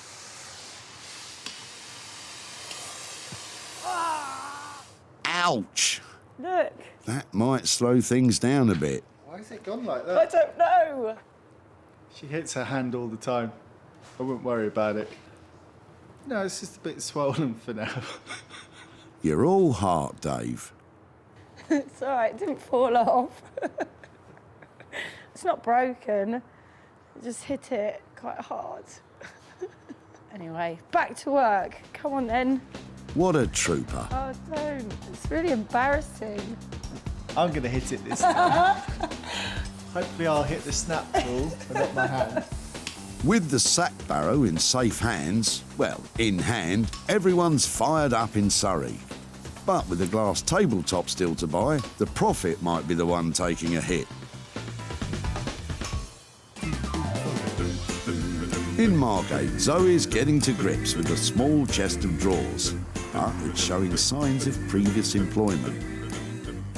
Definitely had some time probably in a shed as a painter and decorator's assistant. It's currently just a sort of very thin ply, which will lift off. There we go, stage 1, remove lid. And so I'm probably going to fit a new one. There's a lot of repair that needs to get done. And on closer inspection, Zoe's having a change of heart about this chest's future prospects. I talked to Sarah about turning it into some sort of cocktail bar or cabinet, but I don't know how convinced I am with that idea. I like the idea maybe of turning it into a dressing table instead. So the high-legged cocktail idea has morphed into somewhere to get dressed up for cocktails instead. Well, I can live with that. Zoe wants the finished dresser to evoke a glitzy 50s era with feathery birds, super bright colours and ornately lined drawers. It's just my style, funnily enough. But does Zoe's redesign have legs? Yes, but not for long. They're in really disgusting condition and they've gotten damp at some point. That's okay though, it's kind of a good incentive to get rid of the legs. I've actually found some that I like the look of, in a sense putting some high heels on the piece, so yeah. I'm gonna say goodbye to the mouldy old legs. Sorry legs, off you get.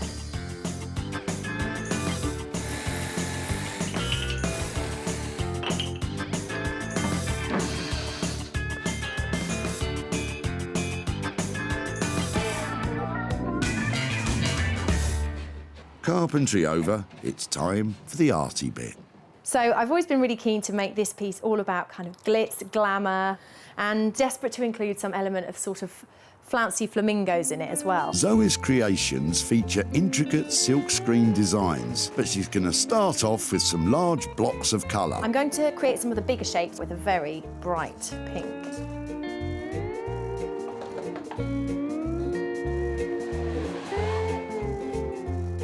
I'm really happy with that. Got a little bit there to fill in where there's been a chip. Apart from that, I just need to do a lot more and put in some detail. The prettifying is well underway, and the coy little chest is on course for a much brighter future as some classy uptown junk.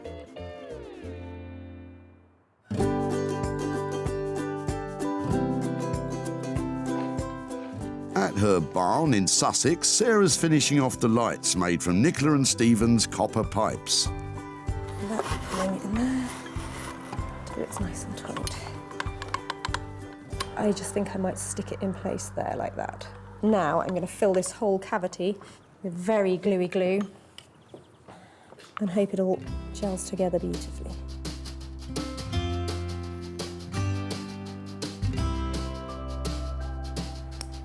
It was a bit of a challenge making a bespoke piece of lighting, but actually I think these copper pipes that were hidden away under the floorboards now look like they should definitely be on show. Before, this old bent copper was beat up and done for.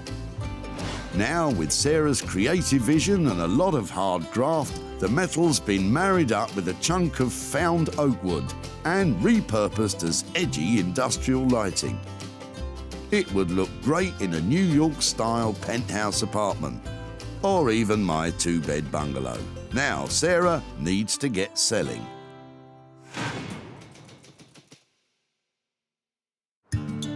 At the skip, Nicola and Stephen's battered copper pipes were swiped by Sarah after a kitchen catastrophe. What are you chucking out? The copper pipe and the ceiling from the kitchen. Sarah had money-making plans, but they couldn't guess what. I have no idea. Sarah created some bespoke lighting,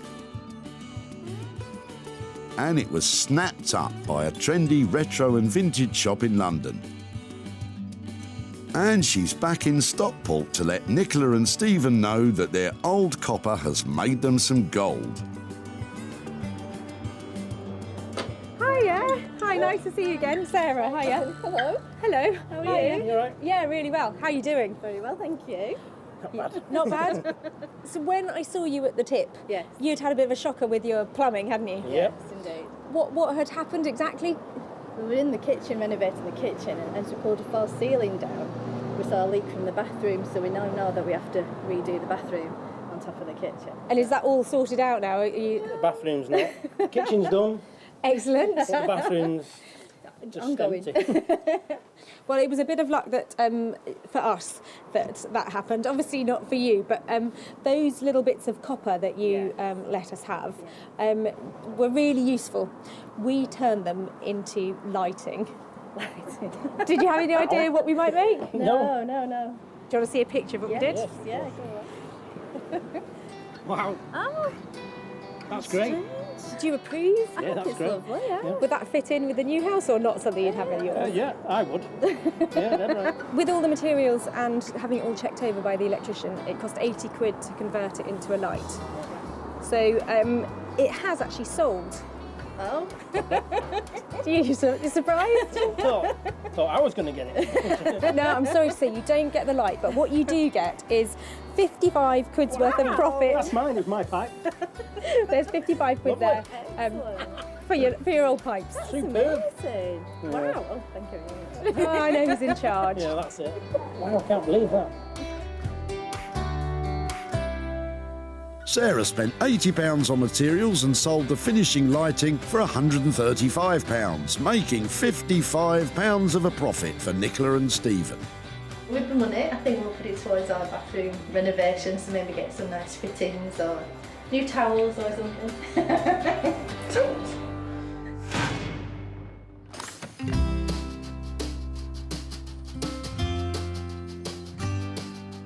So the copper lights were a great success. Back at the blacksmith's bunker, Bex and Dave are putting the finishing touch to the sack barrow, the all-important glass tabletop. The toughened glass has been custom cut and screws will hold it firmly in place. Now all they can do is wait for Sarah. It looks quite sweet. So now I feel quite pleased. Do you feel pleased, love? It's turned out good. You can see it in someone's home. It was quite a challenge, to be fair, you know, but yeah, it's worked out quite nicely. I've come to pick up the sack barrow stroke coffee table. I left it and it was in a terrible state. And Bex and I have had a brief chat about what she might be able to do to get a frame and some glass on top of it. But I have to say my expectations are very much on the level. This old sack barrow was destined for the tip. But now it's a tip-top designer table. It's truly one of a kind. But what will Sarah think? Hiya! How are you? Oh my word! I absolutely love it. It looks like mid-century. It looks so cool. I think what you've done to it is It's worked out well. Like the metal sort of looks leathery, doesn't it? Oh, seriously? Oh my goodness. I absolutely love it, really. Oh, really? Oh my gosh. I'll give you a hug. I really smell because I'm wearing yesterday's shirt. You're a little genius, girl. That is fantastic. Go on, get in there for a cuddle, Dave. Or maybe later. Have you ever felt like that about any of the other pieces? I don't think I've ever cried over a sack barrow. It's a daily occurrence for me. Now Sarah just needs to find a buyer who feels as passionately. I absolutely love this table. It was a sack barrow, now it is a beautiful interior designer piece. All their hard work has made it just stunning. What an amazing reaction. We're just going to have to achieve that every time now. The pressure is on. Bex and Dave came in on budget, but with the glass tabletop costing 125 quid, this low table needs a high price tag.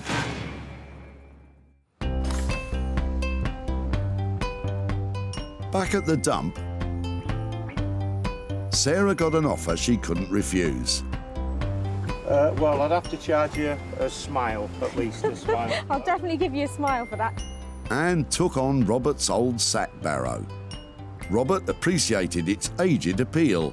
Anything like that, anything old, people go potty for. But it was up to Sarah to come up with a plan. This would make a fantastic coffee table. And with the help of Bex and Dave, that's exactly what it became.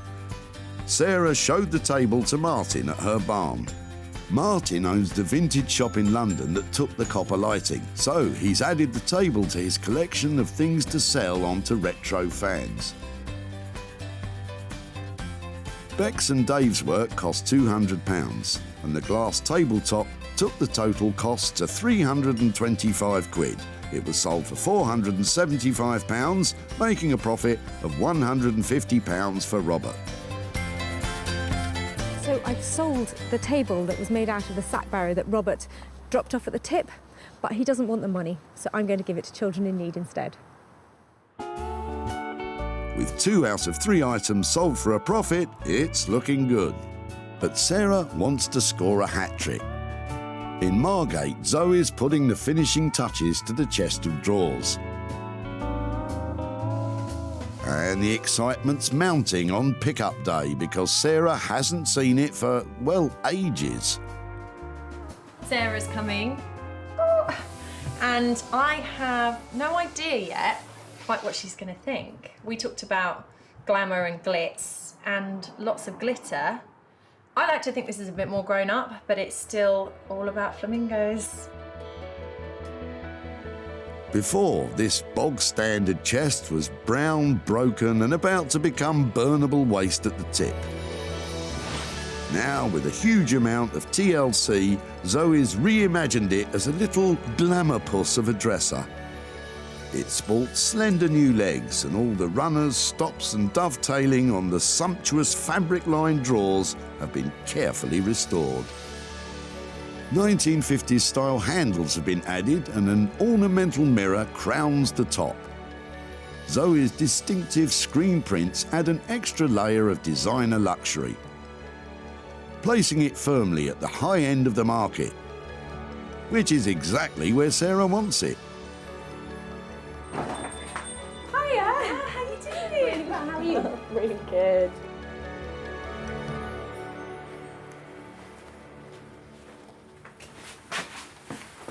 Oh my word.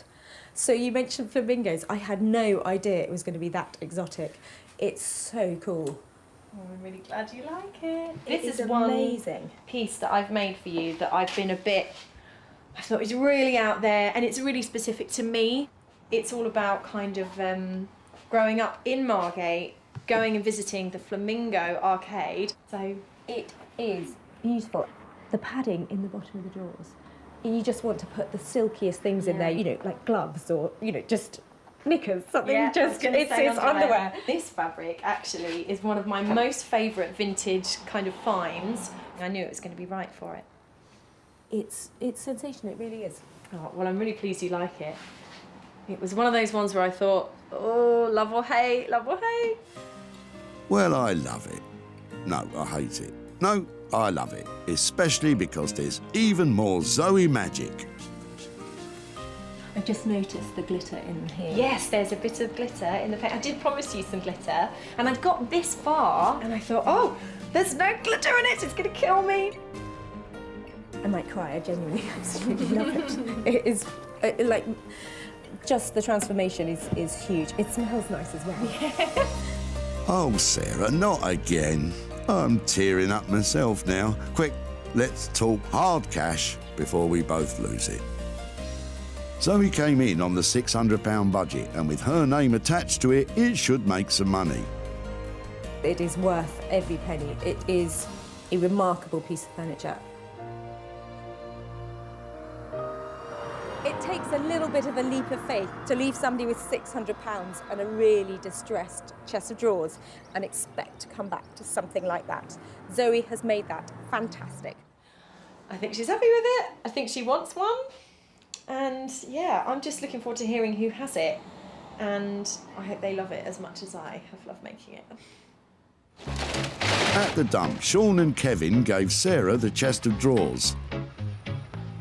Once it goes through, it goes over. I'm happy with that. Sean had ideas for it, if not the inclination. I would sand it down, put some new handles on, tidy it up and probably settle in the auction or something. But Sarah had Zoe in mind to help recreate it. Maybe some palm trees and some flamingos and things like that.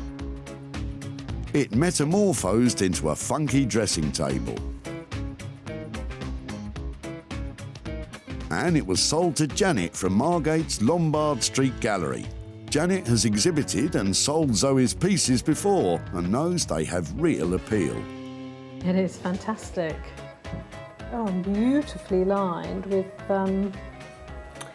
fabric to reflect the sort of the flow of the flamingo design. Wonderful. Now Sarah's back in Stockport to meet up with Kevin. He's on his own today because best mate Sean couldn't make it. Hiya. Hiya, nice to see you again. So what will Kevin make of the revamped drawers? The little old chest of drawers, do you remember what we took from you? That kind of like 2-drawer chest? It had some great potential. So we took it down to this amazing girl in Margate called Zoe. Do you want to see what she's done with it? Yeah. Oh, that looks well nice. Does it look different? Yeah. So she has done big transformation on it. The whole of the chest of drawers stayed the same, but she's replaced the legs and the handles to give it a new look. Yeah, it looks nice, that. Well, when we did up the table, we also managed to sell it. Alright. So I've got £100 here for you guys. That's all yours to spend on whatever you like. So that's coming back to you. Alright, thank you. It's a pleasure. The chest of drawers originally belonged to Kevin's girlfriend's late mother, and the money's going towards something to remember her by. For what it's worth, it has been made into something absolutely beautiful, and I hope she'd approve of what we've done to it, because it really is stunning now, so I hope she'd approve. Yeah. It's really good to see you again, and thanks ever so much. Okay, bye-bye. Bye. Zoe's work came in at £600, and it was sold for £700, making a profit of £100. Sarah saved 3 dumped items destined for eternal doom. The copper pipes are fabulously illuminating, darling. The wheelie old sack barrow is a spanking new designer table. And the dowdy chest of drawers is a dishy babe of a dresser. Pats on the back all round, I'd say.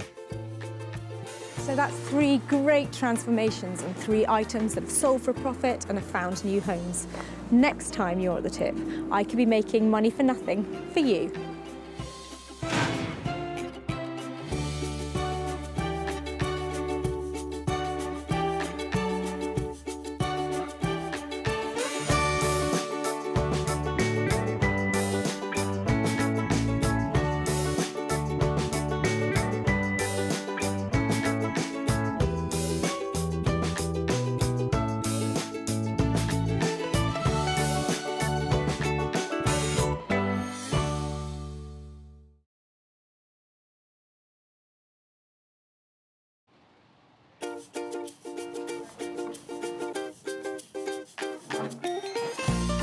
How do you make money for nothing? The answer could be hiding in the 20 million tonnes of household waste we throw out every year. Before you throw that away, is there any chance I can have a quick chat to you about it? Sure. That's why entrepreneur Sarah Moore wants to get her hands on things before they hit the skip. I am a passionate buyer, user and renovator of second-hand stuff, and I've turned that passion into a money-making business. I turn old into new and I sell it for a profit. Sarah's ready to sift through as many boots and bin bags as she needs to. That is the most fabulous thing I've seen here. This is so exciting. In her search for tip treasure. I love rifling through the rubbish. And with some of the country's elite designers and makers, Hello, hello. What have you got today? I want to do what's right for this piece of rubbish. she can transform her finds into desirable, Look at that. beautiful, Speechless.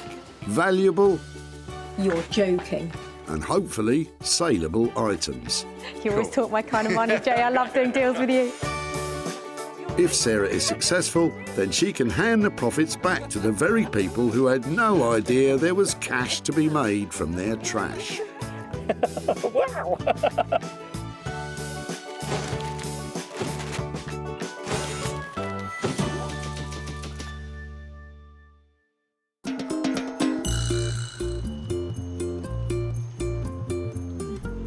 Today we're at Whitley Recycling Centre near Guildford. Although much of the waste and unwanted items we chuck out ends up in landfill, some of that tat could be transformed. Every car has so much potential. You just don't know what diamonds are lurking in the boots, waiting for their chance to shine again. All I've got to do is find them before it's too late.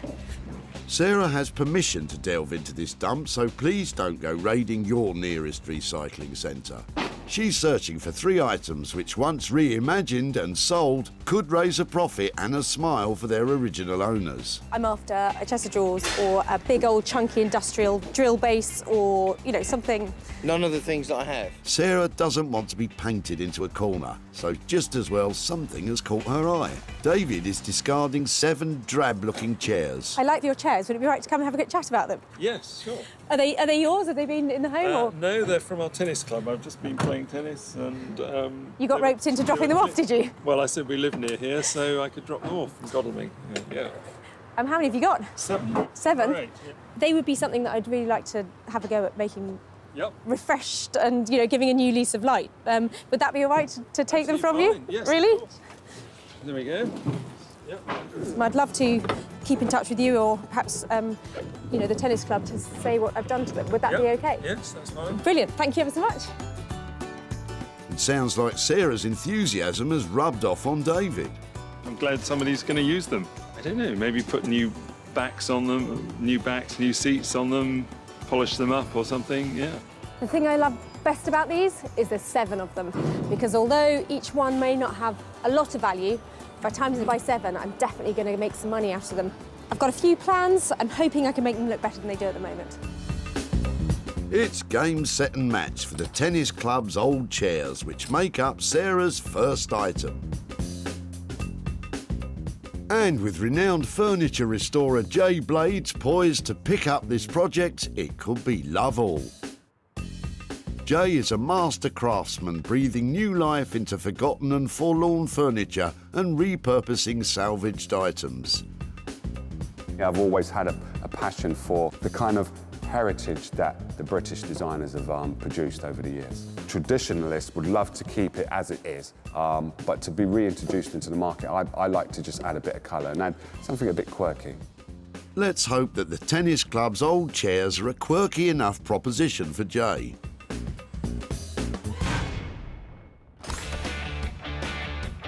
Sarah's on the lookout for a second item that can be rescued, repurposed and sold for a profit.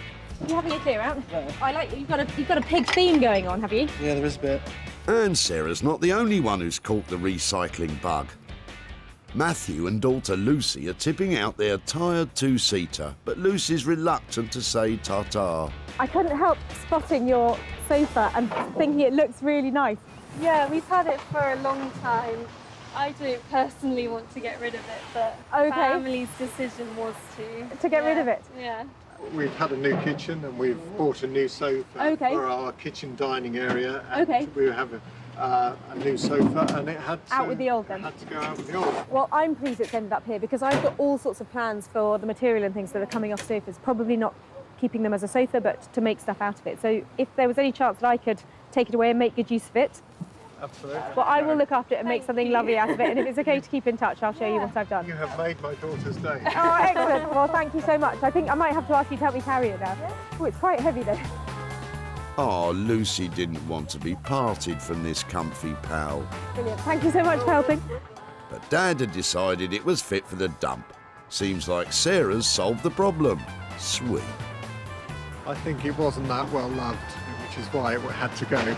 So we brought it along here today, hoping that someone would be able to take it off our hands, and they have, and that's brilliant.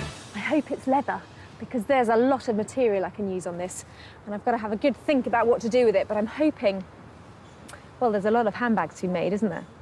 This sad sofa is destined for the studio of designer dressmaker Chinello Bali.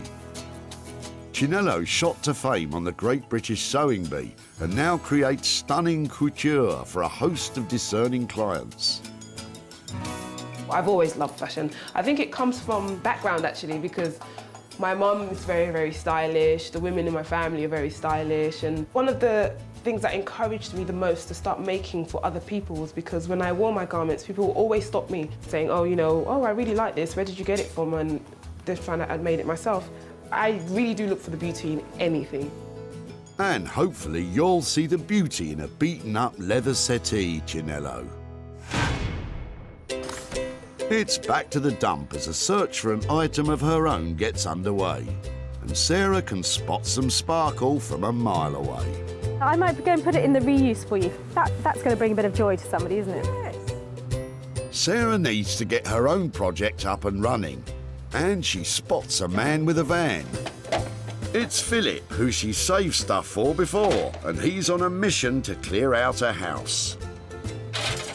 Smashing. They're pretty cool, aren't they? And voila, Philip is getting rid of some striking-looking metalwork. Brilliant.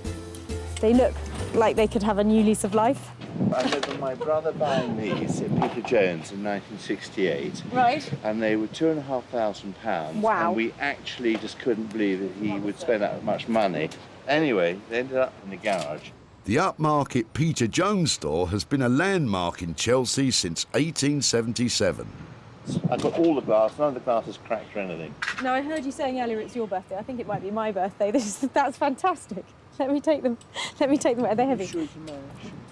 No, probably not. Come with me. Sorry. Where do you want them put? Just over here would be great, so nobody else chucks them away. That would be fantastic. Have you any thoughts about what we could make out of them? Shelves. Shelves. That's what they are. Fair enough. If these cost $2.5 grand in the 60s, they could still carry some real value. They were highly fashionable. If she's got the patience and cleans them up and gets the chrome fixed, they're just going to look as lovely as they did 40 years ago. How cool are these? I love the fact that they were really expensive when they were new, because it means that they'll have great integrity to them. They'll have some real quality. I've got high hopes for remaking these into something fabulous. Sarah wants to repurpose these sassy 60s shelving units and ideally provide a profit for Philip. They make a fine, upstanding item 3. Sarah's crafty pals now each have their items. Jay will rethink the tennis club's industrial chairs. Chinello will turn Matthew and Lucy's two-seater into some tailored togs. And thanks to Philip, Sarah has a project all to her shelf. I found some little gems today. They might look like diamonds in the rough at the moment, but by the time I finish with them, they're going to be shiny bright and worth an absolute fortune.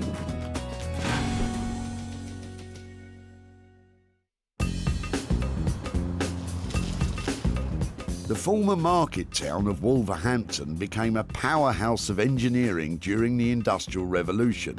It was where the first set of automatic traffic lights were introduced. And furniture restorer Jay Blades is revving up and ready to go. Sarah will be along in a little while. Don't know what it's going to be. Hopefully it'll be something from the mid-century modern, so pre-1970s would be nice. Made of wood. An English manufacturer, be even better. But who knows what people are throwing away these days. So, not to be too specific then, Jay. Hopefully he won't be too put out that Sarah's chairs are made of metal. Hello. Okay. They're not wood. I'm a bit worried. Wow. Good news or bad news? I've got another 5 outside. You've got another 5? Yeah. Should we go and get them? Yeah. Okay. There's no going back now, Jay. That's right. Sarah's brought you 7 rusty seats.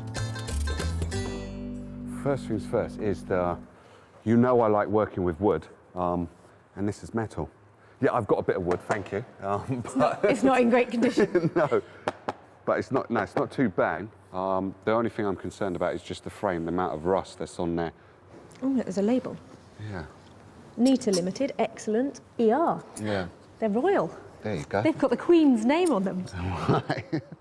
This little symbol confirms that the manufacturer of these chairs once supplied the royal family. Anything with a brand name, anything like that, always gives it that little bit of provenance that makes it a little bit more interesting and probably worth a bit more, doesn't it? Yes, most definitely.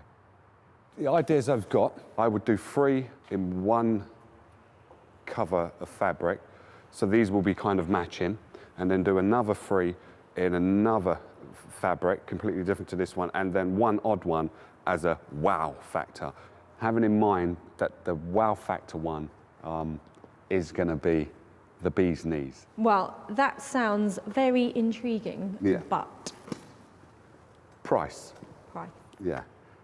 To do the work on these, rub them down, you're probably looking at about 75 to £80 per chair. You don't need to go to the gym this week, I tell you. I've got my work cut out. You've got your hands full here. Yeah, most definitely. So we do have a deal. We're dealing, Jay. We're dealing. I'm happy. I'm happy. Furnished steel frames, brand spanking new upholstery, and at least one unique standout seat. These seats could end up as the pride of the West Midlands. Really important to see that those chairs have got tags on the bottom with a maker's mark, because that adds value. And with Jay's ideas for making them into a really cool set, I think there's potential to make at least a couple of £100 there.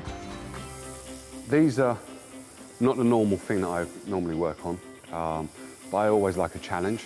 But these are really, really interesting. I do like them, to tell you the honest truth.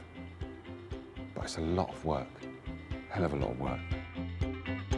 These tennis club cast-offs will command a sizable budget to take from tired and tarnished to shiny and sought after. At £80 each, Sarah's going to have to make in excess of £560 to stand any chance of making a profit. From Wolverhampton to Canning Town in London's East End, amongst the legacy of its industrial past and its gleaming regeneration lies a fashion hotspot, although it might not look it from the outside. Sarah sees her sad sofa as an ideal project for Chinello Bally. Chinello is an uncompromising designer dressmaker, but she's certainly not an upholsterer, and she has no idea what Sarah's bringing. What will she make of that tragic two-seater? Well, Sarah's been to the dumps, so it could be anything really. It could be, she could bring me a lampshade and say, you know, turn this into something amazing. Don't know with that girl. So I just don't know what it could be. It's really dusty.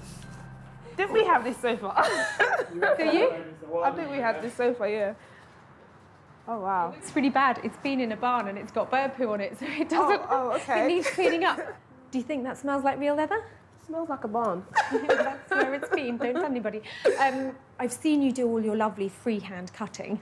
I didn't know whether it was bodice or armour type stuff, but I just thought, I know you'll have great ideas. There's a garment in this, definitely. I'm thinking lace as well. Can we put more to it? Yeah, that's absolutely fine. Do you know, I'm thinking maybe a dress or a jumpsuit. Something very sexy, feminine. But playing with the leathers, I'm really looking forward to this one. And is there any problem with the thickness of the leather? Oh, no, I actually felt it. It's not that thick. It's not that bad, actually. Shall we rip into the leather and then have a look at it? I thought you'd never say it. Let's get stabbing. Looks like the sofa's got someone excited. Instead of actually cutting it, I'm going to just rip into this. Get ripping, girls. Oh, it smells like leather, doesn't it? Yeah, it does. It sounds fantastic, you know, I can see this amazing couture garment, but how much is that going to be to actually make? Well, for my charges, you'll be looking at about £300. Okay. So try and keep it within sort of that price range. The lace and the leather, I would never put it together. I can't wait to show it to you, to be honest. Looks like Chinello loves that leather. Phew. I'm so excited that it's a black leather sofa. It's black, I love black, it's leather, leather's amazing. And it's a sofa, what kind of transformation is that? I'm just really, really excited about it. At a cost of £300, this is certainly no off-the-peg job. So will Sarah go from rags to riches and pull in a profit?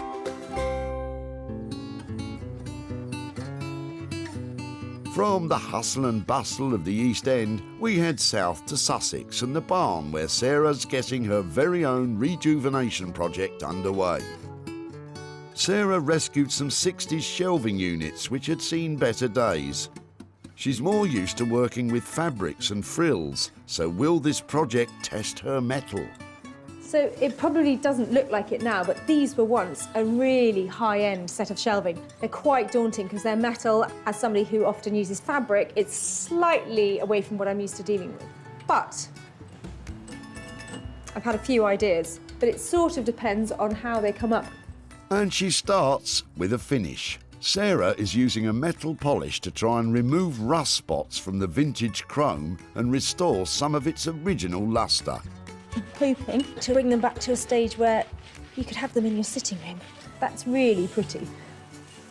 Lovely and shiny. Out of this, I must be able to make one really cool ottoman, like fat footstool, with a big upholstered top to it. Sarah's set her sights on an Ottoman-style coffee table. These usually incorporate an upholstered top, which can double as a footstool. Comfy, yet functional. And if I get some really good quality foam, maybe something quite thick like that, some velvet over it, might even try to do some battening on it to make it look really pucker. The shelves will become the coffee table frame, but she doesn't need all of that metal, so it's time to cut it down to size. Using a hacksaw to cut thin tubular metal like this is perfectly fine, but it's slow going and takes a lot of effort. Did I mention it was slow going? This is really hard work. I'm sure I could upgrade this as well. A nice power tool, I could just cut through there. Well, you've started, Sarah, so you might as well finish.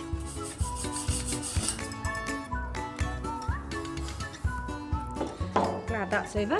So that bit there, hopefully, is going to slot into that bit there. And with a cut and shut frame just about ready, Sarah can turn her attention to the planned upholstered top, which will have a plywood base. And she wouldn't be our Sarah if she didn't already have some materials standing by. This is a big old length. I think it's old mattress ticking, so it's really robust and firm. It'll certainly do the job. But it's just whether it's high-end enough. I have a feeling that this, when it's all together, would look good.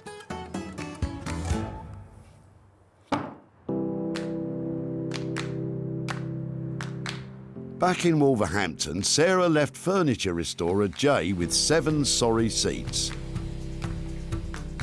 Jay's first job is to eradicate that rust. These retro chairs were the property of a tennis club, so have probably been used both indoors and out. And now those frames need a new finish. I don't really need to get rid of all of the rust that's on there.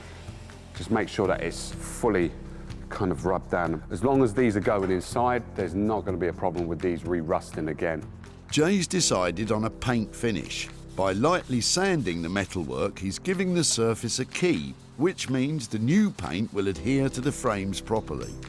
I'm going to go for my kind of signature colour, which is black, which will then in turn make the seat that I put on there and the back really stand out because it gives it a really brilliant platform. So normally what happens is before I'm going to paint, I get in the mood by playing a little bit of music. You might not like it, but it gets me going. So now Jay has his tunes on, it's time to get some paint on. Whenever I paint a chair, I always work towards myself. If it's got struts, then you go 1, 2, 3, 4, 5, 6, 7, 8. Applying the paint really, really thinly, and as you can see, you could probably see strokes and you could see the silver coming through. That's absolutely perfect. I'm not looking to cover this completely in a full-on black. This will more than likely take at least, I'd say about 4, maybe 6 coats of paint is what this is going to take. I'm going in a kind of angle like that. The last stroke is always coming up. White shirt and black paint. You're a braver man than me, Jay. I like to wear something a bit nice while I'm painting, so I take my time and I don't actually get paint onto me.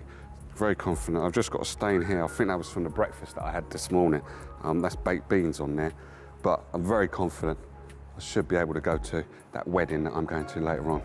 I'm only joking. Jay has decided on coloured velvet seat covers, which will stand out in sharp contrast to his black frames. The reason why I've chose velvet is because this is quite a hard frame. So it's a steel frame. What we're doing is hoping to make these more accommodating to someone's home. You've got to have something that feels luxurious. They are going to look amazing. And they're going to be worth every penny after I've put all of the work into them, because they're going to take a lot of work. That all sounds splendid, Jay, but don't you have another 6 seats to sand? Better get a wiggle on. Back in London's Canning Town, the task of taking a beaten-up leather sofa and creating a one-off designer dress is underway in Chinello's studio. She's got a famous client in mind for this design. We have worked together on a lot of garments actually, and I think she trusts me now.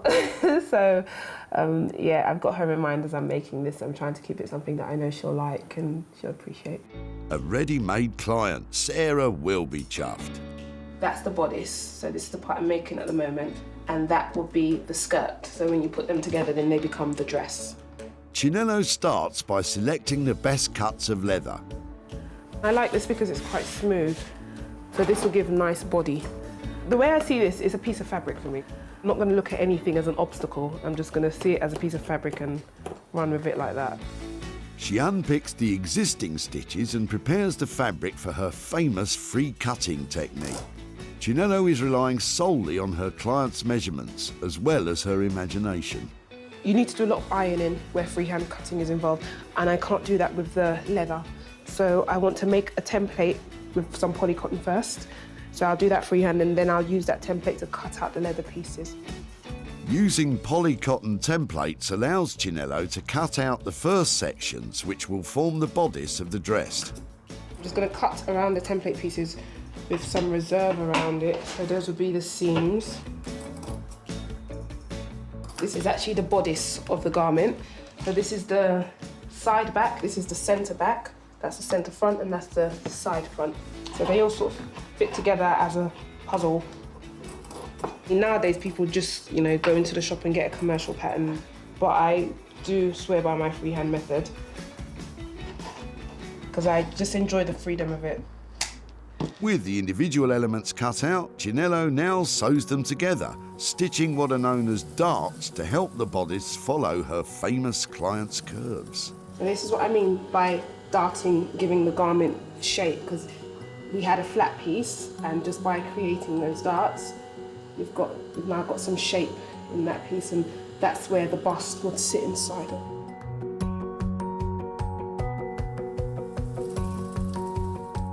It's not long before the bodice starts to take shape. Who'd have thought this started out life as a sofa?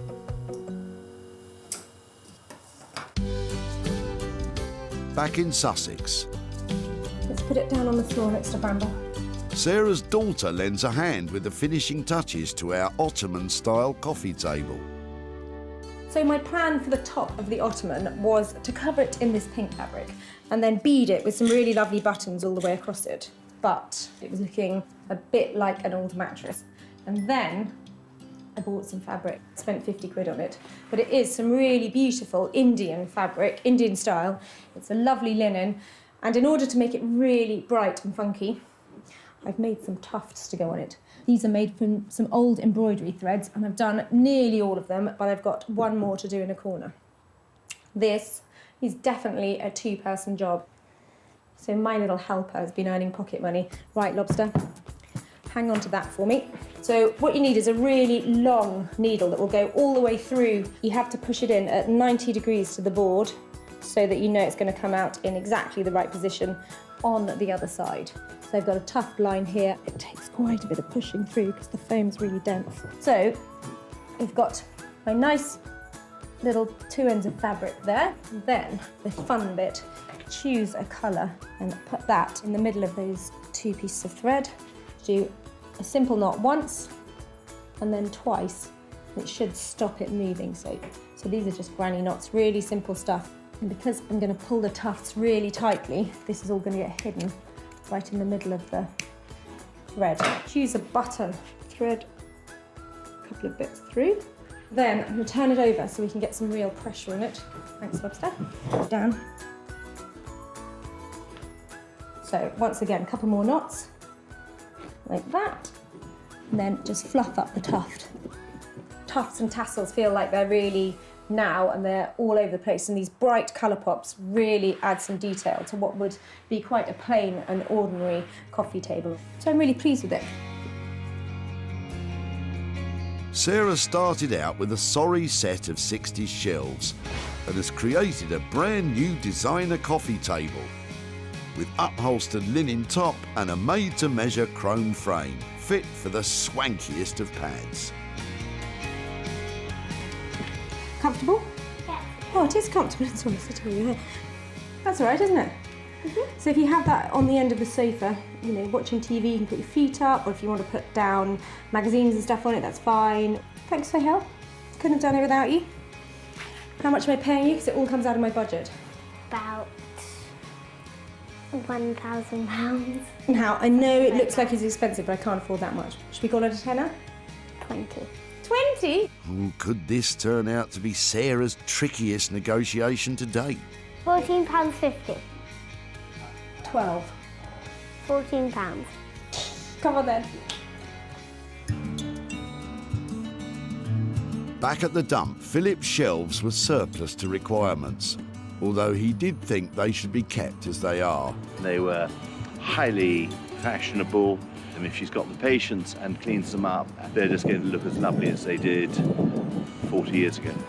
But Sarah salvaged what she needed and created a custom-made Ottoman coffee table complete with upholstered top.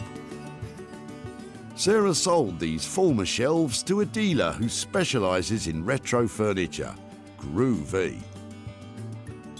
Sarah returned to Chichester to give Philip some good news and hand over some loot. Hi, Lucy. How are you, Philip? Hi, good, thank you. Lovely to see you again. First thing I'd like to talk to you about is the frames that you dropped off. They were something really approachable that I could work on. So I cut them up and turned them on their side and turned them into an ottoman. So here is that said ottoman. Oh, good grief. Is that a good grief or a... No, that's fantastic. I'm not sure you're supposed to be laughing at this point. No, but... I'm not. I'm just impressed that you work so hard. Really, well, that's very nice of you to say. But it was quite a simple thing. And So how long did it take? Probably about 3 hours. This is not as impressive. Really, a week.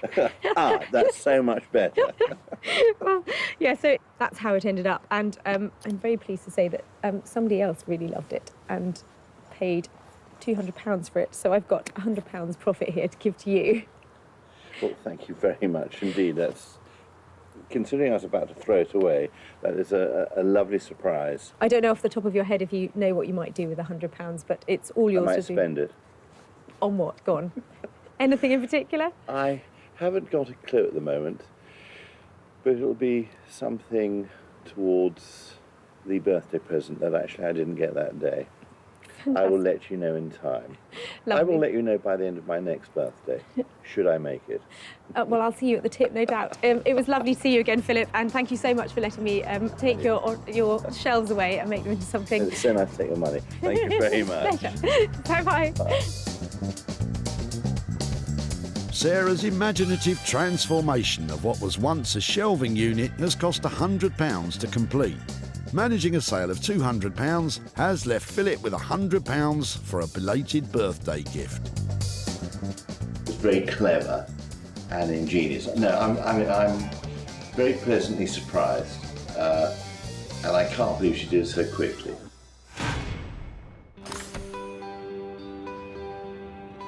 Sarah's back in wonderful Wolverhampton to check up on the industrial chairs that she left with furniture rejuvenator Jay. Jay is making some last-minute tweaks to one of those seats.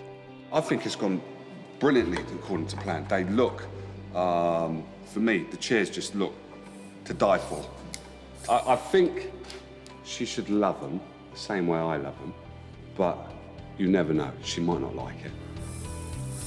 When I left here, Jay had just been given 7 chairs that could best be described as, say, utility chic, but actually were just depressing grey. I'm hoping that with his bags of ideas and all of that style that he has, he's managed to drag them up into something really stylish, and with £80 budget each, he better have nailed it. Jay took on 7 sad stackable chairs and has transformed them into 7 signature seats, with rust-free frames in black and rich-coloured velvet seat covers, including this standout, eye-catching wild card.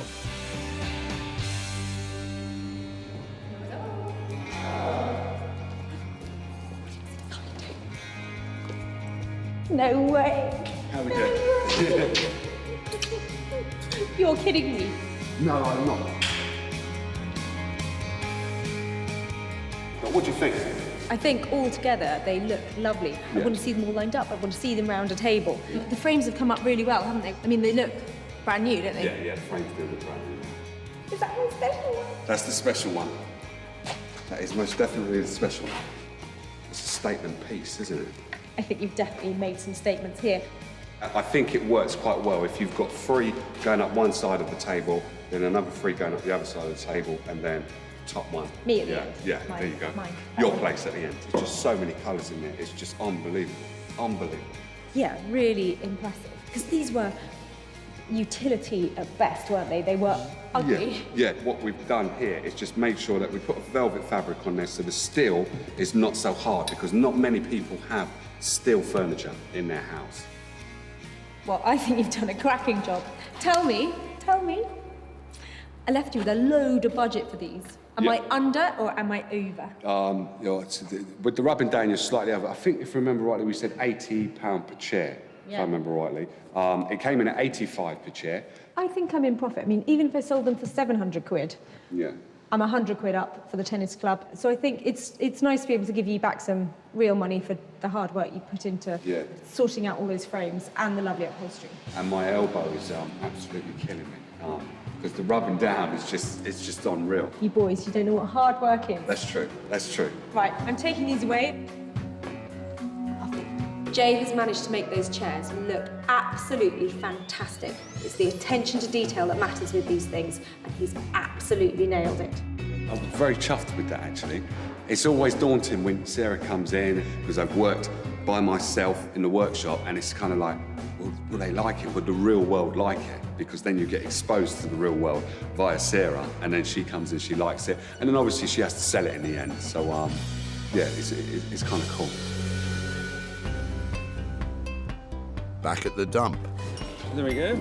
These industrial utilitarian chairs had been discarded by the local tennis club, and David had offered to dispose of them. I'm glad somebody's going to use them. I don't know, maybe put new backs on them, new seats on them, polish them up or something. Yeah, I'd be interested to see what happens. Yeah. And after the J-Blades treatment, they look good enough for centre call. Unfortunately, despite it being advantage Sarah, these 7 beauties have failed to score a new home. Sarah has returned to Whitley to serve up the results and show David what has become of the old chairs. Hi there. Hi, David. Nice to see you again. Nice to see you, yes. How are you? Very well, very well. Yeah, not so good the weather, but... No, it's typical English summer, is it? Yeah. I've got a few pictures and things to show you about your chairs. Yep, I'd love to see. They were completely... Look at that. They look amazing. They really do. Completely different. So would they look out of place in the tennis club now? They look too good, I think. It does get like that. At this point, I'd love to be saying I've sold them for loads of money and handing over watches of cash for the tennis club. Right. But they haven't sold yet. Okay. So I just thought I'd come along and update you on how they are. Yeah, and yeah. I think they have a good chance of selling. And when they do, I'll come back to you with a profit. All right. Thank you very Lovely. much indeed. Really nice to see you again. Okay, And thank good you very to see much you. for letting Well me have done. your chair. Thank you. Okay. Thank you. Okay. All right, Bye-bye. Bye-bye. With Jay serving up an ace updating the 7 old chairs, his cost totaled £595. Although hopeful a sale can be achieved, currently they remain unsold, which means there is no profit at the moment to return to David and the tennis club. I didn't think you'd get anything for them or be able to do anything with them, so I'm very pleased you have been able to, and he's done a grand job on them anyhow.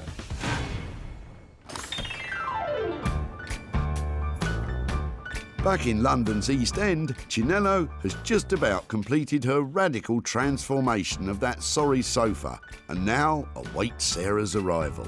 I don't know if I'm nervous what I think she'll think of it. I think she'll like it, but obviously you never know. So I just really want to see the look on her face. I hope it's not one of disgust, but I just want to see what she thinks of it when she comes in.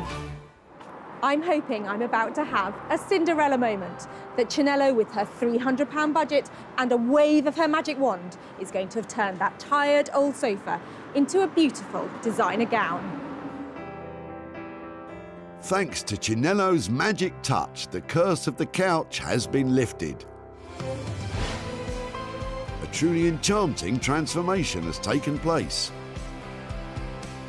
Elizabeth is modelling a handmade leather dress with fitted bodice, leather skirt and luxury lace detailing.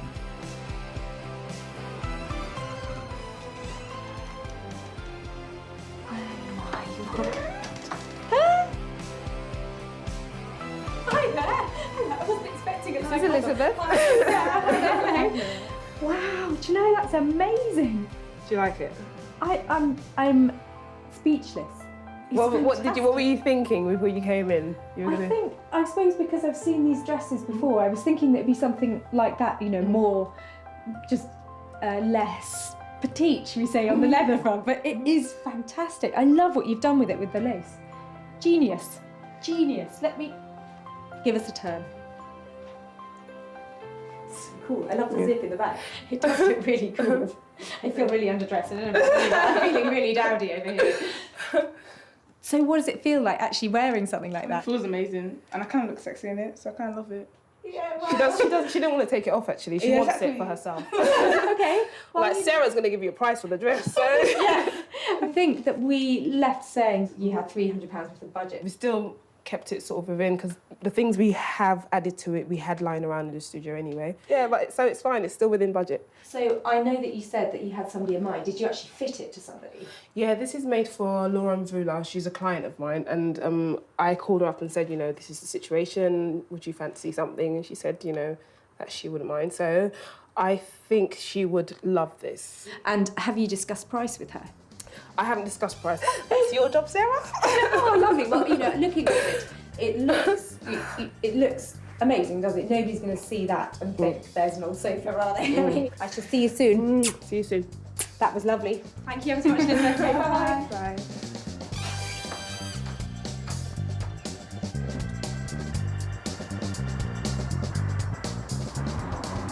Now that is the kind of surprise that I really like. Chinello had put her heart and soul into that dress, and I think it really showed. She might have sold it as well, which is really helpful, and she's definitely left me something that I can make a profit out of. I'm very happy with her reaction. I'm really happy that she loved the dress and it's made it all worth it. That's good.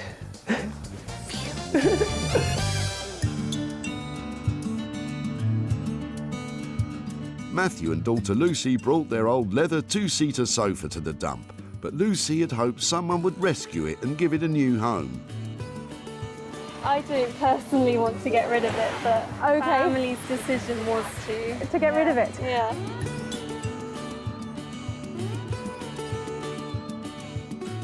Chinello reclaimed the leather and worked a mini miracle. Chinello designed a dress with singer Laura Mvula in mind, and so Sarah has a ready-made sale. Sarah's back in Guildford to reveal to Matthew and daughter Lucy what became of their two-seater leather sofa, but how much profit was there at the end of the day. Hi, Matthew. Hi. Hi, Sarah. Hi there. Hi, How are Sarah. you? Nice to see you again. Hi, Lucy. Nice How to are see you? Really nice to catch up again. I just thought I'd come and give you a quick update about what we did with your favourite sofa. I remember from when you were dropping it off that I think you were reluctant for it to be thrown. Right, yeah. I have a friend called Chinello who is a fantastic seamstress, and she does have a client who's called Laura Mvula, who is a singer. I don't know if you've ever heard of her. Yeah. She's had things like... Have you heard of her? Yeah, I think, yeah. Great. I haven't. No, I hadn't either. She has commissioned something from Chinello to be made out of your sofa. Oh my word. I've got a picture of it to show you. And it's quite dramatic. Oh my word. It's amazing. What do you think? Well, Amazing. it's staggering. I can't believe that that sofa has become that. Because it was commissioned, it meant that it was actually sold. So there's some profit left. And I wondered, I don't know how you feel about this, but I wondered, I've got £200 here for you, and I wondered if it'd be all right to give it to Lucy to think about what she might spend it on. Is that? Yeah, that's all yours, and it was a lovely thing to work with. Think of us when you're using it. I hope it does something helpful and useful. Oh, that's amazing. Thank you so much. It was a pleasure. For Chinello to work her magic transforming Matthew and daughter Lucy's sofa into a show-stopping dress cost £300. But with a commission already in place, a sale of £500 was guaranteed, leaving £200 with Lucy, who, by the way, is studying A-level textile design and intends to spend the cash on materials. This is a complete surprise. It's amazing that they've managed to get a profit from it. I never never thought that would happen. Sarah has shown salvation to 3 items from the dump. The rusty metal frames designed into a stylish one-of-a-kind Ottoman table. The 7 old tennis club chairs, re-energised from utility to dishy dining. And the black leather sofa revamped into a sassy, show-stopping gown. The natural hoarder in me would love to hang on to everything that we find, but actually it's a lot more satisfying seeing things totally transformed and sending them off to a new home.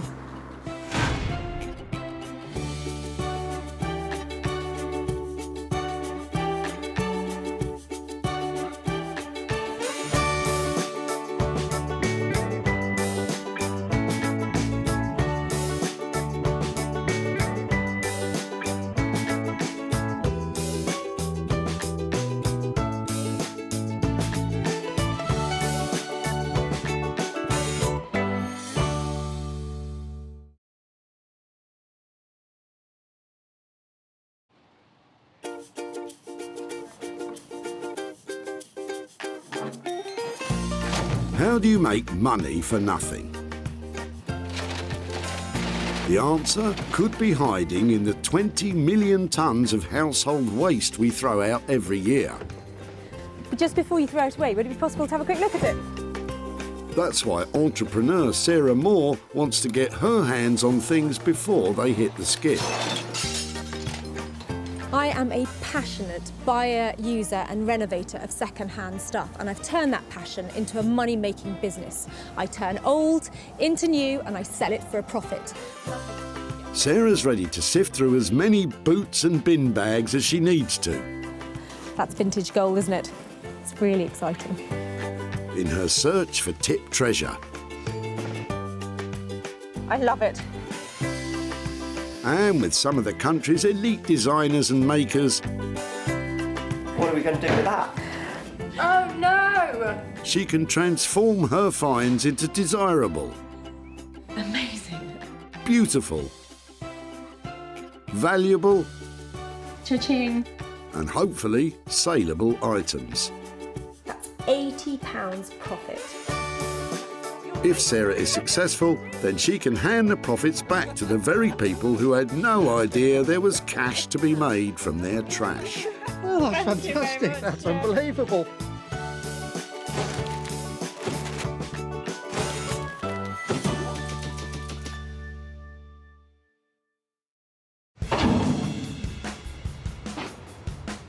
Today, Sarah's at Merchants Way Recycling Centre in Walsall, about 10 miles outside Birmingham, and there's a whole lot of dumping going on.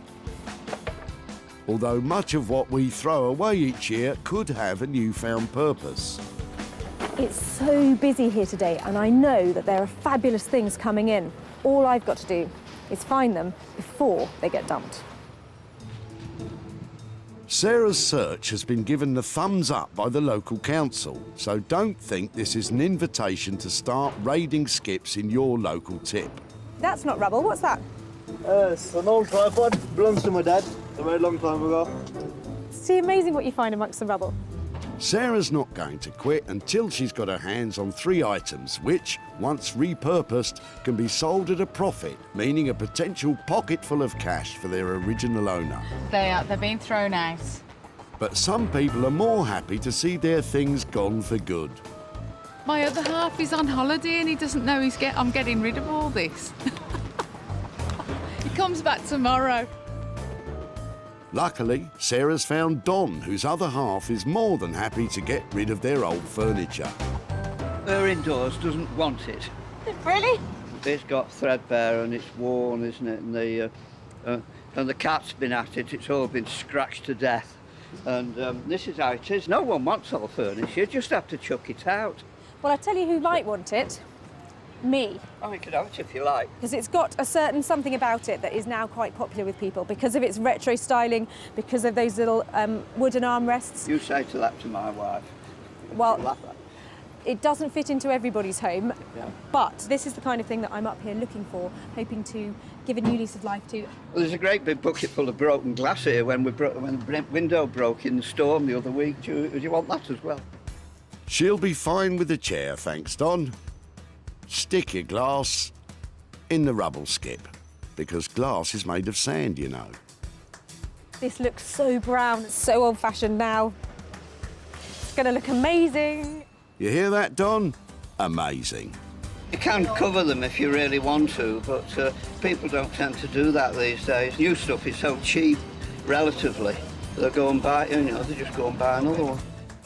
Sarah has her first fabulous find. So what are her plans for this big brown beast? It's brown, it's a bit dirty, and at first glance you probably think that this is in exactly the right place here. But actually, I think this has huge potential. This is teetering on the brink of being a very trendy style, and I think with a new cover, some exciting fabric on it, it's going to look $1 million. And Don's old scratching post is destined for Anthony Devine and his Ministry of Upholstery, no less. Mancunian Anthony is a passionate upholsterer who loves to combine the experimental with traditional techniques. And he supplied furniture for the likes of Harvey Nicks and the QE2, no less. I like to explore other things in what a traditional upholstery would do, so I would use digital fabrics. I like to mix like kind of screen printing and printing your own fabrics. I like to explore opportunities. Which is good news, because Sarah has your next big opportunity lined up. Your next big brown opportunity.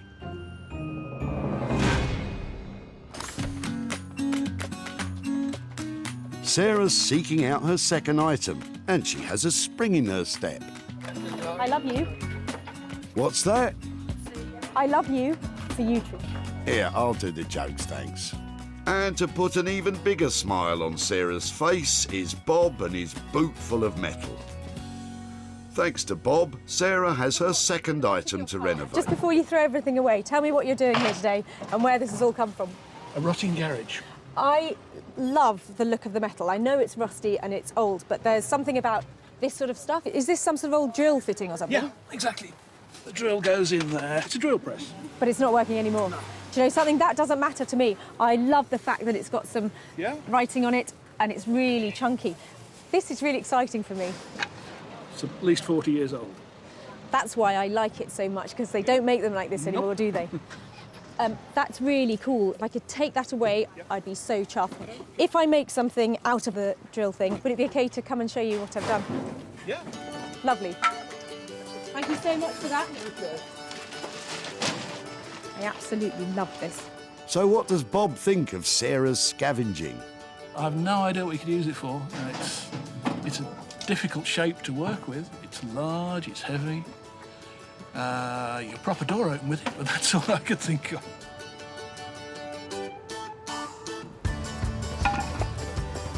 I'm so excited to have found this. I absolutely love it. This beautiful retro styling, the lettering, all the colour of the paint that's left on here. It's a really interesting piece and it'll look great as an interior design lighting feature. Bye. Thanks to Bob the Builder, Sarah has her second item to renovate. But she'll need help. Luckily, she has just the right man for the job. Say hello to the Rag and Bone Man, aka Paul Furbank.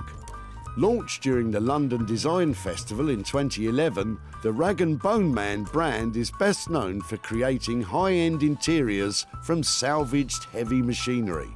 Normally we're working with, say, aircraft components or vintage motorcycle components, things that are really well made. I think people don't often throw metal away because it's worth some money and you can take it to a scrapyard. So yeah, it'd be interesting to see what somebody has taken down to the tip.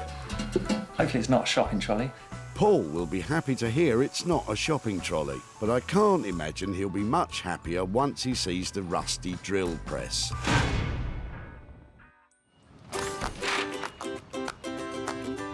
So, with two items safely stowed away for Anthony and Paul, Sarah now has to find something she can sink her own teeth into.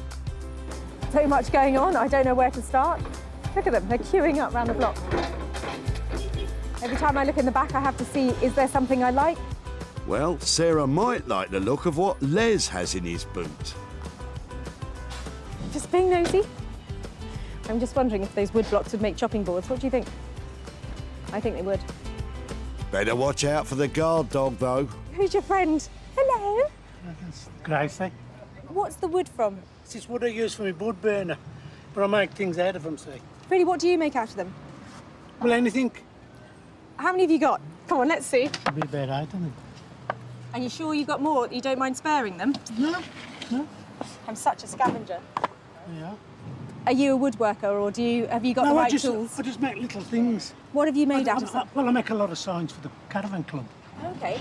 I feel really embarrassed taking them, but if I do manage to make something... Look, I wouldn't give you them if I needed them. Well, you're very sweet.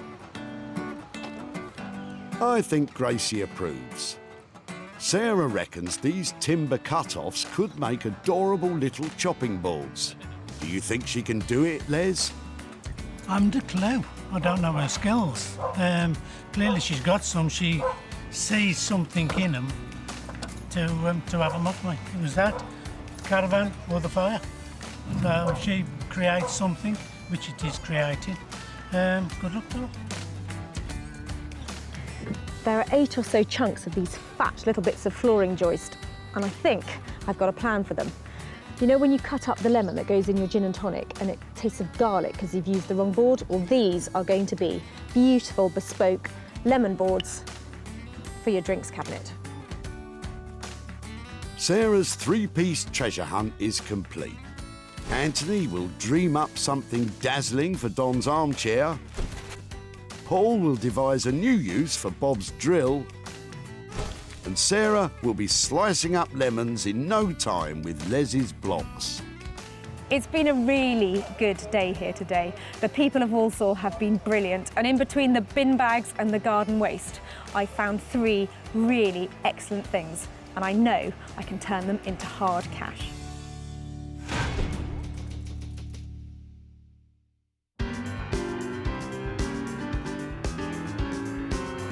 Sarah's first stop is cool, happening Manchester. It's alive with established and emerging designers and artists. Sarah's taking Don's brown lumpen chair to furniture maker Anthony Devine. Anthony creates bespoke, handmade, upholstered pieces that are a world away from what Sarah's bringing him. Sarah's coming today. It's never just a simple footstool or just a simple dining chair. There's always kind of something big and ambitious. Anthony! Hello. Hiya. Are you well? Do you want a hand? I'd love a hand. Look, how cool's this? Very nice. No, it is. It's actually really nice. Right. Talk me through it then. It's not really being done any favours with the brown draylon, but I thought it was actually really... Oh, don't break it already. Oh, sorry. Steady on, Anthony. I thought that it could be absolutely bang on trend and looking really cool. Yes. And so I brought it to you. Yes. Well, this is the kind of thing that's kind of fetching big money at the moment. It's nice. I didn't know whether we should cover it in blocks of fabric rather than a patterned fabric, so you could really see the structure of the chair and the way it was designed. But I know you're dealing with this stuff all the time, so I'm all ears to hear what you've got to say. We're using some great fabrics from Guatemala, of all places. Really? All hand woven, and I think it would look amazing on this chair. Hand woven Guatemalan fabrics? That's exactly what I had in mind. Uncanny. Oh, wow. This is 1 metre by 50, and it takes over a month to produce. Do you know something? That's going to be so out of my budget you wouldn't believe. Well, I was thinking we can put this part here, then these, and then this. Possibly that way or the other way around. This is a bit controversial, Kate. I'm slightly worried that if we put all this on here, and I was hoping to keep the wood exposed, we might end up where we don't actually see the shape of the chair. The patterns certainly are eye-catching, but is there such a thing as too eye-catching? Why don't you move them all about the place, Anthony? Maybe that will change her mind. I think that will work. I'm not sure she's 100% convinced. It's a big money gamble with such pricey fabric. What am I looking at to get this whole thing done, including the fabric? We're going to be around, you know... Spit it out. Dare I say the £800 mark. 800 quid? It's a big commitment for me to spend I know. 800 quid on something I found I at the know. tip, but you've talked me around and I think that we're going to see something just amazing. Are you staying to help me then? Not a chance. Nice to see you. Always a pleasure. Thank you, every time. Don't go slacking. I think we got there in the end, didn't we? I'm hoping that that combination of fabrics and that shape of that chair really come together. But whatever happens, I'm spending £800. It's got to look fantastic, and I hope to make a little bit of profit. I dread the times that she turns up, but she always leaves me with more work. But I like this one. Lots of potential. So, for a whopping £800 to produce, Sarah's going to have to sell it for a small fortune.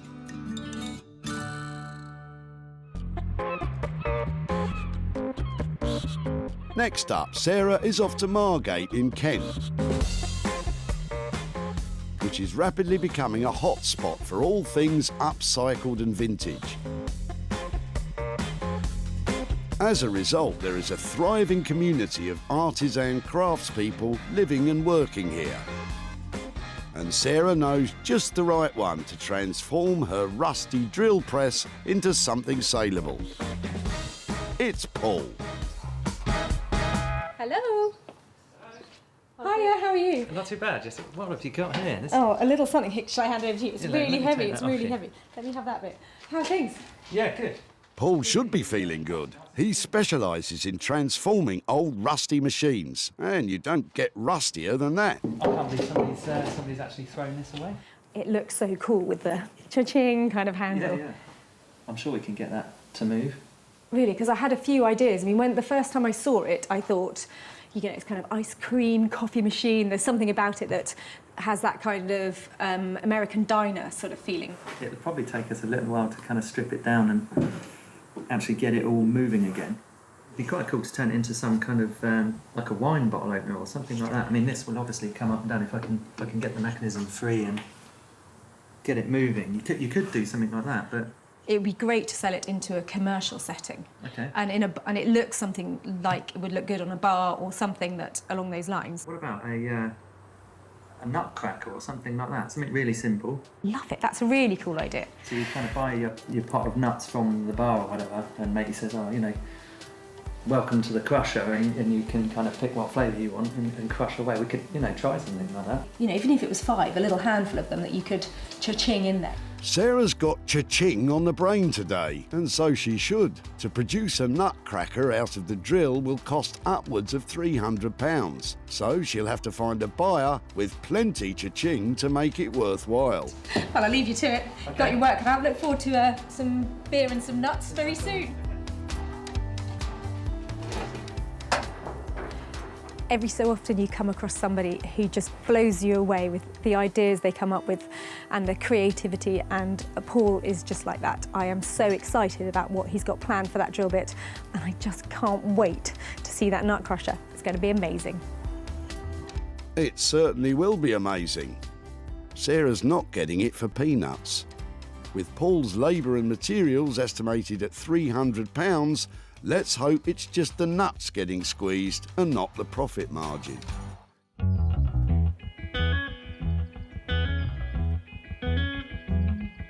From marvellous Margate to stunning Sussex and the barn where Sarah is about to start her own project. She rescued a pile of anonymous-looking wooden blocks and has a nifty new use in mind for them. So these I want to make into chubby little lemon-shaped chopping boards. I'd like to cut them out into a really sweet little lemon shape, and these are going to be for when you have that gin and tonic at the end of the day, when you sit down and you take a sip and you can taste garlic on the lemon because you cut it on the wrong board. These are just to go in your bar. These are just for cutting up your lemons. You're right, Sarah. I've never been keen on gin and garlic.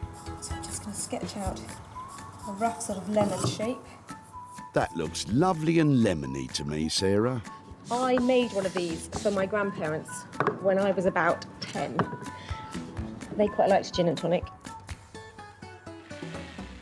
Your grandparents were fond of the gin. Should you be telling us this? Sarah now carefully cuts out her lemon using a jigsaw for accuracy. So I'm going to sand off the whole outer layer of the wood so that it's all clean, and then I'm going to use some olive oil just to seal it, and that should be fine. There are lots of safety considerations when thinking about allowing recycled wood to be used with food. If you're unsure, then pop a suitable liner between your board and the food. And if in doubt, leave it to a professional. You have to hold it to really like this because it feels amazing. It's like suede or something. It's really smooth. And I think it looks kind of lemony, doesn't it? So I'm pleased with that. Just another 6 more to go. Sarah's not charging for her own time or her olive oil, so there's been nothing spent, but a lot could be gained.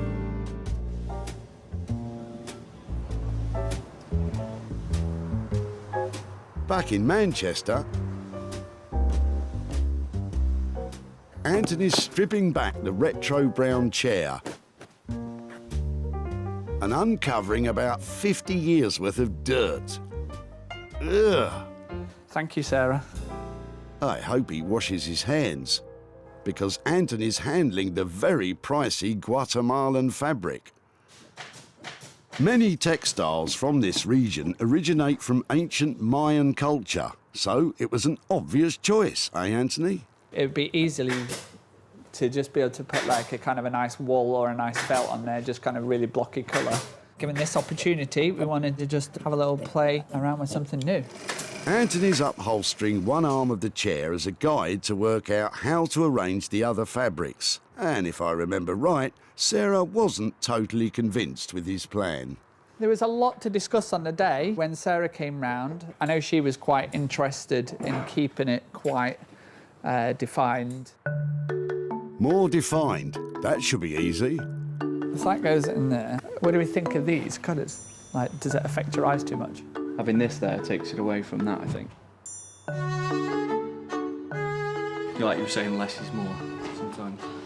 Yeah, I think more is more on this one.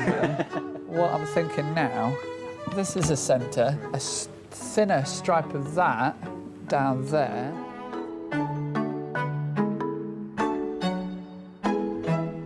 Option number 2.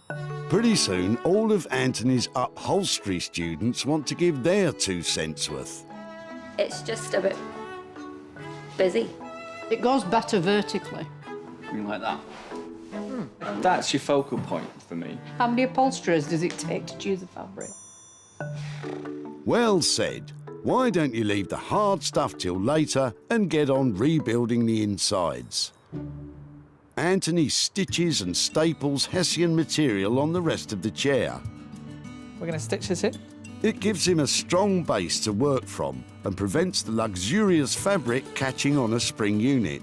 Anthony attaches much needed padding to the hard wooden frame using an air-driven staple gun. And on top of that, a nice fluffy cloud. So after the foam, we use this wadding, and basically what that does is help take the friction and help the fabric glide over your fabric better. Once all the material is on, Anthony will apply a fire retardant spray. This will bring it up to code with current fire standards.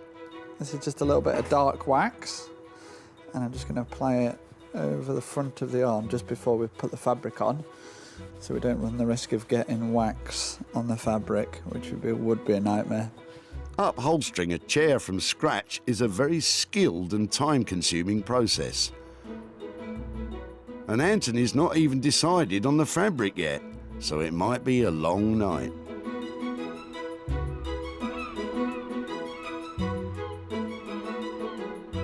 Back in Margate, Paul has been working on the new designer nutcracker. But after dismantling the old drill press, he's discovered a major problem. To actually make the whole thing food safe, I kind of realised that where the carriage is sliding up and down, it needs to be oiled. There will always be kind of traces of steel and oil very close to food, and I think to actually make it food safe is maybe going to push the budget way over. So I'm now actually thinking that we redesign it and turn it into a lamp. I hope Sarah's all right with it, but that's kind of what I'm thinking at the moment. Sarah did love that nutcracker idea, but if you run the risk of getting oily nuts, probably best not to bother. So what's your plan for the lamp? What we'll actually end up with, we're going to end up with this coming out and then coming back on itself, something like that. If we add the fire extinguisher, if that gets added here, but then the whole thing's back over there, if I'm making sense. Wait a minute, fire extinguisher? I've been cutting these for years, and that, as you can see, was a fire extinguisher, but when you've put a nice cut on it and that's polished and it becomes a lampshade, it's actually quite hard to tell that it was a fire extinguisher in the past, so it's nice. It makes a great lampshade. If you say so. Paul's biggest challenge with the new design is creating the angle on the post for the light to sit on. To do that, he's going to have to try and cut that solid iron bar. Here goes. Paul's using a circular saw. It gets very sparky, so if you're cutting your own drill press at home, remember, goggles. Having successfully made a V-cut in the bar, it's now time to see if it will bend. Fingers crossed there's enough of that, so I should just be able to bend this back and... It's got a square cut, actually. Go on, Paul, put some welly into it. Good job, sir. After Paul welds the joint together, he can get on with the drilling,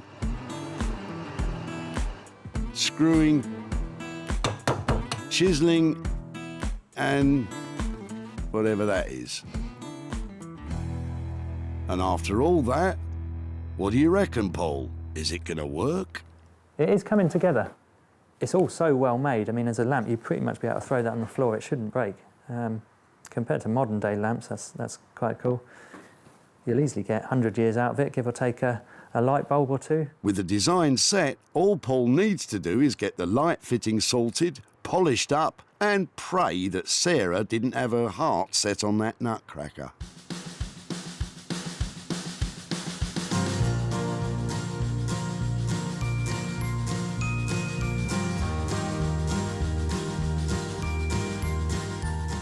Back at the barn, Sarah's sanding her last lemon-shaped chopping block. Sarah took 7 sorry lumps of pine and created 7 sweet citrus-shaped lovely lemon chopping balls, with a silky smooth finish sealed with luscious olive oil. I have really enjoyed making these, and they're a simple project. They're approachable if you want to have a go at home. You've got a piece of wood that you can sand on all sides and just a saw to cut out a shape. It's a really fun thing to do.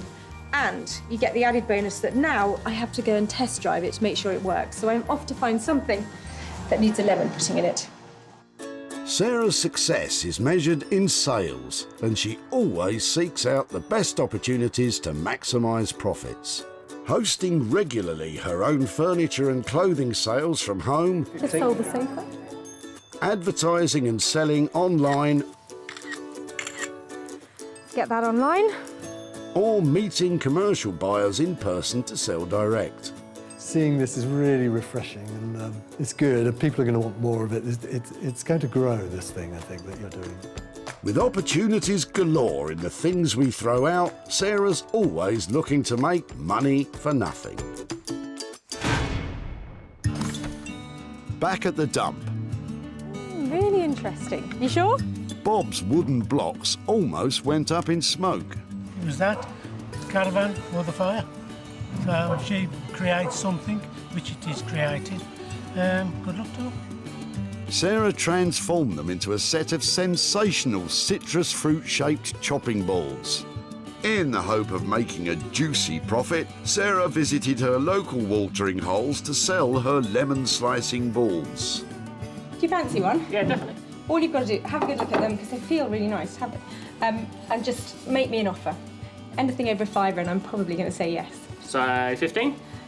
Amazing. Happy? Seriously? Yeah. Fantastic. Definitely. That's amazing. Thank you. Nice one. She is now back in Walsall to see Les to hand over the cash and to show him what became of his wood blocks. Hello. Hi, Les. Hi, it's Sarah from The Tip. Nice to see you again. How are you? I'm fine, yes. Wow, you've got a lot going on here. An awful lot going on here, yes, and more to do, as you can see.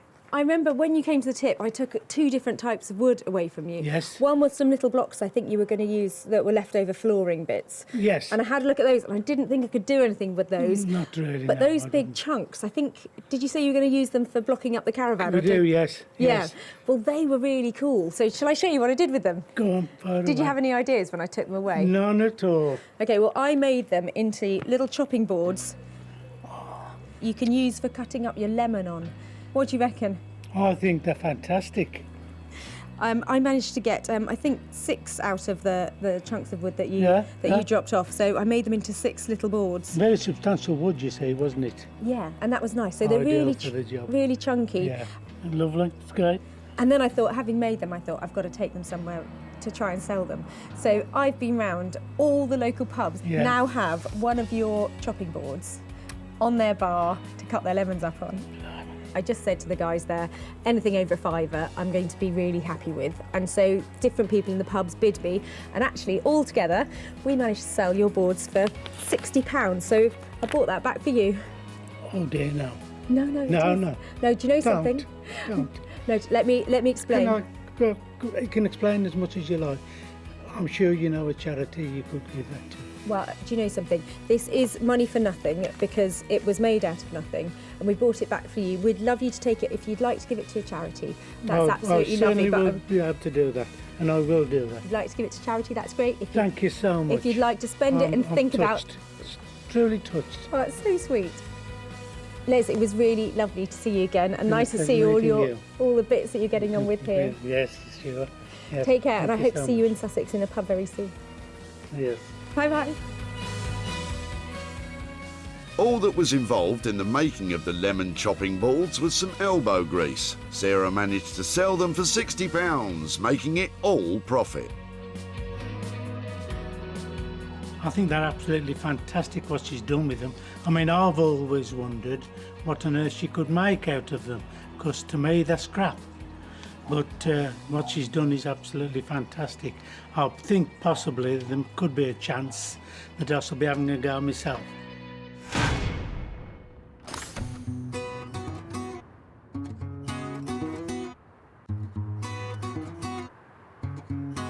Back in Manchester, Anthony's waiting on Sarah to pick up the renovated brown chair. They didn't see eye to eye on the fabric, so Anthony's dying to find out what Sarah thinks of the finished product. In the past, she's always had a really good reaction to my work, so I would very much think it'd be exactly the same. So yeah, quite looking forward to it. I left Anthony with the brown chair challenge. Really knackered, not attractive, and definitely looking past its best. I'm hoping that with his 2,000-year-old styled fabric and all of his creativity, he's managed to make it look fantastic. Before, this unremarkable brown chair was dreary, dull and down in the dumps.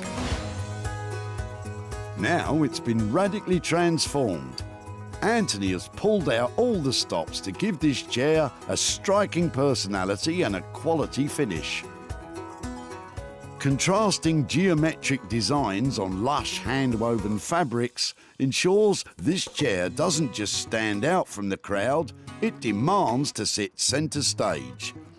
But what will Sarah think? Hello, you all right? I'm really well, how are you doing? What are we doing? Are we high-fiving? Are we... You're so intense. Ta-da! Never. Where's my brown chair gone? What have you done with it? This is the new look brown chair. Blue is the new brown. It's amazing, that just the look of it. It almost killed me. Are you telling me that there were problems along the way? Not so much problems, but challenges. We had a few kind of design changes along the way, but we thought that would kind of give it more of a modern look to it. And so talk me through this, because that's quite a bold stripe down the back, isn't it? Where the fabric originates from, it's all about kind of colour and intense colour. It's going to be the right customer will literally just fall in love with it, and it'll be just, there's no hard sell involved in this. It's just walk up, I love it, I'll have it. And to feel it, it's like patting a really nice dog, isn't it? It's really, that's a good thing. It looks great. Is it comfortable? To be honest, I've not sat in it yet. Shall we have a go? Well, it seems Anthony's turned Sarah round with his Mayan masterpiece. It's bolder than she expected, but it's not the end of the world. It's really comfortable. Really cool. Go on, have a pew. Put your feet up, Anthony. You deserve it. After a late night in the workshop, it's nice to be able to sit in something comfy. All right, don't get too comfy. Let's get down to business and that £800 budget. It did take a long time, but we're still on budget. Really? Just. I think it looks absolutely lovely. Really cool. For £800, I would hope it looks cool. But Sarah now has to find a buyer who agrees.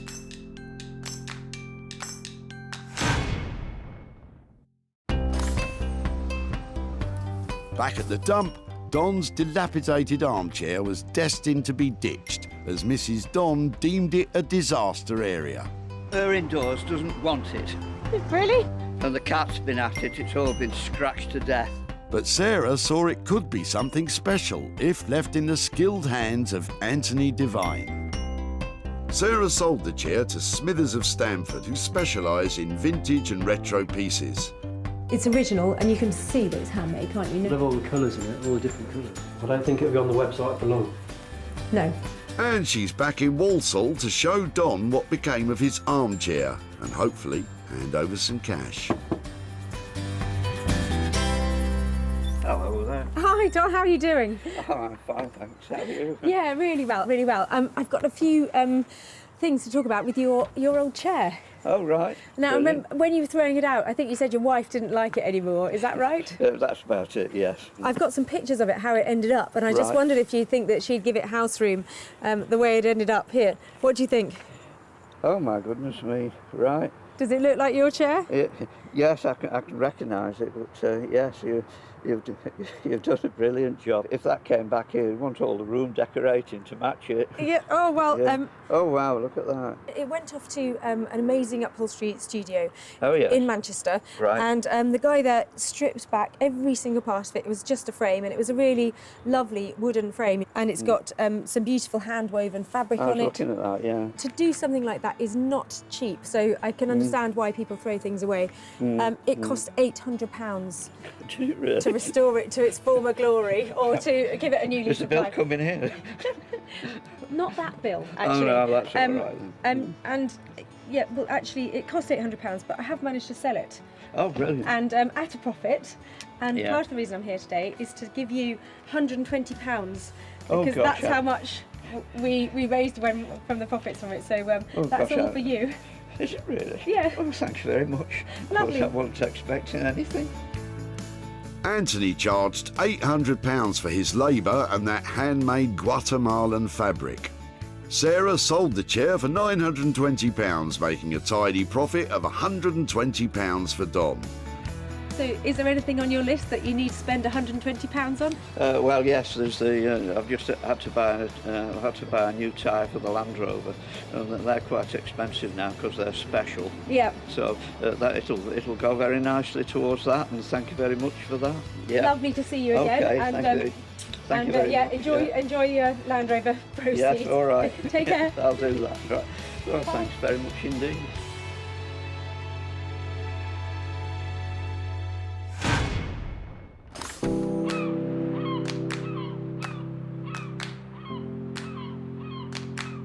So while Don counts his cash, Paul is making the finishing touches to the drill press turned lamp. The only thing is, it's nothing like what Sarah asked him to make.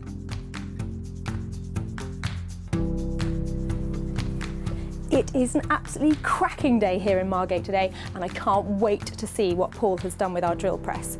It was quite a tall order. I'm hoping he's made the nutcracker to end all nutcrackers. When she dropped it off, the old drill press was in a sorry state. But Sarah and Paul were convinced they could turn it into a designer nutcracker. However, Paul has totally transformed the rusty drill press into a shiny and stylish contemporary lamp. By modifying the stand, adding a Ferrari gear shifter to the handle and a repurposed fire extinguisher for the shade, Paul has created an incredibly bold designer piece. The question is, will the unexpected lamp do Sarah's nut, or will it light up her life? Hiya. How are you? Is that it? Yeah, it's hidden. How you doing? I'm really well. How are things? Good. How was it? OK, Paul, it's time to come clean about the lamp. Good luck, mate. Is that it? That's it, yeah. It's not quite what you think it was going to be, but it is what it is. So what happened? Was it difficult to make? What was the? Well, shall I just see? What is it? Let's see. Let's just go for it. Oh my word! So it isn't quite, as you can see, it's a lamp, but I absolutely love it. Oh, thank goodness. it wasn't quite what I was thinking. I was quite excited about making a nutcracker because I've never made anything quite like that before. Forget the nutcracker. I mean, Okay. that is sweet. It is amazing. Does it move? It does move. So there's a little lever on the side that kind Yeah. of fixes it in position, and then you've got some height adjustability on that. I think it looks amazing, and I can't wait to see it turned on and stuck on a desk. And can we try it? We can turn it on. Oh, it's a beautiful filament bulb as well, isn't it? I think you have just transformed it. That was a rusty, seized, industrial but pretty hideous piece of kit when it arrived here, and what you've transformed it into is a designer piece of fantasticness. And I'm going to have to think really carefully about where I go and sell it and make sure I hit the right mark with it, because I think it's one Somebody with a large desk, I think. big desk and hopefully a big wallet. Yeah. Cool.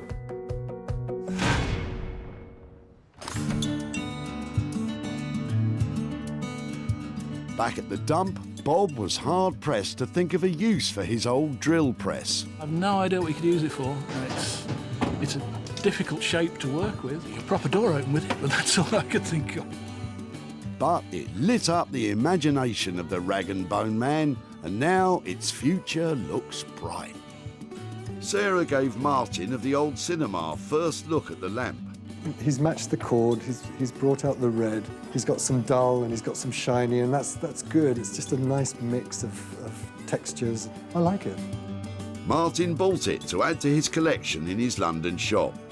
The Rag and Bone Man charged £350 for the table lamp. It was sold for £450, making a profit, obviously, of £100 for Bob. So the good news is I've sold that fantastic light that the Rag and Bone Man made out of that old drill stand, and I've made £100 profit. But Bob doesn't want the money, so I'm going to give it to children in need. Sarah saved 3 items from their demise at the dump. The timber cut-offs are now pride of place in pubs across Sussex. The old brown bedraggled chair is now a stylish and striking armchair. And the rusty drill press has been thrust into the limelight as a top-notch table lamp. So we've given a whole new lease of life to some blocks of wood, a drill stand and an old chair, and turned a profit too. Maybe next time I'll see you at your tip and make some money for you.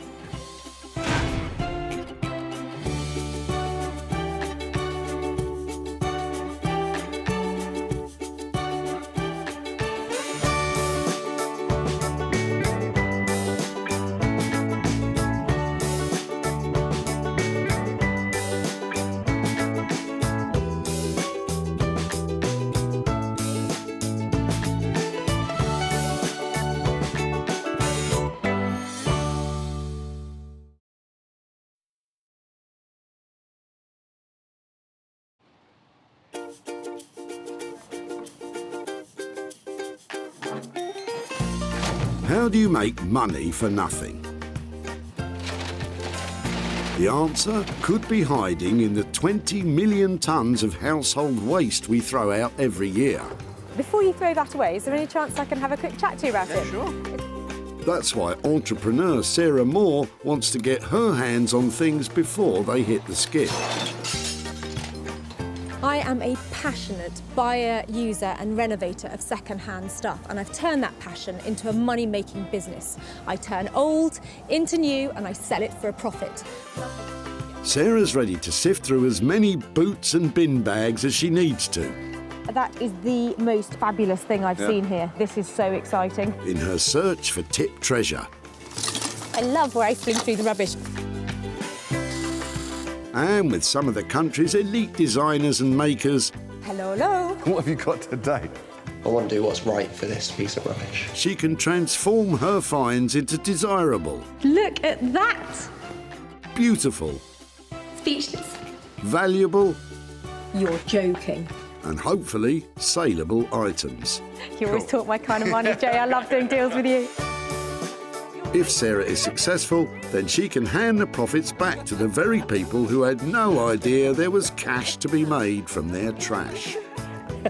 Wow!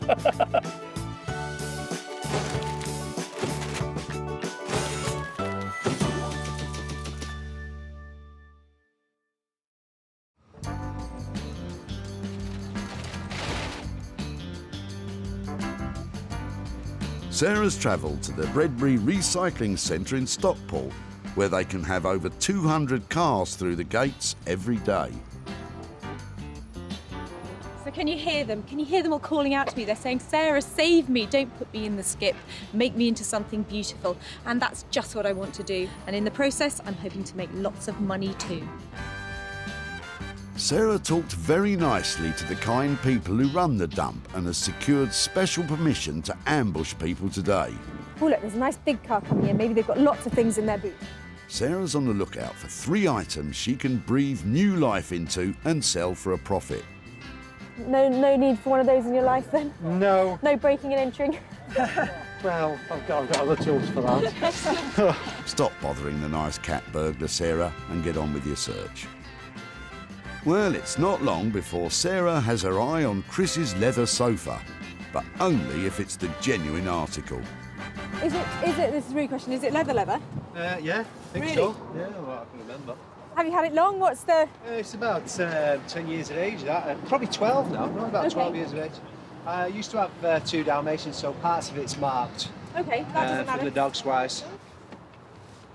We've got a new one, and so this one's just literally been dumped in the cabin. Yeah. If I can get this leather off here, I can make handbags, maybe bodices. The fact that it's worn actually adds to its appeal. Well, hopefully we'll give it another life. I don't really know what that will be yet, but it's lovely material, particularly this bit, probably the most worn bit. It's so soft. Yeah, it's more bums have been on that one. I beg your pardon? More bums. What a cheek. But will Sarah be able to salvage enough leather that's not too bum-battered? Considering that, you know, the city's about 10, 12 years of age, and it's been well worn by several people's bottoms and several dogs. So yeah, I think she'll struggle to do anything with it, really. I couldn't be more pleased with this footstool and chair. It's covered in the most fantastic leather and like meters of it. So I've got a marvellous maker lined up who's going to transform this into something that you just won't believe. And at the end of the day, I think we're going to make some money out of it as well. Having comfortably bagged her first item, Sarah now has to turn sat on into saleable.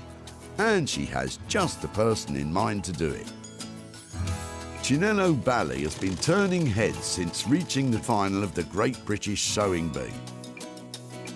Her hand-cut couture pieces have caught the attention of the fashion world, and now she has a long list of celebrity clients. I've always loved fashion. I think it comes from background actually, because my mum is very, very stylish. The women in my family are very stylish. I've always been surrounded by very unique items of clothing. One of the things that encouraged me the most to start making for other people was because when I wore my garments, people would always stop me saying, oh, you know, oh, I really like this, where did you get it from? And they'd find out I'd made it myself. And then very early on, I'd get people say, oh, can you make one for me? And I really do look for the beauty in anything. Chinello may look for the beauty in everything, but she may struggle to find it in the load of old leather Sarah's dropping off.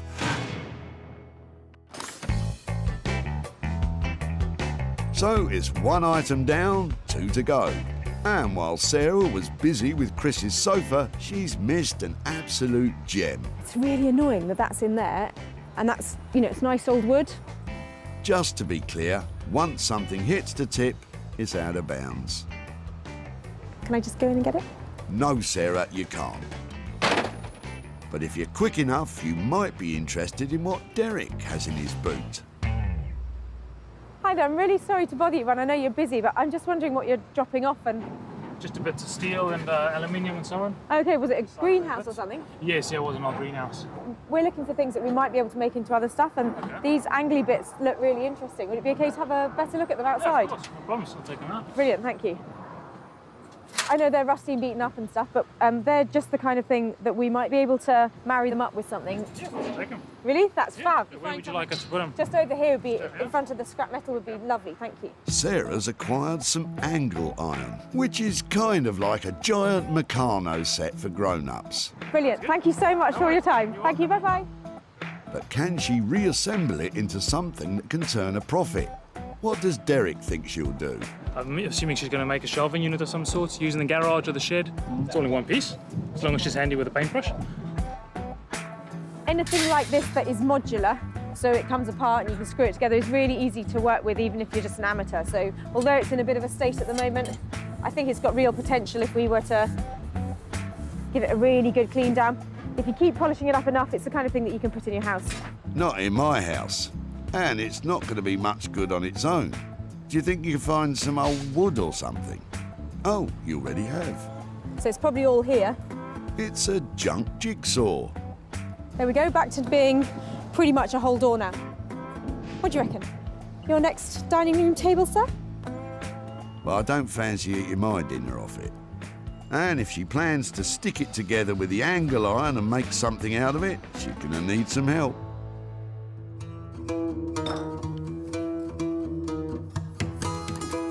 Rupert Blanchard is one of the most imaginative bespoke furniture makers, searching the country for undervalued materials to rework into contemporary designs. I work mostly with reclaimed, salvaged and abandoned materials. Basically other people's waste. I find some kind of beauty in it and spend a lot of time and give rubbish a lot of attention to try and bring it back into use. I like giving things a second, a third, a fourth chance. Rupert's been making furniture for over 10 years, and in that time has developed a thing for drawers. Oh, look at that drawer. Look at that. What a beautiful drawer. Rupert's no stranger to unused materials, but that door might be past saving.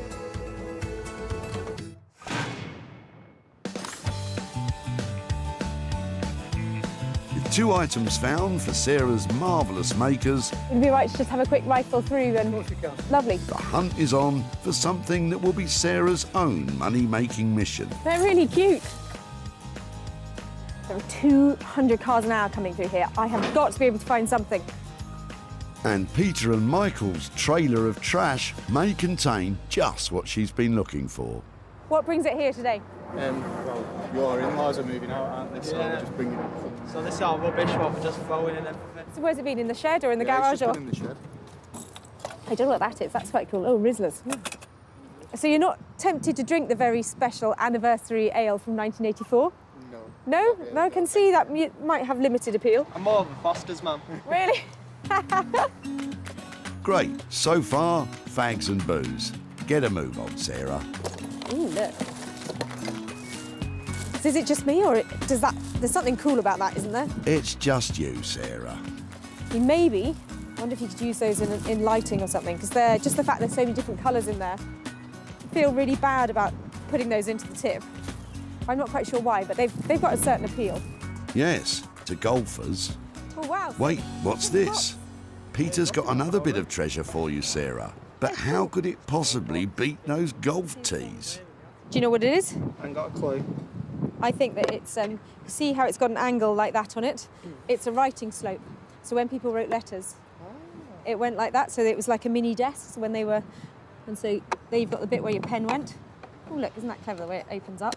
And down here, and the key that goes with it. Would it be something we might be able to have a look at? Yeah, no problem. Really? Yeah. Brilliant. Thank you ever so much. Thank you. Now that's more like it. I'm sure you can make a few bob selling it as it is. So everybody used to have things like this, because everybody wrote letters, so we just don't do it anymore. Here, it's very faint lines. This would have been beautiful gold inlay, you know, onto the velvet, so that would have been pretty. So that's a joyful little piece of history there. This type of writing slope, or lap desk, first appeared in the 18th century and became a stylish accessory for the travelling gentleman. Today, the market for these is buoyant, and Sarah could well raise some surprise cash for Michael and Peter. I love this box. It's really sweet, and it's the oldest thing that we've found today. It's got some lovely details on it, and I'm hoping that it's going to be really quite valuable. And that means that all of the money we get from selling it can go to that great guy who dropped stuff earlier. So that has got to be a good thing, hasn't it? And with that, today's list is complete. Chinello will lavish love on Chris's leather. Rupert will tackle Derek's rusty frame and that dissected door. And Sarah, oh no, she's not taking the golf tees as well, is she? Oh well, double the potential profit, I suppose. I have cherry-picked my way through loads of rubbish here today, and I've picked 3 potential things that I think will make heaps of money.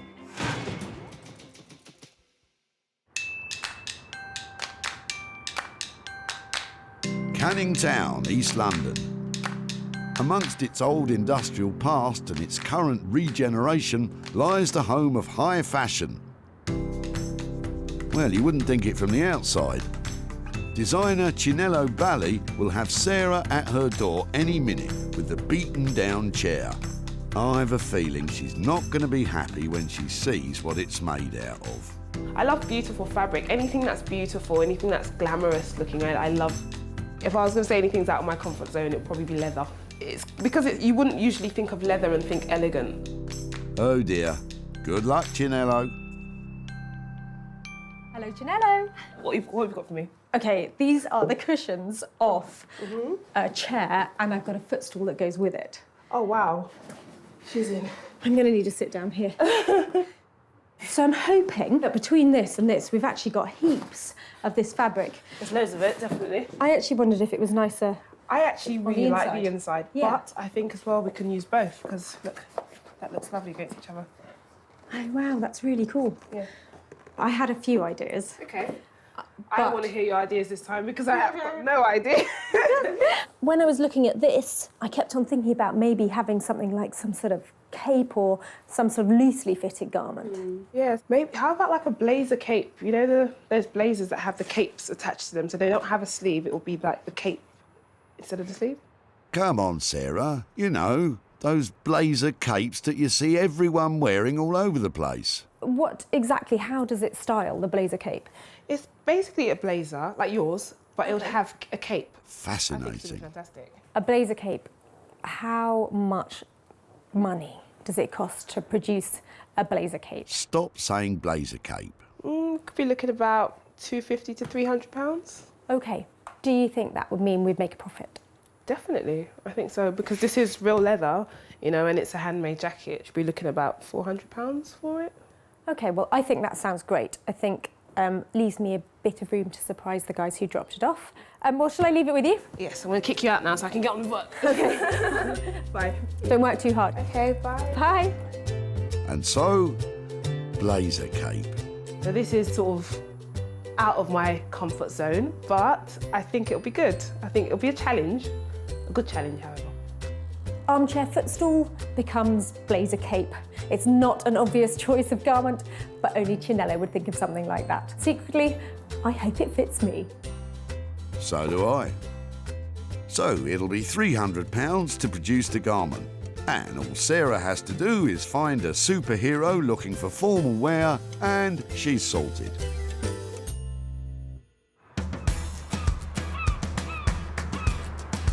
Sunny Margate on the southeast coast.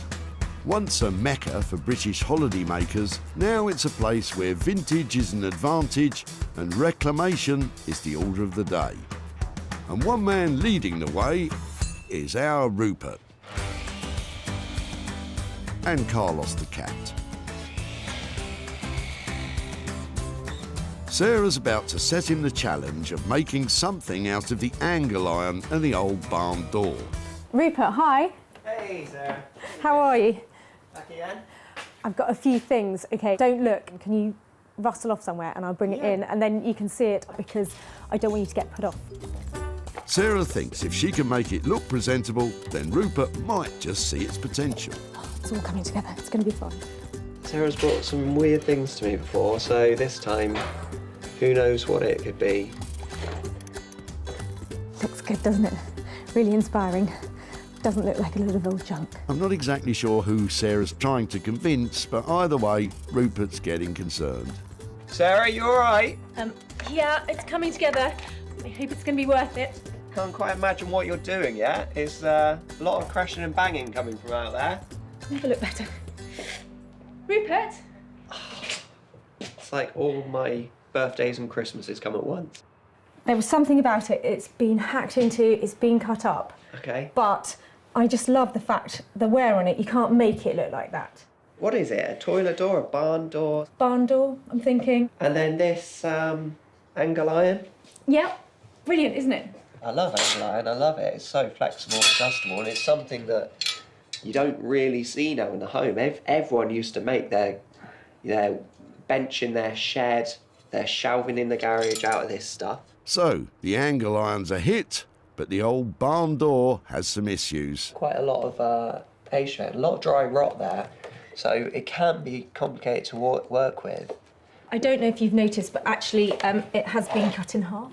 So there is, it's not quite as intact. So yeah, that's why I was piecing it together so it wasn't. That's a surprise. Yes. It's a jigsaw puzzle. Yeah, I did have some thoughts that maybe this was kind of cut up into parquet to make amazing tabletop, and these were framing it in some way. A table, I see as the easy option for me. Yep. A sideboard would be a more challenging option for me because it's only 2 materials here, so to stretch them far enough to actually make a piece of furniture that you will sit in front of and stare at every day, it'd be quite a challenge. Rupert's never one to shy away from a challenge. But how much is it going to cost? I've got a couple of days' work on this. I would like to really, go to town on this piece. So we're looking at a 400 or so quid. I think that's about right. I've left Rupert in there piecing together that jigsaw and trying to make a sideboard out of the door and that old angle iron.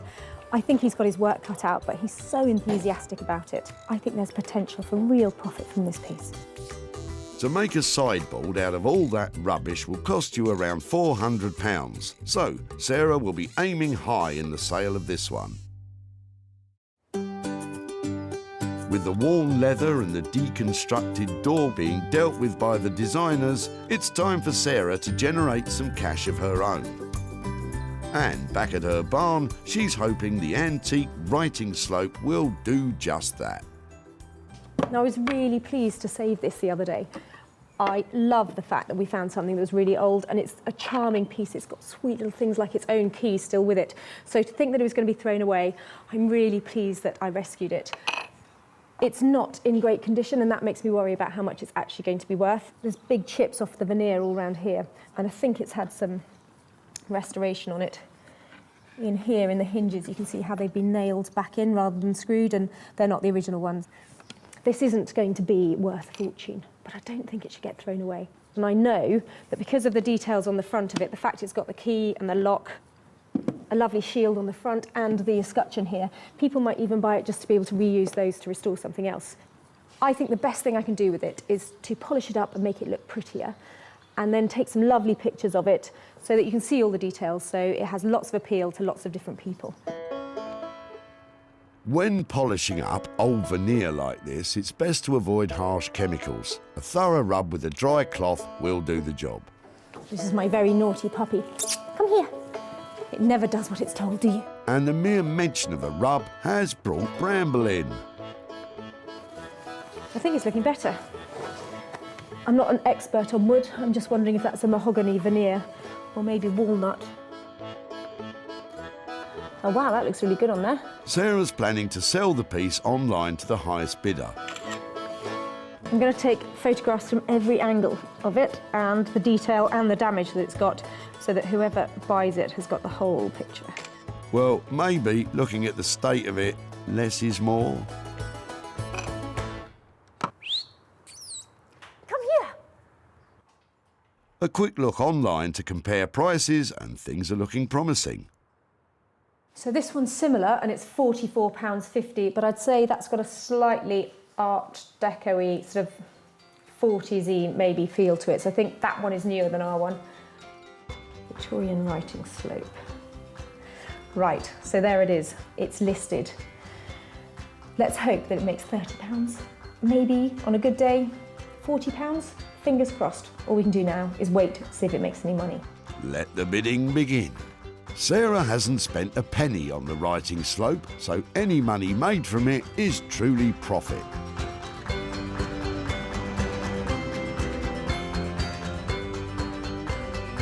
Back in East London, it's blazer cape time. And you know, I'm coming round to the idea. It's a blazer and it's a cape. Come on, I want one. So, Chinello, where do we begin? I decided to dump the blazer cape idea this morning. No. Why? Because I just woke up and I thought, how is this going to work? So I'm going to make a dress out of this. So more of a shift style dress. And also I really wanted to put my own signature on this. So the jacket thing is not really something I do. Dresses, they're more my thing. Oh, OK. I'll have to find my own blazer cape then. But what's your idea for the dress? Okay, so my initial idea is to have this part here at the bottom, and then this would have made up, you know, the top half of the dress. So the dress is mainly in the leather, and then this would have been sleeve, and that would be a neckline there. Chinello's planning on using wax print fabric for the sleeves, a typical material for clothing in Africa. And although this material is dark, they're more commonly vibrant, colourful cotton prints, which historically were used as a non-verbal communication that could indicate status or wealth among African women. I'm just trying to straighten out all the edges, and I was just making my dress a little bit shorter than I want it to be. With the chair and stool completely stripped, Chinello has all the materials she has to work with. So now it's just a matter of sewing it all together. Still want to use some of the original seams from the sofa, so I'm going to keep some of those in place, and I'm using a contrasting thread that matches with the fabric that I've decided to use for the sleeves. I'm going to use that to create some seam details. Chinello is sewing the panels together using robust and hard-wearing thread. Perfect for heavy leather stitching. Can you see that? But there's a problem.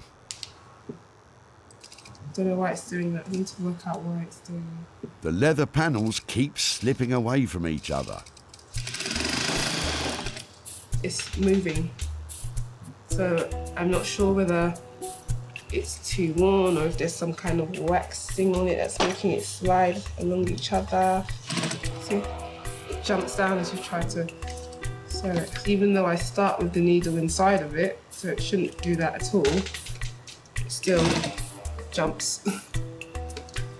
This could potentially be it for the sofa dress. If it's not going to sew, what am I going to do with it? The more worn sections seem impossible to sew together, and considering most of it is well worn, Chinello might not have enough material to make a wallet, never mind a dress. Because it's not like it's not sewing it, it sews it in bits and then it just gathers it up at the bottom, and it was doing the same thing on that machine, so I moved over here. What are we going to do now?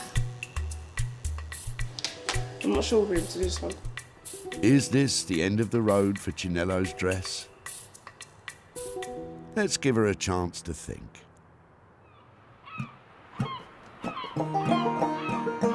Meanwhile, over in sunny Margate, let's hope that Rupert's having more luck with the angle iron and the old barn door. I know that I'm going to make a sideboard out of all of these pieces. And yeah, I don't want this to be a sort of typical shabby chic piece. I want this to be really quite polished.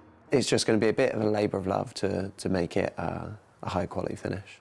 Rupert's planning on leaving the chip paint effect on the wood as a feature, which doesn't sound like a quality finish to me.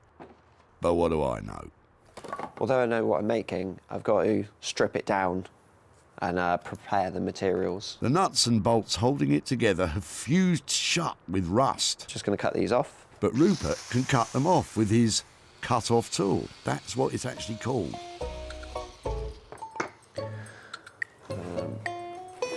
Just use a hammer because these will still be quite hot. Once the door is taken apart, a few more screws. You can get an idea of how much usable wood he has to work with. But it's all looking a bit crumbly.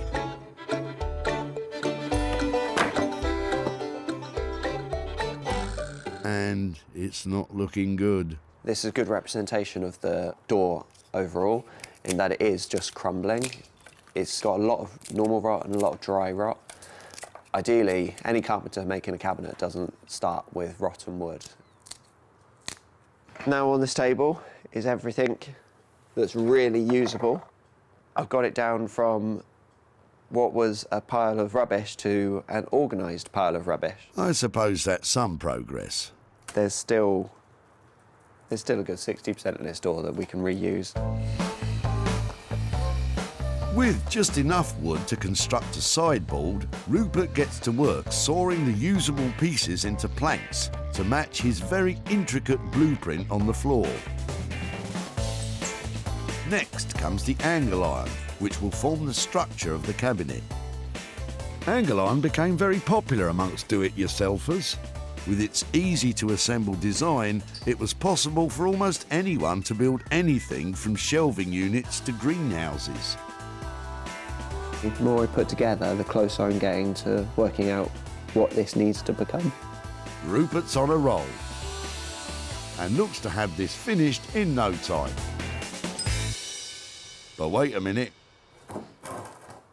That's one short and two wide. That's one short. Where are the other pieces of wood? I've miscalculated it. Uh-oh, with such little door to work with, that doesn't sound good. Oh, this is nuts. This is a problem with having a warehouse full of rubbish, that I often lose a piece of wood that I just cut. Good luck finding it in there, Rupert. Maybe Sarah will be happy with half a sideboard.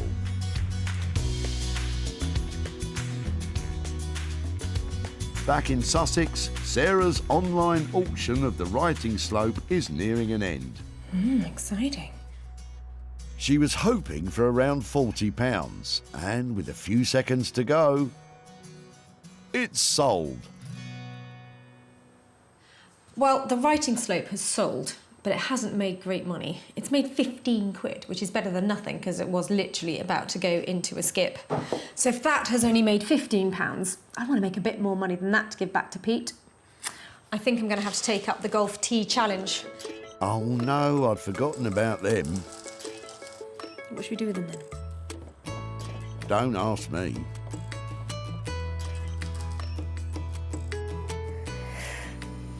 Art installation? Looking at all the golf tees floating around in there, maybe I could make like a golf tee loo seat so you sit down on it and it's a bit naff. I'm certainly getting a whiff of something. But I think I've got it now. It's going to be a tribal style necklace. Cool, hey? Anything you say. If I wrap this really cool red wire around, and then it might make the golf tees look a bit more attractive, a bit more tribal. Well, I suppose it's not bad for a last-ditch attempt to make money. I'm going to make a few of them and hope that I make some money that way. But finding a buyer of tribal jewellery might be tough.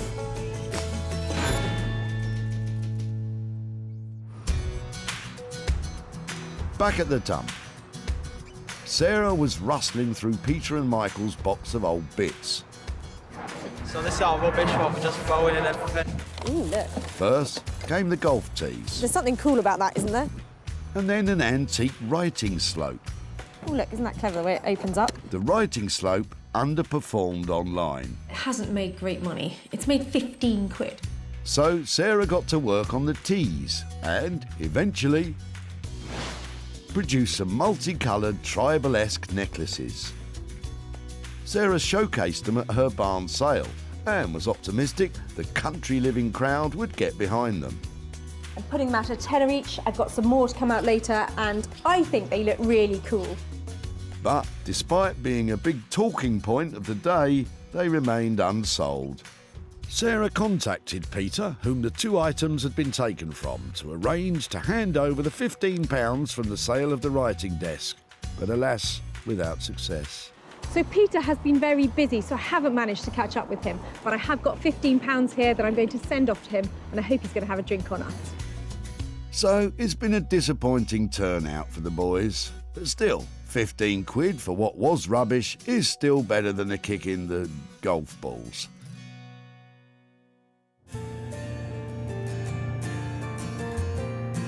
Back in southeast London, when we last saw Chinello, her head was in her hands and the leather was in a heap on the floor. Her sewing machine had met its match, and now Sarah's on her way to see something, I hope.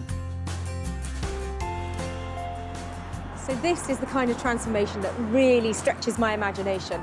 I've dropped off a chair and a footstool, and I'm coming to pick up a dress. Well, you're in luck. With the help of a specialist leather sewing foot, don't ask, Chinello has taken the bum-battered sofa and transformed it into an amazing bodice. I'm still a bit disappointed about the blazer cape though. Chinello used a wax print fabric to create the skirt and sleeves, and the beaded detail lines the plunging neckline. Wow, I hope Sarah doesn't want to try it on. Hello. Hello. Ah, that must be it. How are you? I'm fine. How are you? Really well. What were you expecting? I wasn't expecting beading or detail like this.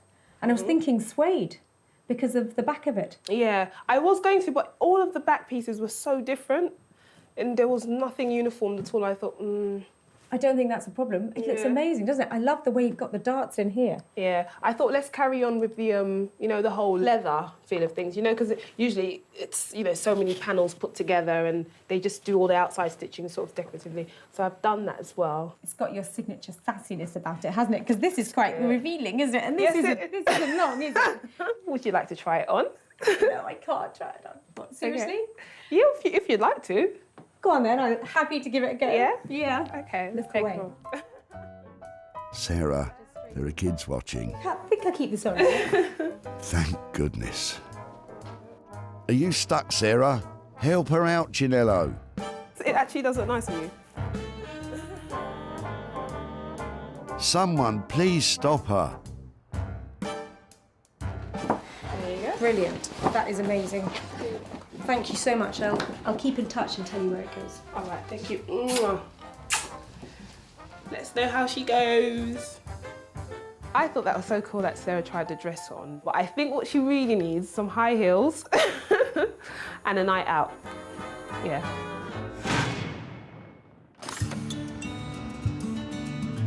Back at the dump, Sarah saw potential in Chris's faded leather. If I can get this leather off here, it's beautiful, it's really soft. More bums have been on that one. The bum bashing didn't bother Sarah, but Chris was sceptical. Considering that, you know, the city's about 10, 12 years of age, I think she'll struggle to do anything with it, really.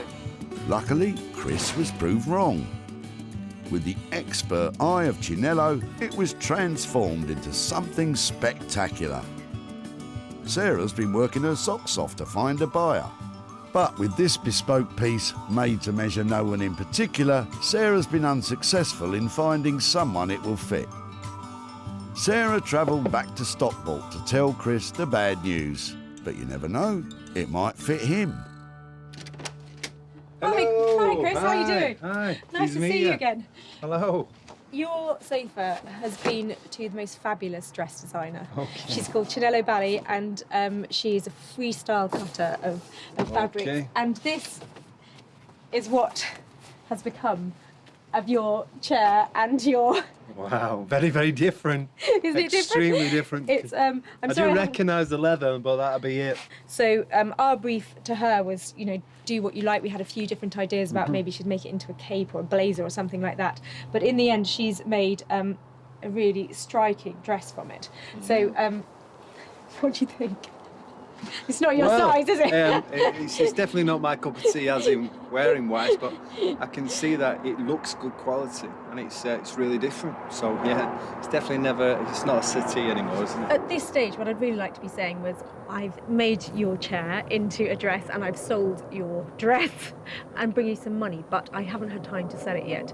So what I would like to do, if it's all right, is hang on to your dress and try and sell it for you at a profit, and then be in touch with some money at a later date. Okay. Chinello's work cost £250 to create the dress, but as yet it has unfortunately failed to sell, which means Chris will have to wait a little bit longer before he receives any profit.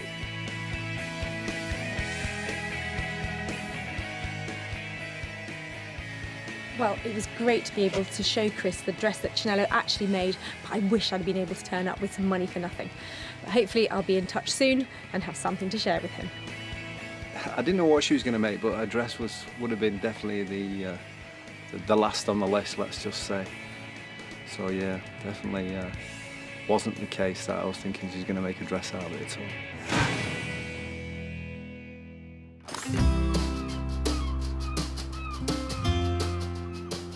So, with the majority of items remaining unsold so far, Sarah will have high hopes for today's final find, Rupert's sideboard, which he's putting finishing touches to now.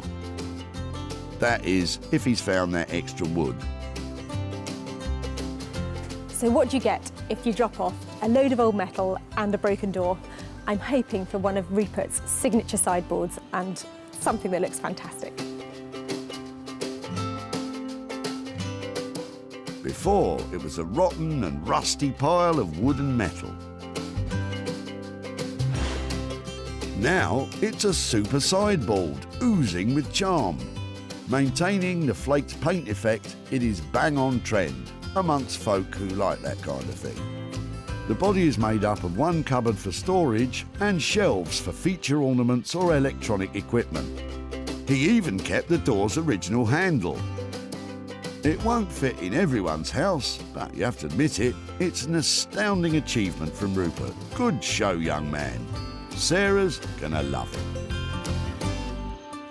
Hi, Rupert. Hiya. Hey, Sarah. Welcome back. Welcome. Lovely to see you. Is that it? That is it. Wow. The What reveal. have you been up to? Here it is. It's definitely a fun one. It's been quite a bit of work to turn a pile of rotten painted wood and a bit of old scrap metal into something usable, into a new sideboard and cabinet for your home. I did say I was going to retain some of the paintwork. I've retained nearly all of the paintwork, I'm afraid. That was my favourite bit. I absolutely loved all of that distress and that kind of thing. I think it is charming. It's not too big. It's beautiful. I absolutely love it. I tried not to make it too specific to one room. Hopefully it's a multi-use sort of piece of furniture. Can I have a look inside the cupboard? Yeah, please do. Oh, it's green. Fantastic. So, I couldn't tell. Did you like it or not, Sarah? I think it's a hit. And coming in on budget at £400 means there's room for a bit of money to be made. I'm just so pleased you like it. I'll go and get the van then. Yeah, thank you. I have to get over £500 for this little beauty.